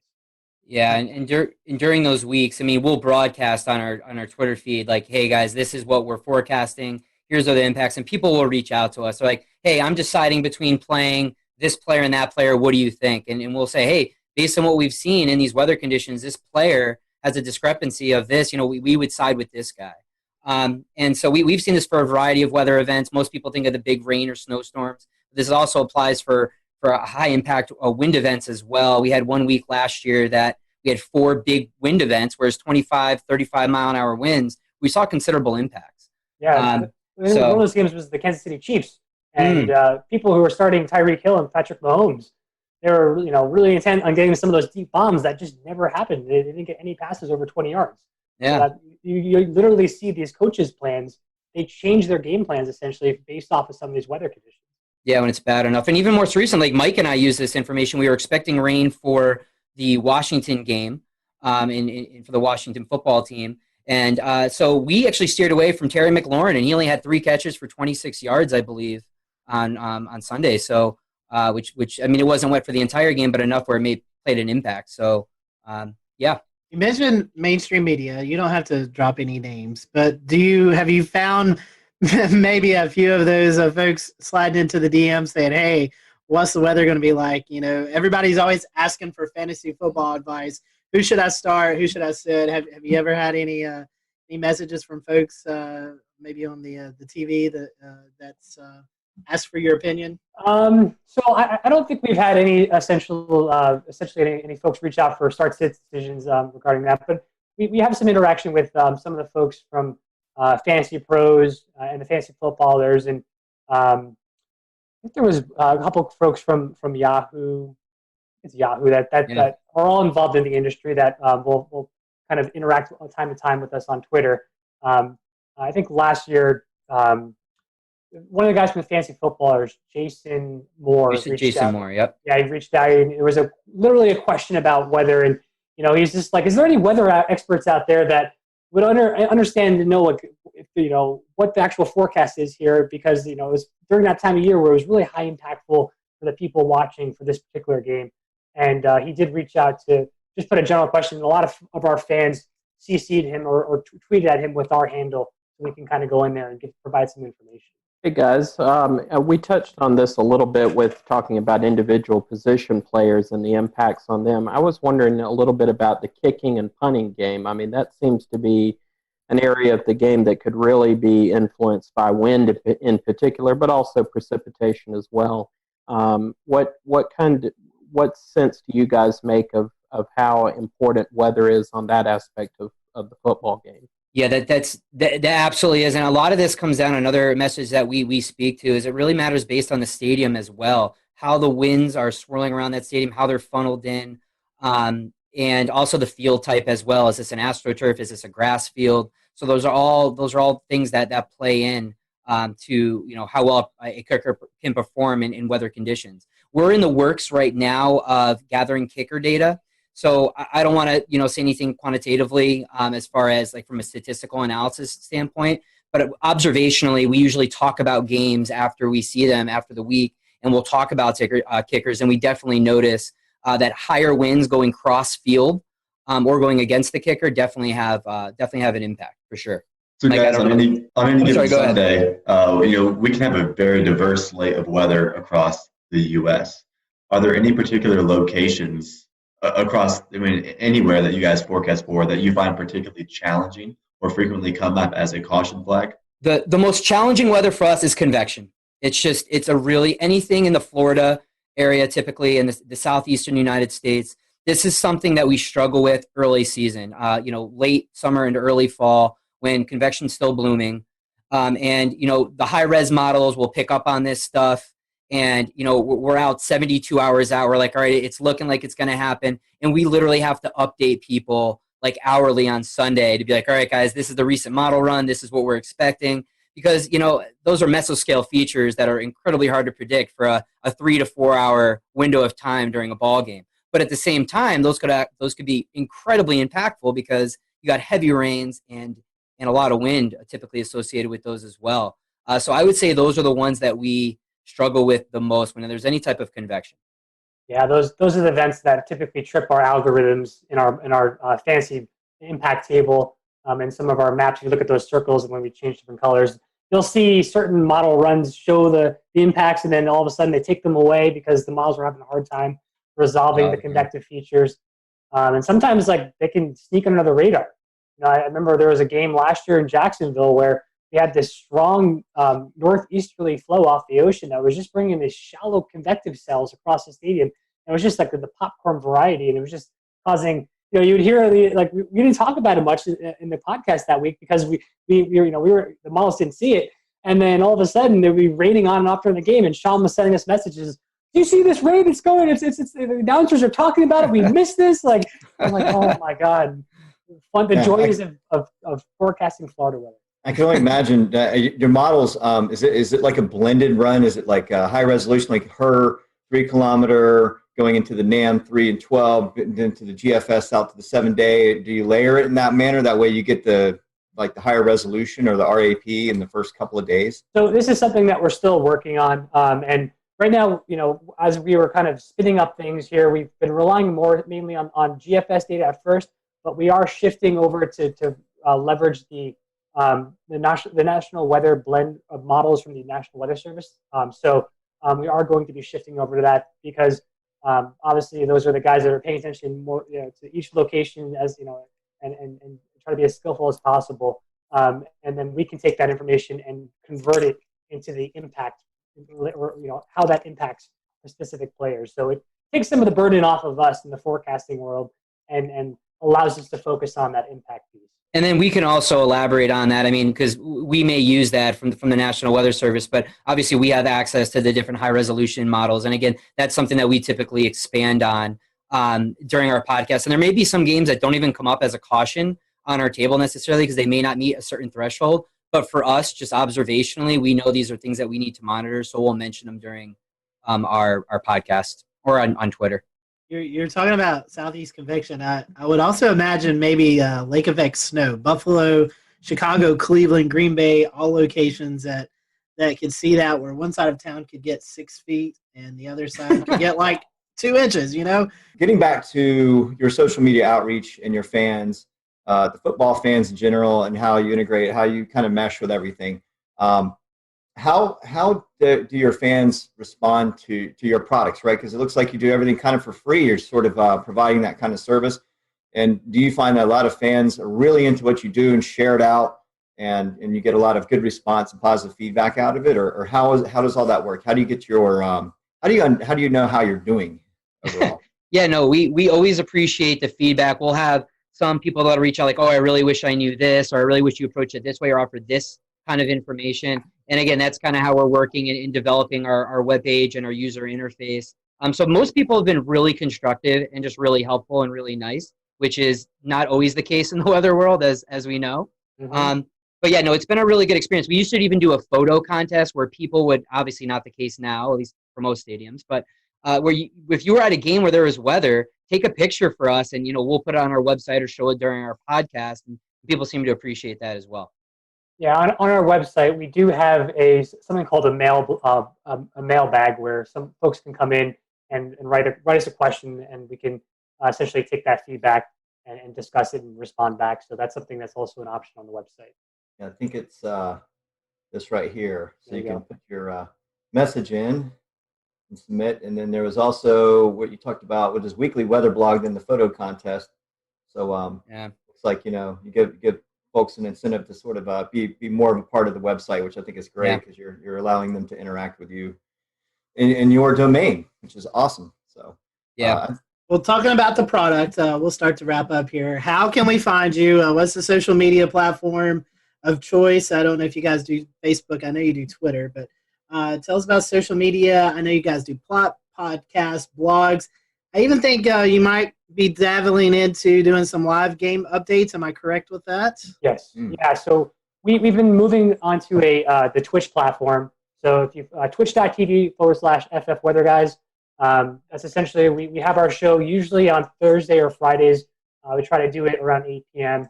And then when there are high impact weather events on a Sunday, we'll get up on Twitch again and have a Sunday show usually around 11 a.m. That's one source where we've been kind of more interactive with folks. Well, guys, thank you for your time. We appreciate it. Thank you guys for watching the Carolina Weather Group. Make sure if you're a fantasy football player, go check out these guys.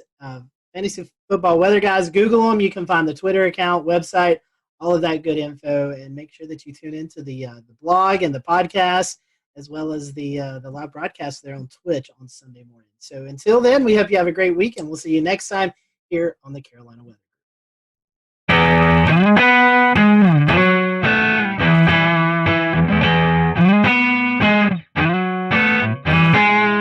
Good evening, everyone. Welcome to the Carolina Weather Group. We're happy to have you tonight, and we have a special treat for you. Chief Meteorologist Bill Walsh from WCSC in Charleston, South Carolina, Emmy Award-winning Chief Meteorologist, who's also an author, a Lieutenant Colonel in the U.S. Air Force Reserve, and much more. We're looking forward to having Bill with us tonight, and Bill just celebrated his 34th year in broadcast meteorology, and we're just going to look back over those moments for this next little bit, so we're happy to have you. And towards the end of the show, we'll let Bill give out some of his social media information. So if you're not following Bill on Twitter or Facebook, definitely want to give him a follow, especially if you're in the Charleston area, if you plan to visit. So Bill, welcome to the show. I know we've had you on before, normally talking about hurricanes or landfalling tropical systems, but we wanted to get you on tonight just when the weather's calm, and well, when we're recording this, the weather's calm, and we'll put that out there. But we just want to kind of get to know you. So our first time question for a lot of our first time guests is how did you get hooked into this crazy career that we all love to do here in the weather world? Great to be here, by the way. It's so cool to be with everybody. And I definitely watched love the podcast. It's funny. It's just kind of an accident, actually, believe it or not. I was really into aviation, into, flying airplanes. And I got my pilot's license when I was 16 years old. So I actually got my license to fly before I got my license to drive. So I had to get a ride to the airport to take my check ride. But anyway, I was really thinking about going the aviation route for a while. And my sister's boyfriend at the time was working in radio. And I really was fascinated by broadcasting. And he was about 3 years older than me, 3 or 4 years older. And she ended up marrying the guy. But, this was back in high school. And then he wanted to be a broadcaster, and he went into television. And I would hang around the radio stations with him when I was in high school. And I was like, this is cool. I like this. I like the broadcast is cool, but I really am fascinated by flying and weather, and really aviation weather was really what I was interested in, and thunderstorms and snow. Of course, I grew up in the snow belt, with the blizzard of '78 was the biggest thing that hit us when I was a kid. And I was like, by the way, I just dated myself there, but that's okay. So this big giant blizzard comes along. We have 52 inches of snow. I'm fascinated by the weather. I'm saying, I got to get into this. I got to figure it out. So I ended up, believe it or not, I ended up taking a bus. I lived in Rhode Island, and I took a bus downtown Providence. I probably was a sophomore in high school, maybe something, and I snuck up to the TV station, which was Channel 10 WJAR. And the station was way up on top of the outlet. It was kind of like a Macy's type store, right? So it was on the top floor, and back those days, there's no security. It's just like the door opens in the elevator. I walk out. There was one woman there, and she said hello, and I just looked like I knew what I was doing. So I walked right into the studio, and there was, the guy I watched growing up on TV, John Giorgi. I'm like, oh, there's John Giorgi. Look at that green wall. Wow. Well, what is that thing?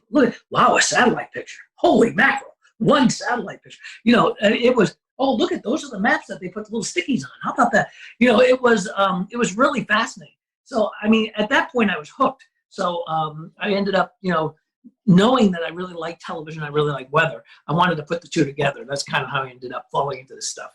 So you've definitely covered some big events in Charleston.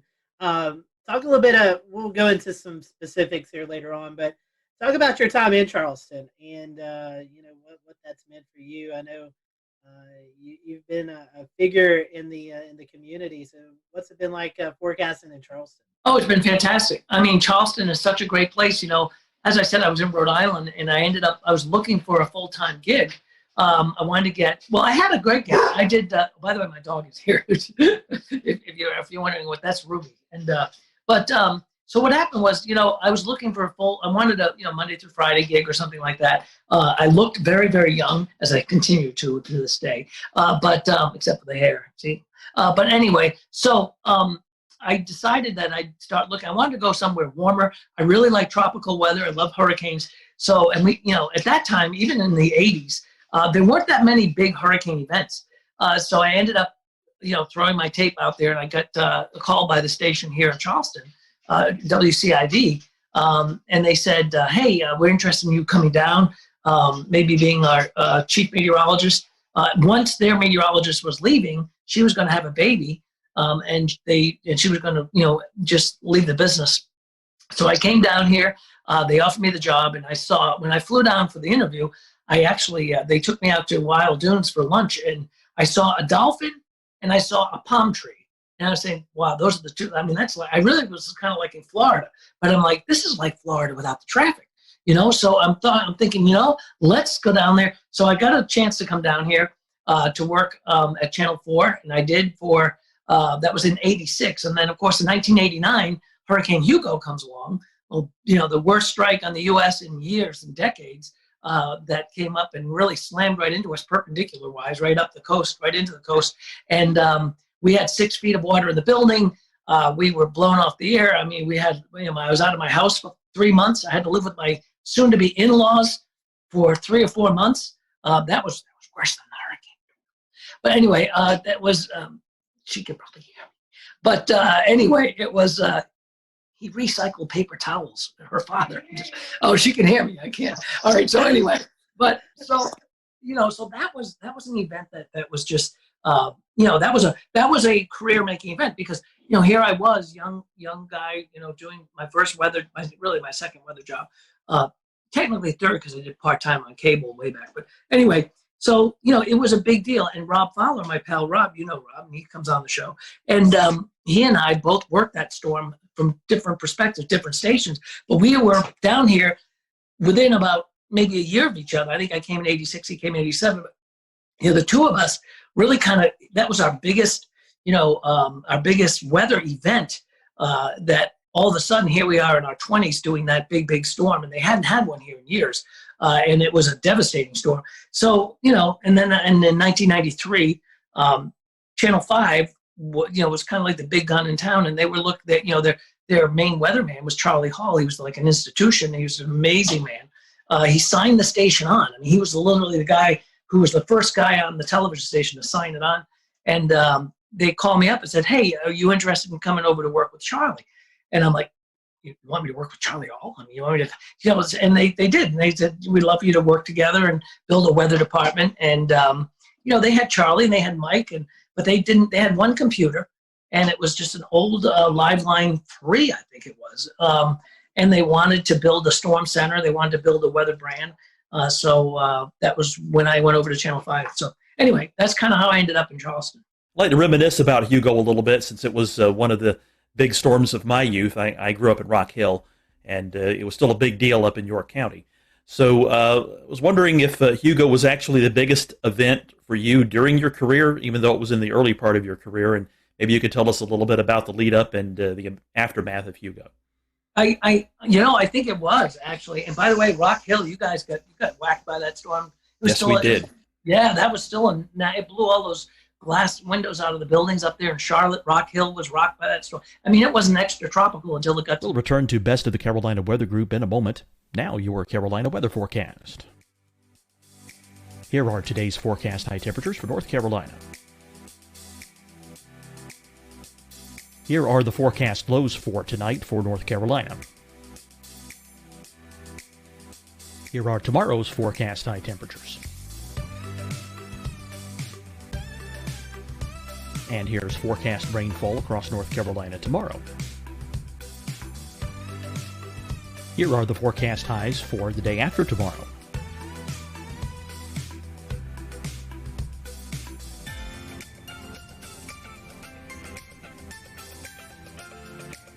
And here's the forecast rainfall across North Carolina for the day after tomorrow. This is the total rainfall forecast across North Carolina for the next 3 days. Here's the severe thunderstorm outlook for today from the Storm Prediction Center.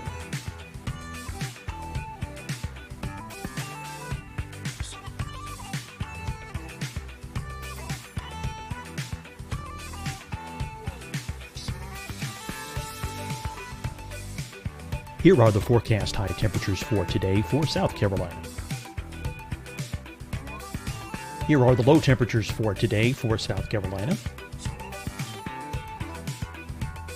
Here's the probability of precipitation forecast across South Carolina today. And here are the rain chances across South Carolina tonight. Here are tomorrow's forecast highs across South Carolina. Here are the forecast low temperatures for tomorrow for South Carolina. And here is the probability of precipitation across South Carolina tomorrow. Here's the precipitation chances across South Carolina tomorrow night. Here are the forecast highs for the day after tomorrow in South Carolina. Here are the forecast low temperatures across South Carolina for the day after tomorrow. And here are the rain chances across South Carolina for the day after tomorrow. And South Carolina's probability of precipitation for that night. Here's the Storm Prediction Center's severe thunderstorm outlook across South Carolina for today through tonight. Here's the Storm Prediction Center's severe thunderstorm outlook across South Carolina for tomorrow and tomorrow night. And here's the Storm Prediction Center's severe thunderstorm outlook across South Carolina for the day after tomorrow through that night. Here's the severe thunderstorm outlook for today from the Storm Prediction Center.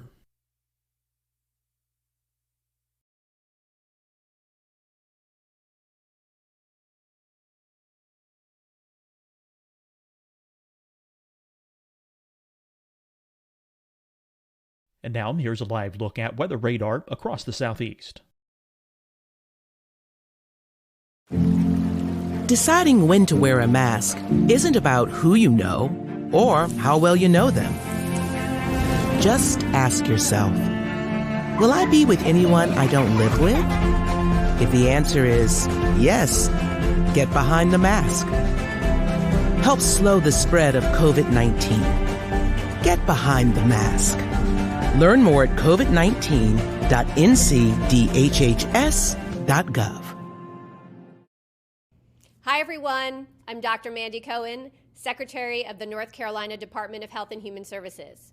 And when you follow the 3 W's, you protect your family and your neighbors from COVID-19. When you leave your home, practice your W's. Wear a cloth face covering, wait 6 feet apart, wash your hands often. Wear, wait, wash. We're in this together. Stay strong, North Carolina. Fight the spread and take a stand against coronavirus. Wear a mask in public. Stay at least 6 feet apart from others. And get tested. Join us and fight the spread. Visit scdhec.gov/COVID-19. Getting tested for COVID-19 helps you to take the steps needed to protect yourself, your loved ones, and your community. Find the testing location at scdhec.gov/COVID-19 testing. You'll see your Carolina weather forecast at 25 and 55 past. And now back to the best of the Carolina Weather Group on the all-new Carolina Weather Net.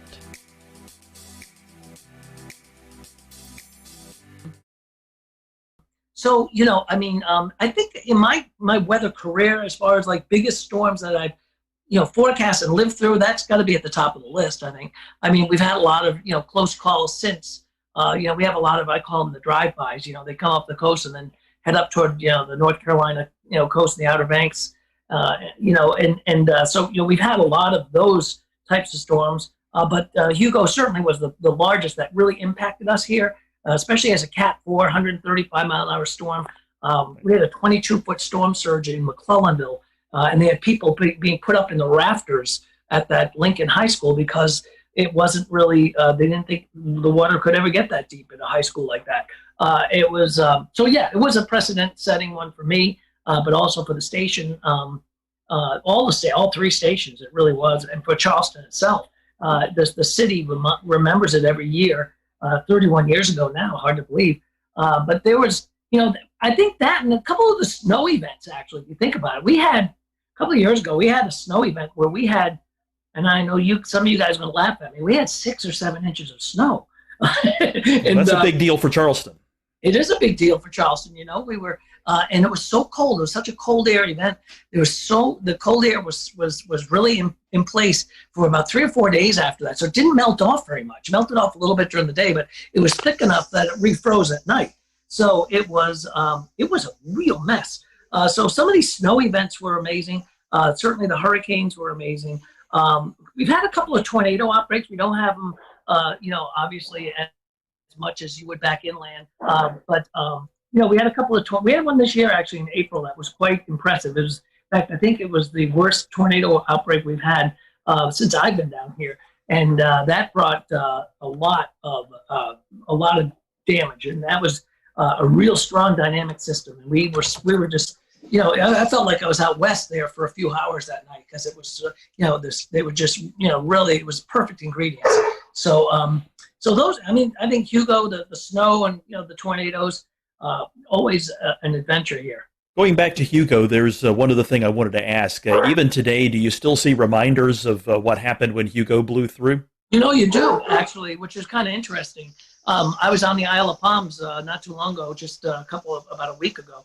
I was out there, and there's still empty lots out there. Same thing on Sullivan's Island. There's still places where things never came back. It took about a year, to be honest with you. When you think about, Florida and Michael and Mexico Beach and places like that, we see these storms, and we see the impact. Like we had Laura, and we had, everybody covering it. We had the storm chasers out there. I was watching Jim Cantore at 3 o'clock in the morning, and then, then the media, everybody goes away. But living through Hugo, we had to live with that for, forever. And certainly a year after that, it was a year until things got sort of back to normal. We didn't have power for 2 weeks, but it'd be interesting to go back. I think that'd be kind of an interesting documentary or something. You just go back to some of these places and say, okay, how are you doing a year later? How are you doing 2 years later? In particular, places like the Bahamas, right after Dorian. Nobody really talks about it, but obviously, those islands, there was an incredible disaster, and it'd be interesting to go back to Freeport and back to Abaco and take a look at some of those places, because see how they're doing now. So I think to answer your question, there are things still around that you can tell that were pre-Hugo or post-Hugo, but we filled in quite a bit in 31 years. I would echo your thoughts exactly, because even now, if you go and walk around, you look at some of these oak trees and pine trees, you can still see where most of these trees, they were blown over, they were popped in half, so to speak. So you can still see where the knottage is and where new limbs have grown over the years, but you can see where the disformation is in a lot of the trees still, even after all these years. So yeah. Yeah, you really can. And there's a lot of people that live here that were here then. And they remember it. They remember surviving, getting through it, and things like that, and rebuilding their house, or getting back to what was a house. So, it's one of those things that it's burned into your memory forever. Yeah, I recall.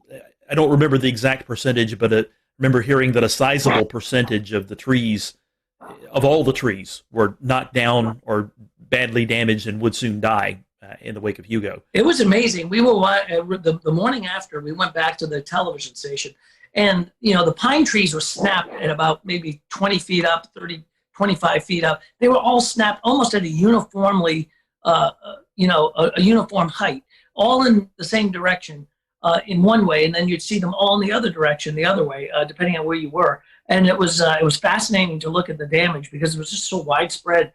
But a lot of those trees were, the Francis Marion Forest was completely devastated. And it's been a long time, and it's still being, rebuilt. A lot of those newer trees, or some of those trees that have come back, it takes a while, obviously. Bill, how was communicating the threats from Hugo, specifically the storm surge? We've made a lot of progress in the past 5 to 10 years of trying to explain what storm surge is and the areas it impacts. What was it like explaining the water that could come with a storm like that back in the late 80s? So that was interesting because, that was before slosh models, and that was before, we had the LFM. And we didn't have a lot of the great, tools we have today. And at the time, remember, the Hurricane Center only went out 3 days. They didn't go out 5 days. And we didn't have, the euro. We didn't have all of these great products that push us out, so many days in advance. So it was really kind of using that technology, what we had, but letting people know about the storm surge was because it was kind of alien to these folks. They knew, remember, they haven't had a hurricane strike since at least, I think it was David maybe that came by in it was a 79. Anyway, they hadn't had a major hurricane strike really since Hazel and Gracie way back in the 50s. They had some storms that came on up, but it was the first real major strike that could bring a major storm surge. So communicating that was interesting, and it was you had to kind of explain to people what it was, and a lot of people didn't think that they could see 20 feet of water. And I mean, there's a lot of people are saying, oh, they're overdoing it, and stuff like that. So getting that message out there was rather interesting. So Bill, I want to ask you a little bit about kind of bring your military background and career into your meteorology broadcasting career, and specifically when hurricanes like Hugo or other kind of big events like that have occurred. Is there part of your military background that helps you communicate that or be present and structured in the way you assist with letting people know the threats? Yeah, it does, Dan. I mean, what it does is it gives you, in the military, everything's about readiness, right? So when I was, when you're working on a staff or you're working as, whatever your job is in the military, everything is, especially in the reserve side of things, it's all about readiness. Are you trained up? Are you proficient in the software? Are you proficient in the forecasting? Is your staff ready for this? Is master control ready for this? Do they know how to put the crawls on? Do we know how to evacuate if we have to evacuate? There's, in military, there's a lot of readiness. We had to, you have to do a lot of training. And I think that kind of background also kind of floats over to what we were doing. And I still to this day have, readiness checklist for like tornadoes or tornado warning or severe weather, making sure our master control has, all of the things they need to make sure that they're ready to put us on TV at 2:00 in the morning if they have to. So, a lot of that comes from the military background. Excuse me. That's Ruby. That's Ruby. So a lot of things come from the military background that go into television that help me pretty much get through these storms. But I think it's a good background. And military is a whole different world. When I was doing military on the weekend, I'd go away, or even during the week, I'd be like, it's like literally changing hats. It's a whole different world of the way things are done. TV is, there's a bit of show business. We've got the science side of it, but there's show business, and it's a whole different world where military, it's totally different. So if you're briefing a commander, for example, on an upcoming storm, or you're doing a battle group command type of, if you're doing a forecast for a battle group, you're talking about, different types of weather, but, those people, it's a different audience. So, yeah. So you use that training, I think, to help you be ready. Readiness is the most important thing. Well, that readiness was obviously very important in 1989 with Hugo, and it still is. Though we've talked about before on the show, in the unfortunate event that South Carolina and the South Carolina coast and Charleston area were to ever face another storm like Hurricane Hugo, how prepared are we nowadays in the Charleston metro for a major landfalling hurricane? I think we're pretty well prepared. We're prepared, and we're at a point where we know what to do. We know how to get the messaging out there. We're prepared better than ever when it comes to communication between social media, the television, the OTT over-the-top stuff, all of the different platforms that we can broadcast to. So getting that word out is going to be even better. As far as evacuation and stuff like that, that is drilled pretty much every year. We have hurricane drills with the state and with the Highway Patrol and the National Guard and stuff like that. So I think South Carolina is pretty well prepared. There are some caveats. We flood on a good thunderstorm on a high tide down there. So depending on the timing of the storm, also the trajectory of the storm versus the coast, how much flooding that we could have. But to get people to move, we had a big evacuation during Florence, and that was a major. It was a Cat 1 actually. It was a major disruption, but it wasn't even a major hurricane as it came down the coast. But it was a rainmaker moving at 2 or 3 miles an hour, just flooding North Carolina and northeast South Carolina. But yet, governor, had evacuation all the way down through, Beaufort County down into near the South Carolina-Georgia border. That, put a lot of people out saying, well, why am I evacuating? That storm's up near Myrtle Beach, and it's really flooding like Conway and not us. So, and a lot of that, we have to try to explain to people and say, we don't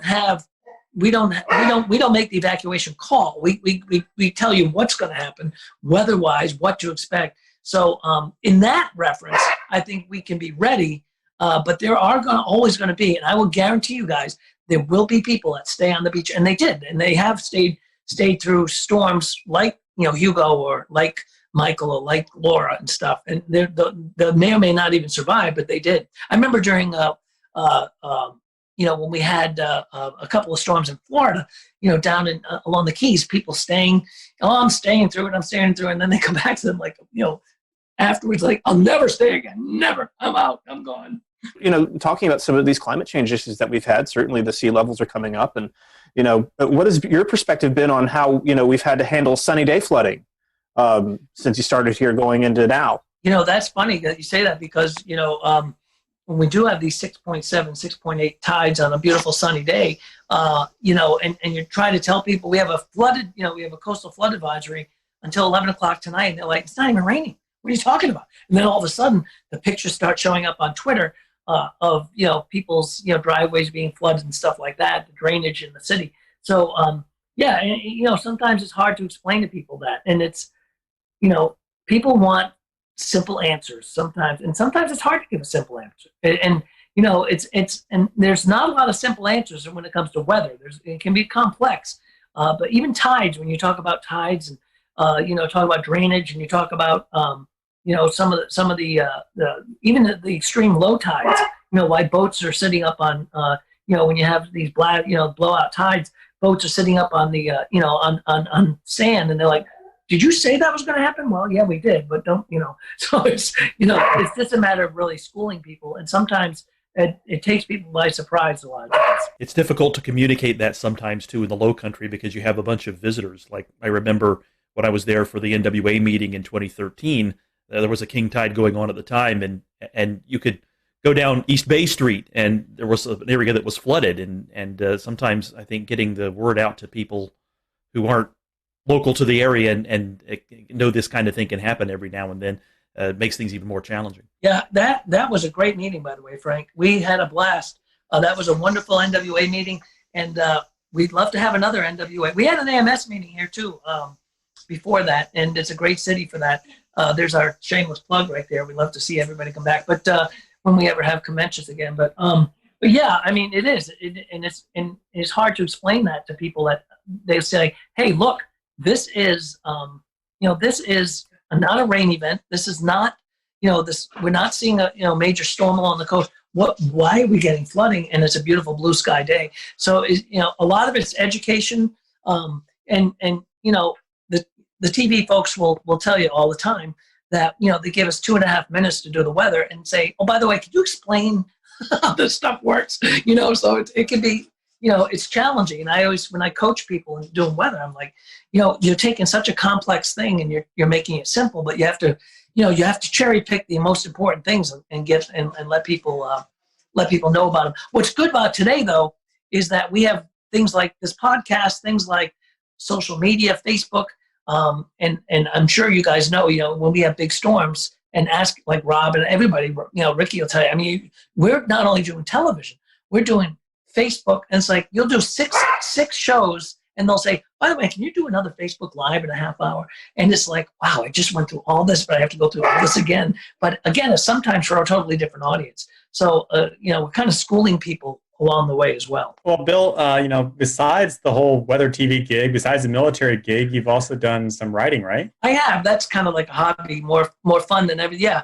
I did. I write some novels, and had one come out recently.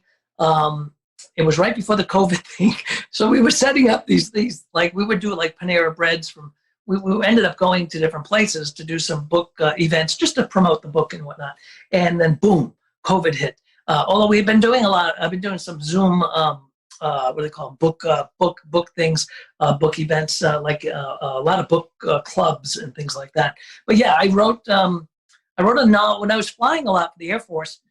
Really, I started thinking about this when I was Navy first, and when I went from the Navy to the Air Force, my job in the Air Force had me flying quite a bit in different places on C-17s, and so I started thinking about these stories and stuff like that I put together in a book and in a novel. We actually pitched it. My first book was pitched as it was more of a national security thriller, and it was pitched as a TV show. And my agent was like, you know what, this would be a good book if they don't buy it as a TV show.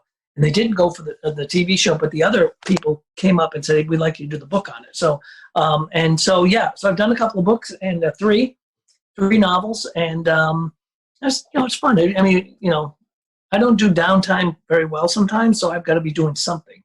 So I guess I write sometimes, and it's really kind of enjoyable. The last one I did, which was Uncle Danny, was actually based on 3 live characters up in New England that were really they were the kind of the tip of the spear when it came to the booze business and prohibition. They were probably the biggest movers of liquor in the Northeast in New York, and one of them was a great uncle of mine. So so I got to write a book about it. So I thought that was pretty interesting. Kind of on your weekend job has become air shows and aviation and flying recently. That's actually kind of how we met and talked about things and knew each other better, was through kind of the aviation world. Talk a little bit about your time with the paratroopers and announcing for them and doing all the stuff with the team. Yeah, I love doing the air show stuff, Ricky, and as you know, and you do too, and a lot of our folks do.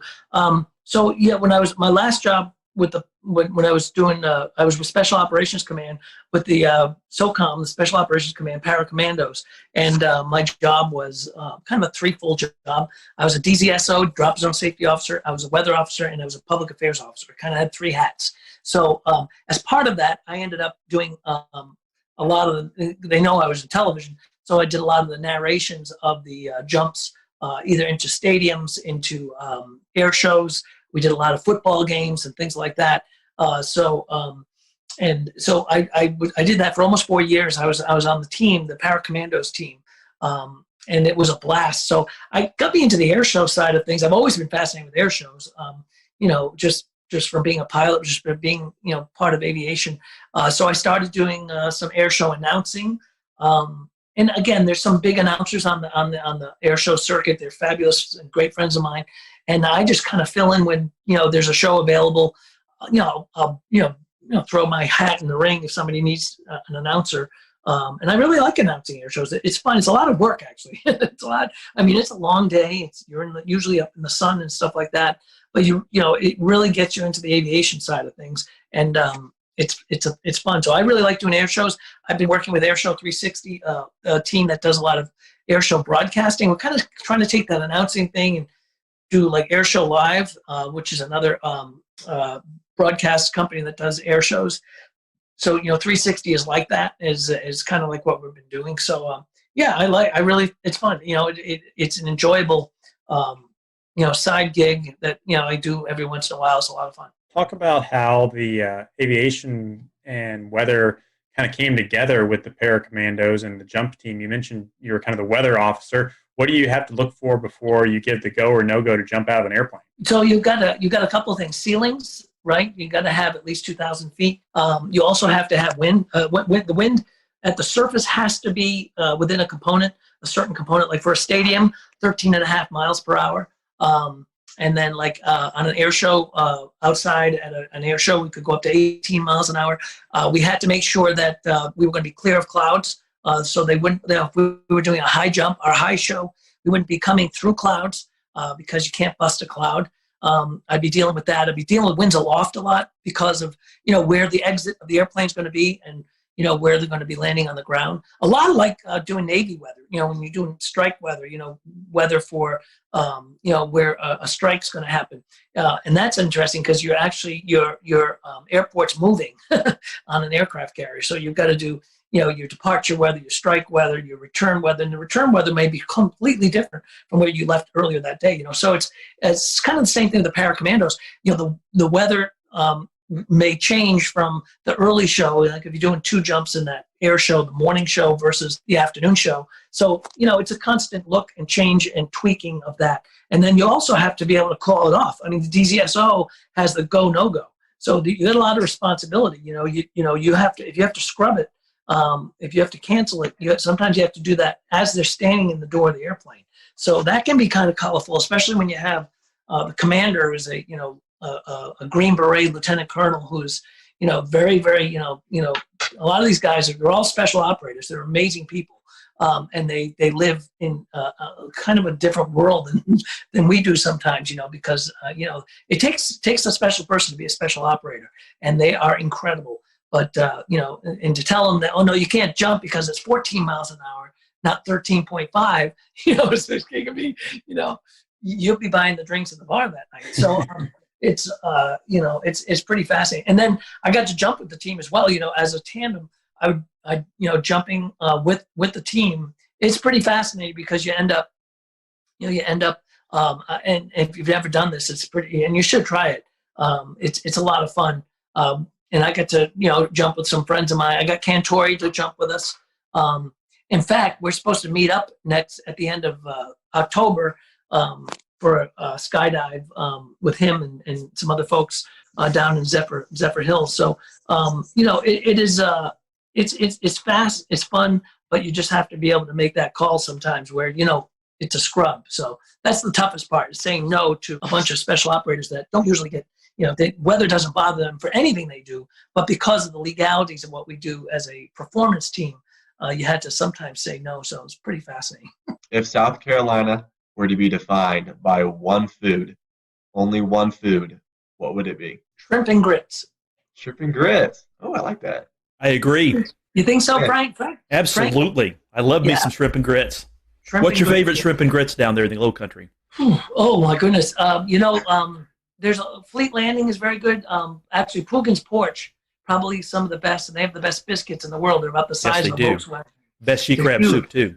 Yeah. Oh, the sheet crab's incredible. And those biscuits are as big as a Volkswagen. They're fabulous. Bill, we've certainly appreciated your time tonight and just great stories. And I can speak for all of us. We appreciate you always be willing to join us when storms are about to affect the Carolinas, and we always appreciate that. If our followers who are not in Charleston but travel to Charleston, or maybe they do live in Charleston and don't follow you yet, how can they find you on social media? So, yeah, anytime, my pleasure. Whenever storm's coming, feel free to reach out. All of us down here are glad to jump on. We love the podcast.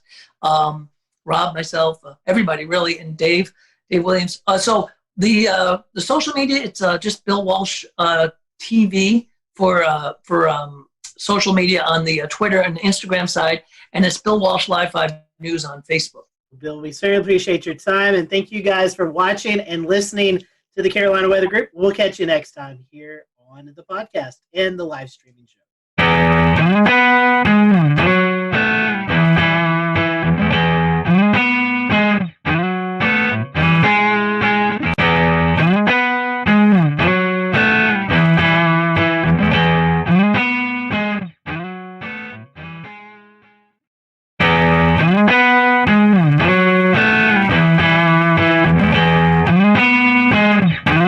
Return to Best of the Carolina Weather Group in a moment.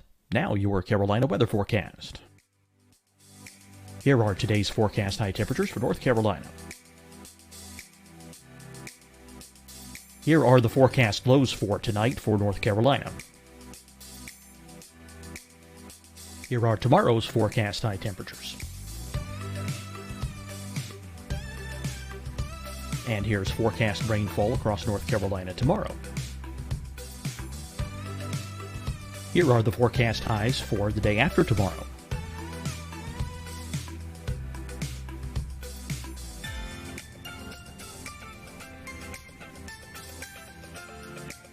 And here's the forecast rainfall across North Carolina for the day after tomorrow. This is the total rainfall forecast across North Carolina for the next 3 days. Here's the severe thunderstorm outlook for today from the Storm Prediction Center.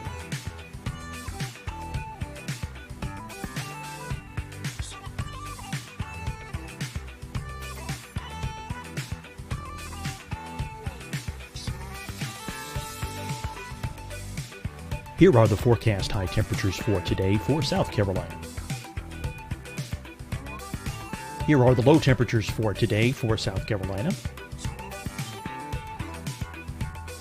Here's the probability of precipitation forecast across South Carolina today. And here are the rain chances across South Carolina tonight. Here are tomorrow's forecast highs across South Carolina. Here are the forecast low temperatures for tomorrow for South Carolina. And here is the probability of precipitation across South Carolina tomorrow. Here's the precipitation chances across South Carolina tomorrow night. Here are the forecast highs for the day after tomorrow in South Carolina. Here are the forecast low temperatures across South Carolina for the day after tomorrow. And here are the rain chances across South Carolina for the day after tomorrow. And South Carolina's probability of precipitation for that night. Here's the Storm Prediction Center's severe thunderstorm outlook across South Carolina for today through tonight. Here's the Storm Prediction Center's severe thunderstorm outlook across South Carolina for tomorrow and tomorrow night. And here's the Storm Prediction Center's severe thunderstorm outlook across South Carolina for the day after tomorrow through that night. Here's the severe thunderstorm outlook for today from the Storm Prediction Center.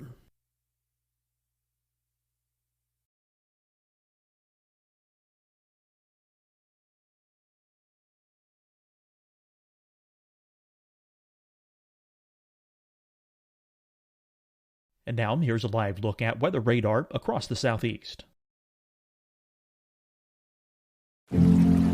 Deciding when to wear a mask isn't about who you know or how well you know them. Just ask yourself, will I be with anyone I don't live with? If the answer is yes, get behind the mask. Help slow the spread of COVID-19. Get behind the mask. Learn more at covid19.ncdhhs.gov. Hi, everyone. I'm Dr. Mandy Cohen, Secretary of the North Carolina Department of Health and Human Services. And when you follow the 3 W's, you protect your family and your neighbors from COVID-19. When you leave your home, practice your W's. Wear a cloth face covering, wait 6 feet apart, wash your hands often. Wear, wait, wash. We're in this together. Stay strong, North Carolina. Fight the spread and take a stand against coronavirus. Wear a mask in public. Stay at least 6 feet apart from others. And get tested. Join us and fight the spread. Visit scdhec.gov/COVID-19. Getting tested for COVID-19 helps you to take the steps needed to protect yourself, your loved ones, and your community. Find the testing location at scdhec.gov/COVID-19 testing. You'll see your Carolina weather forecast at 25 and 55 past. And now back to the best of the Carolina Weather Group on the all-new Carolina Weather Net.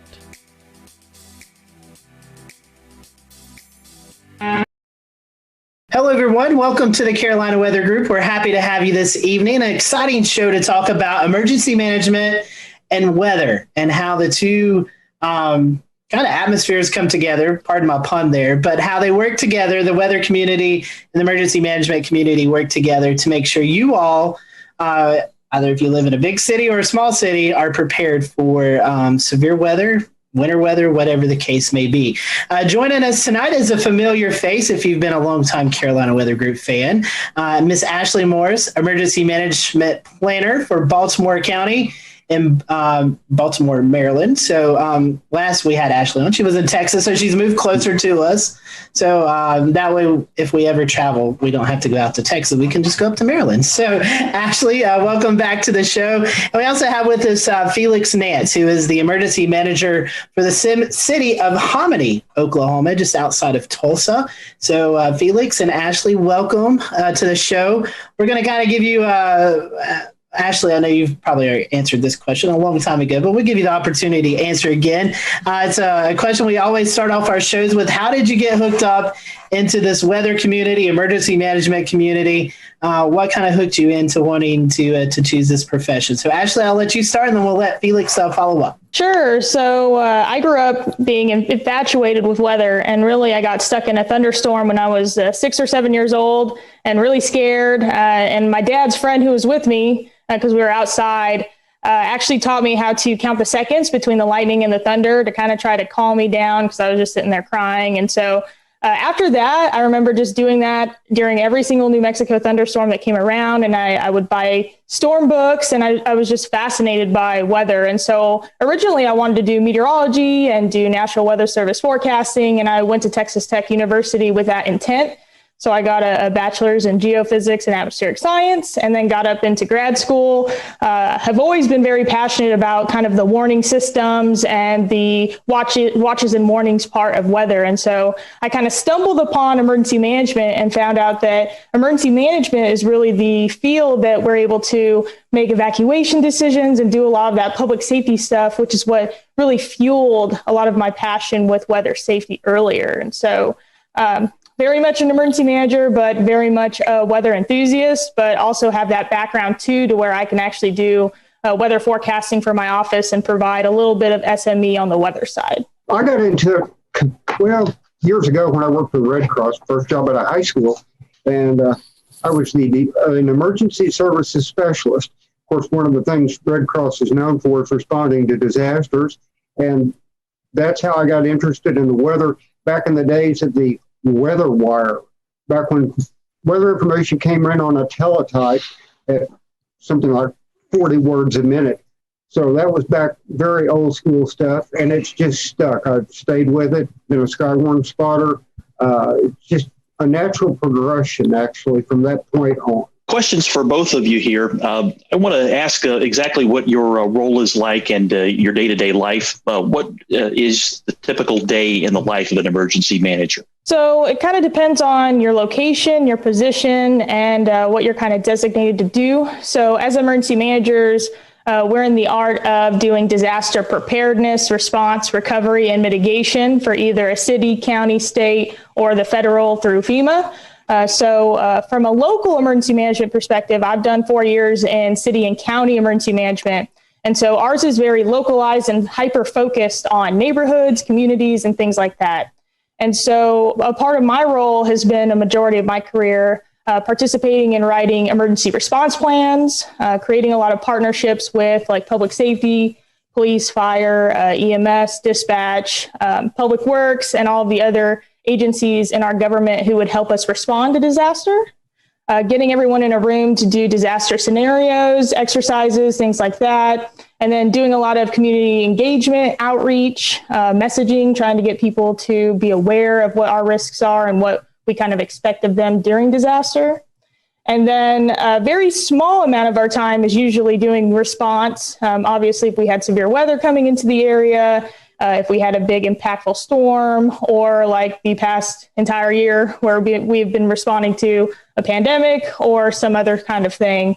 That's kind of what that looks like. So we kind of have a blue sky day and a gray sky day where we're either doing a lot of planning and just preparations, or we're actually responding, working with partners, making decisions, and providing resources to the public during the incident. That's very well put. It depends on the size of your community and your staff. In my case, I'm a one-man shop, so I'm doing a little bit of all of it. I'm kind of a generalist, and so it tends to keep one very busy. And as Ashley said, we've been dealt with the pandemic situation since March the 6th of last year in my shop on a daily basis, as well as all the other the disasters within the disaster. It's been nonstop, and it tends to keep one busy. Unfortunately, that does tend to limit some of your planning time. So you have to limit your planning to a lot of the special events that go on. And in a small community like ours, a special event may be something as simple, if you will, as a Christmas parade or a festival at the lake, or it may be something much more involved. But ours are generally pretty small, but they also involve a lot of our community, so it does keep us busy. Kind of staying on the topic of, I guess at this point, the differences between, being in a more rural area versus being in a bigger city.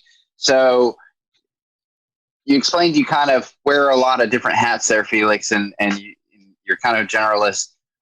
When a disaster response or emergency response actually happens, can you kind of tell us a little bit more about how that works in those scenarios, who you turn to, and the process there? When you're a small community like ours, and let me give you a little quick lay of the land. Osage County is the largest county in the state of Oklahoma, larger than the state of Delaware, 2,400 square miles.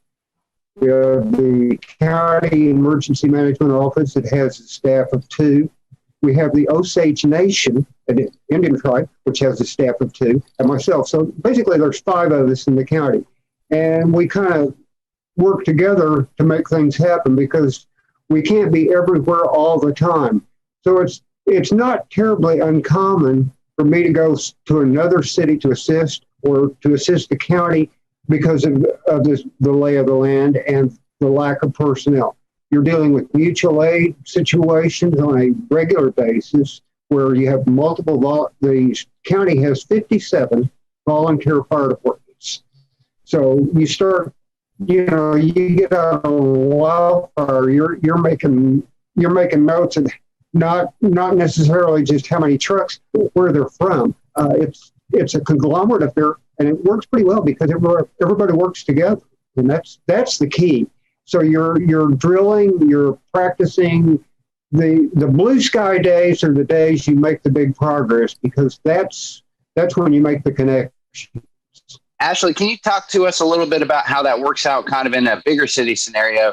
When an actual disaster or emergency happens, how is that delegated? And what's the response like? Yeah, so I'm lucky I have the background of both. So I came out of a tiny place out in Texas, and then I came over and did 9 months with Fairfax County before I just took this position. And so one of the biggest differences in kind of that would be your resources. So it was exactly what Felix was saying. Resources. Big cities, we have usually a bigger tax base. We usually have better funding, better things like that. And so when you have that, your capacity to respond is a lot bigger. You don't have as many mutual aid needs or community needs. We can usually throw money or resources or whatever we need at it. And so something interesting about Fairfax was that we would have severe weather setups where in Texas, I would be a little concerned. I'd probably kind of do like a light EOC activation, or maybe I would just sit in the EOC just in case we got severe weather. And in Fairfax, you would think you would do that because you have a huge population. But because your police, your fire, and a lot of your public safety is so massive and they have so many resources, it takes a lot for them to get tapped out. So we would have those squall lines with the trees down and stuff, but it wasn't a problem for Fairfax because we have massive amounts of department resources. And so that was something that I had to learn that was a lot different, just having those resources and those needs to actually be able to respond. Ashley, kind of piggybacking on that, Maryland's it's a pretty extensive urban area. Does your like territory go out to like Catonsville and Ellicott City where we see that major flooding over there, or do you handle that as well? We do from a first response perspective. So we do have like regional teams doing like swift water rescue, things like that. And so like our fire departments, even in the state, are very well linked to where they can deploy and do that mutual aid like they need to. From OEM and from Baltimore County, so I'm kind of back in one of those smaller roles being with the county. We're just establishing our program. So it's me as a planner and then a couple of fire personnel. And so depending on what the threat is and depending on what the threat would be to my county, we would probably sit back and make sure that Baltimore County would be okay. And then if they needed OEM support, we definitely would offer that. Luckily, we have a great state emergency management agency that keeps us all connected. We have EMAC, which is the emergency management agency compact, where they send out a mutual aid and things like that. And so we have an ability in the state to help each other when we need to. Now enter the COVID-19, right? So we're getting the next topic here. Obviously, we're going to have to, ask about, the challenges, right? So 2020, you had a whole nother set of challenges every EMS entity across the country had to deal with. Now you've got social distancing and all kinds of things that you have to deal with. So I'll let you go first, Ashley, on what your efforts are, what in Baltimore, how you handle COVID-19, how you handle disasters with that layer of complexity. Yeah, so I'll speak again kind of on Fairfax County. So we're a bigger jurisdiction. We have a pretty big public health, and it is a county public health agency where that's a lot different from other counties in Virginia because they actually have a state program. So we have state public health and then a county. So we were able to have more county resources to throw at it. Because it is a disease or an epidemic or a pandemic, that's all going to be related to public health. So they're going to be the lead agency. As OEM, we're just offering our support. So, we run logistics, maybe ordering PPE, maybe doing any other kind of needs. They needed a lot of testing site materials like tents, tables, and that stuff. So OEM played a really big role in setting up logistics for the EOC and actually ordering and deploying the stuff based on their needs. We would help them with planning efforts. Obviously, they are the subject matter experts, though, so they would lead a lot of what the plan would look like, but we would help kind of support that and offer them staff, offer them really whatever they needed. It was very interesting with Fairfax because, like I said, we were very big. Even our OEM was 20 people. And so we had a huge capability and a huge amount of people to where we could spread people out. We had a ton of different NGOs or nonprofits that would actually plug in and help us with food donations, mask donations, and doing a lot of the other needs that we might have for our residents. And so it really has been an all community effort from everybody responding to this. And it's really important, too, because Fairfax is 1.2 million people. And so it's a massive county. Well, it's pretty much the same as Ashley, but some of the interesting things, we had a lot of PPE come in for the schools. We've got 12 school districts in those separate school districts in Osage County. We had a 6-county area that got together at a pod, picked up all the stuff for the local Osage County, brought it back to Hominy and sorted it here, and then distributed it to the schools. So there's an awful lot of work that goes on behind the scenes that people don't see and things like that. Then one of the most interesting things, we've been working with our senior citizen center here. They cannot have in-person meals or in-person feeding in the senior citizen center. And they've had trouble getting disposable trays and other supplies that they need.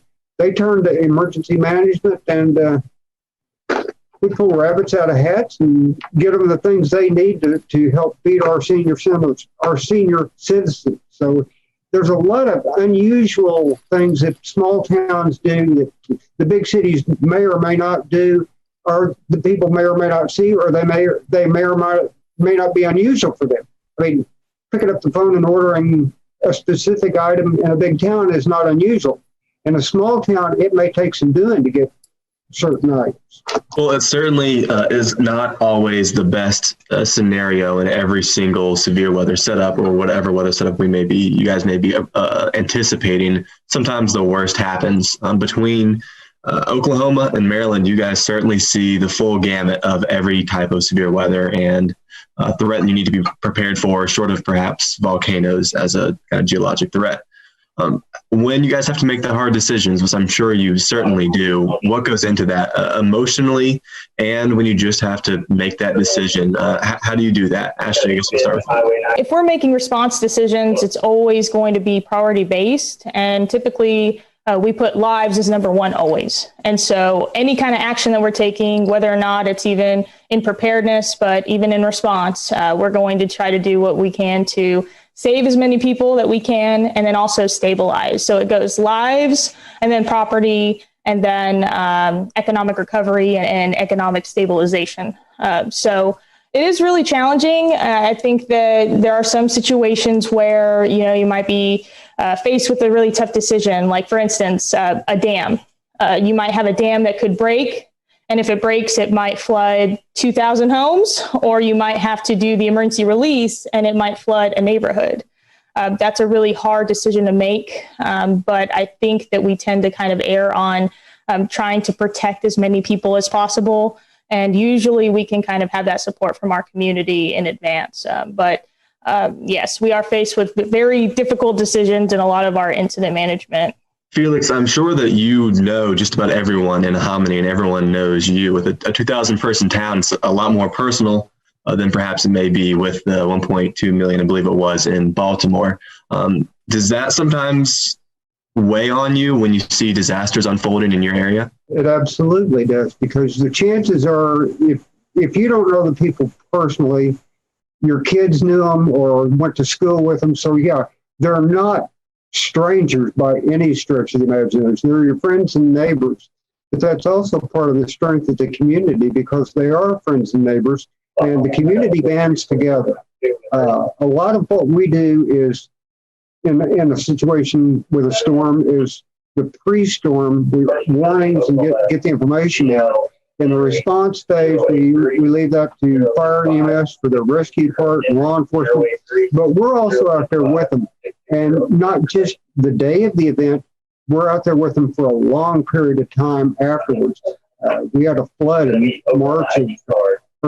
May of 2019 that affected 71 homes and 9 businesses in our county. And I told the city manager, I said, "You've signed on for the long haul. We're going to be at this as well." We're still working. We're just now starting into the mitigation phase of that. But part of it is you were working individually with each family. And as we were doing debris removal, I told the guys, I said, "Now, break this stuff out with the backhoe out into the street, scoop it up, and put it in the truck." I said, "I want you to remember, that's someone's life you're taking away in the truck.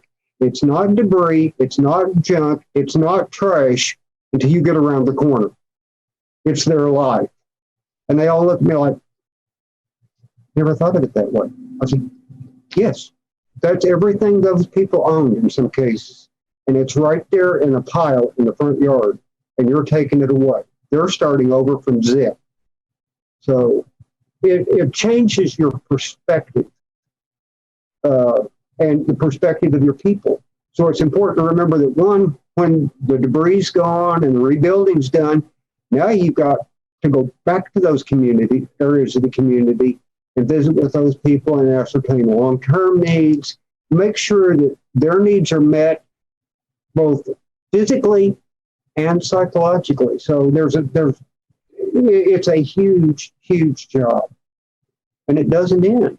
You'll see them in church months later, and they're still the same people. You're still the same people, and it still tends to evoke the same emotions. In January of every year, in January 2021, we just had NOAA release the $1 billion disaster map that they come out with every year.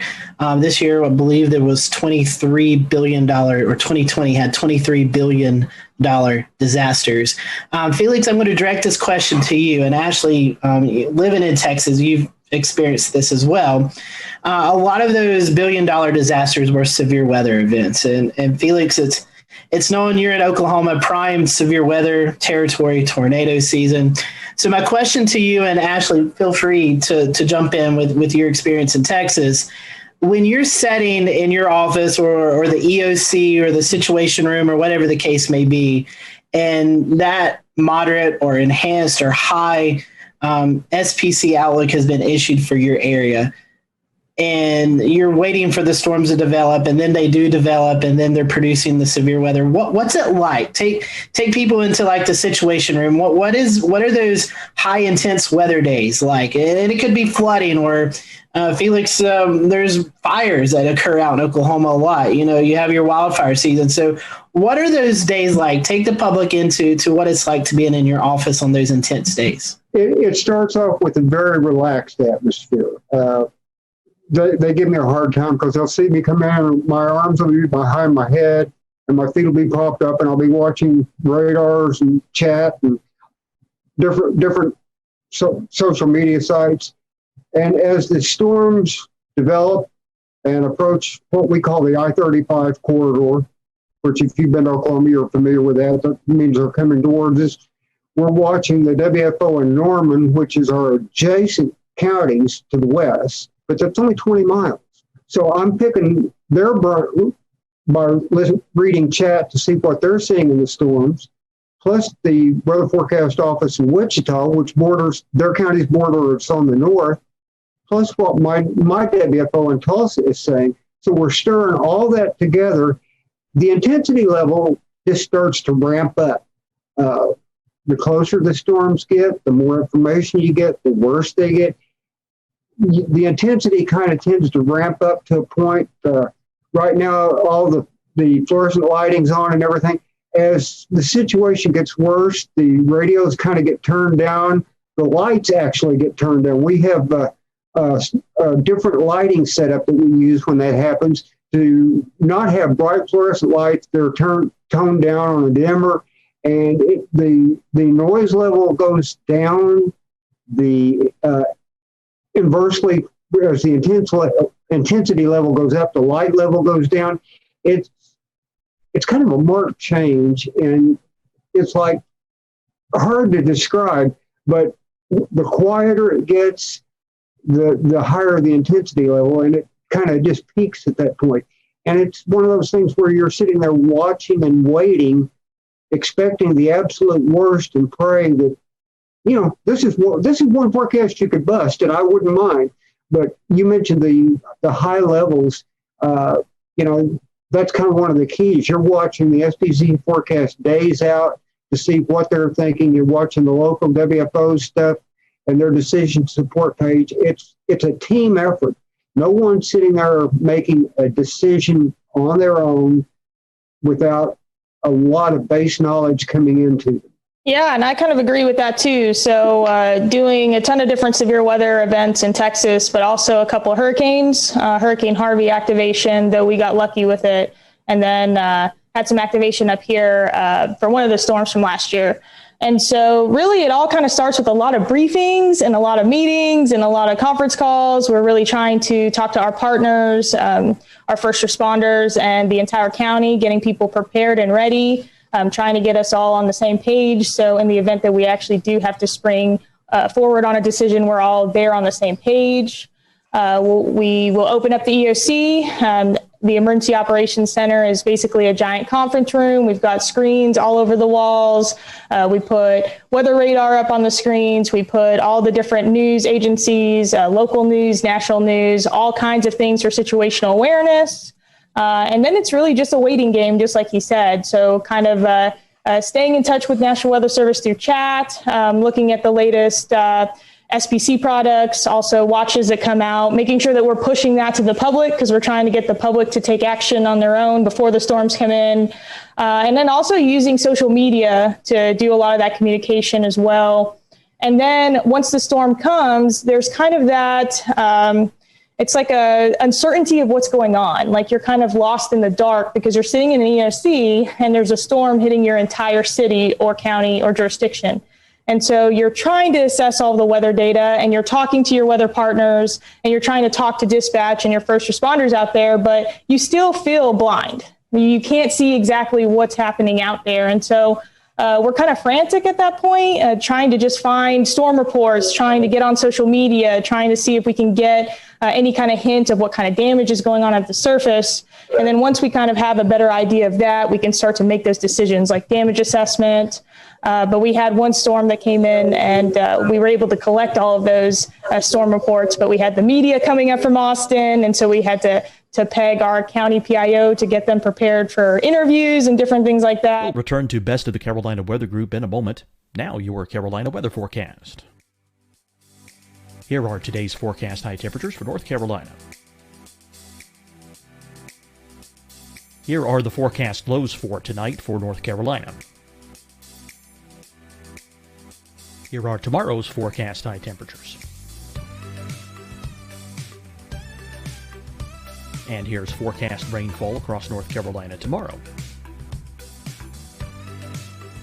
Here are the forecast highs for the day after tomorrow.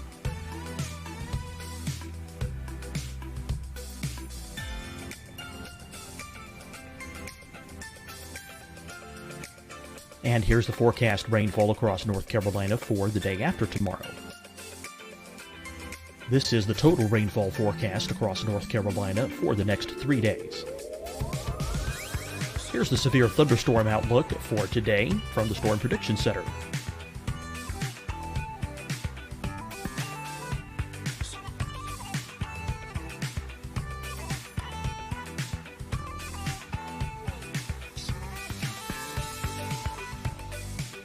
Here are the forecast high temperatures for today for South Carolina. Here are the low temperatures for today for South Carolina. Here's the probability of precipitation forecast across South Carolina today. And here are the rain chances across South Carolina tonight. Here are tomorrow's forecast highs across South Carolina. Here are the forecast low temperatures for tomorrow for South Carolina. And here is the probability of precipitation across South Carolina tomorrow. Here's the precipitation chances across South Carolina tomorrow night. Here are the forecast highs for the day after tomorrow in South Carolina. Here are the forecast low temperatures across South Carolina for the day after tomorrow. And here are the rain chances across South Carolina for the day after tomorrow. And South Carolina's probability of precipitation for that night. Here's the Storm Prediction Center's severe thunderstorm outlook across South Carolina for today through tonight. Here's the Storm Prediction Center's severe thunderstorm outlook across South Carolina for tomorrow and tomorrow night. And here's the Storm Prediction Center's severe thunderstorm outlook across South Carolina for the day after tomorrow through that night. Here's the severe thunderstorm outlook for today from the Storm Prediction Center.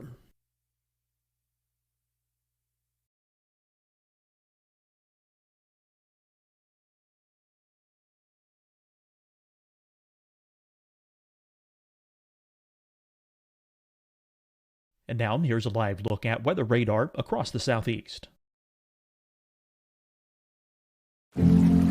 Deciding when to wear a mask isn't about who you know or how well you know them. Just ask yourself, will I be with anyone I don't live with? If the answer is yes, get behind the mask. Help slow the spread of COVID-19. Get behind the mask. Learn more at covid19.ncdhhs.gov. Hi, everyone. I'm Dr. Mandy Cohen, Secretary of the North Carolina Department of Health and Human Services. And when you follow the 3 W's, you protect your family and your neighbors from COVID-19. When you leave your home, practice your W's. Wear a cloth face covering, wait 6 feet apart, wash your hands often. Wear, wait, wash. We're in this together. Stay strong, North Carolina. Fight the spread and take a stand against coronavirus. Wear a mask in public. Stay at least 6 feet apart from others. And get tested. Join us and fight the spread. Visit scdhec.gov/COVID-19. Getting tested for COVID-19 helps you to take the steps needed to protect yourself, your loved ones, and your community. Find the testing location at scdhec.gov/COVID-19 testing. You'll see your Carolina weather forecast at 25 and 55 past. And now back to the best of the Carolina Weather Group on the all-new Carolina Weather Net.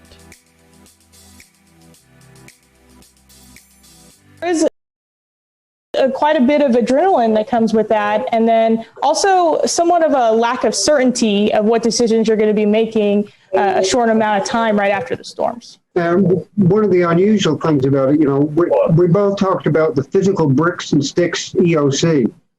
The other side of that coin is as you move into the response mode, someone wants to ask, where's the EOC? Like, wherever the emergency manager drops the tailgate of his pickup. because in fact, the EOC may, as a sticks and bricks facility, may turn out to be the tailgate of your pickup next to the incident command post. When you have limited resources and your supervisors are working supervisors dealing with the issue, it may be more beneficial to have the event run from the field for a period of time than off-site. So it's a kind of an unusual type situation, and it sometimes runs headlong into the incident command structure and doesn't always meld well at points with that for a while. But it's one of those things we've done for years and have tended to make it work pretty well because of the nature of the community. Emergency management, besides terrorism and pandemic-wise, I want to keep this kind of weather centered.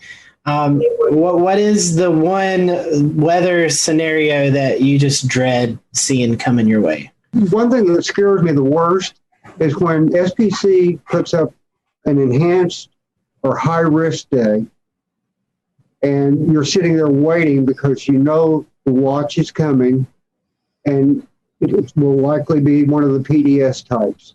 Because if they have that high a confidence level, you know they're expecting the absolute worst. So, when you're talking tornadoes, severe thunderstorms, tornadoes, that's kind of, that issue always crops up. The other one that worries me are the ice storms. And we talked before the show a little bit about the Sperry-Taltz Ice Index. That's an incredibly valuable tool because a quarter to a half inch of ice on power lines can make an incredible difference. And if a rural area can lose power, and it may be out for days. The ice storm we had in October, which was much worse to our west, one small community of about 800 people, the line going to town and all the lines in the poles in town were down. They had 900 utility poles down. Now, I don't know if you know how long it takes to set a utility pole, but if you can get 4 of them set in a day, you've done real well. Wow. So you can imagine what it would take to get power restored to that town. I think they were out 32 or 33 days just in town. Now, there is a whole planning process to hold food for thought. What are you going to do if you have no water or no electricity for 33 days? Does your power plant have a backup generator? Do you have plans, your sewer? Can you keep your infrastructure working? Yeah, so mine's kind of along the same lines as that. I was going to say derecho because we've had them here in the DC area. We had one that was pretty bad, and it did that. It caused power outages for over a week. And then on top of that, we had a heat wave come in behind that. And so we had heat-related fatalities because people did not have power to cool off. And so you see those collapsing incidents that follow. And so that's always kind of a concern. But I would say a derecho, again, with widespread outages, just like he was saying, losing communications, because a lot of us are really used to using social media to communicate to the public, even warning systems and cell phones. If we lost that stuff, I'm not quite sure how we would get messaging out about shelters and other things. And then on top of that, I don't think that our general public is very prepared for power outages, especially for long-lasting ones. And I think that we would be very challenged with getting them the right resources and making sure that they were able to get the help that they needed, because I just don't think that we're accustomed to really thinking that way. So that would be my number one. Number two is that I did some research on Baltimore County, and I've noticed that we've had several federally declared disasters that were snowstorms, either blizzards or something of that nature. And while I'm from New Mexico up in the mountains and I've seen snow, I've never seen enough snow to cause a federally declared disaster. So I'm very concerned about what that's going to look like. And what's even worse is they're always in January and February. And so I'm sitting here looking at the upcoming month and some of the winter storms, hoping that I can avoid that. So some great information. Felix and Ashley, we certainly appreciate your time. I think our audience will really enjoy seeing the behind the scenes of what all you all are doing to keep us safe on good weather days and bad weather days. So would hate to not give you the opportunity to promote any social media accounts that you all would like to. So Ashley, I'll let you go first. If there's anything you'd like to share or our followers would like to follow you, how can they do that? Sure. I am addicted to Twitter, so you can find me on Twitter as Ashley Morris or at Miss Ashes 92. And I'm also on Twitter at Felix A. Nance. Very cool. Well, it's certainly been a great conversation. Felix, Ashley, thank you for joining us. And thank you all for who are watching tonight. We appreciate it. We will see you next time here on the Carolina Weather Group.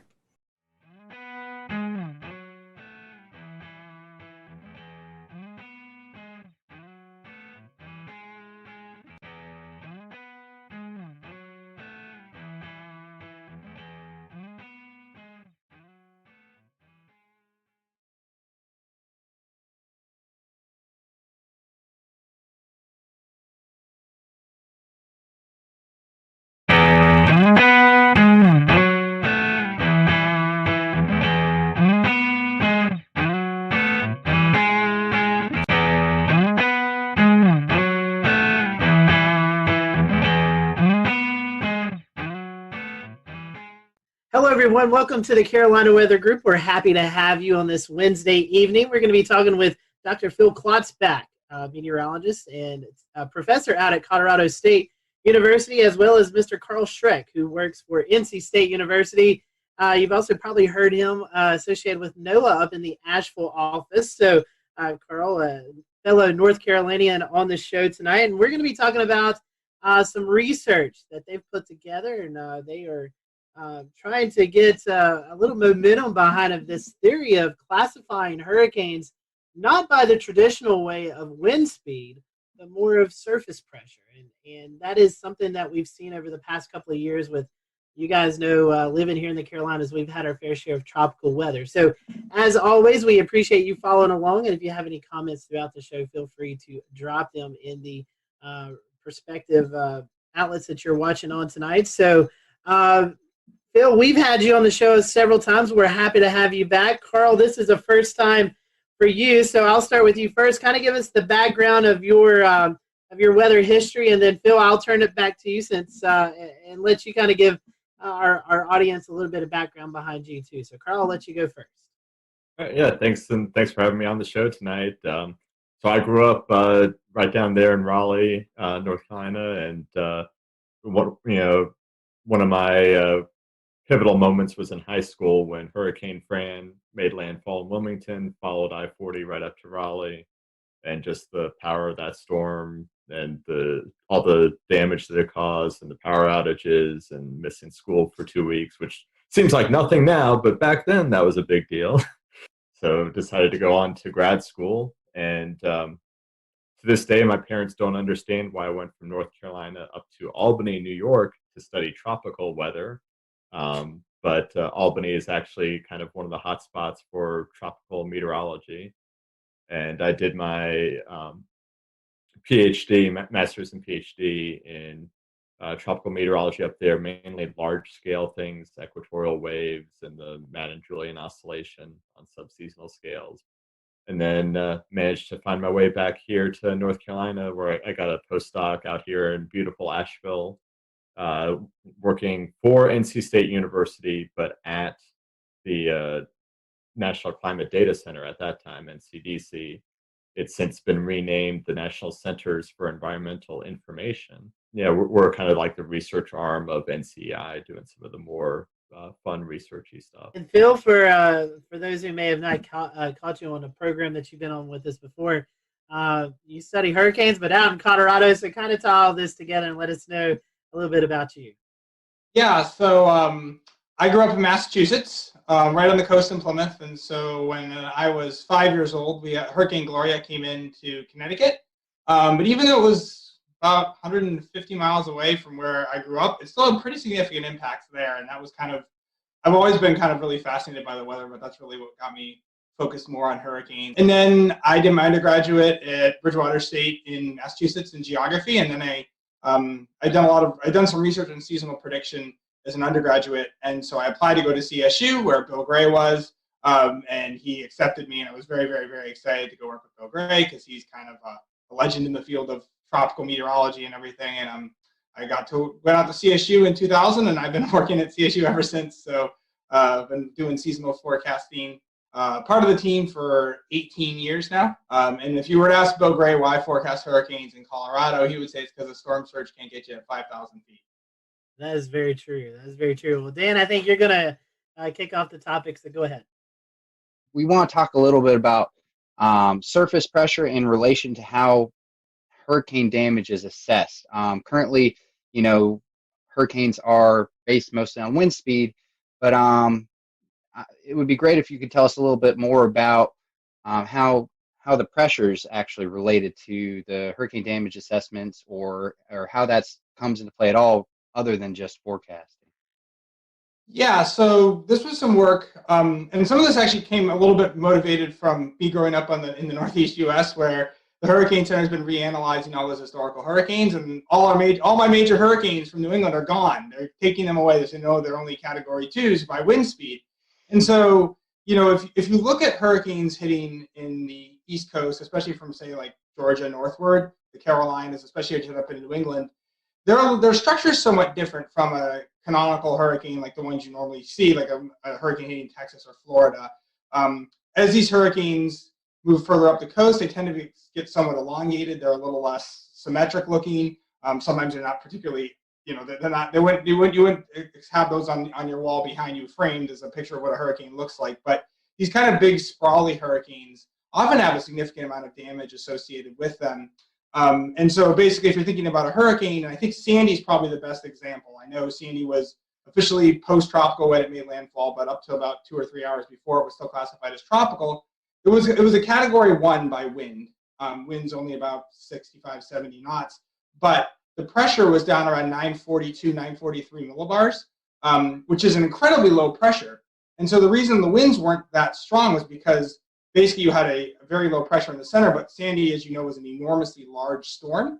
And so that pressure gradient, the gradient in pressure was spread out over a very large area. And so basically we find that pressure is more of an integrated metric of the storm. So your max wind gives you the strongest wind anywhere in a hurricane, whereas pressure gives you kind of the overall broader intensity of the storm, how large the storm is, because size is very important when it comes to the storm surge. If you have a larger storm, it tends to have a larger storm surge associated with it. And in our paper, we kind of talk about both Charlie and Katrina, how you had Charlie, which was a Category 4 by wind, a tight little storm, very damaging, very devastating, but over a very small area, had very little storm surge, even though it went into one of the most storm surge prone parts of the US. Whereas Katrina, obviously we all know what it did in New Orleans, but even say the levees it held in New Orleans have been 100% fine, killed several hundred people on the Mississippi coastline with a storm surge that approached 28 feet. Because even though its winds were slightly lower, it had a low pressure, 920 millibars. So we argue from our pressure classification scale that Katrina actually would have been a Category 5 hurricane. And consequently, if you look at the damage from Katrina, even putting aside the New Orleans damage, certainly had the damage more you would expect with the Category 5, just basically complete devastation and surge going miles inland. And so, Carl, we're talking about categories. This is all based off of the Saffir-Simpson scale currently. Can you just give us a brief rundown? I know it's not all, not quite as complicated as perhaps the pressure categories you guys have produced. But can you just give us a rundown of the Saffir-Simpson scale? Yeah, so the Saffir-Simpson scale was developed back in the I think it was the 60s, based mainly on damage assessments, and it was tied very much to the wind speed. Originally, it was set for wind speed, pressure, and storm surge, but as the decades went on, they started to realize that those aren't always one-to-one. So the Hurricane Center is really narrowed in on using just the wind speed to define each level of the scale, going from 1 to 5. And it's convenient because it's an easy way to communicate to people how strong the storm is with just a single number, but it can also be misleading, and so, some of them are spaced closer together than others, and so there's a little bit of kind of statistical noise with it as well. And so that was all part of why a lot of folks have really been starting to turn away from this really simple just based on the maximum wind speed, folks have been trying to come up with better and better metrics to identify different hazards like the rainfall or the storm surge that aren't really well captured by the winds. And also it's the winds at the center of the storm, or the strongest winds in the storm, and that doesn't really, give you an idea of the size of the storm. And so, one of the most popular alternatives to just using the wind speed is something called IKE, or integrated kinetic energy, that takes kind of the whole disk of the storm and kind of adds up all of the wind speeds throughout the size and really takes into account that size. But the issue there is that you need to know the full wind field, and that's very rarely possible, especially as you go back farther. So that's one of the reasons why we really like the pressure. I mean, no single number is going to give you a great estimate of how strong a storm is, but we think if you've got to use a single number, that the pressure seems to integrate a lot more things and is a lot easier to calculate than some of the alternatives. But the nice thing with pressure is we measure it every time we fly a plane through a hurricane. We measure the pressure, and we have that number in real time. So basically, the nice thing is someone who's TV meteorologist or emergency manager can see, here's the current pressure, look at the scale and know what it is exactly, as opposed to having to wait for a model analysis for Ike. And that's the thing, is we need something we have in real time. And basically in real time, Hurricane Center has wind and pressure. And we argue also you can measure pressure a whole heck of a lot better than you can measure wind, both with aircraft and especially on the ground during a hurricane. Obviously, we all know anemometers tend to crash and burn in strong winds right when we want them. So your research, is this at the point where we could see this becoming the new scale in the near future? I don't know. I mean, I think the general public, I think we do need a scale for hurricane intensity. I think you need a 1 to 5 scale. I mean, you look at whether it's a hurricane, a tornado, or even just like storms, your CTV stations will categorize it under 1 to 5. I think really what we find is that it gives you an overall better indication of, one, how much damage the storm is likely to cause. If you look at the historical relationship between wind and damage versus pressure and damage, pressure works better. And we've seen that. You see it also with fatalities. The storms with lower pressures have higher fatalities compared with the storms with lower. I mean, higher winds cause higher fatalities too, but the relationship is better with pressure than it is with wind. When it comes to storm surge in general, lower pressures, you're going to see higher storm surges, even with a stronger relationship than you do with wind. And one of the big things we've seen is a pushback against Saffir-Simpson in the last, say, 10 to 12 years, as with these large storms like Ike and Sandy doing a lot more damage than we would expect from the category. But if we were categorizing them by pressure, we wouldn't necessarily have that strong pushback, because they've actually worked pretty well. When you look at the pressures, they correlate really well with the damage. And obviously, all we're looking at is the storm itself. We're not looking at where the storm is making landfall, because obviously if a storm makes landfall in a major metropolitan area like Miami or Houston, it's going to do more damage than if it makes landfall in a much sparsely populated area. So just simply looking at the pressure, we can explain about 55-60% of the variability in the damage, not even knowing where the storm is going to make landfall. So for a rapidly intensifying hurricane, would this provide any more any better communication tools, or how would this apply to a storm perhaps like Michael that was rapidly intensifying as it approached the Florida coastline?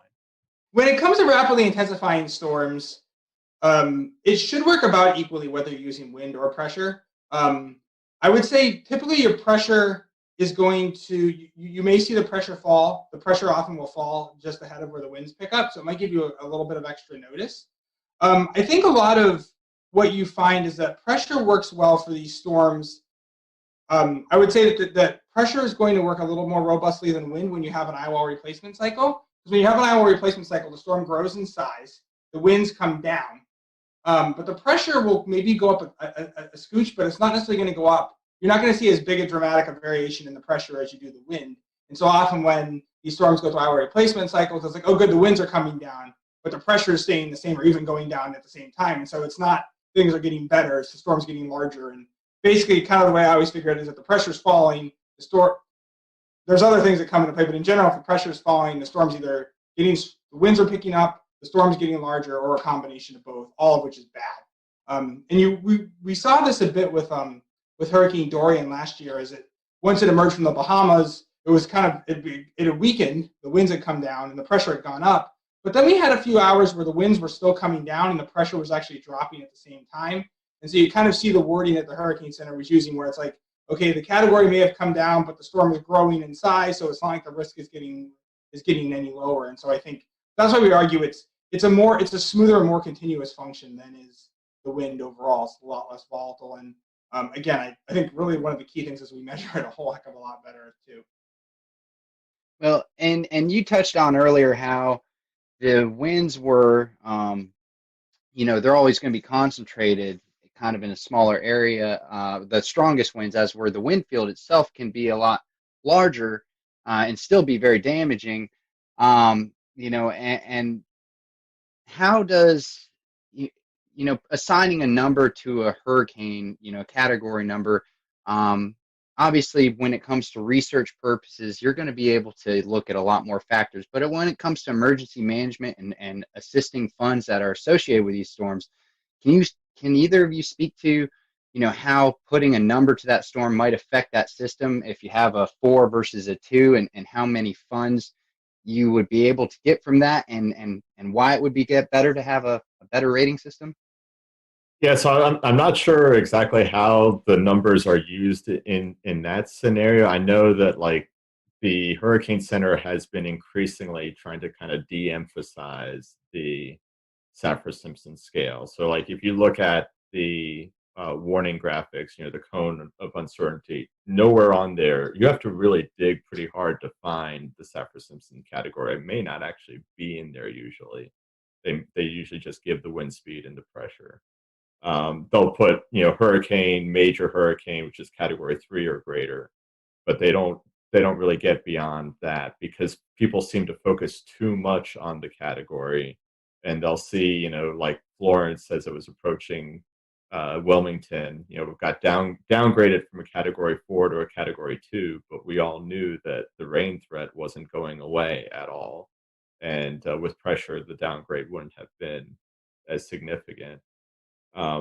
So really where the Hurricane Center seems to be moving is, and I think this is similar to other parts of the Weather Service, where it's really worn on hazard instead of worn on the hurricane itself. So they're really more focused on having this custom suite of different storm surge products and wind products going farther inland, and the rainfall and the flooding, like having each individual component warned on.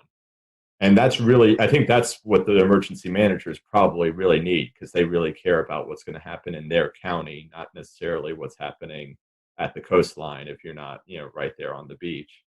But if you're on the nightly news, going through all those details is going to take a lot longer than you probably have.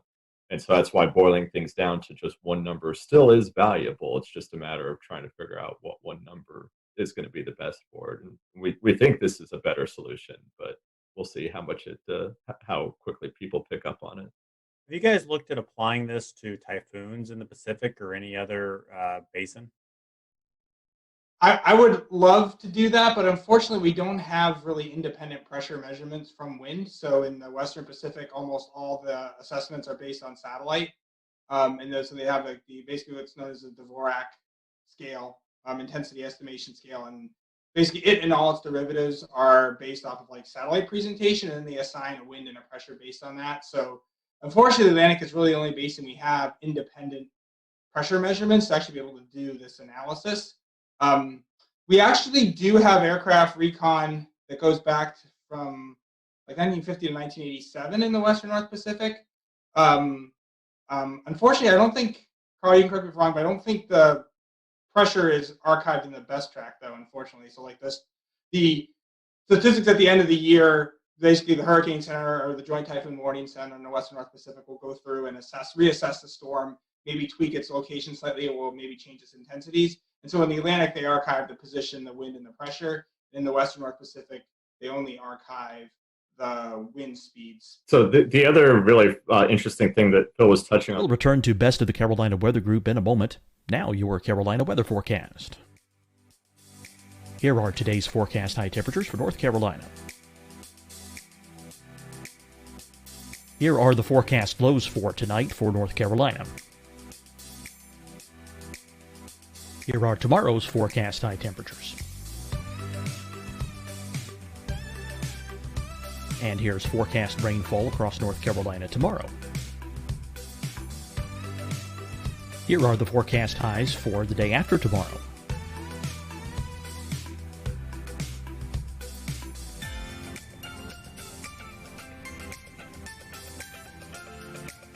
And here's the forecast rainfall across North Carolina for the day after tomorrow.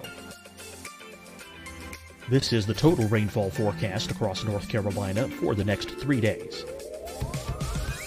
Here's the severe thunderstorm outlook for today from the Storm Prediction Center.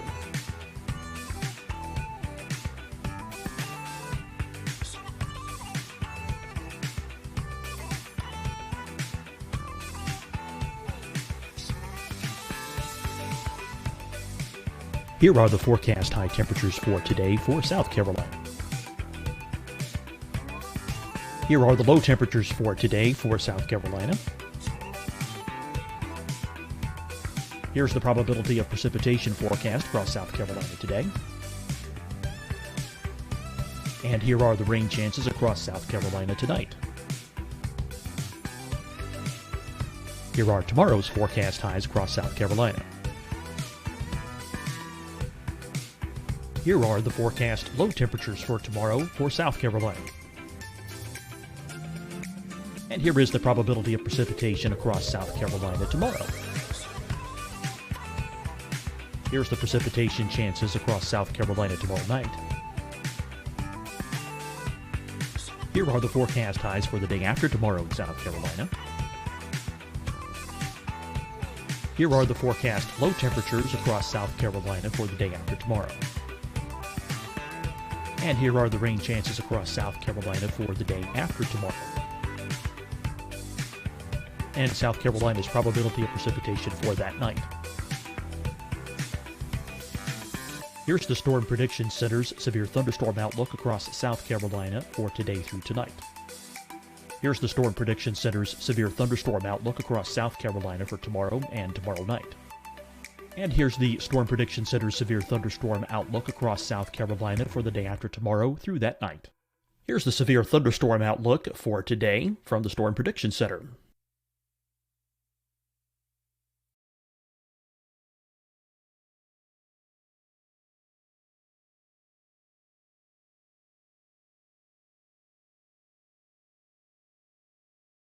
And now here's a live look at weather radar across the southeast.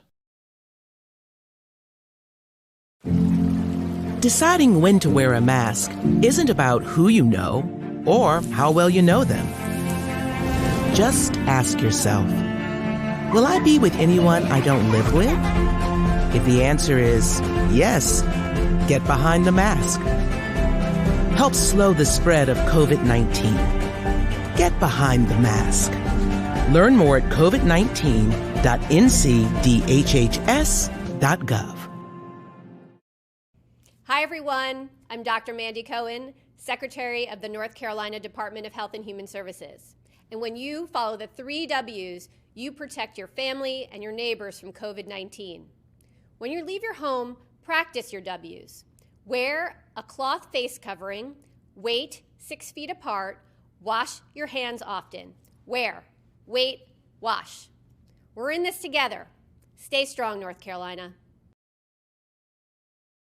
Fight the spread and take a stand against coronavirus. Wear a mask in public. Stay at least 6 feet apart from others. And get tested. Join us and fight the spread. Visit scdhec.gov/COVID-19. Getting tested for COVID-19 helps you to take the steps needed to protect yourself, your loved ones, and your community. Find the testing location at scdhec.gov/COVID-19 testing.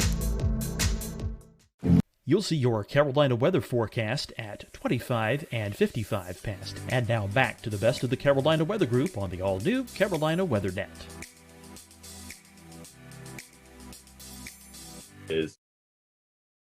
So the Joint Typhoon Warning Center, their best track historical data only reports the wind for most of the record.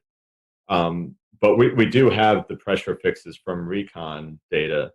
And the really ironic thing is those winds that are reported in the best track were almost never measured. Because if you think about it, right now, most of the winds that we get are primarily coming from dropsons. And, we would look back in the 50s, we found a schematic of what a dropson looked like in the 1950s. It literally had a record player in it, like a turntable dropping down out of the sky. How accurate do you think that was for measuring the wind speeds? Not very. So, really what they were doing for most of the recon era in the West Pacific was they were actually measuring the central pressure and then using their best guess of a wind pressure relationship to estimate the winds from that pressure, because the only way they could really measure the winds was to look down at the ocean and see how much spray was coming off of the waves. And again, not a very accurate way to do things. My, how the technology has changed. You guys have poured a lot of time and effort into this research. If some of our followers who are watching tonight, they want to kind of look at the research, where can they find that at? Where's the best spot? So it's on. It's been accepted. It's currently in early online review or early online for publication. So you can view it. It's currently the way it was accepted, the way it's currently formatted. They'll actually put a nice new formatting on it. It was supposed to come out in April, but I still haven't seen the final version. So I suspect it's now going to be May. We have some other stuff going on in the world, so a lot of stuff has been delayed. If you search Phil Klotspot, Carl Schreck, and wind pressure, you'll definitely find it from that. There's not a lot of us roaming around. Well, gentlemen, we certainly appreciated your time tonight talking about this as we get into the tropical season. I know there's a lot of conversations going on in the weather industry about the Saffir-Simpson scale, maybe adapting or changing a little bit. I think tonight you've got a little bit of an idea of what a future scale may look like as we go throughout the next few years. So, gentlemen, we certainly appreciate your time, and hopefully this tropical season will be a little bit quieter. But if not, when you hear about surface pressure, hopefully tonight's episode will kind of give you a better idea about how we're determining the damages that these hurricanes could cause. So thank you for watching the Carolina Weather Group. Hope you have a great evening, and we will see you back here next time.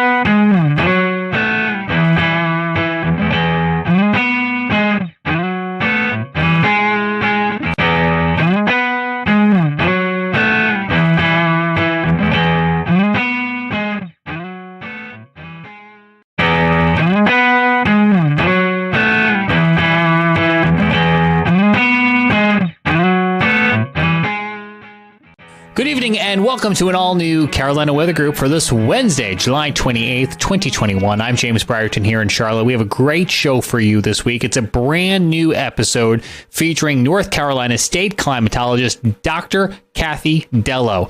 And you're going to hear it coming up in just a moment. I want to let you know ahead of time that there is a bonus part to tonight's episode. If you want to hear even more of the conversation, it is available for free, and you can find our whole chat with her on the audio podcast feed of the Carolina Weather Group. That's on Apple Podcasts, Spotify, or wherever it is you get podcasts. That's where part 2 of tonight's episode will be. But first, let's get on to part 1. Here's Evan Fisher. Hello, everyone. Welcome back to the Carolina Weather Group. We are here tonight with Dr. Kathy Dello of the North Carolina State Climate Office. We're super thankful that she's given us some time tonight, and we're excited to chat with her. It's been a long time coming. She is the North Carolina State climatologist, which is a bit of a lengthy title, right? Some people are, what is a climatologist?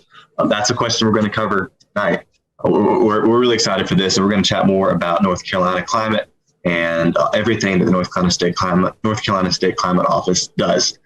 Kathy, one thing that we love to do with our first-time guests is ask them about their weather journey. How did you get into all this? Yeah, so I'm from upstate New York, Western New York, as I'm supposed to say as a New Yorker, and lake effect snow just really blew me away, that you could get feet of snow in the course of a day. And I decided that, this was something that I needed to study, but also as a precocious preschooler, I went outside during recess and saw that the clouds were moving. And we had learned that day that we're on a planet that rotates, but you can't feel it. So I thought I had discovered something super big and went up to my teacher and was like, you said we can't feel it or see it, but I see it. And she's like, those are the clouds. So just built up this huge curiosity about kind of what was going on around me and what was going on with the weather. And I was dead set on being a meteorologist. So, Kathy, I have to ask you, we have a few of our folks who grew up in your area up there. What was the biggest lake effect snow event that you remember? So I remember so I'm going to age myself here, the storms in the early 90s. One was an ice storm in 1991, and then the 93 snowstorm.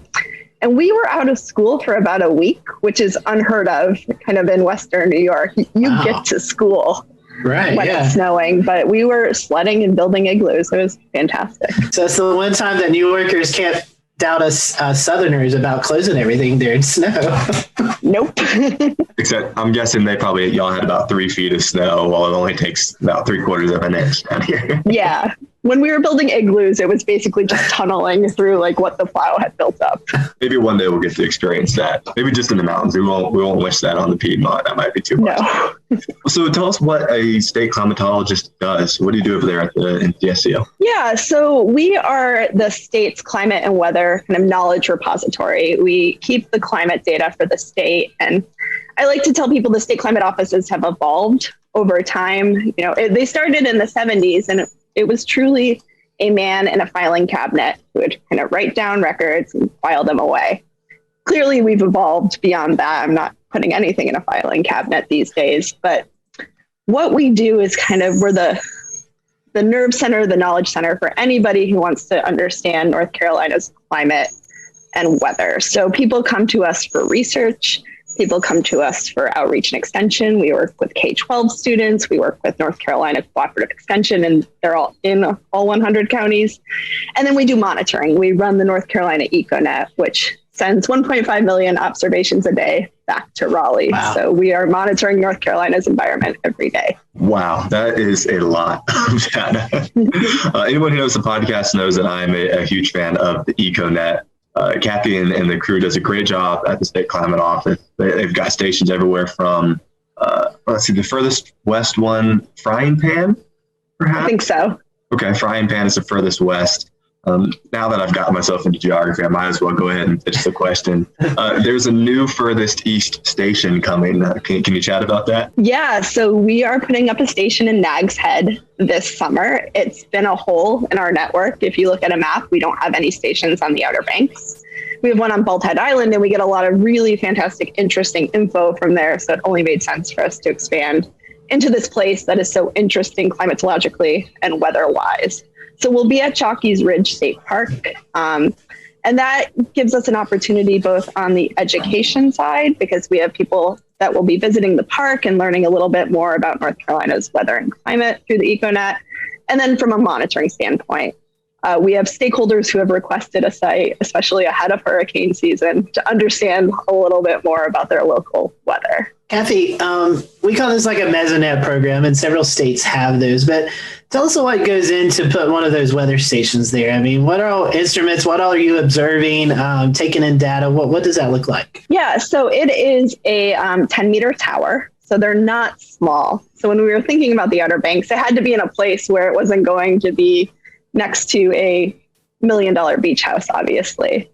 And we're putting all sorts of sensors on these towers. We measure soil moisture, we measure temperature at different levels, we measure wind at different levels, which is good for understanding inversions and fire weather, which they are interested in Nags Head as well. We're measuring solar radiation, precipitation through an impact sensor and a rain gauge. Really, we have all the bells and whistles except for cameras, which our colleagues in New York State have. Yeah, those stations are amazing. The amount of data, 1.5 million. Holy cow, I can't imagine what you guys must have to go through to sort that, QC it every day. That is a lot of algorithms, I'm sure. Yeah, and it does get QC'd every day, and it catches most of the big errors. Sometimes things slip through, and Evan, you've caught some stuff before, and folks email us, and we love that because it's always great to have another set of eyes checking your work. But it's a ton of data, and it gets ingested into the State Climate Office every 5 minutes, except for Mount Mitchell, which comes in every 15 minutes. Oh, interesting. I did not know that. That's good. Yeah, we don't have cell service up at Mount Mitchell, so we have to use an old modem. Interesting. realize that. Well, with the online products that you'll have, I know there's a big overhaul earlier this year to introduce a bunch of new web products, one of which is Cardinal. Can you chat a little bit about some of the stuff that you released earlier in the year? Yeah, so going back to how the state climate offices have evolved, it's no longer Kathy sitting with her filing cabinet of observations.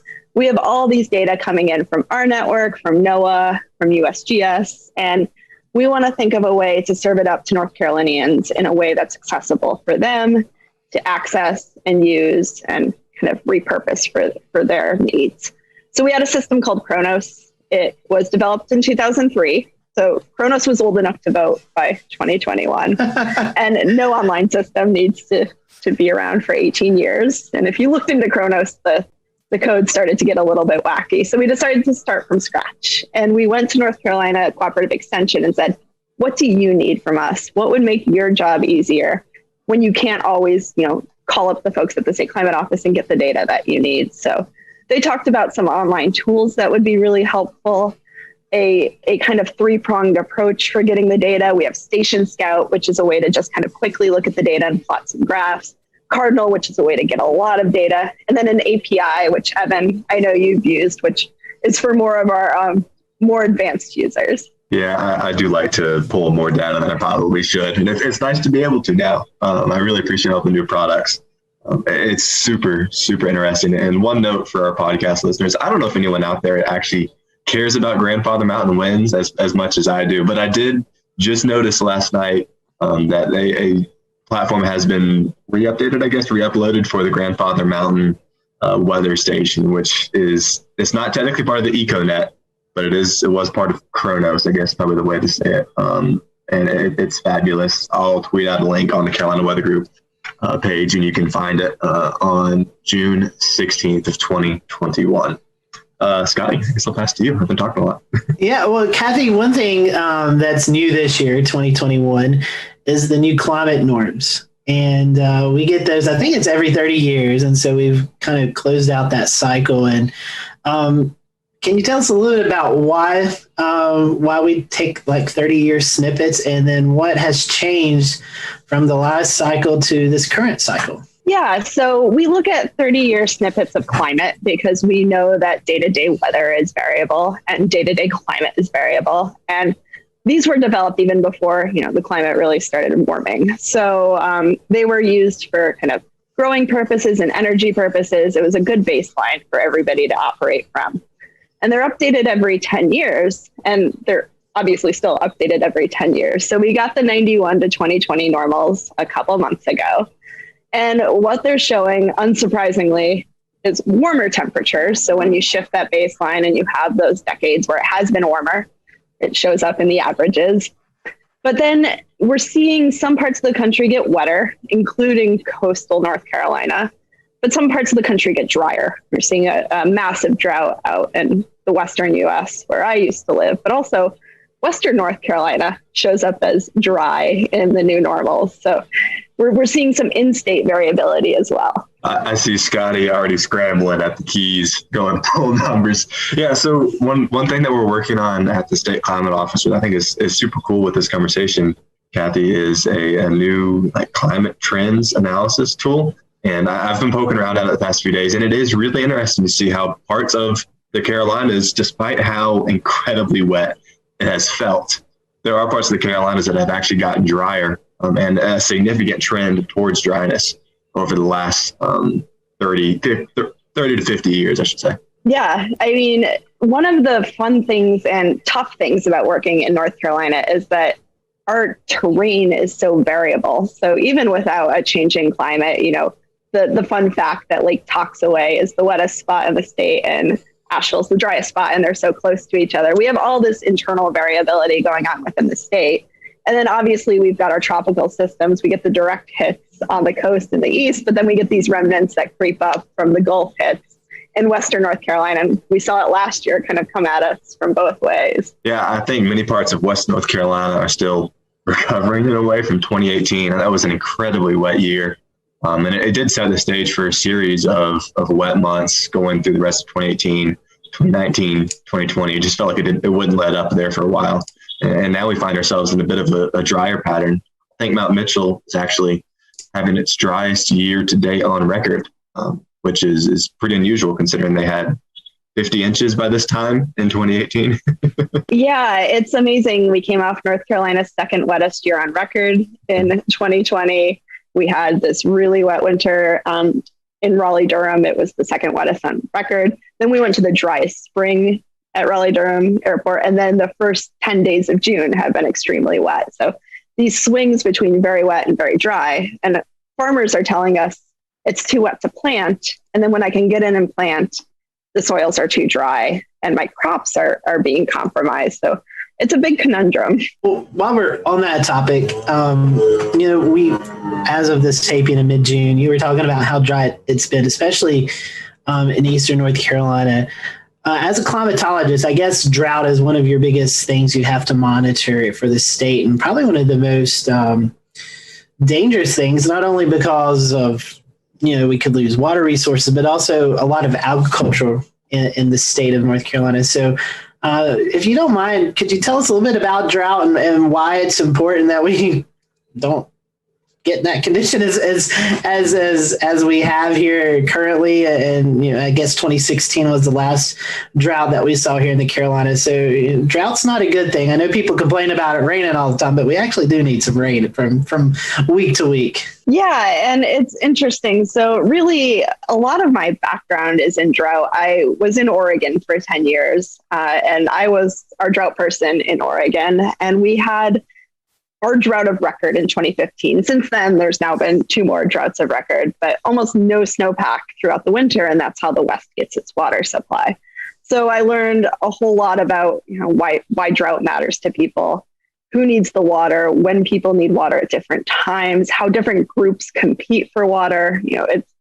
It's incredibly fraught, and water is something that we all need to live. We can't just get by without it. So when I got here, I started poking around on what are the droughts of record that I need to know. What's the 2015 drought in North Carolina? And it's obviously 2007. And it's scary when you learn that towns were close to running out of water. So Durham had less than 100 days of water supply. The city of Atlanta, this was a big southeast drought, had water restrictions in place. Falls Lake in Raleigh, it did not look like a lake at that point. So we have droughts in the southeast U.S., obviously, even if it's kind of not like the arid West. And, here we see more of these flash drought situations, which is what I would define what happened from winter to spring to kind of what's happening now in the summer. Really, really wet to really dry, flipping back and forth between these extremes. Whereas in the West, we've seen on the drought monitor that drought evolve over the past few months. And here, we grow a lot of crops in North Carolina. I just looked this up today. I don't remember why, but North Carolina is number 9 for crop growing expenditures in the country. So we still grow a lot of the country's food. We need water, obviously, to live. And some of the towns in North Carolina in the past few weeks issued some voluntary restrictions. So they weren't required, but maybe people should start to think about saving some water. And that also kind of leads into a tool that I use a lot from your website, and that's the fire danger, which I really enjoy that product and so glad that it's available. But those drought conditions also can lead to wildfires. And thankfully, during this drought spell, I don't recall of any major events happening. So correct me if I'm wrong with that, but I think we relatively got lucky during this dry span that we've not seen big fire events. Yeah, and people ask me what are the climate and weather events that keep me up at night. 2016 fire, like what happened in Gatlinburg, keeps me up at night. People dying in a fire that kind of just exploded in a very dry year. We didn't have any fires that I know of in the past few weeks, but certainly the fire danger increases in these hot, dry periods. Yeah, it absolutely does. 2016 was a harrowing experience for those of us who live in the western part of the state, and as well as everyone who's involved in emergency management, the climatology office. It was not a good year. It was not a good fall. How about that? All right, well, that does it for part one of our conversation with Dr. Kathy Dello, the state climatologist from the state of North Carolina. To hear part two, it's available for free. Find the Carolina Weather Group wherever you get audio podcasts, Apple Podcasts, Spotify, wherever that might be. We're going to talk more about wildfires. We're also going to talk about a study they're doing to understand the urban heat island effect that so many of our metropolitan areas see. That's available right now. Carolina Weather Group audio podcast, wherever you get your audio podcast. We'll see you over on those platforms. But for now, from Charlotte, I'm James Brierton. See you again in just a few moments.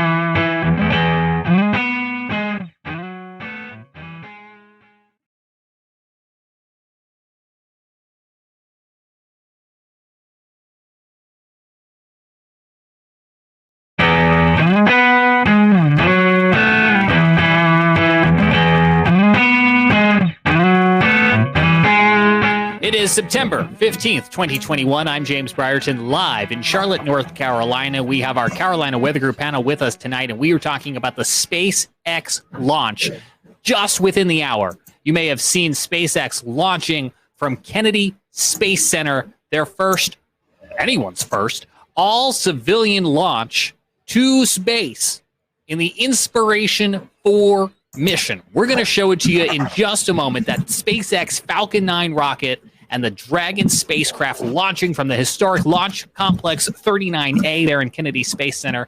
But the thing I'm really super excited about, and I know these guys are too, is we have photos and videos from you across the Carolinas showing us what it looked like here at home in the eastern sky for many of you, especially along the coast, but not for all of you, because as we take a live look at radar, you can see we've got scattered rain, some heavy, a little thunderstorm activity as well out there, in addition to some clouds, and that ruined the show for many of us here in Charlotte, in Morganton, North Carolina, where Scotty Powell is. But Jared's going to show us some of that video that some of you did manage to take in just a moment. So if you would like to share with us, you can tweet to us right now at Carolina WX Group on Twitter. It's Carolina WX Group on Twitter. You can find us on Facebook as well, too. And we'll take a look at some of those coming up, and we'll hear from these guys in just a moment. But let's get right to it, guys. Let's roll that tape and look here, the final moments of countdown from Kennedy Space Center in Florida just an hour ago. 10, 9, 8, 7, 6, 5, 4, 3, 2, 1. Ignition. Go Falcon. Godspeed Inspiration 4. Copy, 1 Alpha. Vehicles pitching downrange.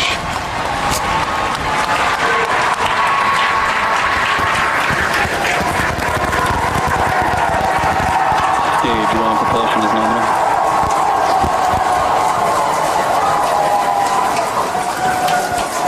T plus 30 seconds. Callouts indicate nominal. Historic mission flying the Inspiration 4 crew. Onboard Dragon and Falcon 9. Great deal of the crew in the council. We're into the throttle down, into the throttle bucket. Stage 1 throttle down. Throttling down in preparation for the period of maximum dynamic pressure.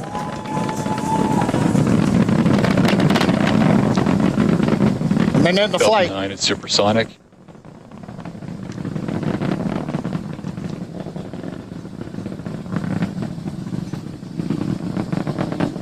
Max Stage 1 throttle up.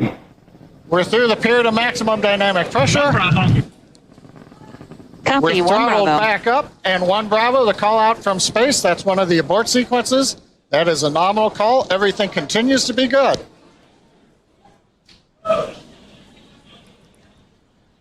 Looks like a smooth ride for the crew. And you can see them giving the thumbs up there. That is for quote-unquote regular people. They are certainly well-trained, knowledgeable, and experts, but they are not military. They are not NASA. And they're not really, really rich guys who own their own space company. So what is exciting? We'll return to Best of the Carolina Weather Group in a moment. Now your Carolina weather forecast. Here are today's forecast high temperatures for North Carolina. Here are the forecast lows for tonight for North Carolina. Here are tomorrow's forecast high temperatures. And here's forecast rainfall across North Carolina tomorrow. Here are the forecast highs for the day after tomorrow.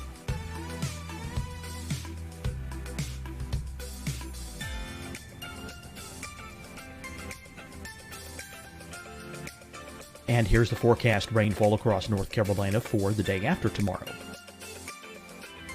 This is the total rainfall forecast across North Carolina for the next 3 days. Here's the severe thunderstorm outlook for today from the Storm Prediction Center.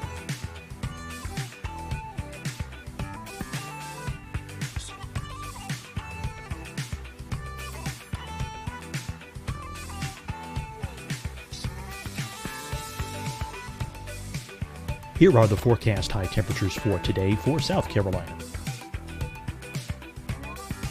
Here are the low temperatures for today for South Carolina. Here's the probability of precipitation forecast across South Carolina today. And here are the rain chances across South Carolina tonight. Here are tomorrow's forecast highs across South Carolina. Here are the forecast low temperatures for tomorrow for South Carolina. And here is the probability of precipitation across South Carolina tomorrow. Here's the precipitation chances across South Carolina tomorrow night. Here are the forecast highs for the day after tomorrow in South Carolina. Here are the forecast low temperatures across South Carolina for the day after tomorrow. And here are the rain chances across South Carolina for the day after tomorrow. And South Carolina's probability of precipitation for that night.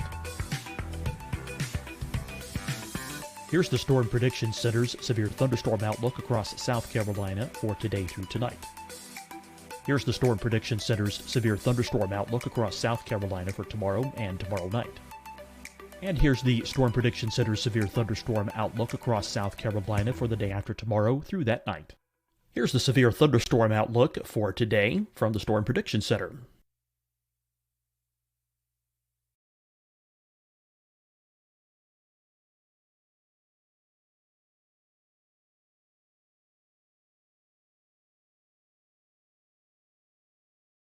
And now here's a live look at weather radar across the southeast. Deciding when to wear a mask isn't about who you know or how well you know them.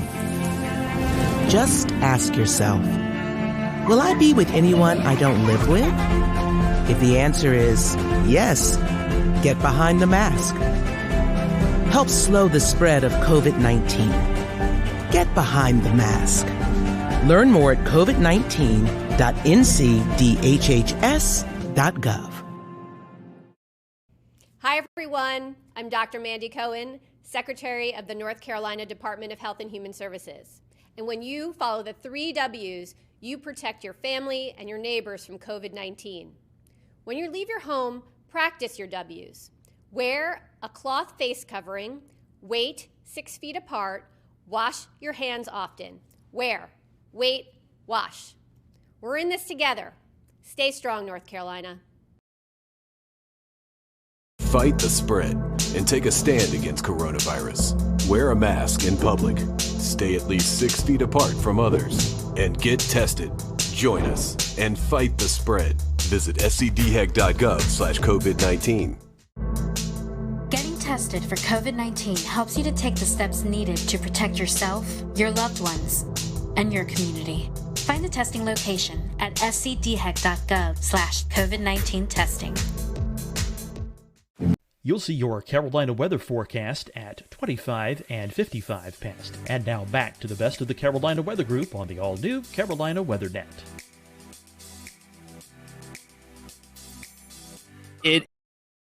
is the first step towards one day launching us regular people into space. Although, I don't know, guys. I don't see in my lifetime me being able to get to space affordably. But it is really cool.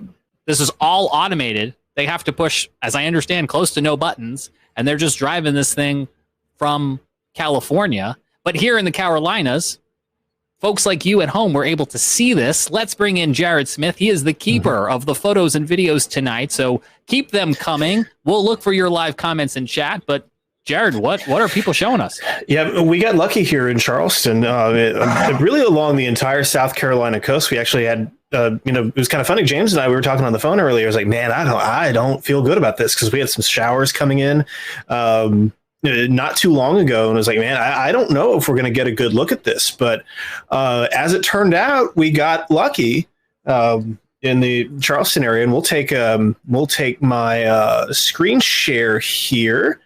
And this one comes to us from Emily Koppel. Her father, Michael Koppel, took these photos on Kiowa Island. Is like, is this a SpaceX launch? Yep, absolutely. And some really cool shots. You can see, you can just see that trail there. And the SpaceX rockets just put on such a great show. And I got to tell you, looking inside that SpaceX rocket, it's got to be really good that they're not flying on everything that's something that's built by the lowest bidder.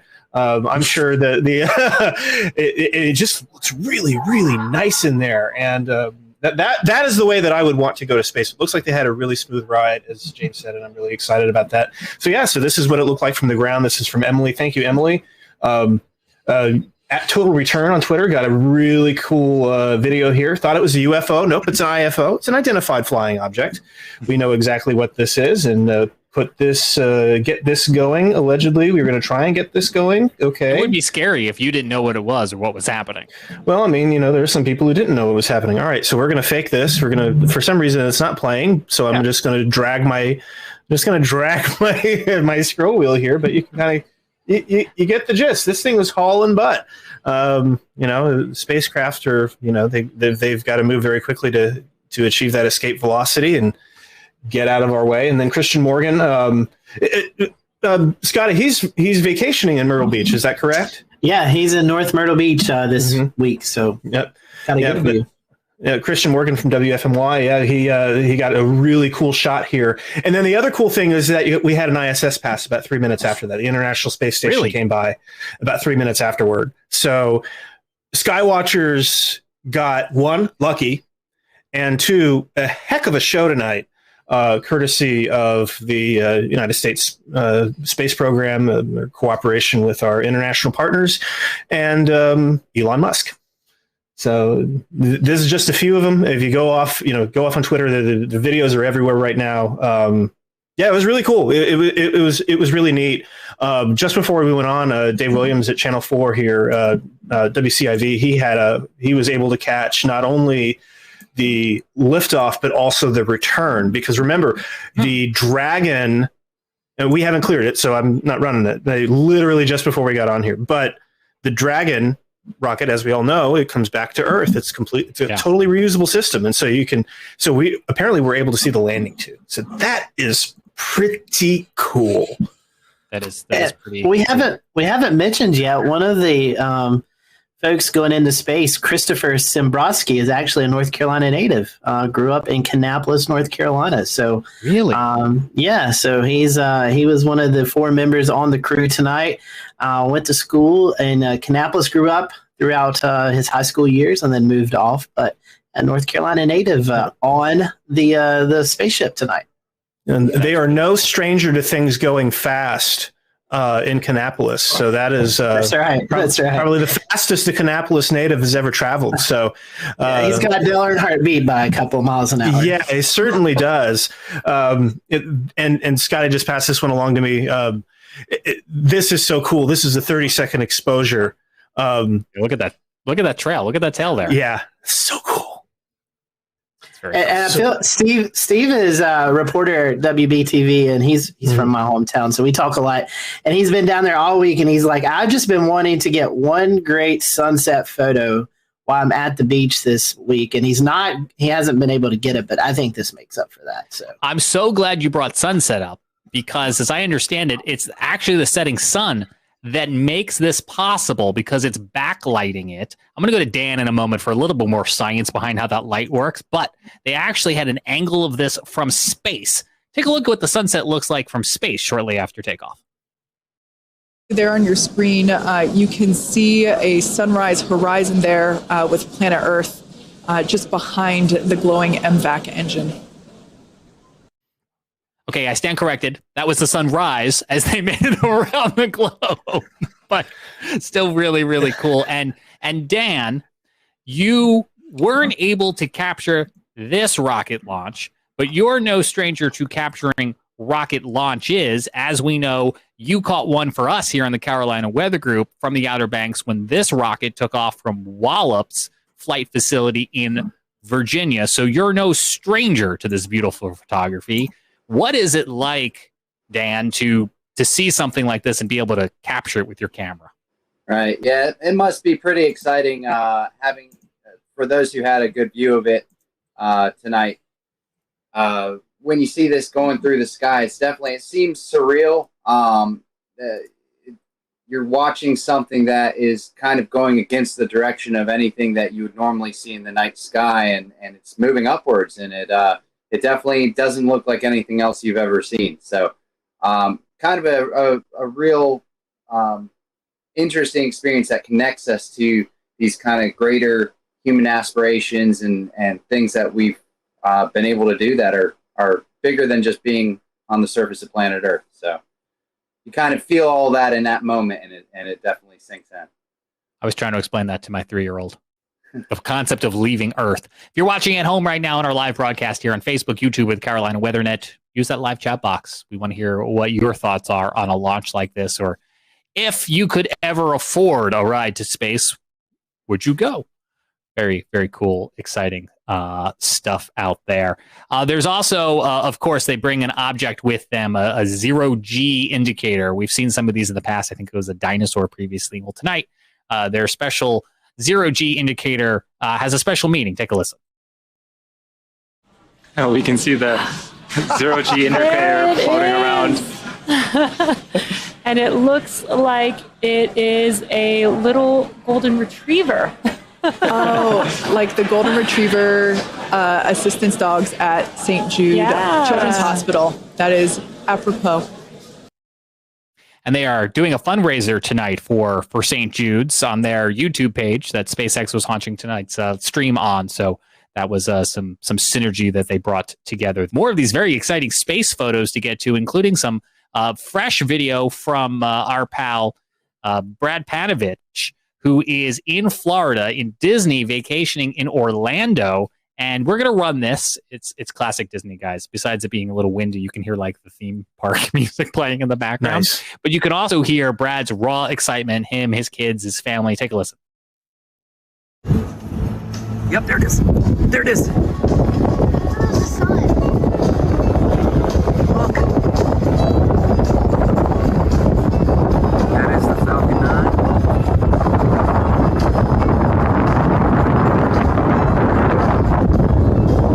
Oh, I can't believe we see it. That's awesome.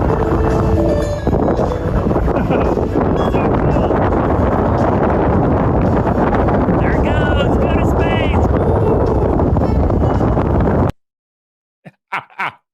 Bye. So cool. And Jared, you were talking about the separation and the returning of the booster. Brad's got a view of that too. Take a look. It's really cool. Oh, it just separated. There, now see that vapor trail? Now you'll see the booster rocket come back down. Watch. Look at that. That's that shockwave. It's the separation.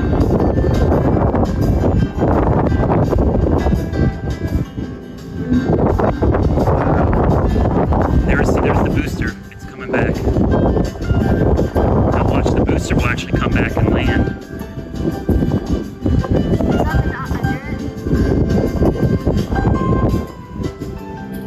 I can't get.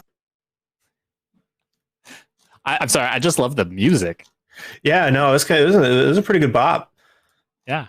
You know what that reminds me of? It reminds me, Jared, of your panelist playlist that we did this summer on our Spotify feed. It does have a little bit of a local on the 8s flavor to it. Currently, the temperature is. Yeah, exactly. I mean, reminds me of your TikToks. Yeah. Oh my goodness. Yeah.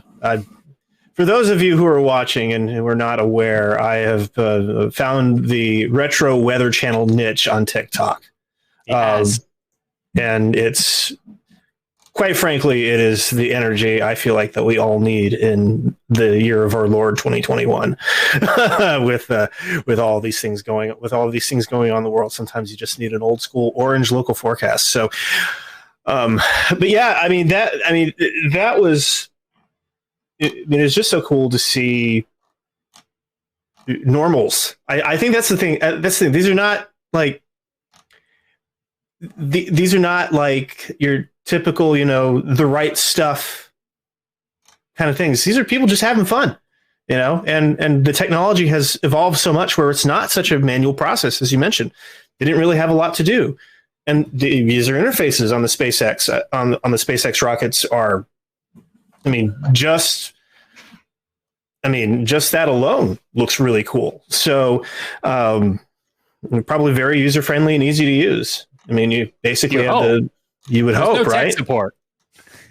Well, you do. It's called Houston, right? Or California. Yeah. I guess it wouldn't be Houston in this case. Somebody yelling for Houston is like, no, we're not here. But no, it was really cool to see. This is going to be a memorable 3 days for this crew, and I hope they enjoy. I hope they're soaking in every minute of it. They get 15 laps around the Earth for the next 3 days. I think if I got that right. Mm-hmm. So while you're stuck at work tomorrow, just think about them. Mm-hmm. And they are orbiting. The other thing too is that they are orbiting higher than the International Space Station. That's wow. So they are actual space, not what. Oh yeah, kind of. Yeah. They have been added to the astronaut registry. The crew of these 4 have been added as people who are legitimately flown into space. So. Right. Something tells me right now Jeff Bezos is on the ground in his cowboy boots saying, I wish that was me. Speaking of that, Jared, I've been quiet because I seen something on Twitter this week and I was trying to scroll to it and I finally found it. Talking about all this, NASA has selected Falcon Heavy to launch GOES-U in 2024. So talking about space, here's our next GOES satellite that's going to be released, or I guess flown up into space in 2024. So just to kind of chime in, this is the weather effect of it, as well as we're going to get more GOES satellite data, and we all like that. So GOES-T is the last one that's going to launch on an Atlas rocket, and GOES-T launches in January 2022. That is going to replace GOES-S, aka GOES-17, in the GOES-West position. So they don't have to deal with that loop heat pipe anomaly anymore where they're losing water vapor data. So one more ride for GOES on the Atlas, and then as Scotty mentioned here, we're going to go SpaceX for that. And of course, it's worth mentioning that SpaceX right now is the only way that American astronauts can launch to the International Space Station from American soil. So I know there are a couple different companies out there who are all competing in this new version of the space race, but boy, SpaceX is really good at grabbing those headlines, guys. Well, when you're first to market, that's that. If there's one thing about SpaceX is the legacy of who runs SpaceX. Elon Musk, he came into this mainly because of PayPal. So he knows what it takes to build a product that ships. Sometimes. And for anyone who claims they don't use PayPal, but you use Venmo, you're using PayPal. Yeah. Just like Instagram is Facebook. Yeah. But so you have this really cool ingenuity, and I know that the people there have put in just intense, long hours to get to this point, and I'm sure that they absolutely love. I would hope anyway, they absolutely love seeing the fruits of their labor go up and come down and land like a James Bond movie, like every time. I can't get over it. So normal. The fact that when we first went to space, everyone stopped, everyone watched it. Even shuttle launches used to be carried on the networks, and it was a thing to view. And now I'm putting it on my phone while giving the kid a bath or doing something else. It's really cool and impressive, but it's almost normal now. I don't know if that's good or bad. In a way, this is what they were aiming for with the shuttle program, if you think about it. Because the shuttle program, the intent behind the shuttle program was to launch that thing like 12 times a year, something like that. Just have constant space exploration. Obviously, it didn't work out that way. It ended up being far too expensive, and in a couple cases, far too dangerous. But the that was the idea behind the shuttle program. But now, as it turns out, the shuttle program maybe was just a little ahead of its time. Turns out that the standard rocket model actually can be very reusable, even more reusable than the space shuttle, because the space shuttle would jettison the fuel tank, and that would burn up, and then you would have the boosters would come back, but the fuel tank, that huge orange fuel tank, that would burn up. So that was a lot of there's still plenty of waste with that. So it's really cool. I'm glad that we're getting to see this. Anybody want to take a gander without opening the link of how much it's going to cost to ship GoesU into space? How much do you think it costs? I'm deciding if it's millions or billions. Oh, I was a little taken back. It wasn't as much as I thought it would be. $152.5 million, which I would thought would be more than that. I would thought at least $500,000 or something, but not that 152 million is chump change or anything, but I thought it might be a little bit more than that. So yeah. Well, to Jared's point, yeah, reusability, economies of scale. That's how you win contracts too. That's right. Well, very cool stuff. Dan, we hope the next time the clouds don't ruin our fun so we can get you back out there. That's right. Yeah. And if you're, someone at home and you want to kind of capture this thing the next time we have a good launch, just, a couple things to keep an eye on are the visible satellite. If you have the ability to either look at your local forecast or just look at a visible satellite map, you can see which clouds are coming in. And then, of course, try and film with a steady hand. You can get your hands on a camera that has a telephoto lens. That's helpful as well. And but otherwise, hopefully we'll get another shot at seeing one of these soon. Tips from the expert.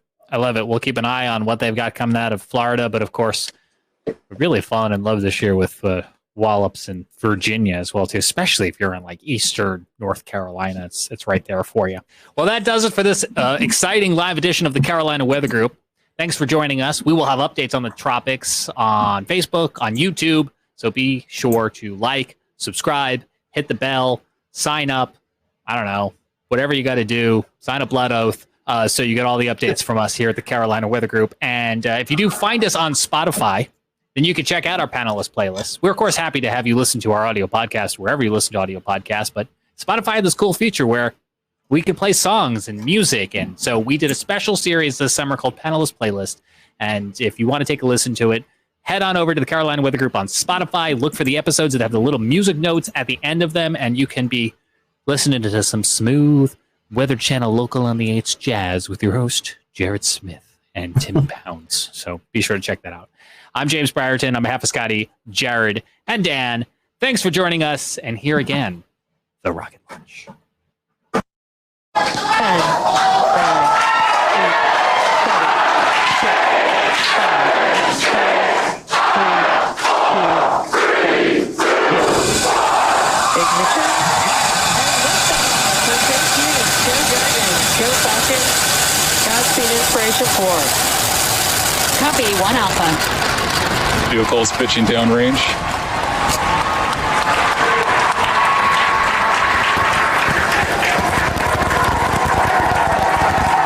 Gauge 1 propulsion is nominal.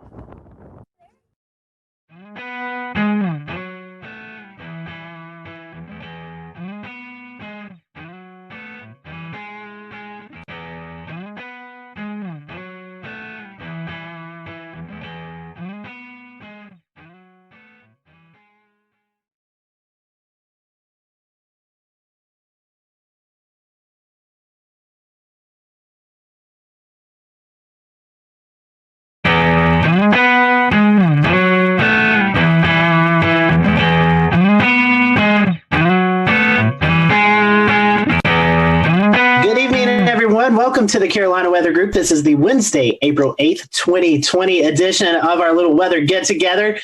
We hope you are all staying safe out there. Tonight, we're going to be talking about storm chasing and COVID-19. We know that the pandemic is ongoing throughout the United States, and we are entering severe weather season. So we're going to talk to some storm chasers tonight, some familiar faces and some new faces. We want to welcome in Kevin Smith. He's with the National Weather Service in Pocatello, Idaho.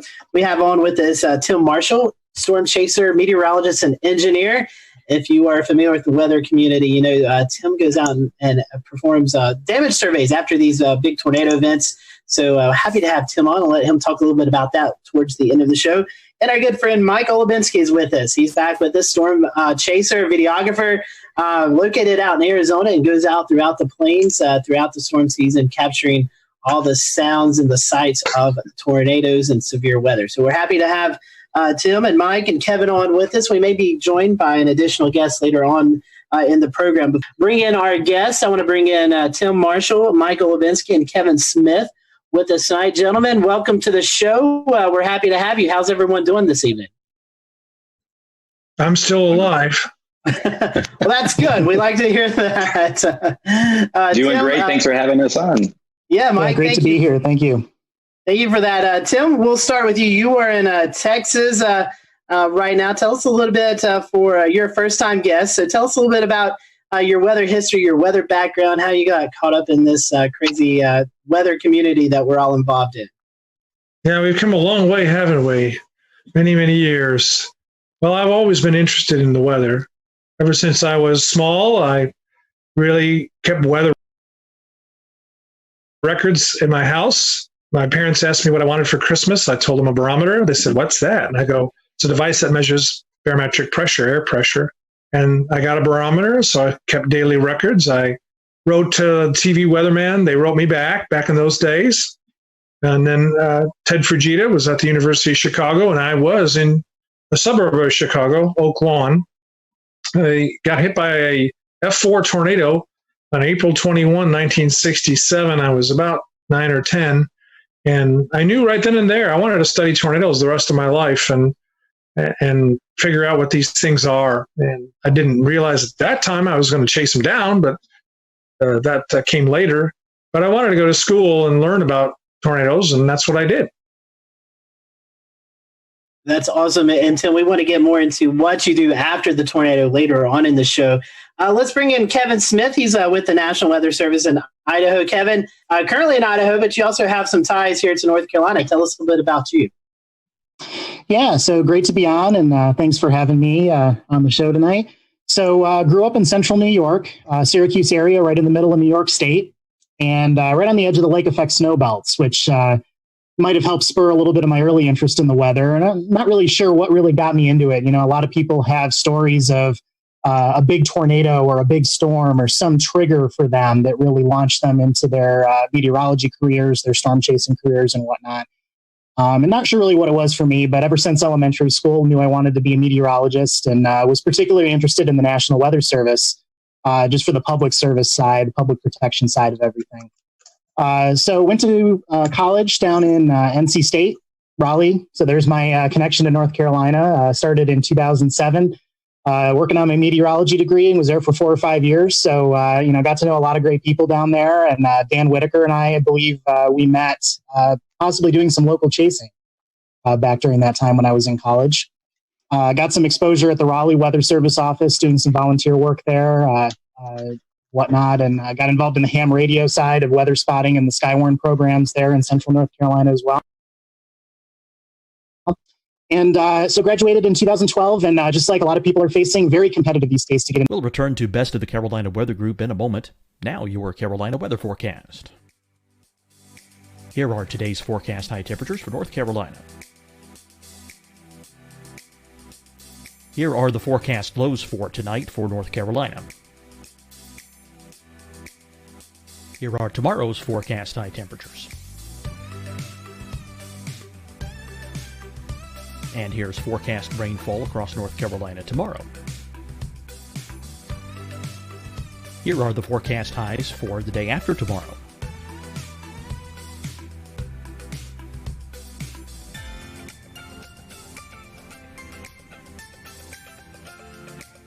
And here's the forecast rainfall across North Carolina for the day after tomorrow. This is the total rainfall forecast across North Carolina for the next 3 days.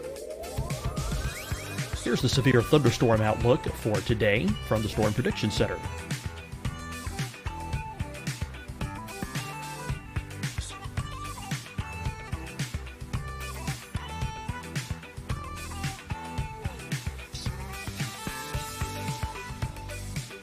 Here are the forecast high temperatures for today for South Carolina.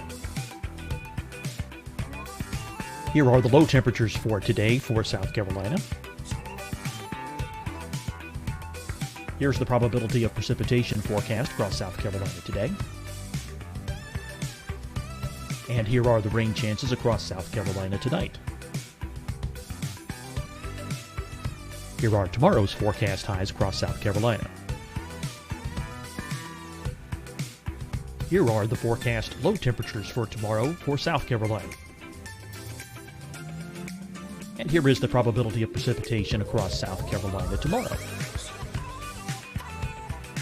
Here's the precipitation chances across South Carolina tomorrow night. Here are the forecast highs for the day after tomorrow in South Carolina. Here are the forecast low temperatures across South Carolina for the day after tomorrow. And here are the rain chances across South Carolina for the day after tomorrow. And South Carolina's probability of precipitation for that night. Here's the Storm Prediction Center's severe thunderstorm outlook across South Carolina for today through tonight.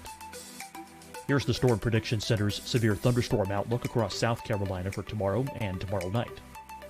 And here's the Storm Prediction Center's severe thunderstorm outlook across South Carolina for the day after tomorrow through that night. Here's the severe thunderstorm outlook for today from the Storm Prediction Center.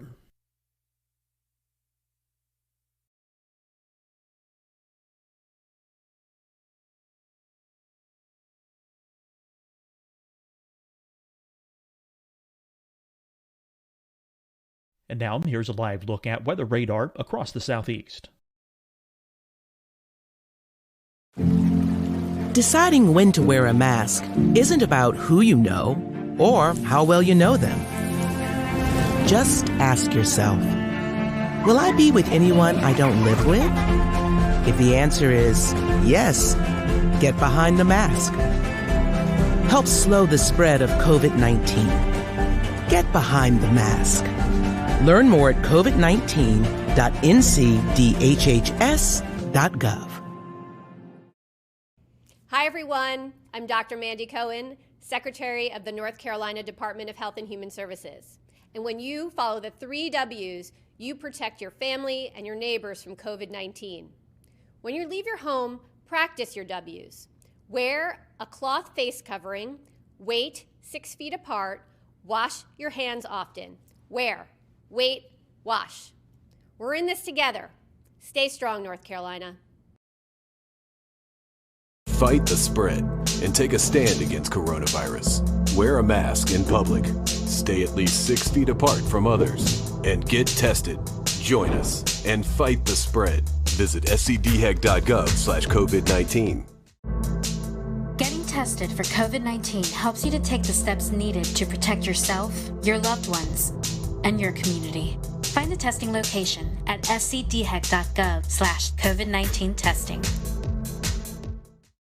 You'll see your Carolina weather forecast at 25 and 55 past. And now back to the best of the Carolina Weather Group on the all-new Carolina Weather Net.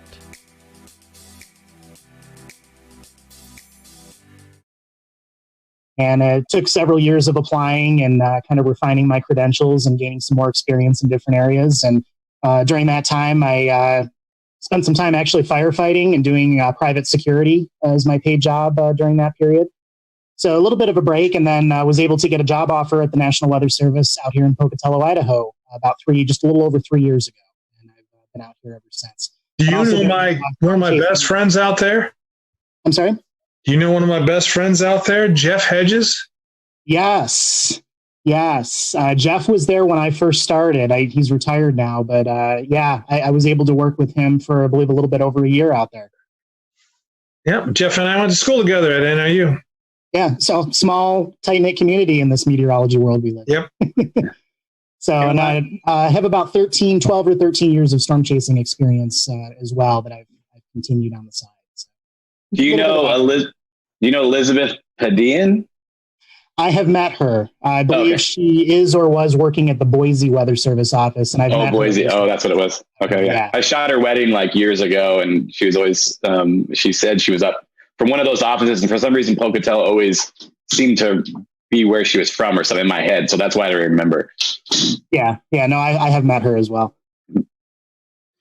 Well, Mike, I'm going to start off with first question for you. Our guests may remember you from December.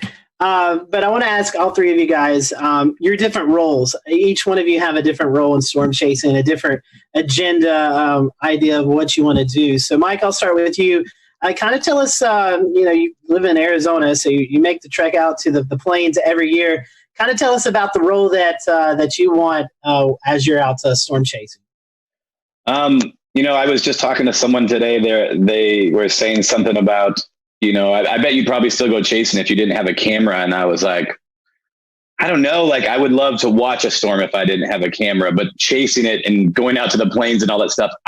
My big thing is I love to capture that stuff, photos, time lapse, and share that stuff. That's kind of what, drives me. So my whole kind of motivation every year is to go out and do that. And it's, my job has kind of evolved since I've been, started doing this over 10 years ago out here. And I'm, from Arizona, we get amazing monsoon thunderstorms. And that's what I grew up loving out here, was lightning and dust storms and all that. And so, of course, once I saw a supercell and a tornado, I was like, well, that's the next best thing. So, but my job has kind of evolved where I'm out there mainly for me to get footage, but I've also turned into taking people along on tours.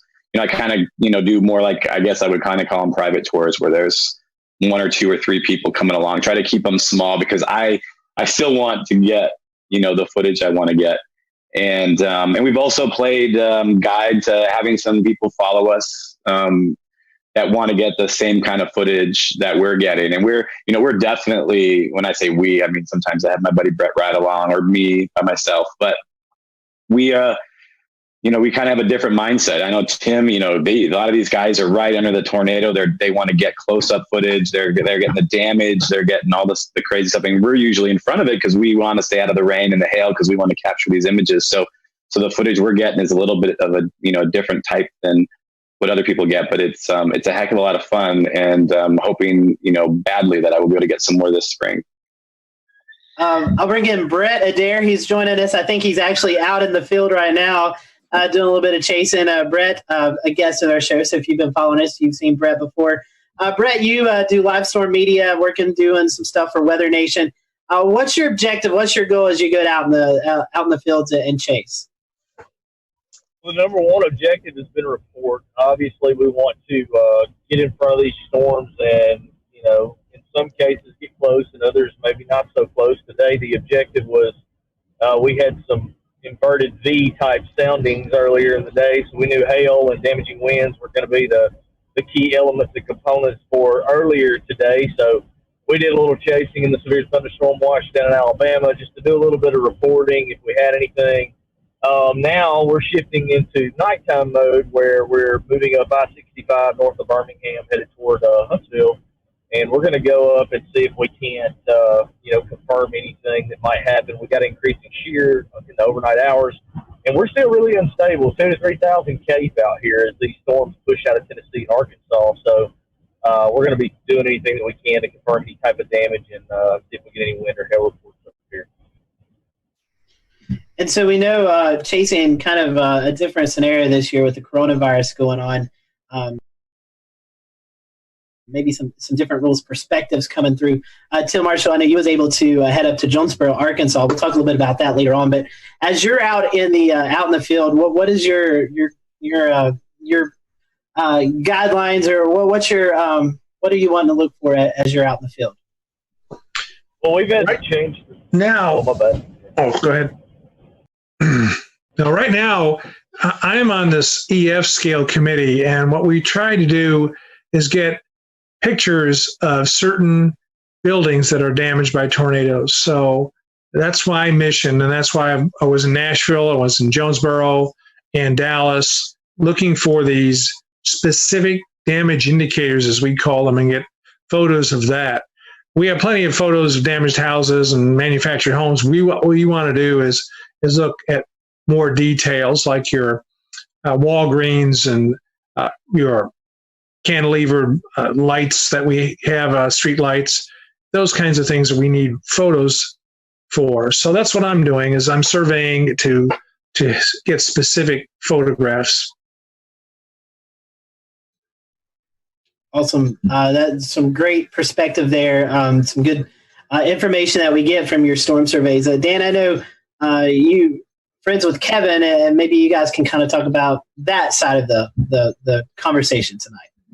Right. Yeah, definitely. So it's nice to have a great round view of perspectives here of all the different types of chasing that the people here do, as well as the professional associations with their job in storm chasing.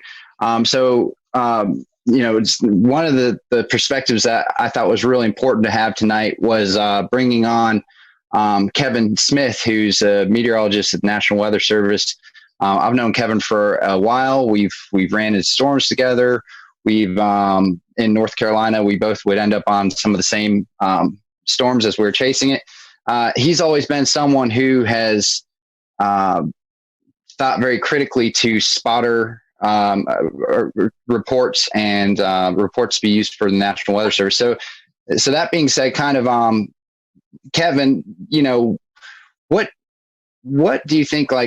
Just for you to speak to it, your overall kind of perspective on storm reports and the importance of those and how those are used for the National Weather Service. What's kind of your history and your, where you feel that importance lies with those reports? Yeah. So going back to before I was in the Weather Service, my focus chasing has always been on reporting. And I know, we all chase for different reasons. There's research applications, there's chasing with tour groups as a means of making money and whatnot. Obviously, a lot of research going on and whatnot, people looking for photos and videos. My focus has always been on the public reporting side, just because I knew back in the day that it had a lot of importance for the local Weather Service offices. And I'm also personally very driven by things that help people. So putting on my Weather Service hat, now that I'm working out in Pocatello, spotter reports are huge. And, there's this distinction. There's skywarn spotters, there's storm chasers. A lot of people kind of put them in two different bins. And there is a difference. Spotters are usually going about their daily life and just when they happen to come across something, when they happen to see something going on in their neighborhood or on the way to work or on the way to their family, they'll go ahead and report that. Whereas chasers put more time and money into following storms over great distances, counties and states and whatnot. And again, sometimes for different reasons.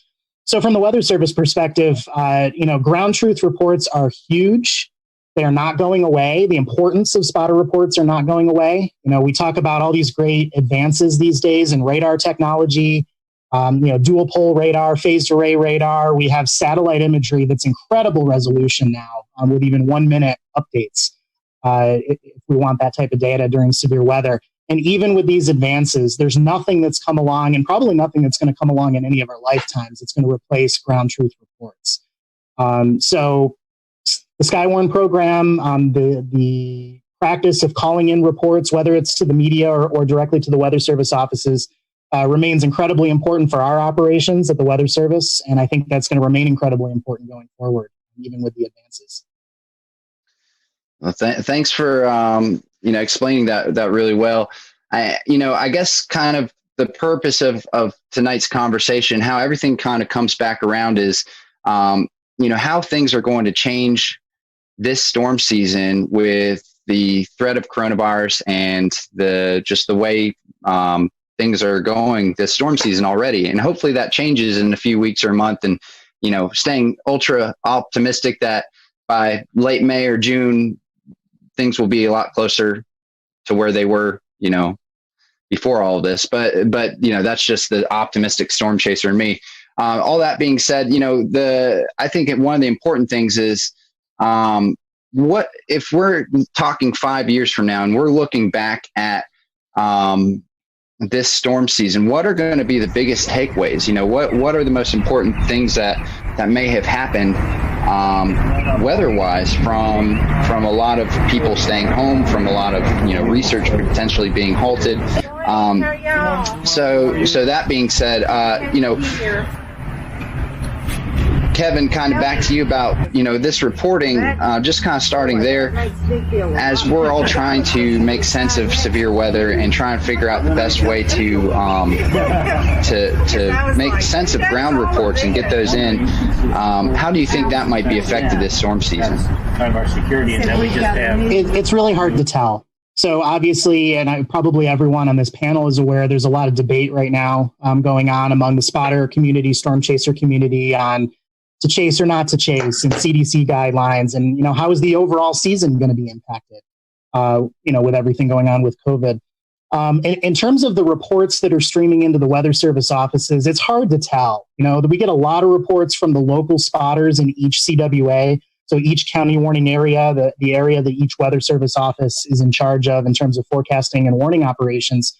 I don't speculate that would change significantly, particularly with a lot of people at home. Our spotters that usually call in reports are hopefully going to continue to call in reports throughout the pandemic as long as they can do so safely.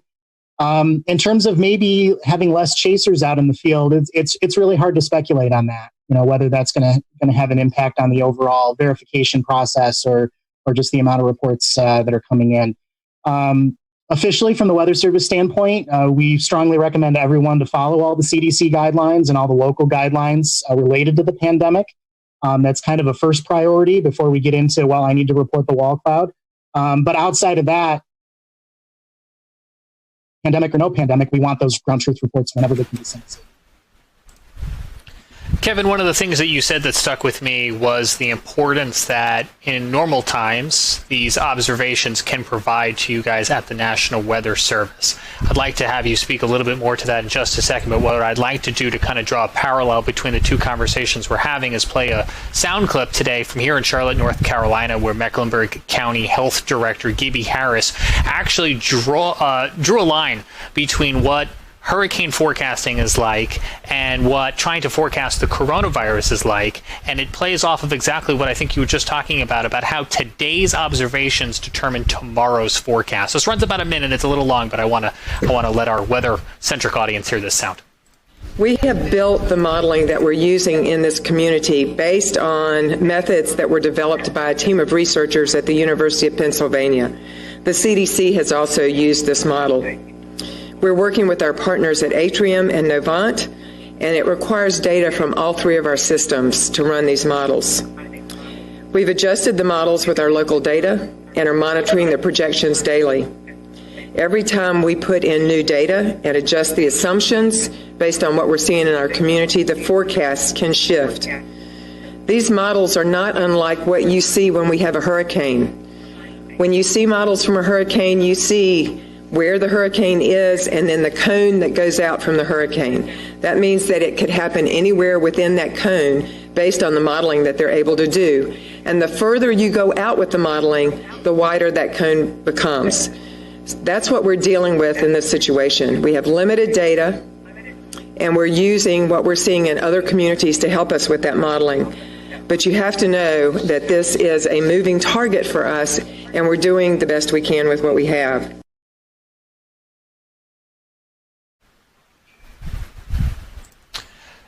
So, Kevin, those observations, whether they come from humans or machinery, really do play a role in the weather world to help with tomorrow's forecasting. Is that right? That's right, yes. And I think we're padded a little bit as far as spotter reports go. And what I mean by that is, obviously, when we're reducing weather balloon launches, which are directly inputted into the models that we use, if we're reducing observations coming from aircraft, because air travel is down so much right now with the pandemic going on. Things like that are direct inputs into the weather models are going to have a pretty clear and documented impact, I think, on some of the accuracy and just the performance of the overall model. When we circle back around to ground truth reports from spotters and from storm chasers, again, it's hard to ascertain. We're not plugging a spotter report or a chaser report directly into a model. And again, with the majority of spotters being on the spotter end of that spectrum and reporting from home, reporting from work, again, we're hoping that we don't see a big reduction in those types of reports coming in during the pandemic. But I can think of multiple examples all the way back to high school when I was a spotter back in high school. And then I kind of started to stray more and more into storm chasing as we went into college and then my adult life so far. There's a lot of different examples I can think of where actions were taken by the Weather Service immediately based on my report. And that's a really great feeling. As far as, we know spotter reports are valuable. I'm telling you they're valuable right now as a Weather Service employee. But being able to see that in real time. So, for example, back in Cicero, New York, just north of the Syracuse area, called in my rain gauge observation one day. This was back, I believe, toward the end of high school, and said, hey, we've had a thunderstorm. Our total accumulation over the last 45 minutes was measured as this much. And this is what I'm seeing in terms of minor flooding around the neighborhood. And within 3 minutes, an urban and small stream flood advisory was issued. And when you read into the text of the advisory, it said, at such and such a time, a trained weather spotter reported this much rain fell in 45 minutes. The weather spotter reported there is street flooding in Cicero. And multiple examples like that over my time as a spotter, where you can see that direct effect that report has. So I think it's kind of in a different category. Regardless of how the weather models are responding to changes in the data inputs right now due to the pandemic, I think spotting is always valuable. Calling in reports, whether you're a spotter or chaser, is always valuable, pandemic or no pandemic, and hopefully that's going to continue uninterrupted as we go forward this year. Hey, Kevin, one more question for you before we move over to Brett, Mike, and Tim. As a forecaster at the National Weather Service, if come May, some of these stay-at-home orders haven't been repealed and we can't get storm spotters out in the field, how will that affect the warning process? Yeah, so again, hard to say. I think the majority, my impression from my experience is the majority of our local Skywarn spotters that report into each Weather Service office, again, are local. And so I don't think there's going to be a huge interruption in general in terms of their ability to report what they're seeing in their backyard, the type of weather that's impacting their neighborhood and whatnot. And again, it's hard to categorize, if people are not going out as much as they would, if some of the local spotters are not driving the neighborhood looking for damage, maybe because of the pandemic, or if we're cutting down on the chaser presence out in the field, just from the storm chasers, whether they're local or coming in from another state. It's very hard to tell what type of impact that would have. But the final thought on that, again, is whether you're a storm chaser, whether you're a spotter, whether you're someone looking to get involved in that process, these reports matter a lot. We use them every single high impact weather event and operations at all the Weather Service offices, and it's a great thing to get involved in. And if you want me to at some point, I can speak a little bit more to that and how to get involved as well.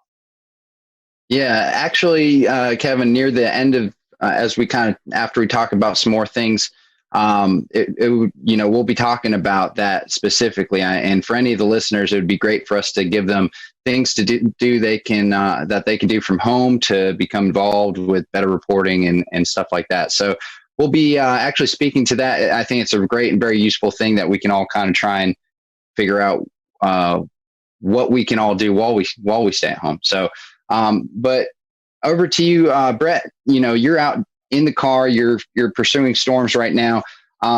Just as a kind of overall question, what is so important about today and about what you're doing that you're in the car and following these storms right now? What from a media perspective and from a meteorologist's perspective is the reason you're out there, and why is that so important? Yeah, Dan, it's one of those situations where now, some people are definitely scared to go on the field because, the advisement has been to stay at home in most states. For us, we're still essential. We still have to report. We still have to, give the news, whether it be the news or weather news. And we're having to take really drastic steps to change things in the field ourselves. Normally, when we go out, we do this, we're, covering the storms, and then we may be covering damage. And then in most cases, we're going to go and, try to find a place to have a meal, try to find a place to sleep for the night, get ready for the next day, or get ready to head home. For us, over the last month and a half, my wife already has a bit of an issue with lupus. So she has an underlying condition. So I'm having to be extremely careful. We have tons of hand sanitizer, gloves, N95 masks. We've been sleeping in tents on air mattresses at campgrounds that were open. Now we're going to likely have to do some primitive type camping when we go out for the next month or 2 months or however long. We also are having to bring our own food because in many cases we just don't, either A, you don't have restaurants open to do curbside when we're finished with our day, or B, the comfort level of trying to get food right now is just not there because personally I think you could easily spread a virus through, food contamination. So, I mean, we're just having to be extremely careful wiping down gas pumps before we use them, wiping down credit card readers because we've still got to pump fuel.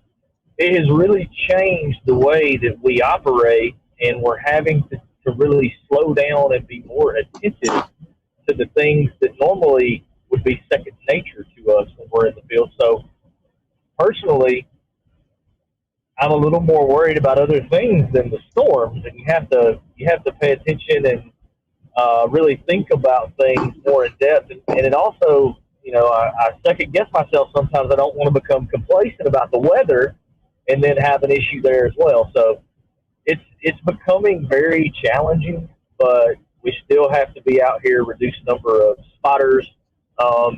One thing that has not happened yet, and luckily for all of us it hasn't, what if we had a radar failure during, a time of this where we don't have as many spotters and eyes out in the field on storms if we had severe weather? Luckily, our equipment hasn't failed us yet. Let's just continue to hope we get through this without any of those type of issues as well. Yeah, that's right.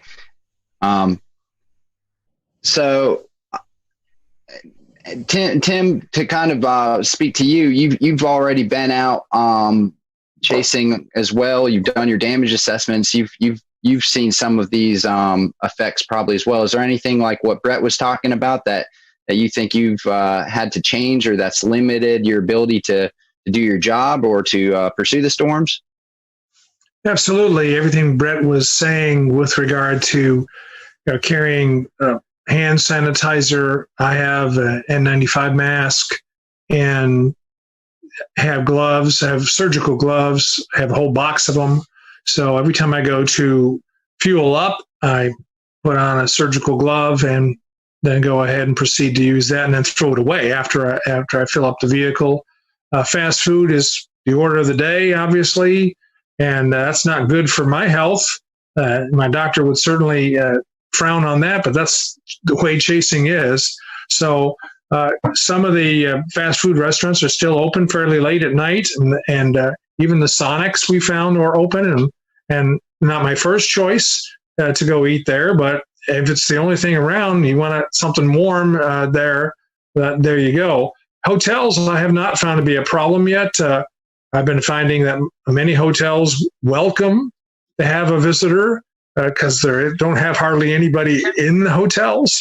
So I'm not too concerned about that. So far, we've done pretty well. We've had a couple chases already, and it's been fun.